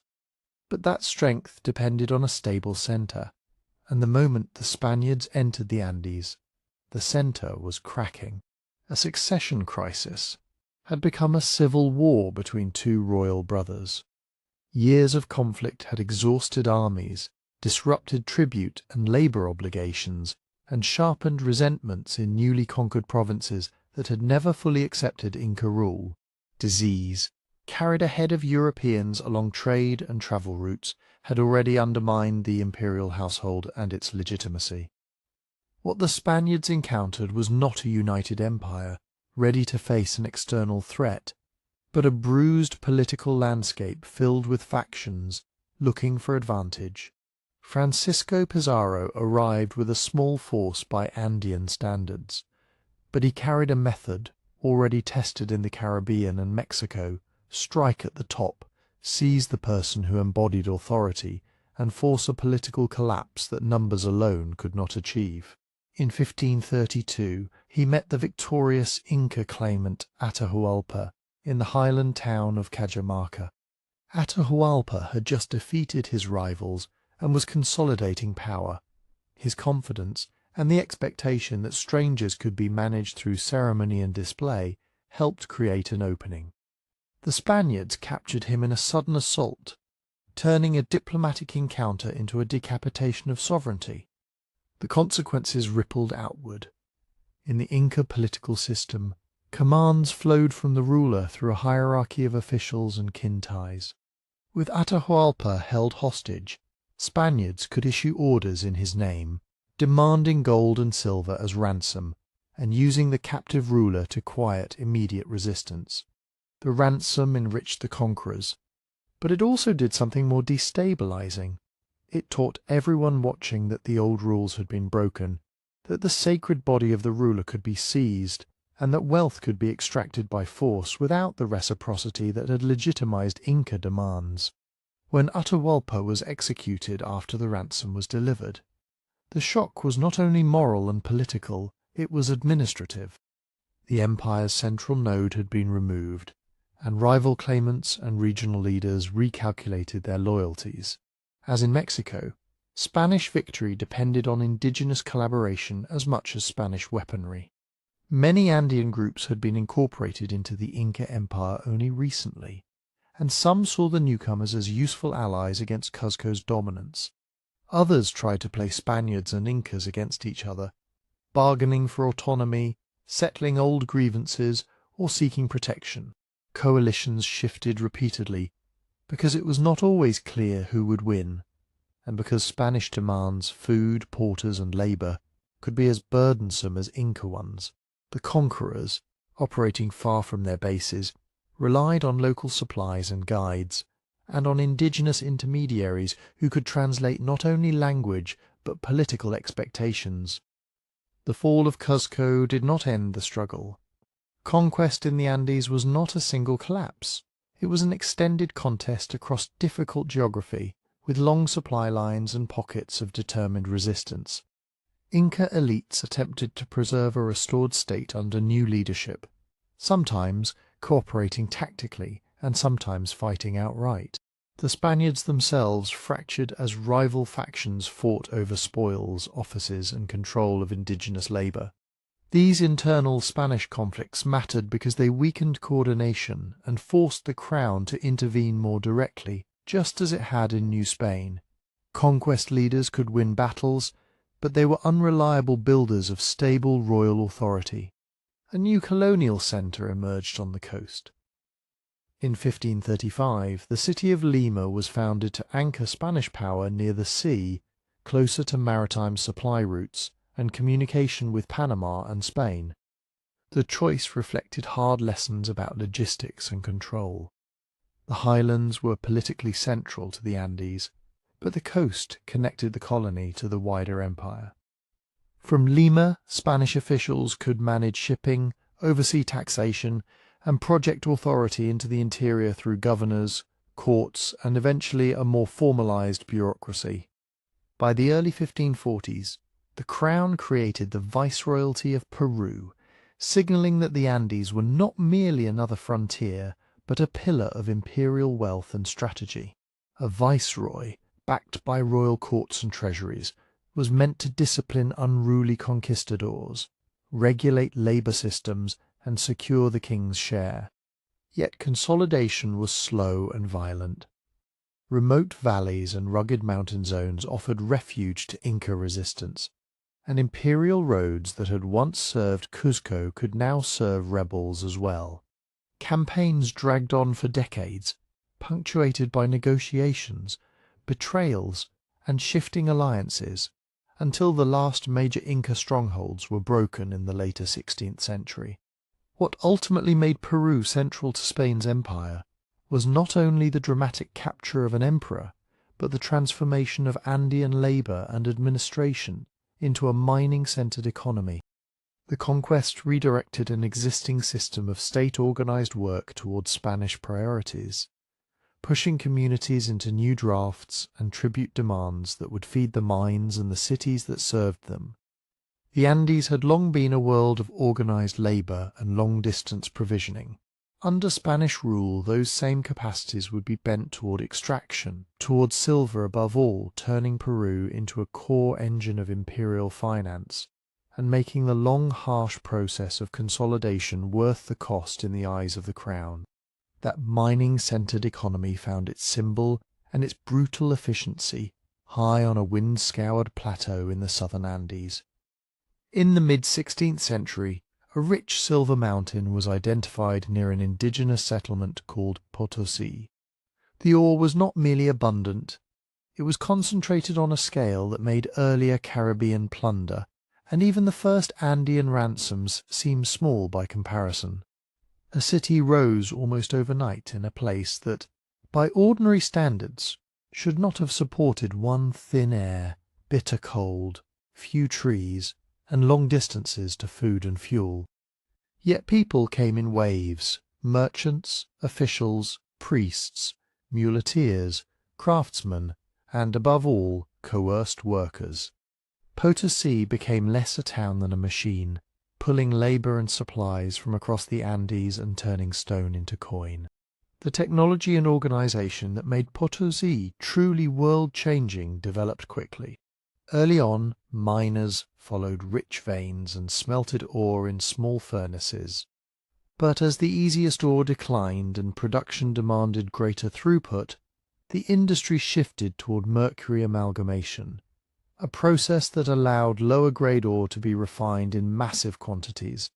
Mercury, poisonous, difficult to handle, and essential to the new method, was itself mined and controlled, most importantly from Huancavelica in Peru. The crown's ability to regulate mercury supplies gave it leverage over silver output, and silver output increasingly meant imperial survival. Watermills were built to crush ore. Networks of dams and channels were cut into the highland landscape. Herds of mules and llamas moved constantly along mountain roads, carrying ore, mercury, tools, and food. Potosi's scale changed what the Spanish Empire could attempt, because it promised a regular, taxable stream of bullion rather than sporadic windfalls. To feed this engine, Spain adapted an older Andean institution, the meter. Under the Incas, communities had owed rotating labour to the state, framed as a collective obligation with reciprocal support. The Spanish recast it into a draft for mining and related work, administered through colonial officials and local indigenous leaders who were compelled to meet quotas. Men were pulled from villages for weeks or months at a time and sent to high-altitude mines or refining mills, often far from their families and fields. Some workers were paid wages, but coercion defined the system, the draft itself, the debt that accumulated through prices and fees, and the harsh discipline of the workplace.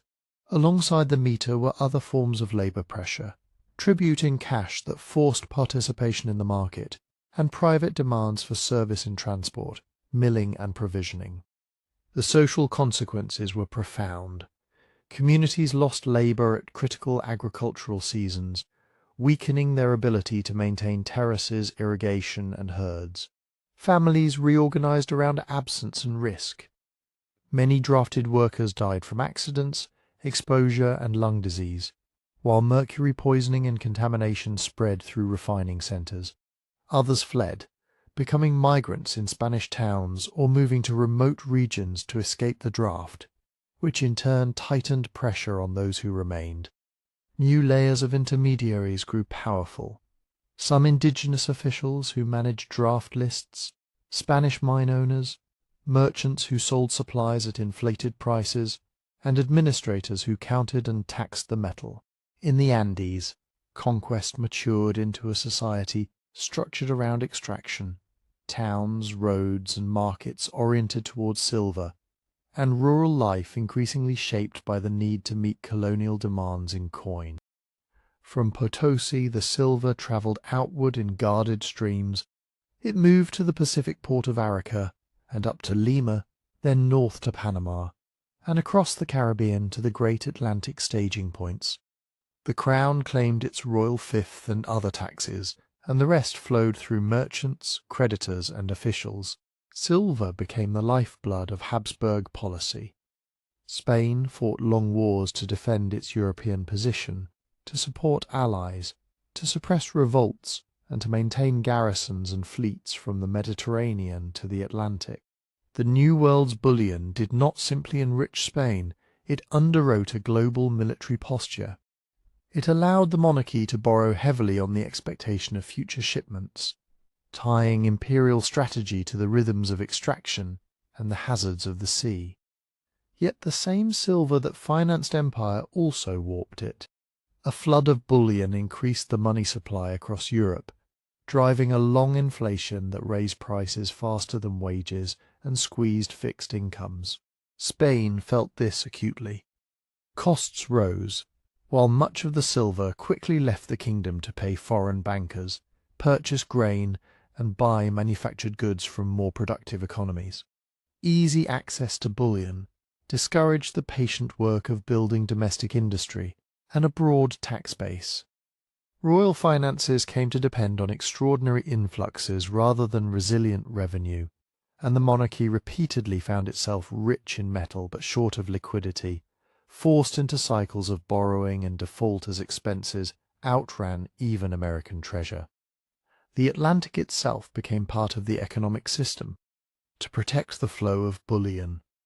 Spain organized convoy fleets and fortified ports, creating a schedule of departures and arrivals that tried to balance commerce with security. But concentrated treasure attracted predators. Privateers and pirates hunted the routes. Rival states saw Spanish silver as the fuel of Habsburg power and therefore a legitimate target. The cost of protection rose. More warships, more garrisons, more bureaucratic oversight, more taxes on colonial trade. Smuggling expanded wherever regulation tightened, and corruption followed opportunity as officials and merchants found ways to skim value from a system built around a single glittering commodity. In the short term, Potosi made Spain's global ambitions possible. In the long term, dependence on silver created vulnerabilities that deepened with every decade. Production could falter with labor flight, disease, flooding, or mercury shortages. A storm or an enemy raid could disrupt remittances that European policy had already spent on credit. And as Spain committed itself to wars justified by dynastic claims and confessional struggle, it tied the fate of the monarchy to a volatile chain stretching from Andean mines to Atlantic convoys to European battlefields. The mountain of Potosi was not only a source of wealth, it was an imperial engine whose power came with a hidden design. It encouraged Spain to live on extraction, to finance greatness with a river of silver, and to accept risks that would one day become unbearable. When that river of silver began to take on a regular rhythm, it entered a monarchy whose ambitions were no longer merely Spanish. In 1516, the crown passed to Charles, a young ruler raised in the Burgundian Netherlands who inherited Spain not as an isolated kingdom, but as the keystone of a vast family compact.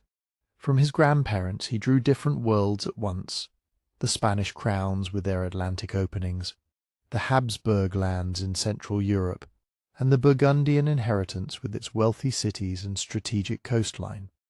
When he was later elected Holy Roman Emperor, those pieces formed a dynastic empire stitched together by titles, marriages, and law, more a web of obligations than a single state. But Spain, with its ocean routes and growing American revenues, became the hub that could move money and men across that web. This was also the beginning of the great contradiction of Habsburg Spain. The empire was global, but its rulers' problems were relentlessly European. Charles spent much of his reign fighting for dominance in Italy, where control of Milan, Naples, and the sea lanes of the western Mediterranean meant security for Spain and prestige for the dynasty. France, encircled by Habsburg possessions, resisted with equal determination, and the rivalry became a grinding cycle of campaigns, ransoms, and shifting coalitions.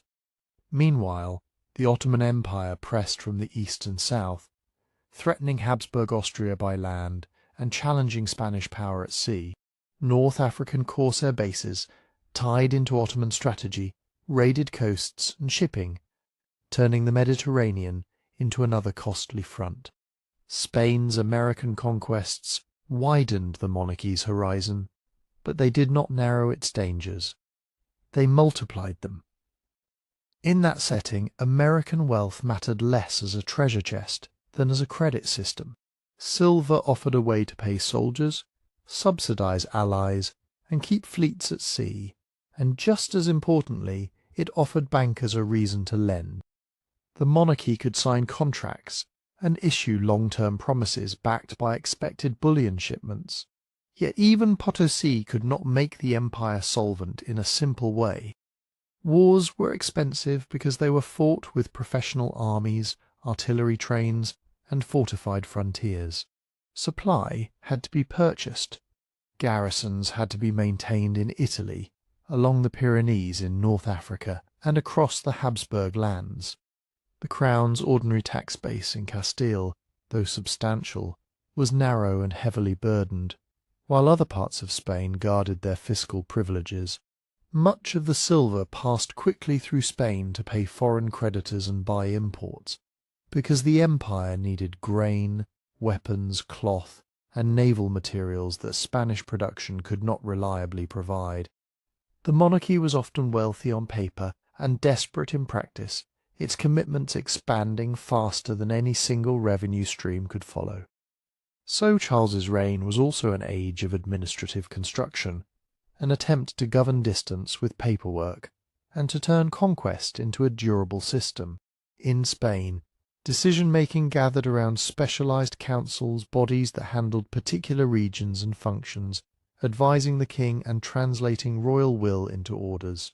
For the Americas, institutions like the Council of the Indies and the Casa de la Contratación helped regulate trade, appointments, and law, turning the ocean into a supervised corridor rather than a frontier of private adventure. Across the Atlantic, the crown expanded the logic of viceroyalty. The viceroy served as the king's representative in a continent-sized jurisdiction, supported by audiencias that acted as high courts and administrative centres. Below them, governors, corregidores, and local councils reached into towns and indigenous communities, collecting tribute, supervising labour drafts, and enforcing royal monopolies. This was bureaucratic rule, not because it was gentle, but because it was meant to be legible. The Crown wanted registers, inspections, and lawsuits. It wanted competing authorities that could report on each other. It wanted a paper trail that turned violence and extraction into something the king could tax and, at least in theory, restrain. This impulse produced constant negotiation and conflict between conquerors expecting rewards and officials enforcing limits, between settlers demanding labour and missionaries denouncing abuse, between colonial elites and royal agents sent to curb them. But over time, the monarchy's centre of gravity shifted away from the first generation of conquistadors toward lawyers, accountants, and administrators who treated empire as a set of offices and revenue flows. Religion gave this system its moral language and much of its political energy. Charles ruled as a Catholic monarch in an era when faith and statecraft were inseparable, and unity of belief was treated as a foundation of order.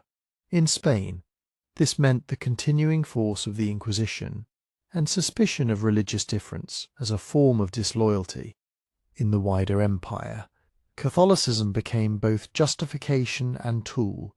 Conversion framed conquest as providential. Missionaries helped organize new communities, and church institutions became partners in governance, education, and record-keeping.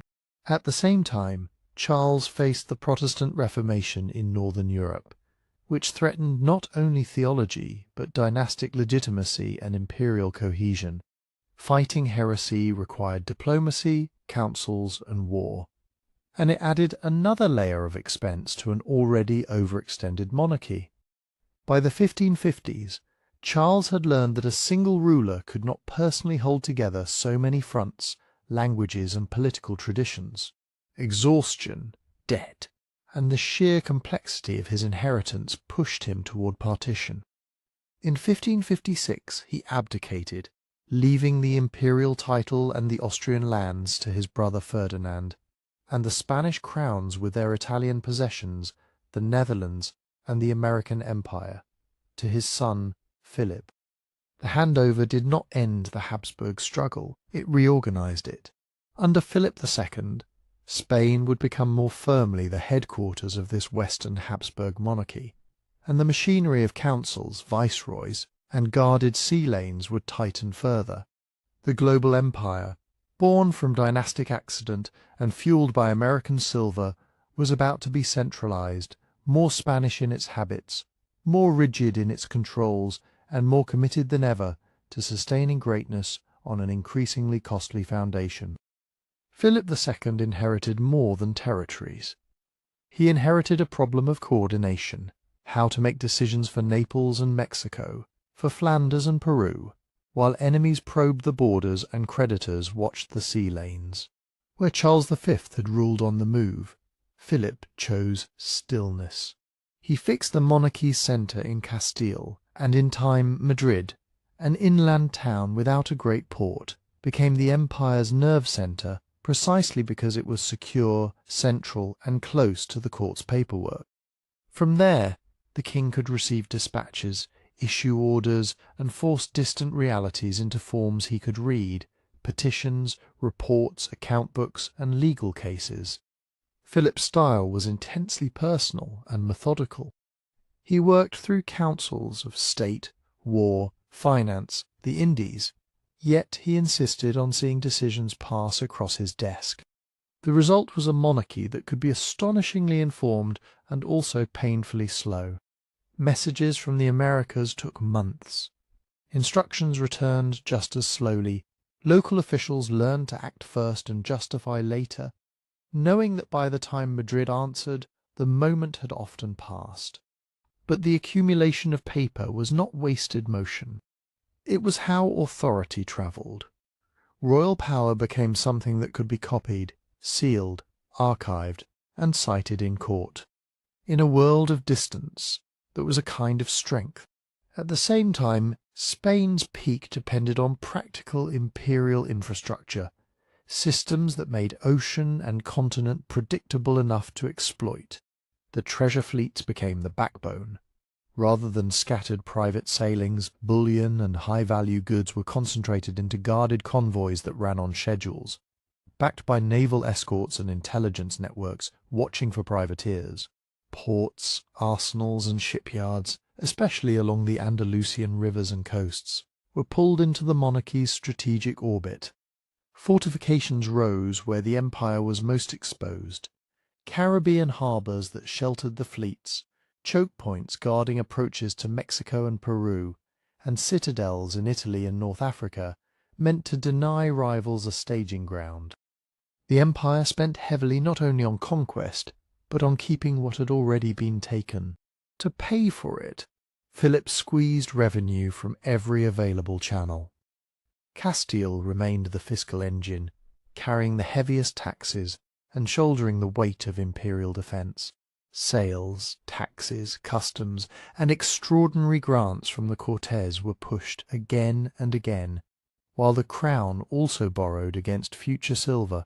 In the Indies, the quinto, the royal fifth, skimmed bullion at the source, and monopolies and fees wrapped trade in layers of official permission. Paperwork itself became a tool of extraction. Licenses, inspections, fines, and lawsuits that translated commerce into crown income. The monarchy's grandeur was built not only on silver, but on accounting, on the ability to measure, claim, and compel. Yet Philip believed that obedience required more than money and guns. It required unity, and in the 16th century unity meant Catholicism. Spain's rulers treated religious difference as political risk, a crack where foreign influence, rebellion, or social disorder might enter. Under Philip, enforcement hardened. The Inquisition remained a feared instrument, policing converted minorities and suppressing Protestant ideas. Books were monitored. Universities and clergy were expected to defend orthodoxy. Suspicion became a public habit. This pursuit of religious uniformity gave the monarchy a powerful language of legitimacy, defender of the faith, champion against heresy, but it also carried costs. Talent and capital could be driven into silence or flight. Fear narrowed debate, and the insistence on uniformity made compromise with dissenting provinces far more difficult, especially where Protestantism was taking root. Spain's peak was therefore not peaceful. In the Mediterranean, the Ottoman rivalry continued to shape priorities. The empire of sultans pressed across North Africa and the eastern sea lanes, while corsairs raided coasts, seized captives, and disrupted trade. For Spain, the Mediterranean was both frontline and lifeline. Italy had to be defended, and sea routes had to be kept open for troops and supplies. Philip's monarchy poured men and money into galleys, coastal towers and garrisons, fighting a war of attrition against raids and rival fleets. Even at the height of American riches, Spain could not choose its wars. Geography and rivalry chose them. Then in 1580, the map expanded again. A dynastic crisis in Portugal brought Philip the Portuguese crown, uniting the Iberian kingdoms under one monarch. This union did not erase Portuguese laws and institutions, but it placed Portugal's oceanic network under the same royal head. Suddenly Spain's reach extended through Portuguese forts and trading posts, along the coasts of Africa, across the Indian Ocean, and into the roots of Asian commerce. Brazil, already a growing plantation colony, became part of the same imperial horizon as Mexico and Peru. The claim that the sun never set on the king's dominions was no longer rhetoric. It was geography, Atlantic and Pacific, Europe and the Americas, Africa and Asia linked, however imperfectly, by guarded routes and shared enemies. But the lived reality of this peak was unequal and often brutal. At court and in the great cities, nobles, office holders and merchants could profit from contracts, appointments, and the flow of colonial wealth. In the Indies, Spanish settlers and local elites benefited from land, labour systems and access to legal privileges, while the church acquired property and influence. Yet the burden fell heavily on others. Castilian taxpayers financing distant wars, sailors facing disease and shipwreck, soldiers garrisoned for years in unfamiliar climates, and most of all indigenous and African labourers whose coerced work sustained mines, plantations and workshops. A hierarchy of purity and status hardened over time, sorting people into ranked categories that shaped rights, opportunities and punishments. The empire's wealth was real, but it pooled at the top, and the machinery that gathered it, taxation, forced labour, monopolies and courts, made inequality feel permanent.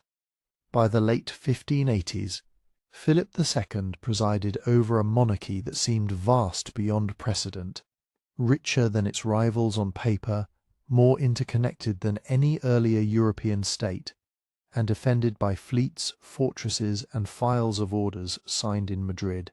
And yet the very mechanisms that made global rule possible, centralization, religious rigidity, and constant military readiness, also made the system expensive, slow to adapt, and dependent on uninterrupted flows of silver and credit. Spain had reached a summit. The question was how long it could remain there when the winds of war and finance never stopped blowing. From that summit, Spain could see the next threat forming across the Channel. England was smaller, poorer, and far less imperial, yet it was positioned to wound the monarchy where it was most exposed, on the sea lanes that carried silver, soldiers and orders between Philip's scattered dominions. The drift toward war had several causes, layered rather than singular. Religion mattered because it shaped legitimacy. Protestant England under Elizabeth had become, in Spanish eyes, a sanctuary for heresy and a sponsor of rebellion. Strategic competition mattered because the Dutch revolt in the Spanish Netherlands could not be contained if it were supplied from the sea. And privateering mattered because it turned ideology into profit. English captains, half pirates, half state contractors, raided Spanish shipping and ports, selling captured cargoes at home and using the proceeds to finance further attacks.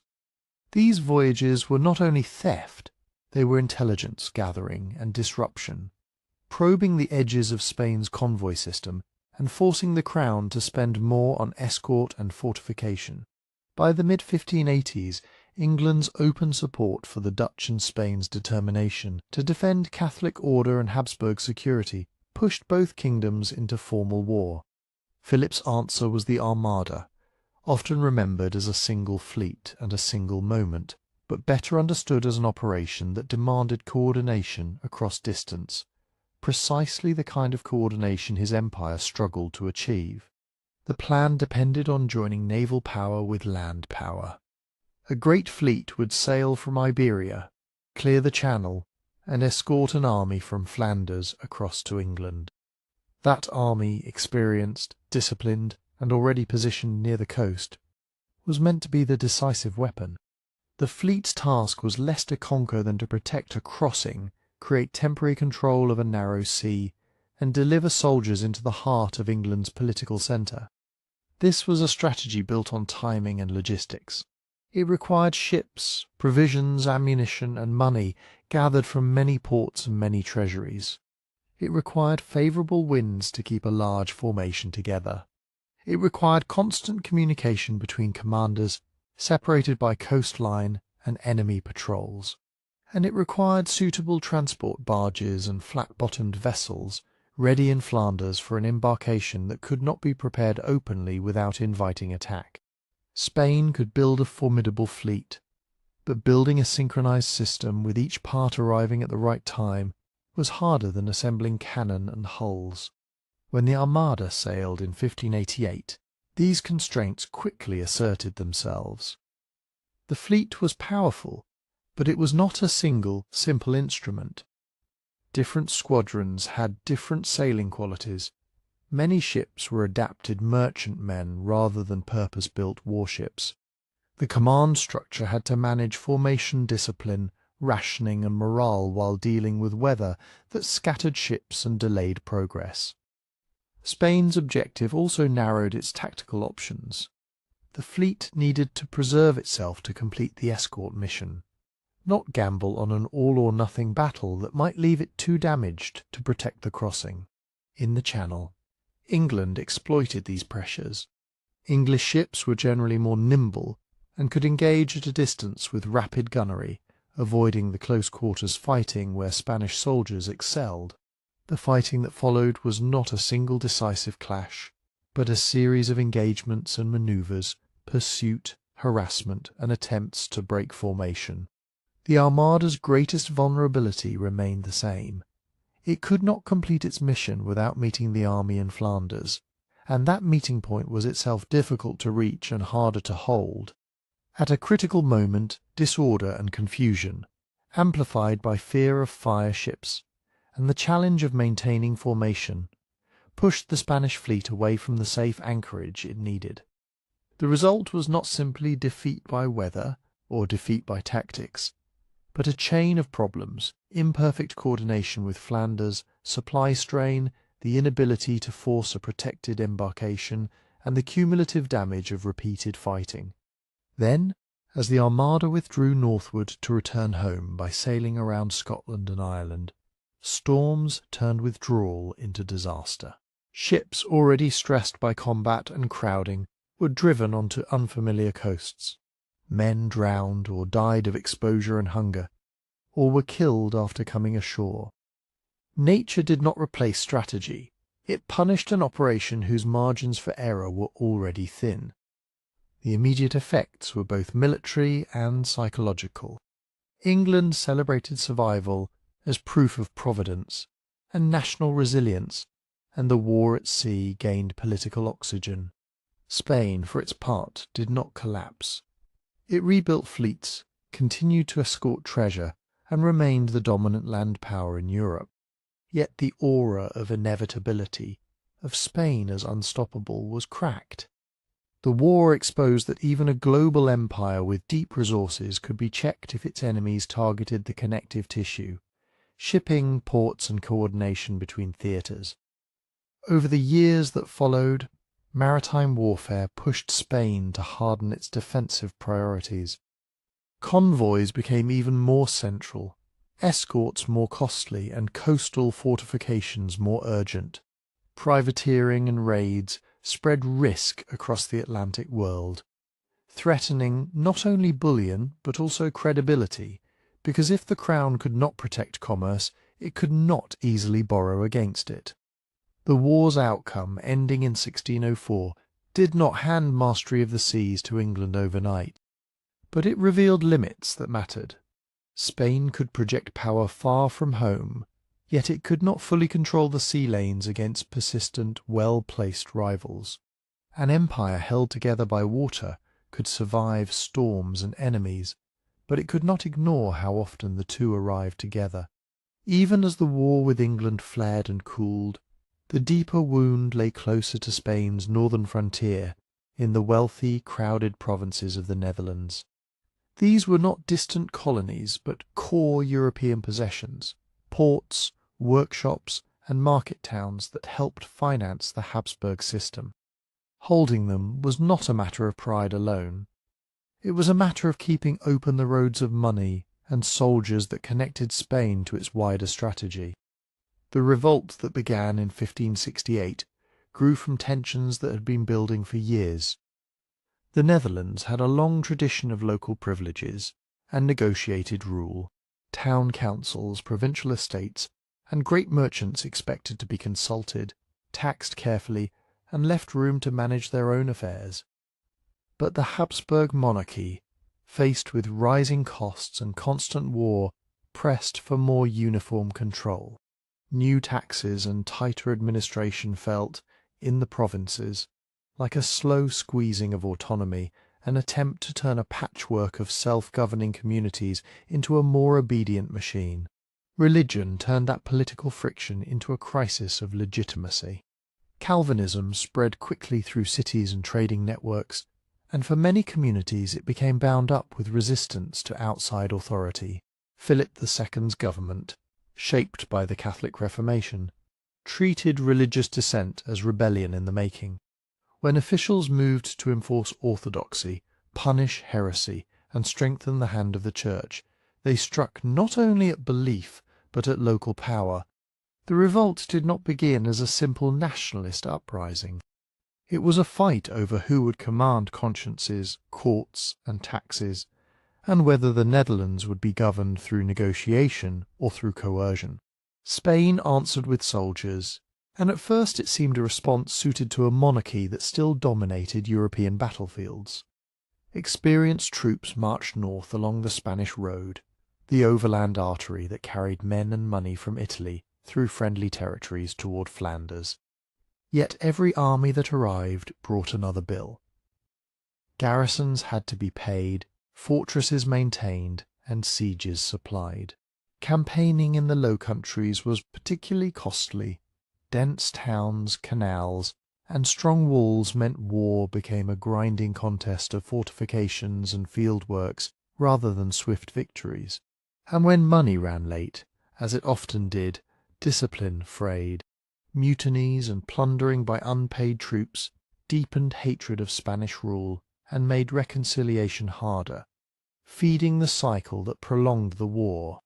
The financial strain was not an unfortunate side effect. It became one of the central drivers of Spain's difficulties.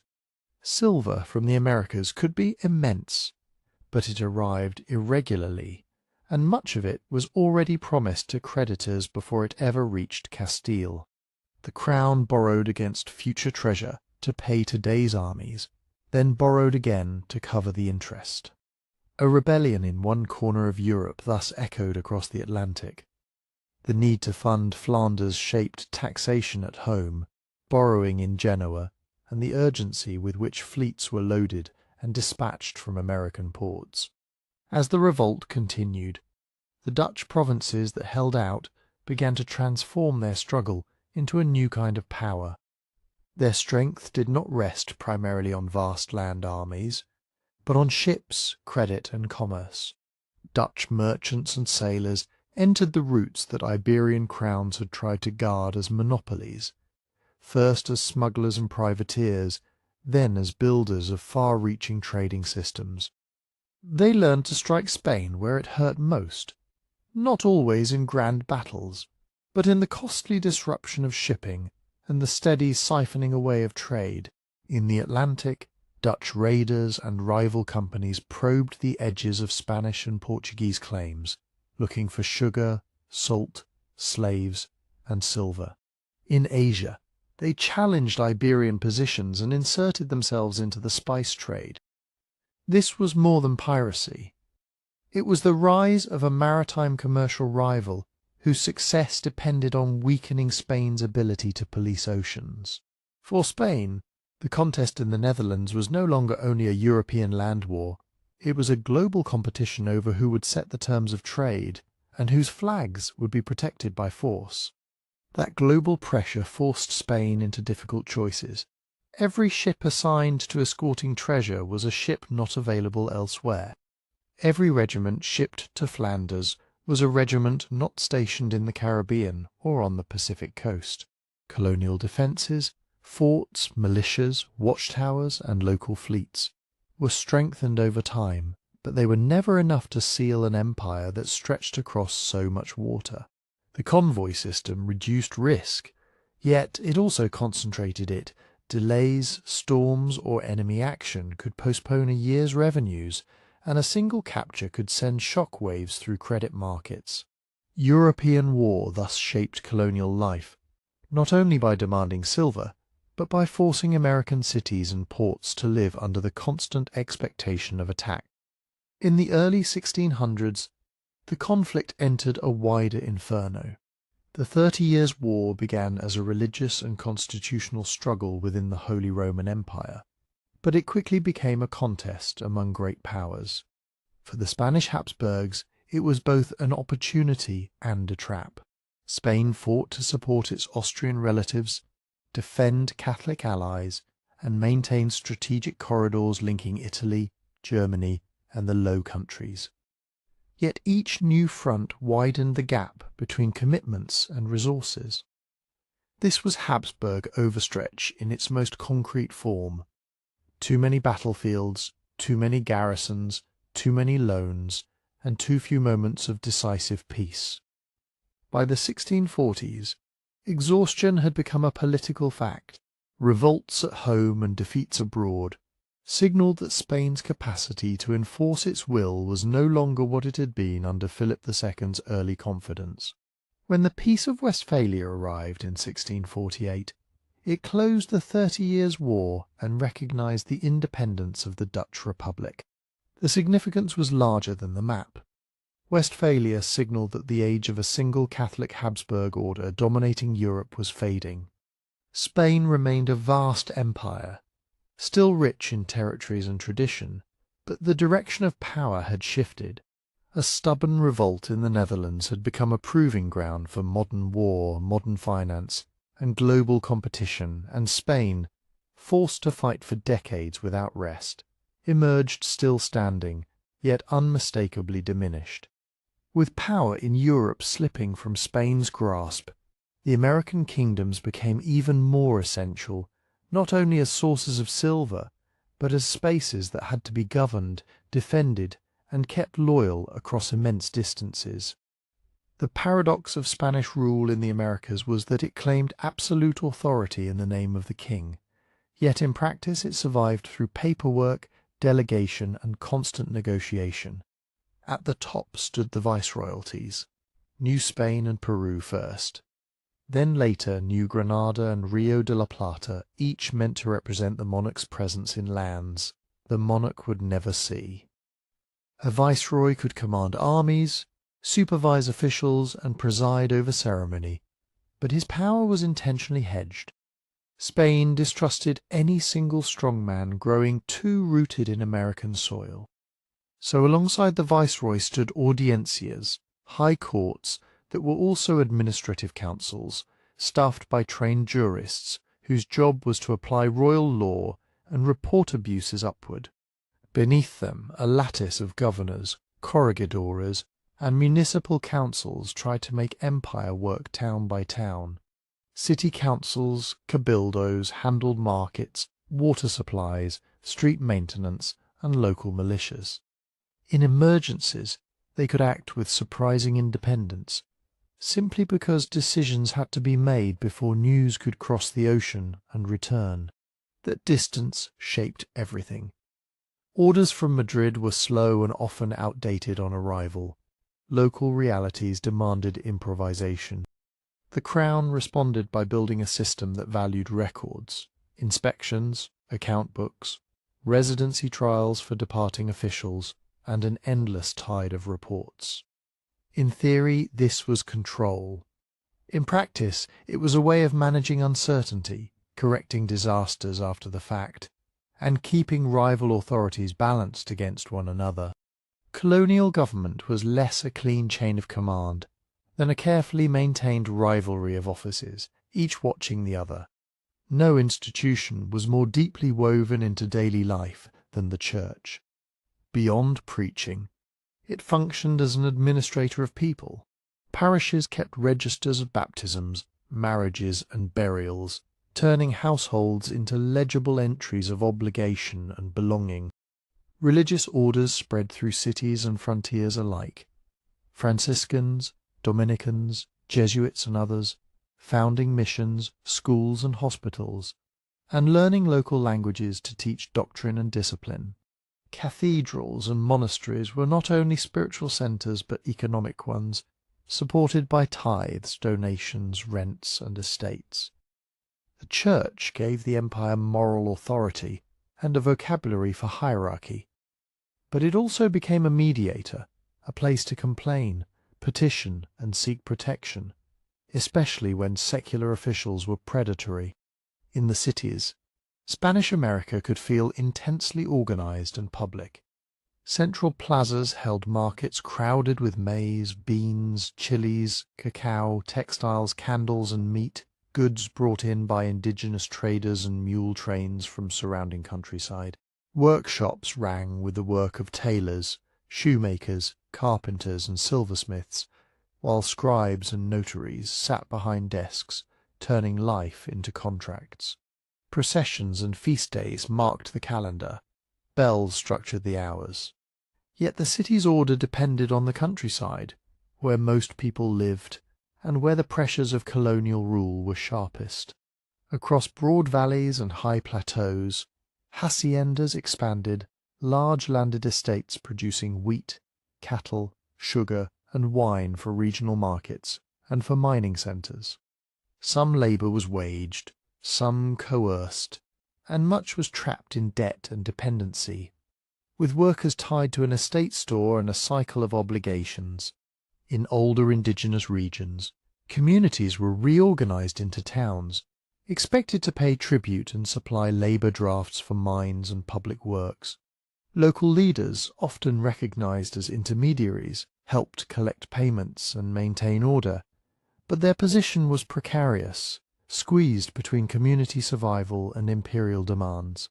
Land loss introduced animals that trampled fields, and epidemics that hollowed families all intensified the strain, leaving villages to bargain desperately over what could be given and what must be preserved. Out of conquest and mixing grew a complex social hierarchy, often described in terms of race and caste, but lived as a shifting reality. Spaniards born in Iberia, the Peninsulares, held the highest prestige in many offices. American-born Spaniards, criollos, might be wealthy and educated yet blocked from top appointments. Below them, a broad and growing population of mestizos, free blacks, and people of mixed ancestry filled cities and rural towns as artisans, muleteers, soldiers, servants, and small traders. Enslaved Africans laboured in households, plantations, and ports, and their presence shaped culture and resistance from Mexico to Peru to the Caribbean. The law and custom tried to sort people into categories, but categories could be contested. Wealth, patronage, education, military service, and respectable marriage could soften boundaries. Appearance and reputation mattered, and documents, baptismal records, testimonies, and certificates could be used to argue a different identity. Because empire ran on law, it ran on petitions. Subjects wrote to officials and to the king, asking for exemptions, complaining of corruption, requesting land titles, disputing tribute, or seeking permission to found a town, a convent, a guild. Courts heard cases that dragged on for years, and the act of suing became a political tool. This bureaucracy could be suffocating, but it also offered a language of negotiation. Many communities survived not by defying Spain openly, but by learning how to use Spanish institutions, appealing to royal justice against local abuses, playing one authority against another, and insisting on written promises. Still, stability was never automatic. Rebellions flared when burdens spiked, new taxes, harsher labour drafts, attacks on local autonomy, or shortages that turned hunger into anger. Sometimes uprisings were dramatic, sometimes they were quiet. Flight from an estate, evasion of tribute, smuggling around monopolies, sabotage, and the steady refusal to comply in small ways that forced officials to compromise. Spain's American empire endured for centuries not because it ruled effortlessly, but because it adapted, mixing force with ritual, law with coercion, and lofty claims of royal authority with countless practical bargains made in plazas, parish offices and courtrooms far from the king's sight. Yet even as Spain struggled to hold its far-flung American kingdoms together with paperwork and compromise, the empire was becoming something even larger, an engine of exchange that reached beyond the Atlantic. Across the mountains of Mexico on the far side of the known world, A second ocean offered both opportunity and danger. To the Crown, the Pacific was not simply empty water. It was a route to the richest markets on earth. Spain's push into the Pacific grew from the same pressures that had driven Columbus west: competition, spice, and the promise of Asian wealth. Portugal had already carved routes around Africa into the Indian Ocean, and Spain, bound by treaties and rivalries, searched for a way to claim access to Asia on its own terms. The Americas made that possible. New Spain provided ports, timber, sailors, and, most importantly, silver. With Mexico as a staging ground, Spain could attempt something audacious: a transoceanic bridge to East Asia.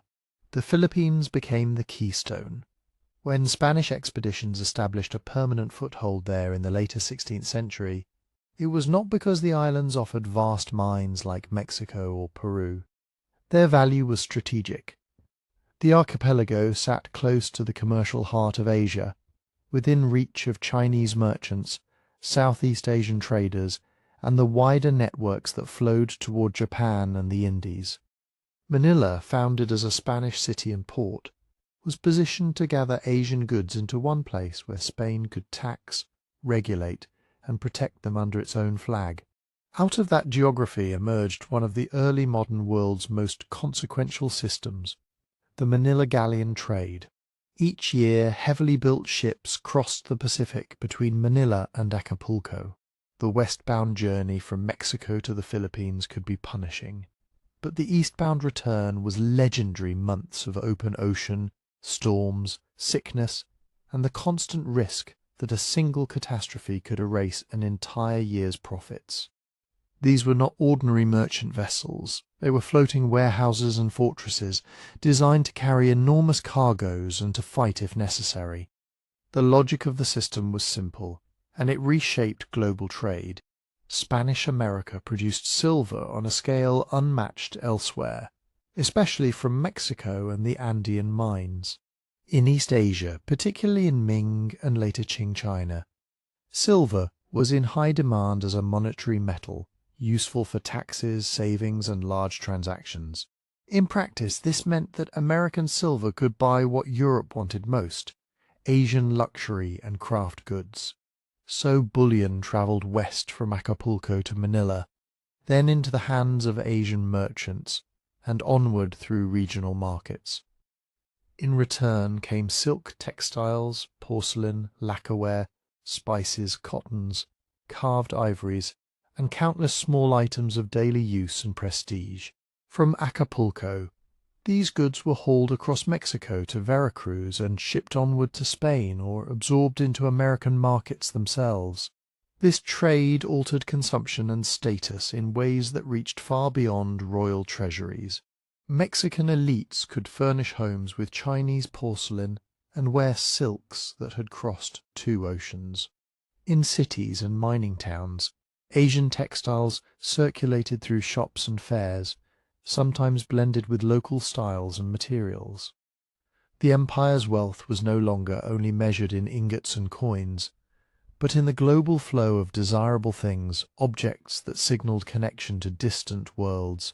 Strategically, the Pacific link shifted priorities. Manila had to be held, supplied, and defended, even though it was far from Spain, and even far from Mexico. The Philippines became dependent on New Spain for subsidies, soldiers, and administrative support. In turn, New Spain gained influence as the hub that made the Pacific Empire function. The Spanish world was now tied together not only by Atlantic convoys, but by a second, thinner lifeline stretching across the largest ocean on Earth. In the Philippines, Spain built a colonial order that echoed patterns in the Americas, but with its own constraints. Missionary work was central. Religious orders organized parishes, founded schools, and tried to gather dispersed communities into more governable settlements. Conversion provided Spain with legitimacy and a framework for authority, while also creating local alliances and intermediaries who could translate imperial demands into village life. Spanish governance relied on a small European population supported by local elites, tribute systems, and military outposts. Control was strongest around Manila and key ports. Beyond them, authority thinned, negotiated continually with geography and local power. The Manila galleon system, for all its grandeur, was fragile. A long route meant slow communication and slow correction. Decisions made in Madrid could not respond quickly to events in Manila. Even Mexico City was distant. Raids and war magnified the danger. Rival European powers and privateers understood that a single captured galleon could be a fortune. Storms, shipworms, and navigational uncertainty could destroy ships without an enemy in sight.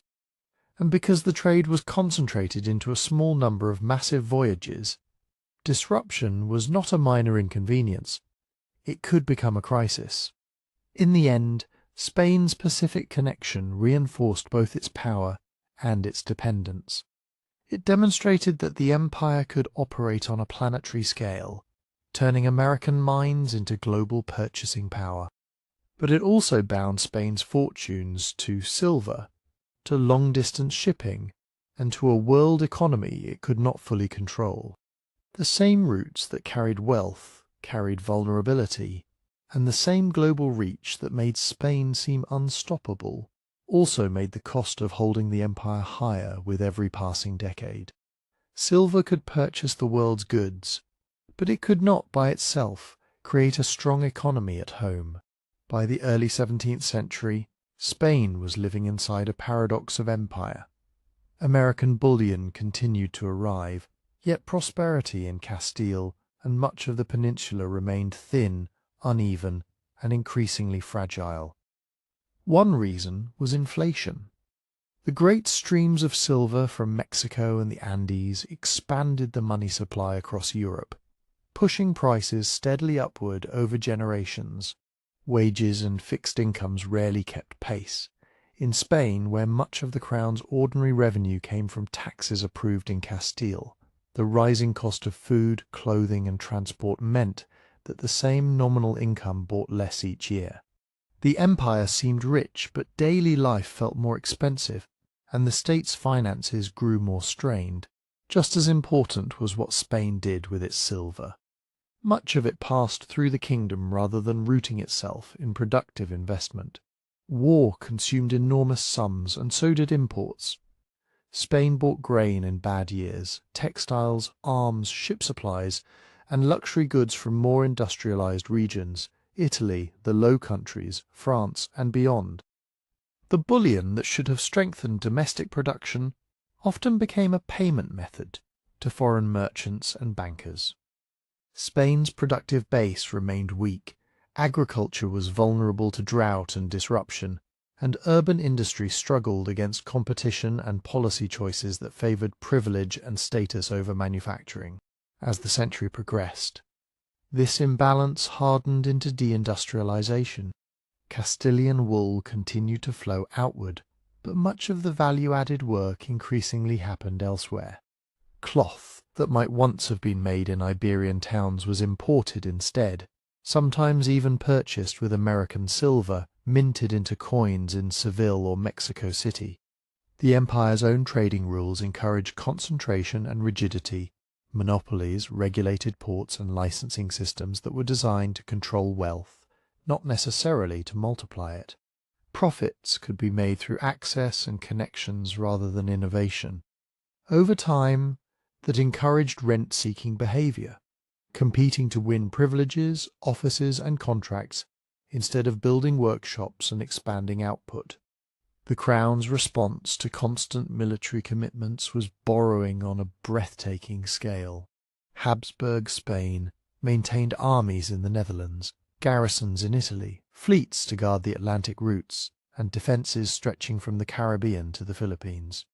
Each theatre demanded money up front, and silver arrived on schedules that were uncertain, delayed by storms, raids, or administrative disruption. To bridge the gap, monarchs relied on short-term loans and long-term debt, drawing heavily on financiers who expected repayment from future tax streams and future bullion. This system could function, but it was brittle.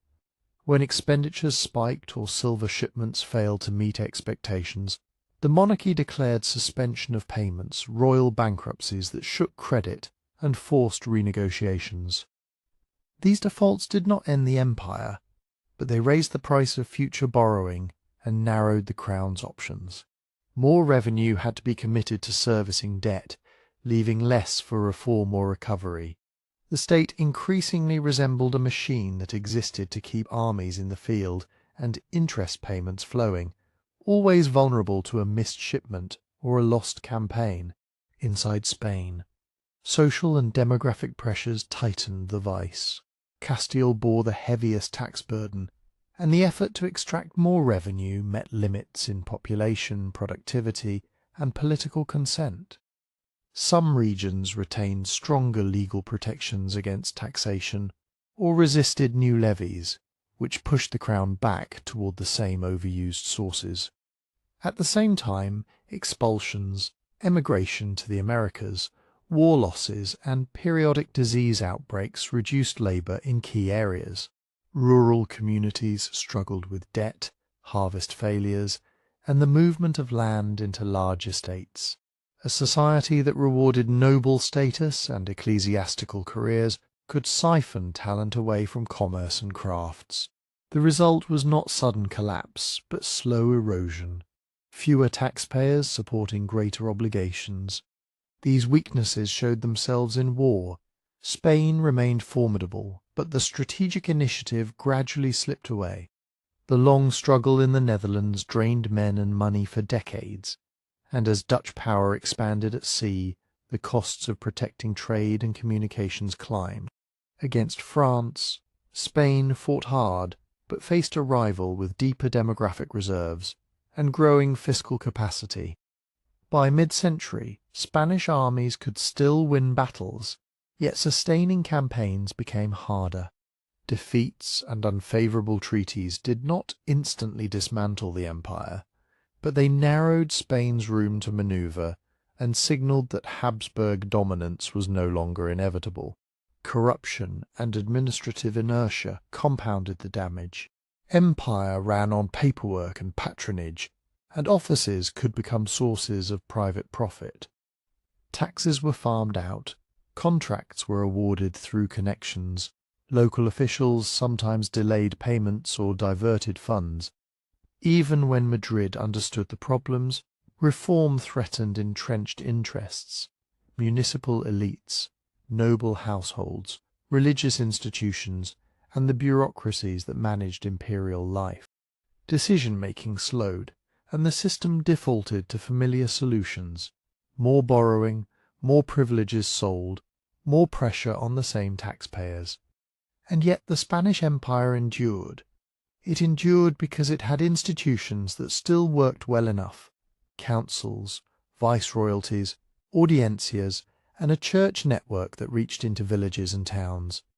It endured because coercion remained real. Forts, fleets, and militias could still impose order where challenges arose. It endured because inertia itself is a kind of strength. Trade routes, legal structures, and social hierarchies do not vanish simply because balance sheets deteriorate. The empire could become poorer in relative power, less efficient, and more indebted, while continuing to function, still extracting silver, still administering cities, still defending its coasts 1 year and 1 convoy at a time. That endurance was tested at the very centre of the system when the Habsburg line in Spain reached its end. In 1700, King Charles II died without an heir. His death did not simply open a domestic succession question. It opened the possibility that the immense Spanish inheritance, Spain itself, its Italian possessions, the Spanish Netherlands, and the overseas empire, might be folded into another great power's orbit. Europe had spent generations trying to prevent any single dynasty from becoming too dominant. Now the fear was clear: if France and Spain were united under one Bourbon house, the balance of power could tilt decisively. Two candidates represented two different futures. The French Bourbons supported Philip of Anjou, grandson of Louis XIV. The Austrian Habsburgs promoted an archduke, hoping to keep Spain tied to the old Habsburg web. Behind these legal claims stood strategic calculations: England and the Dutch Republic, maritime powers dependent on trade, worried about French control of Spanish ports and colonial markets. Austria wanted to block French expansion and preserve its influence in Italy. For Spain, the stakes were existential. Foreign armies would soon fight on Iberian soil to decide who wore the crown. The War of the Spanish Succession turned Spain into one theatre of a much larger conflict. Inside the peninsula, support split along regional and political lines. In broad terms, Castile leaned toward the Bourbon claimant, while parts of the Crown of Aragon, especially Catalonia and Valencia, resisted, fearing that a French-backed king would crush their traditional privileges. The war was therefore both an international contest and a civil struggle over the nature of the monarchy. When the fighting finally exhausted the contenders, the settlement did not preserve Spain's old European position. It preserved Spain's independence, but at a price. Philip V remained king, establishing the Bourbon dynasty that would rule Spain for the next century and beyond. Yet Spain's European outer ring was cut away. The Spanish Netherlands and major Italian possessions were transferred to Austria, while other key points went to rival powers. Gibraltar and Minorca passed to Britain, giving it permanent footholds that mattered not only as symbols, but as bases shaping Mediterranean strategy for generations. Spain kept the Americas and the Philippines. Its oceanic empire remained intact. But in Europe, the map was redrawn to Spain's disadvantage. The deeper shift was not only territorial, it was institutional and ideological. Under the Habsburgs, Spain had often acted as a dynastic composite, a monarchy stitched together from regions with different laws and privileges, held in place by tradition, negotiation, and the demands of continental war. The early Bourbons brought a different model, influenced by French statecraft, centralization, uniformity, and administration designed to function like a single machine. The most dramatic early expression came after the war, when the crown moved to punish resistance and prevent future fragmentation. The old legal autonomy of Aragonese territories was curtailed, and Castilian-style institutions spread. This was not merely revenge, it was a program. A more centralized Spain, Bourbon ministers believed, could tax more reliably, raise troops more efficiently, and respond faster to threats. Rebuilding state capacity became the great project of the first half of the 18th century. Revenue had to be made steadier and less dependent on emergency borrowing. Administration had to become more professional, less captured by local privilege and old patronage networks. The military had to be updated, with better organization, supply systems, and naval investment, because the empire's lifelines were maritime, and because Britain's growing sea power made the Atlantic and Caribbean increasingly contested spaces. This was also the moment when Spain's relationship to its colonies began to change in tone.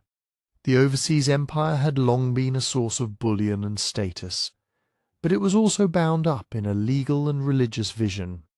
Kingdoms and subjects under a Catholic crown ruled through councils, viceroys, and negotiated local arrangements.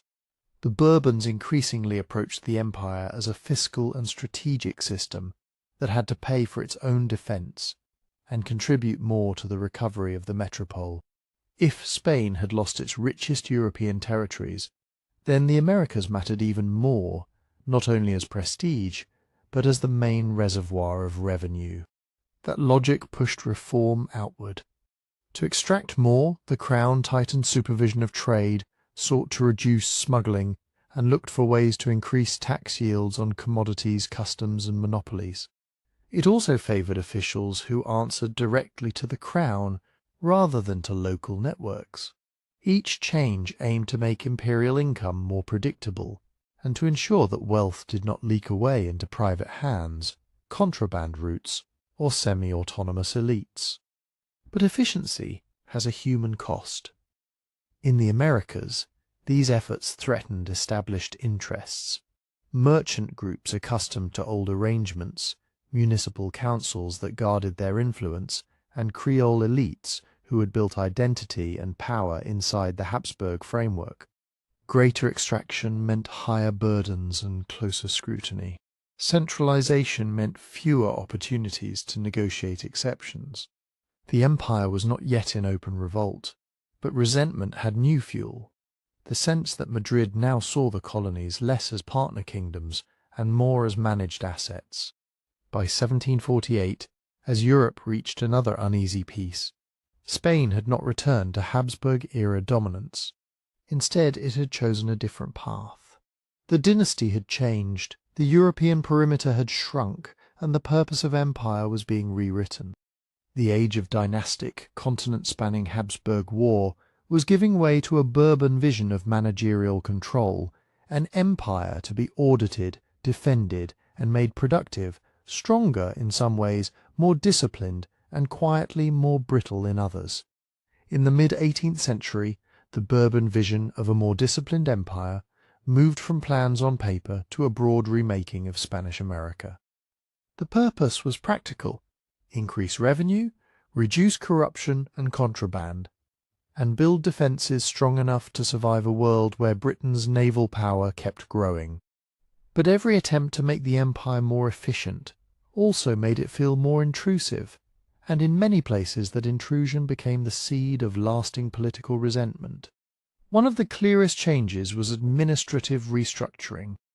The Crown sought to shorten the distance between Madrid and the provinces by multiplying points of supervision. New jurisdictions were carved out to weaken older centres of power and to respond to strategic needs. In the north, the Viceroyalty of New Granada was revived and strengthened, giving the Crown a closer hand over the Caribbean-facing regions and the Andean interior. In the south, the Viceroyalty of the Rio de la Plata was created, shifting authority away from Lima and toward the Atlantic, where trade and defence against rivals demanded attention.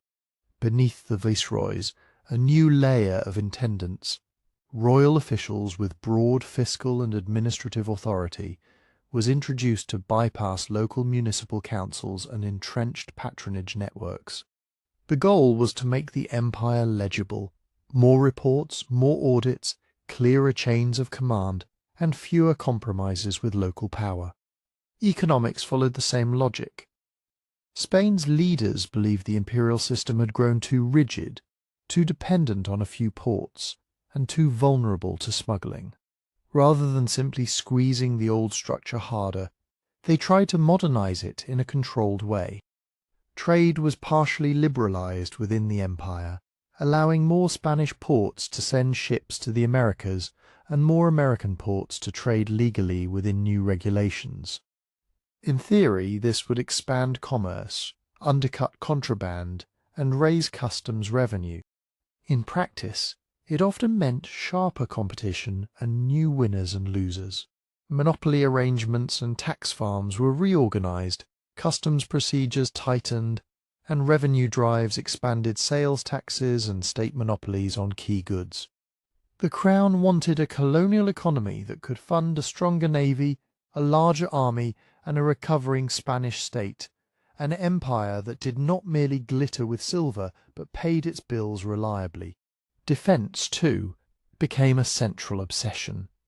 The 7 Years' War exposed Spain's vulnerability when British forces seized Havana and Manila, briefly demonstrating how quickly the empire's arteries could be cut.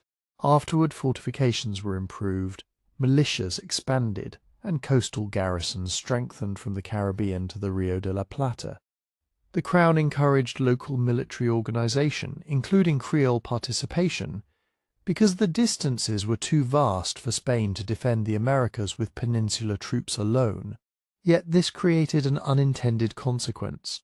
Creole elites gained military experience, command roles, and the habit of local coordination skills that would later matter when loyalty fractured. The human effect of all this was friction, especially in the social hierarchy that had long defined colonial life.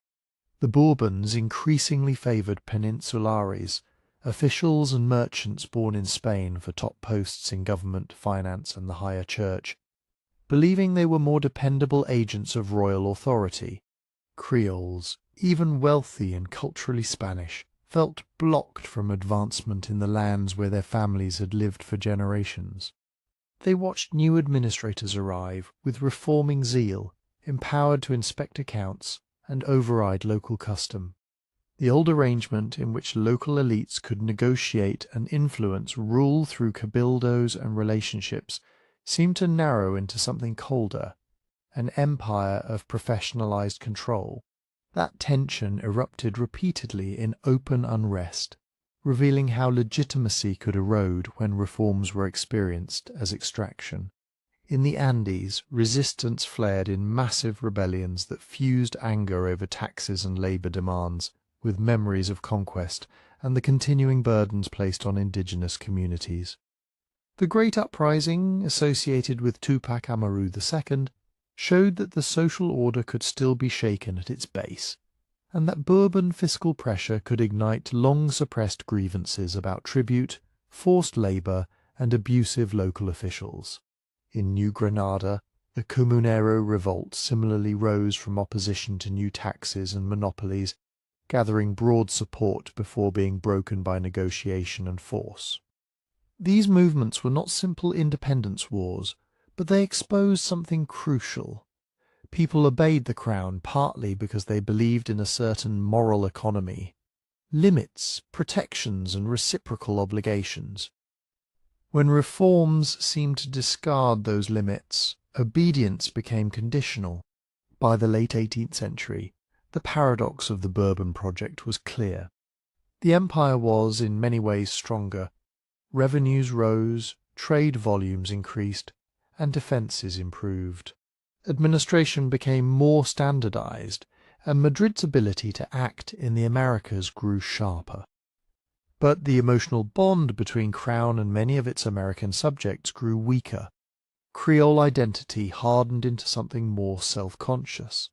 Spanish in language, religion, and law, yet increasingly distinct in interests and dignity. Excluded from top offices, burdened by new fiscal demands, and now practiced in local organization through militias, councils, and networks of educated clergy and lawyers, Creoles began to imagine political authority not only as something received from a distant king, but as something that could, in a crisis, be claimed and exercised at home. The reforms bought Spain time and resources, but at the cost of loyalty. By 1808, the imperial structure looked more orderly than it had a century earlier.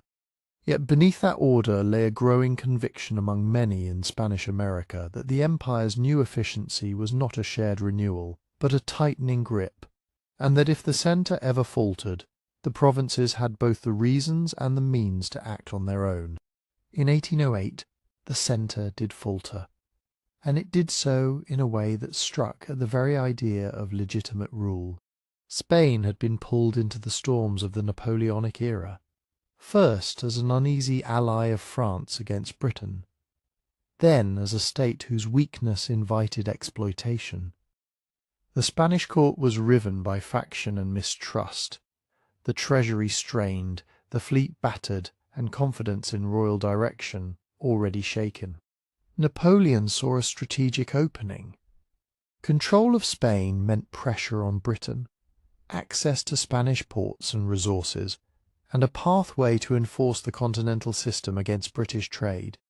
But it also meant, in practice, taking hold of a monarchy that was losing its authority even before foreign troops marched in. The crisis began as French forces entered Iberia under the pretext of moving against Portugal. Once inside, they did not simply pass through. They occupied key cities, and the Spanish royal family, caught between fear of France and anger at its own unpopularity, unravelled into abdications and confusion. Napoleon summoned the Bourbon monarchs into his grasp and replaced them with his own brother, Joseph Bonaparte. The move was meant to be clean, legalistic, and final, an empire of decrees and dynastic rearrangements. Instead, it detonated a legitimacy crisis. Many Spaniards could endure bad ministers or harsh taxes, but a king imposed by a foreign conqueror challenged the foundations of sovereignty itself. Resistance erupted into what became the Peninsular War, a conflict of regular armies and relentless local warfare. Spanish forces fought set-piece battles when they could, but the war was also defined by sieges, reprisals, and the grinding uncertainty of occupation. Local communities organized bands to harass French lines of communication, while British troops, committed to keeping Napoleon tied down on the peninsula, joined the struggle. The war turned Spain into a battlefield for years, consuming revenue, disrupting administration, and shredding the state's capacity to govern at distance. As the old structures failed, Spaniards improvised new ones.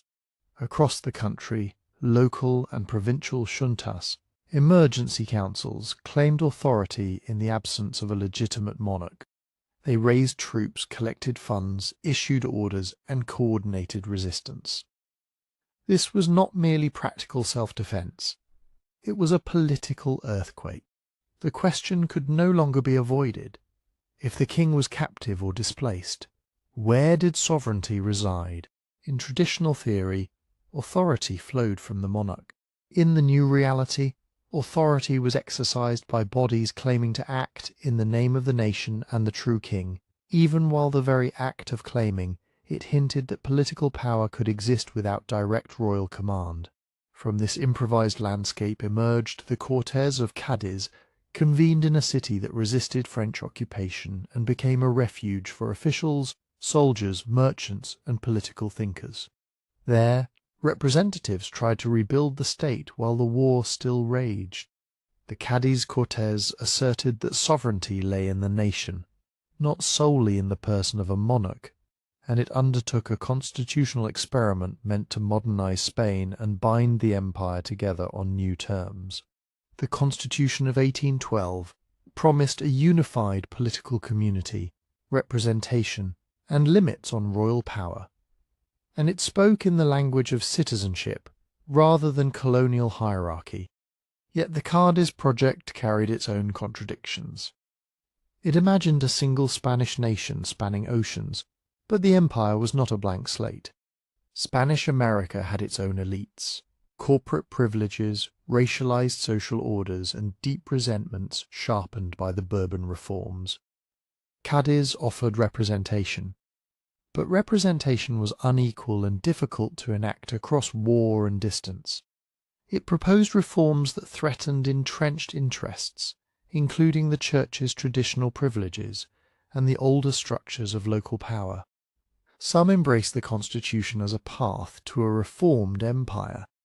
Others saw it as peninsular politics exported overseas, too late and too uncertain to restore trust.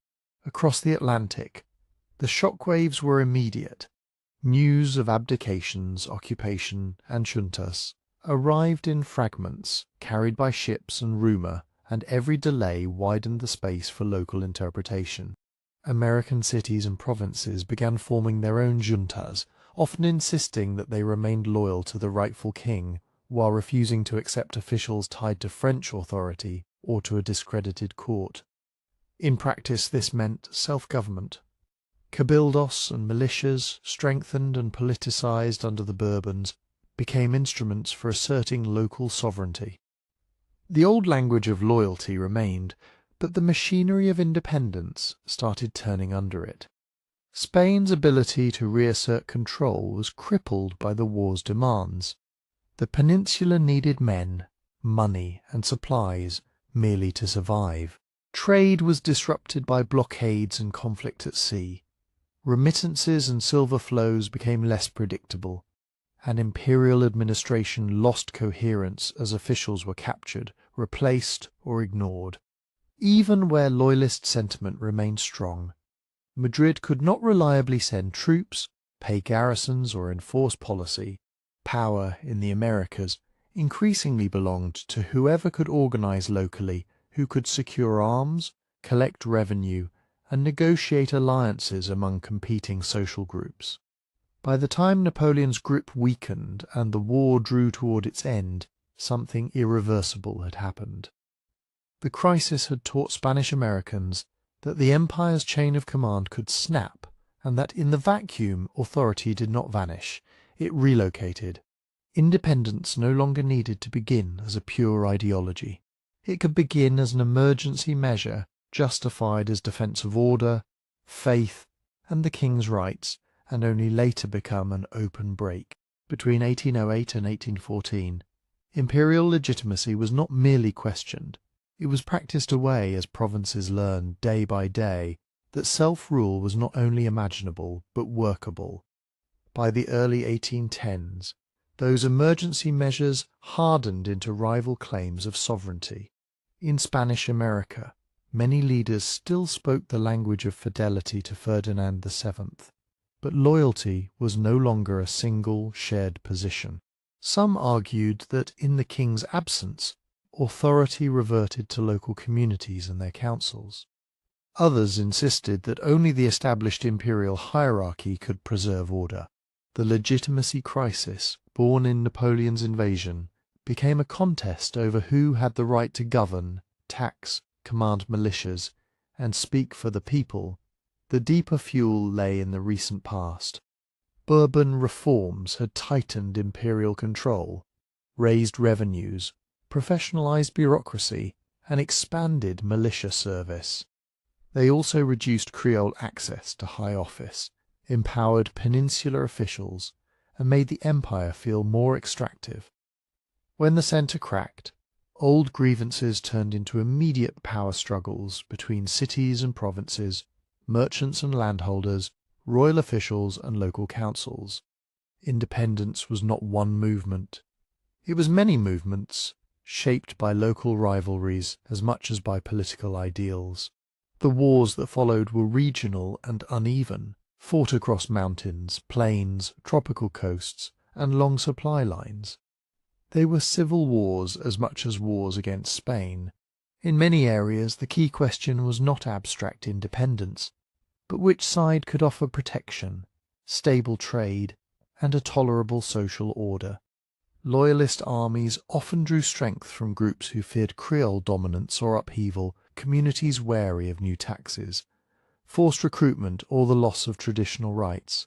Patriot forces, in turn, depended on coalitions that could shift quickly. Creole elites seeking autonomy, urban radicals demanding representation, free people of colour and enslaved people bargaining for freedom, and frontier fighters drawn by local loyalties more than ideology. In northern South America, Simón Bolívar emerged from this chaos as the most persistent strategist of independence. He was a Creole aristocrat with a sweeping vision, a liberated Spanish America that could avoid becoming a scatter of vulnerable republics. For Bolívar, independence required more than removing Spanish officials. It required building states strong enough to survive, with disciplined armies, reliable revenue, and political authority that could outlast the emergency of war. But his rise came through failure as well as triumph. Early republican experiments in Venezuela collapsed under military pressure and internal division. Patriot governments struggled to supply troops, and their promises often failed to reach the countryside. Royalist commanders exploited these fractures, recruiting local fighters by presenting themselves as defenders of religion, monarchy, and familiar hierarchies. The conflict became brutal, marked by reprisals that made neutrality difficult and reconciliation rarer. Bolívar adapted. He learned that victory depended on mobility, control of key river routes and highlands, and above all coalition building across social lines. The independence armies he helped assemble were not simply Creole militias. They incorporated Llanero horsemen from the plains, veterans hardened by years of campaigning, and fighters for whom emancipation or status was tied to service. Bolivar increasingly linked military recruitment to promises of freedom. Though these promises were contested and unevenly fulfilled, his campaigns relied on daring movement, crossing difficult terrain to strike where Spanish forces were thin, seizing strategic cities, then using those gains to build legitimacy and gather resources. Out of these campaigns came new political experiments.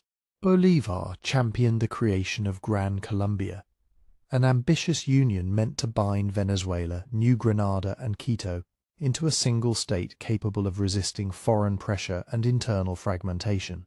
It was a bold answer to the empire's collapse, where Spain had once provided a distant framework of unity. Bolivar tried to replace it with a republican one. Yet the same forces that had shattered imperial rule now strained the new republics. Regions that had fought for autonomy did not easily submit to centralized authority. Local commanders, provincial elites, and rival cities guarded their power. Bolivar's own political thinking, suspicious of unchecked faction, and fearful that weak institutions would invite anarchy, pushed him towards strong executive rule. To opponents, this looked like a betrayal of republican liberty. To Bolivar, it was a grim necessity in a landscape still shaped by war. Spain's defeat, in the end, was not simply a matter of lost battles. Geography worked against it. Distances were vast, communications slow, and campaigns expensive. The Peninsular War had drained Spain's manpower and finances, and the post-war state struggled to rebuild a navy capable of sustaining control across the Atlantic. Shipping troops and supplies grew harder as Spain's credit weakened and as international trade networks shifted. Britain, now the dominant maritime power, favoured open commerce with independent American states and had little interest in helping Spain restore a closed imperial system. The wider Atlantic world, revolutionary precedent, new republics, and changing markets tilted against reconquest. By the mid-1820s, Spanish authority on the mainland had largely collapsed, leaving a map of new countries born from wartime alliances rather than settled consensus. Independence brought formal sovereignty, but it did not erase the colonial social order overnight. Old hierarchies of race, land, and labor persisted, even as legal categories shifted. Many states faced chronic instability, regional revolts, military strongmen, fragile finances, and unresolved questions about citizenship and rights. For Spain, the consequences were profound. The empire that had once been financed by American silver and organized around Atlantic monopoly now stood diminished, its global status reduced, and its politics shaken by loss. What remained were a few crucial colonies, especially Cuba and Puerto Rico in the Caribbean, and the Philippines across the Pacific. Territories that would become both symbols of lingering imperial ambition and pressure points in a world where Spain was no longer the central power shaping the oceans.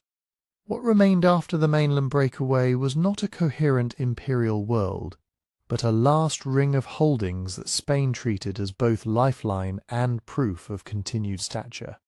Cuba and Puerto Rico sat close to Atlantic routes and growing American markets. The Philippines, tied to Spain by long sea lanes and fragile budgets, anchored a residual presence in Asia. Spain held on partly because these territories were easier to supply and garrison than the vast interiors of the Americas, and partly because local elites, planters, merchants, and officials often feared the upheaval they associated with independence wars. For a weakened Spanish state, these colonies also mattered because they could still generate revenue through tariffs, monopolies, and export duties, even as the old silver engine was gone. In the 19th century, Cuba became the keystone. Its soil and climate made it ideal for sugar, and global demand surged. Sugar, however, was not simply a crop. It was an industrial system of mills, credit, shipping, and coercion. Planters invested heavily, borrowed heavily, and demanded predictable order. That order, in Cuba, leaned on slavery far longer than on the mainland.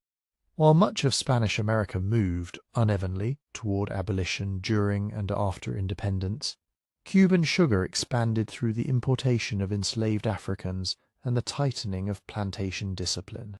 Spain, dependent on Cuban wealth, tolerated and protected the system even as international pressure against the slave trade mounted and as abolitionist ideals spread, that made Cuba central and combustible. The island's prosperity created a powerful planter class, but it also sharpened social fears of slave revolt, of racial war, and of a repetition of Haiti's revolution. These fears often pushed elites toward the Spanish state, which presented itself as the guarantor of stability. At the same time, Spanish rule became more extractive. Trade rules and taxes channeled wealth toward metropolitan needs and toward peninsular merchants favored by the colonial administration. Reformers called for representation, freer trade, and autonomy, demands that were repeatedly postponed or limited, especially when Madrid worried that concessions might be the first step toward separation. Puerto Rico followed a different rhythm, smaller, less dominated by vast sugar fortunes, and with a colonial society where reformist currents could be absorbed more readily. Spain experimented with limited changes there earlier than in Cuba, including gradual political reforms late in the century. But Puerto Rico, too, lived under an imperial structure that treated the colony as a revenue source and strategic outpost, not a partner with equal voice. Across the Pacific, Spain's position in the Philippines was more precarious than it looked on maps. The colony's economy was being reshaped by global trade and by export crops, while older monopolies and privileges eroded. A small Spanish population relied on local intermediaries, religious orders with large landholdings, and a bureaucracy that struggled to project authority across an archipelago. Education and travel created a new class of Filipino professionals who could compare Spanish rule with other possibilities. They did not begin as separatists. Many asked first for equality before the law, representation, and an end to abuses associated with arbitrary local power and clerical dominance. When reform seemed blocked, nationalism hardened. In Cuba, the same pattern: reform delayed, power concentrated, society strained by labor systems produced open rebellion. In 1868, a major uprising began and dragged on for years. It revealed how difficult it was for Spain to fight a long counterinsurgency across an island with dense rural networks and valuable coastal towns. Spain could send soldiers, but sustaining them was expensive. The war strained Spanish politics and finances, and it did not resolve the underlying issue of autonomy and identity. A later revolt in the 1890s reignited the crisis with broader organization and clearer separatist aims. Spain responded with harsh measures meant to separate insurgents from civilian support, concentrating rural populations and intensifying hunger and disease. Repression, rather than pacifying the island, increased bitterness and drew international attention. By then, the international environment had shifted decisively. The United States had become Cuba's main commercial partner and saw the Caribbean as a strategic sphere. American policymakers and business interests watched Cuba's instability with a mix of anxiety and opportunity, while a sensational press turned the conflict into a moral drama of suffering and Spanish cruelty. Spain, weakened by domestic turmoil and lacking the naval strength of earlier centuries, faced a problem it could not localize. The Cuban War was no longer only about imperial authority. It was about how power in the Atlantic was changing hands. In early 1898, an American battleship, the USS Maine, exploded in Havana Harbor. The cause was uncertain, but the event became a catalyst.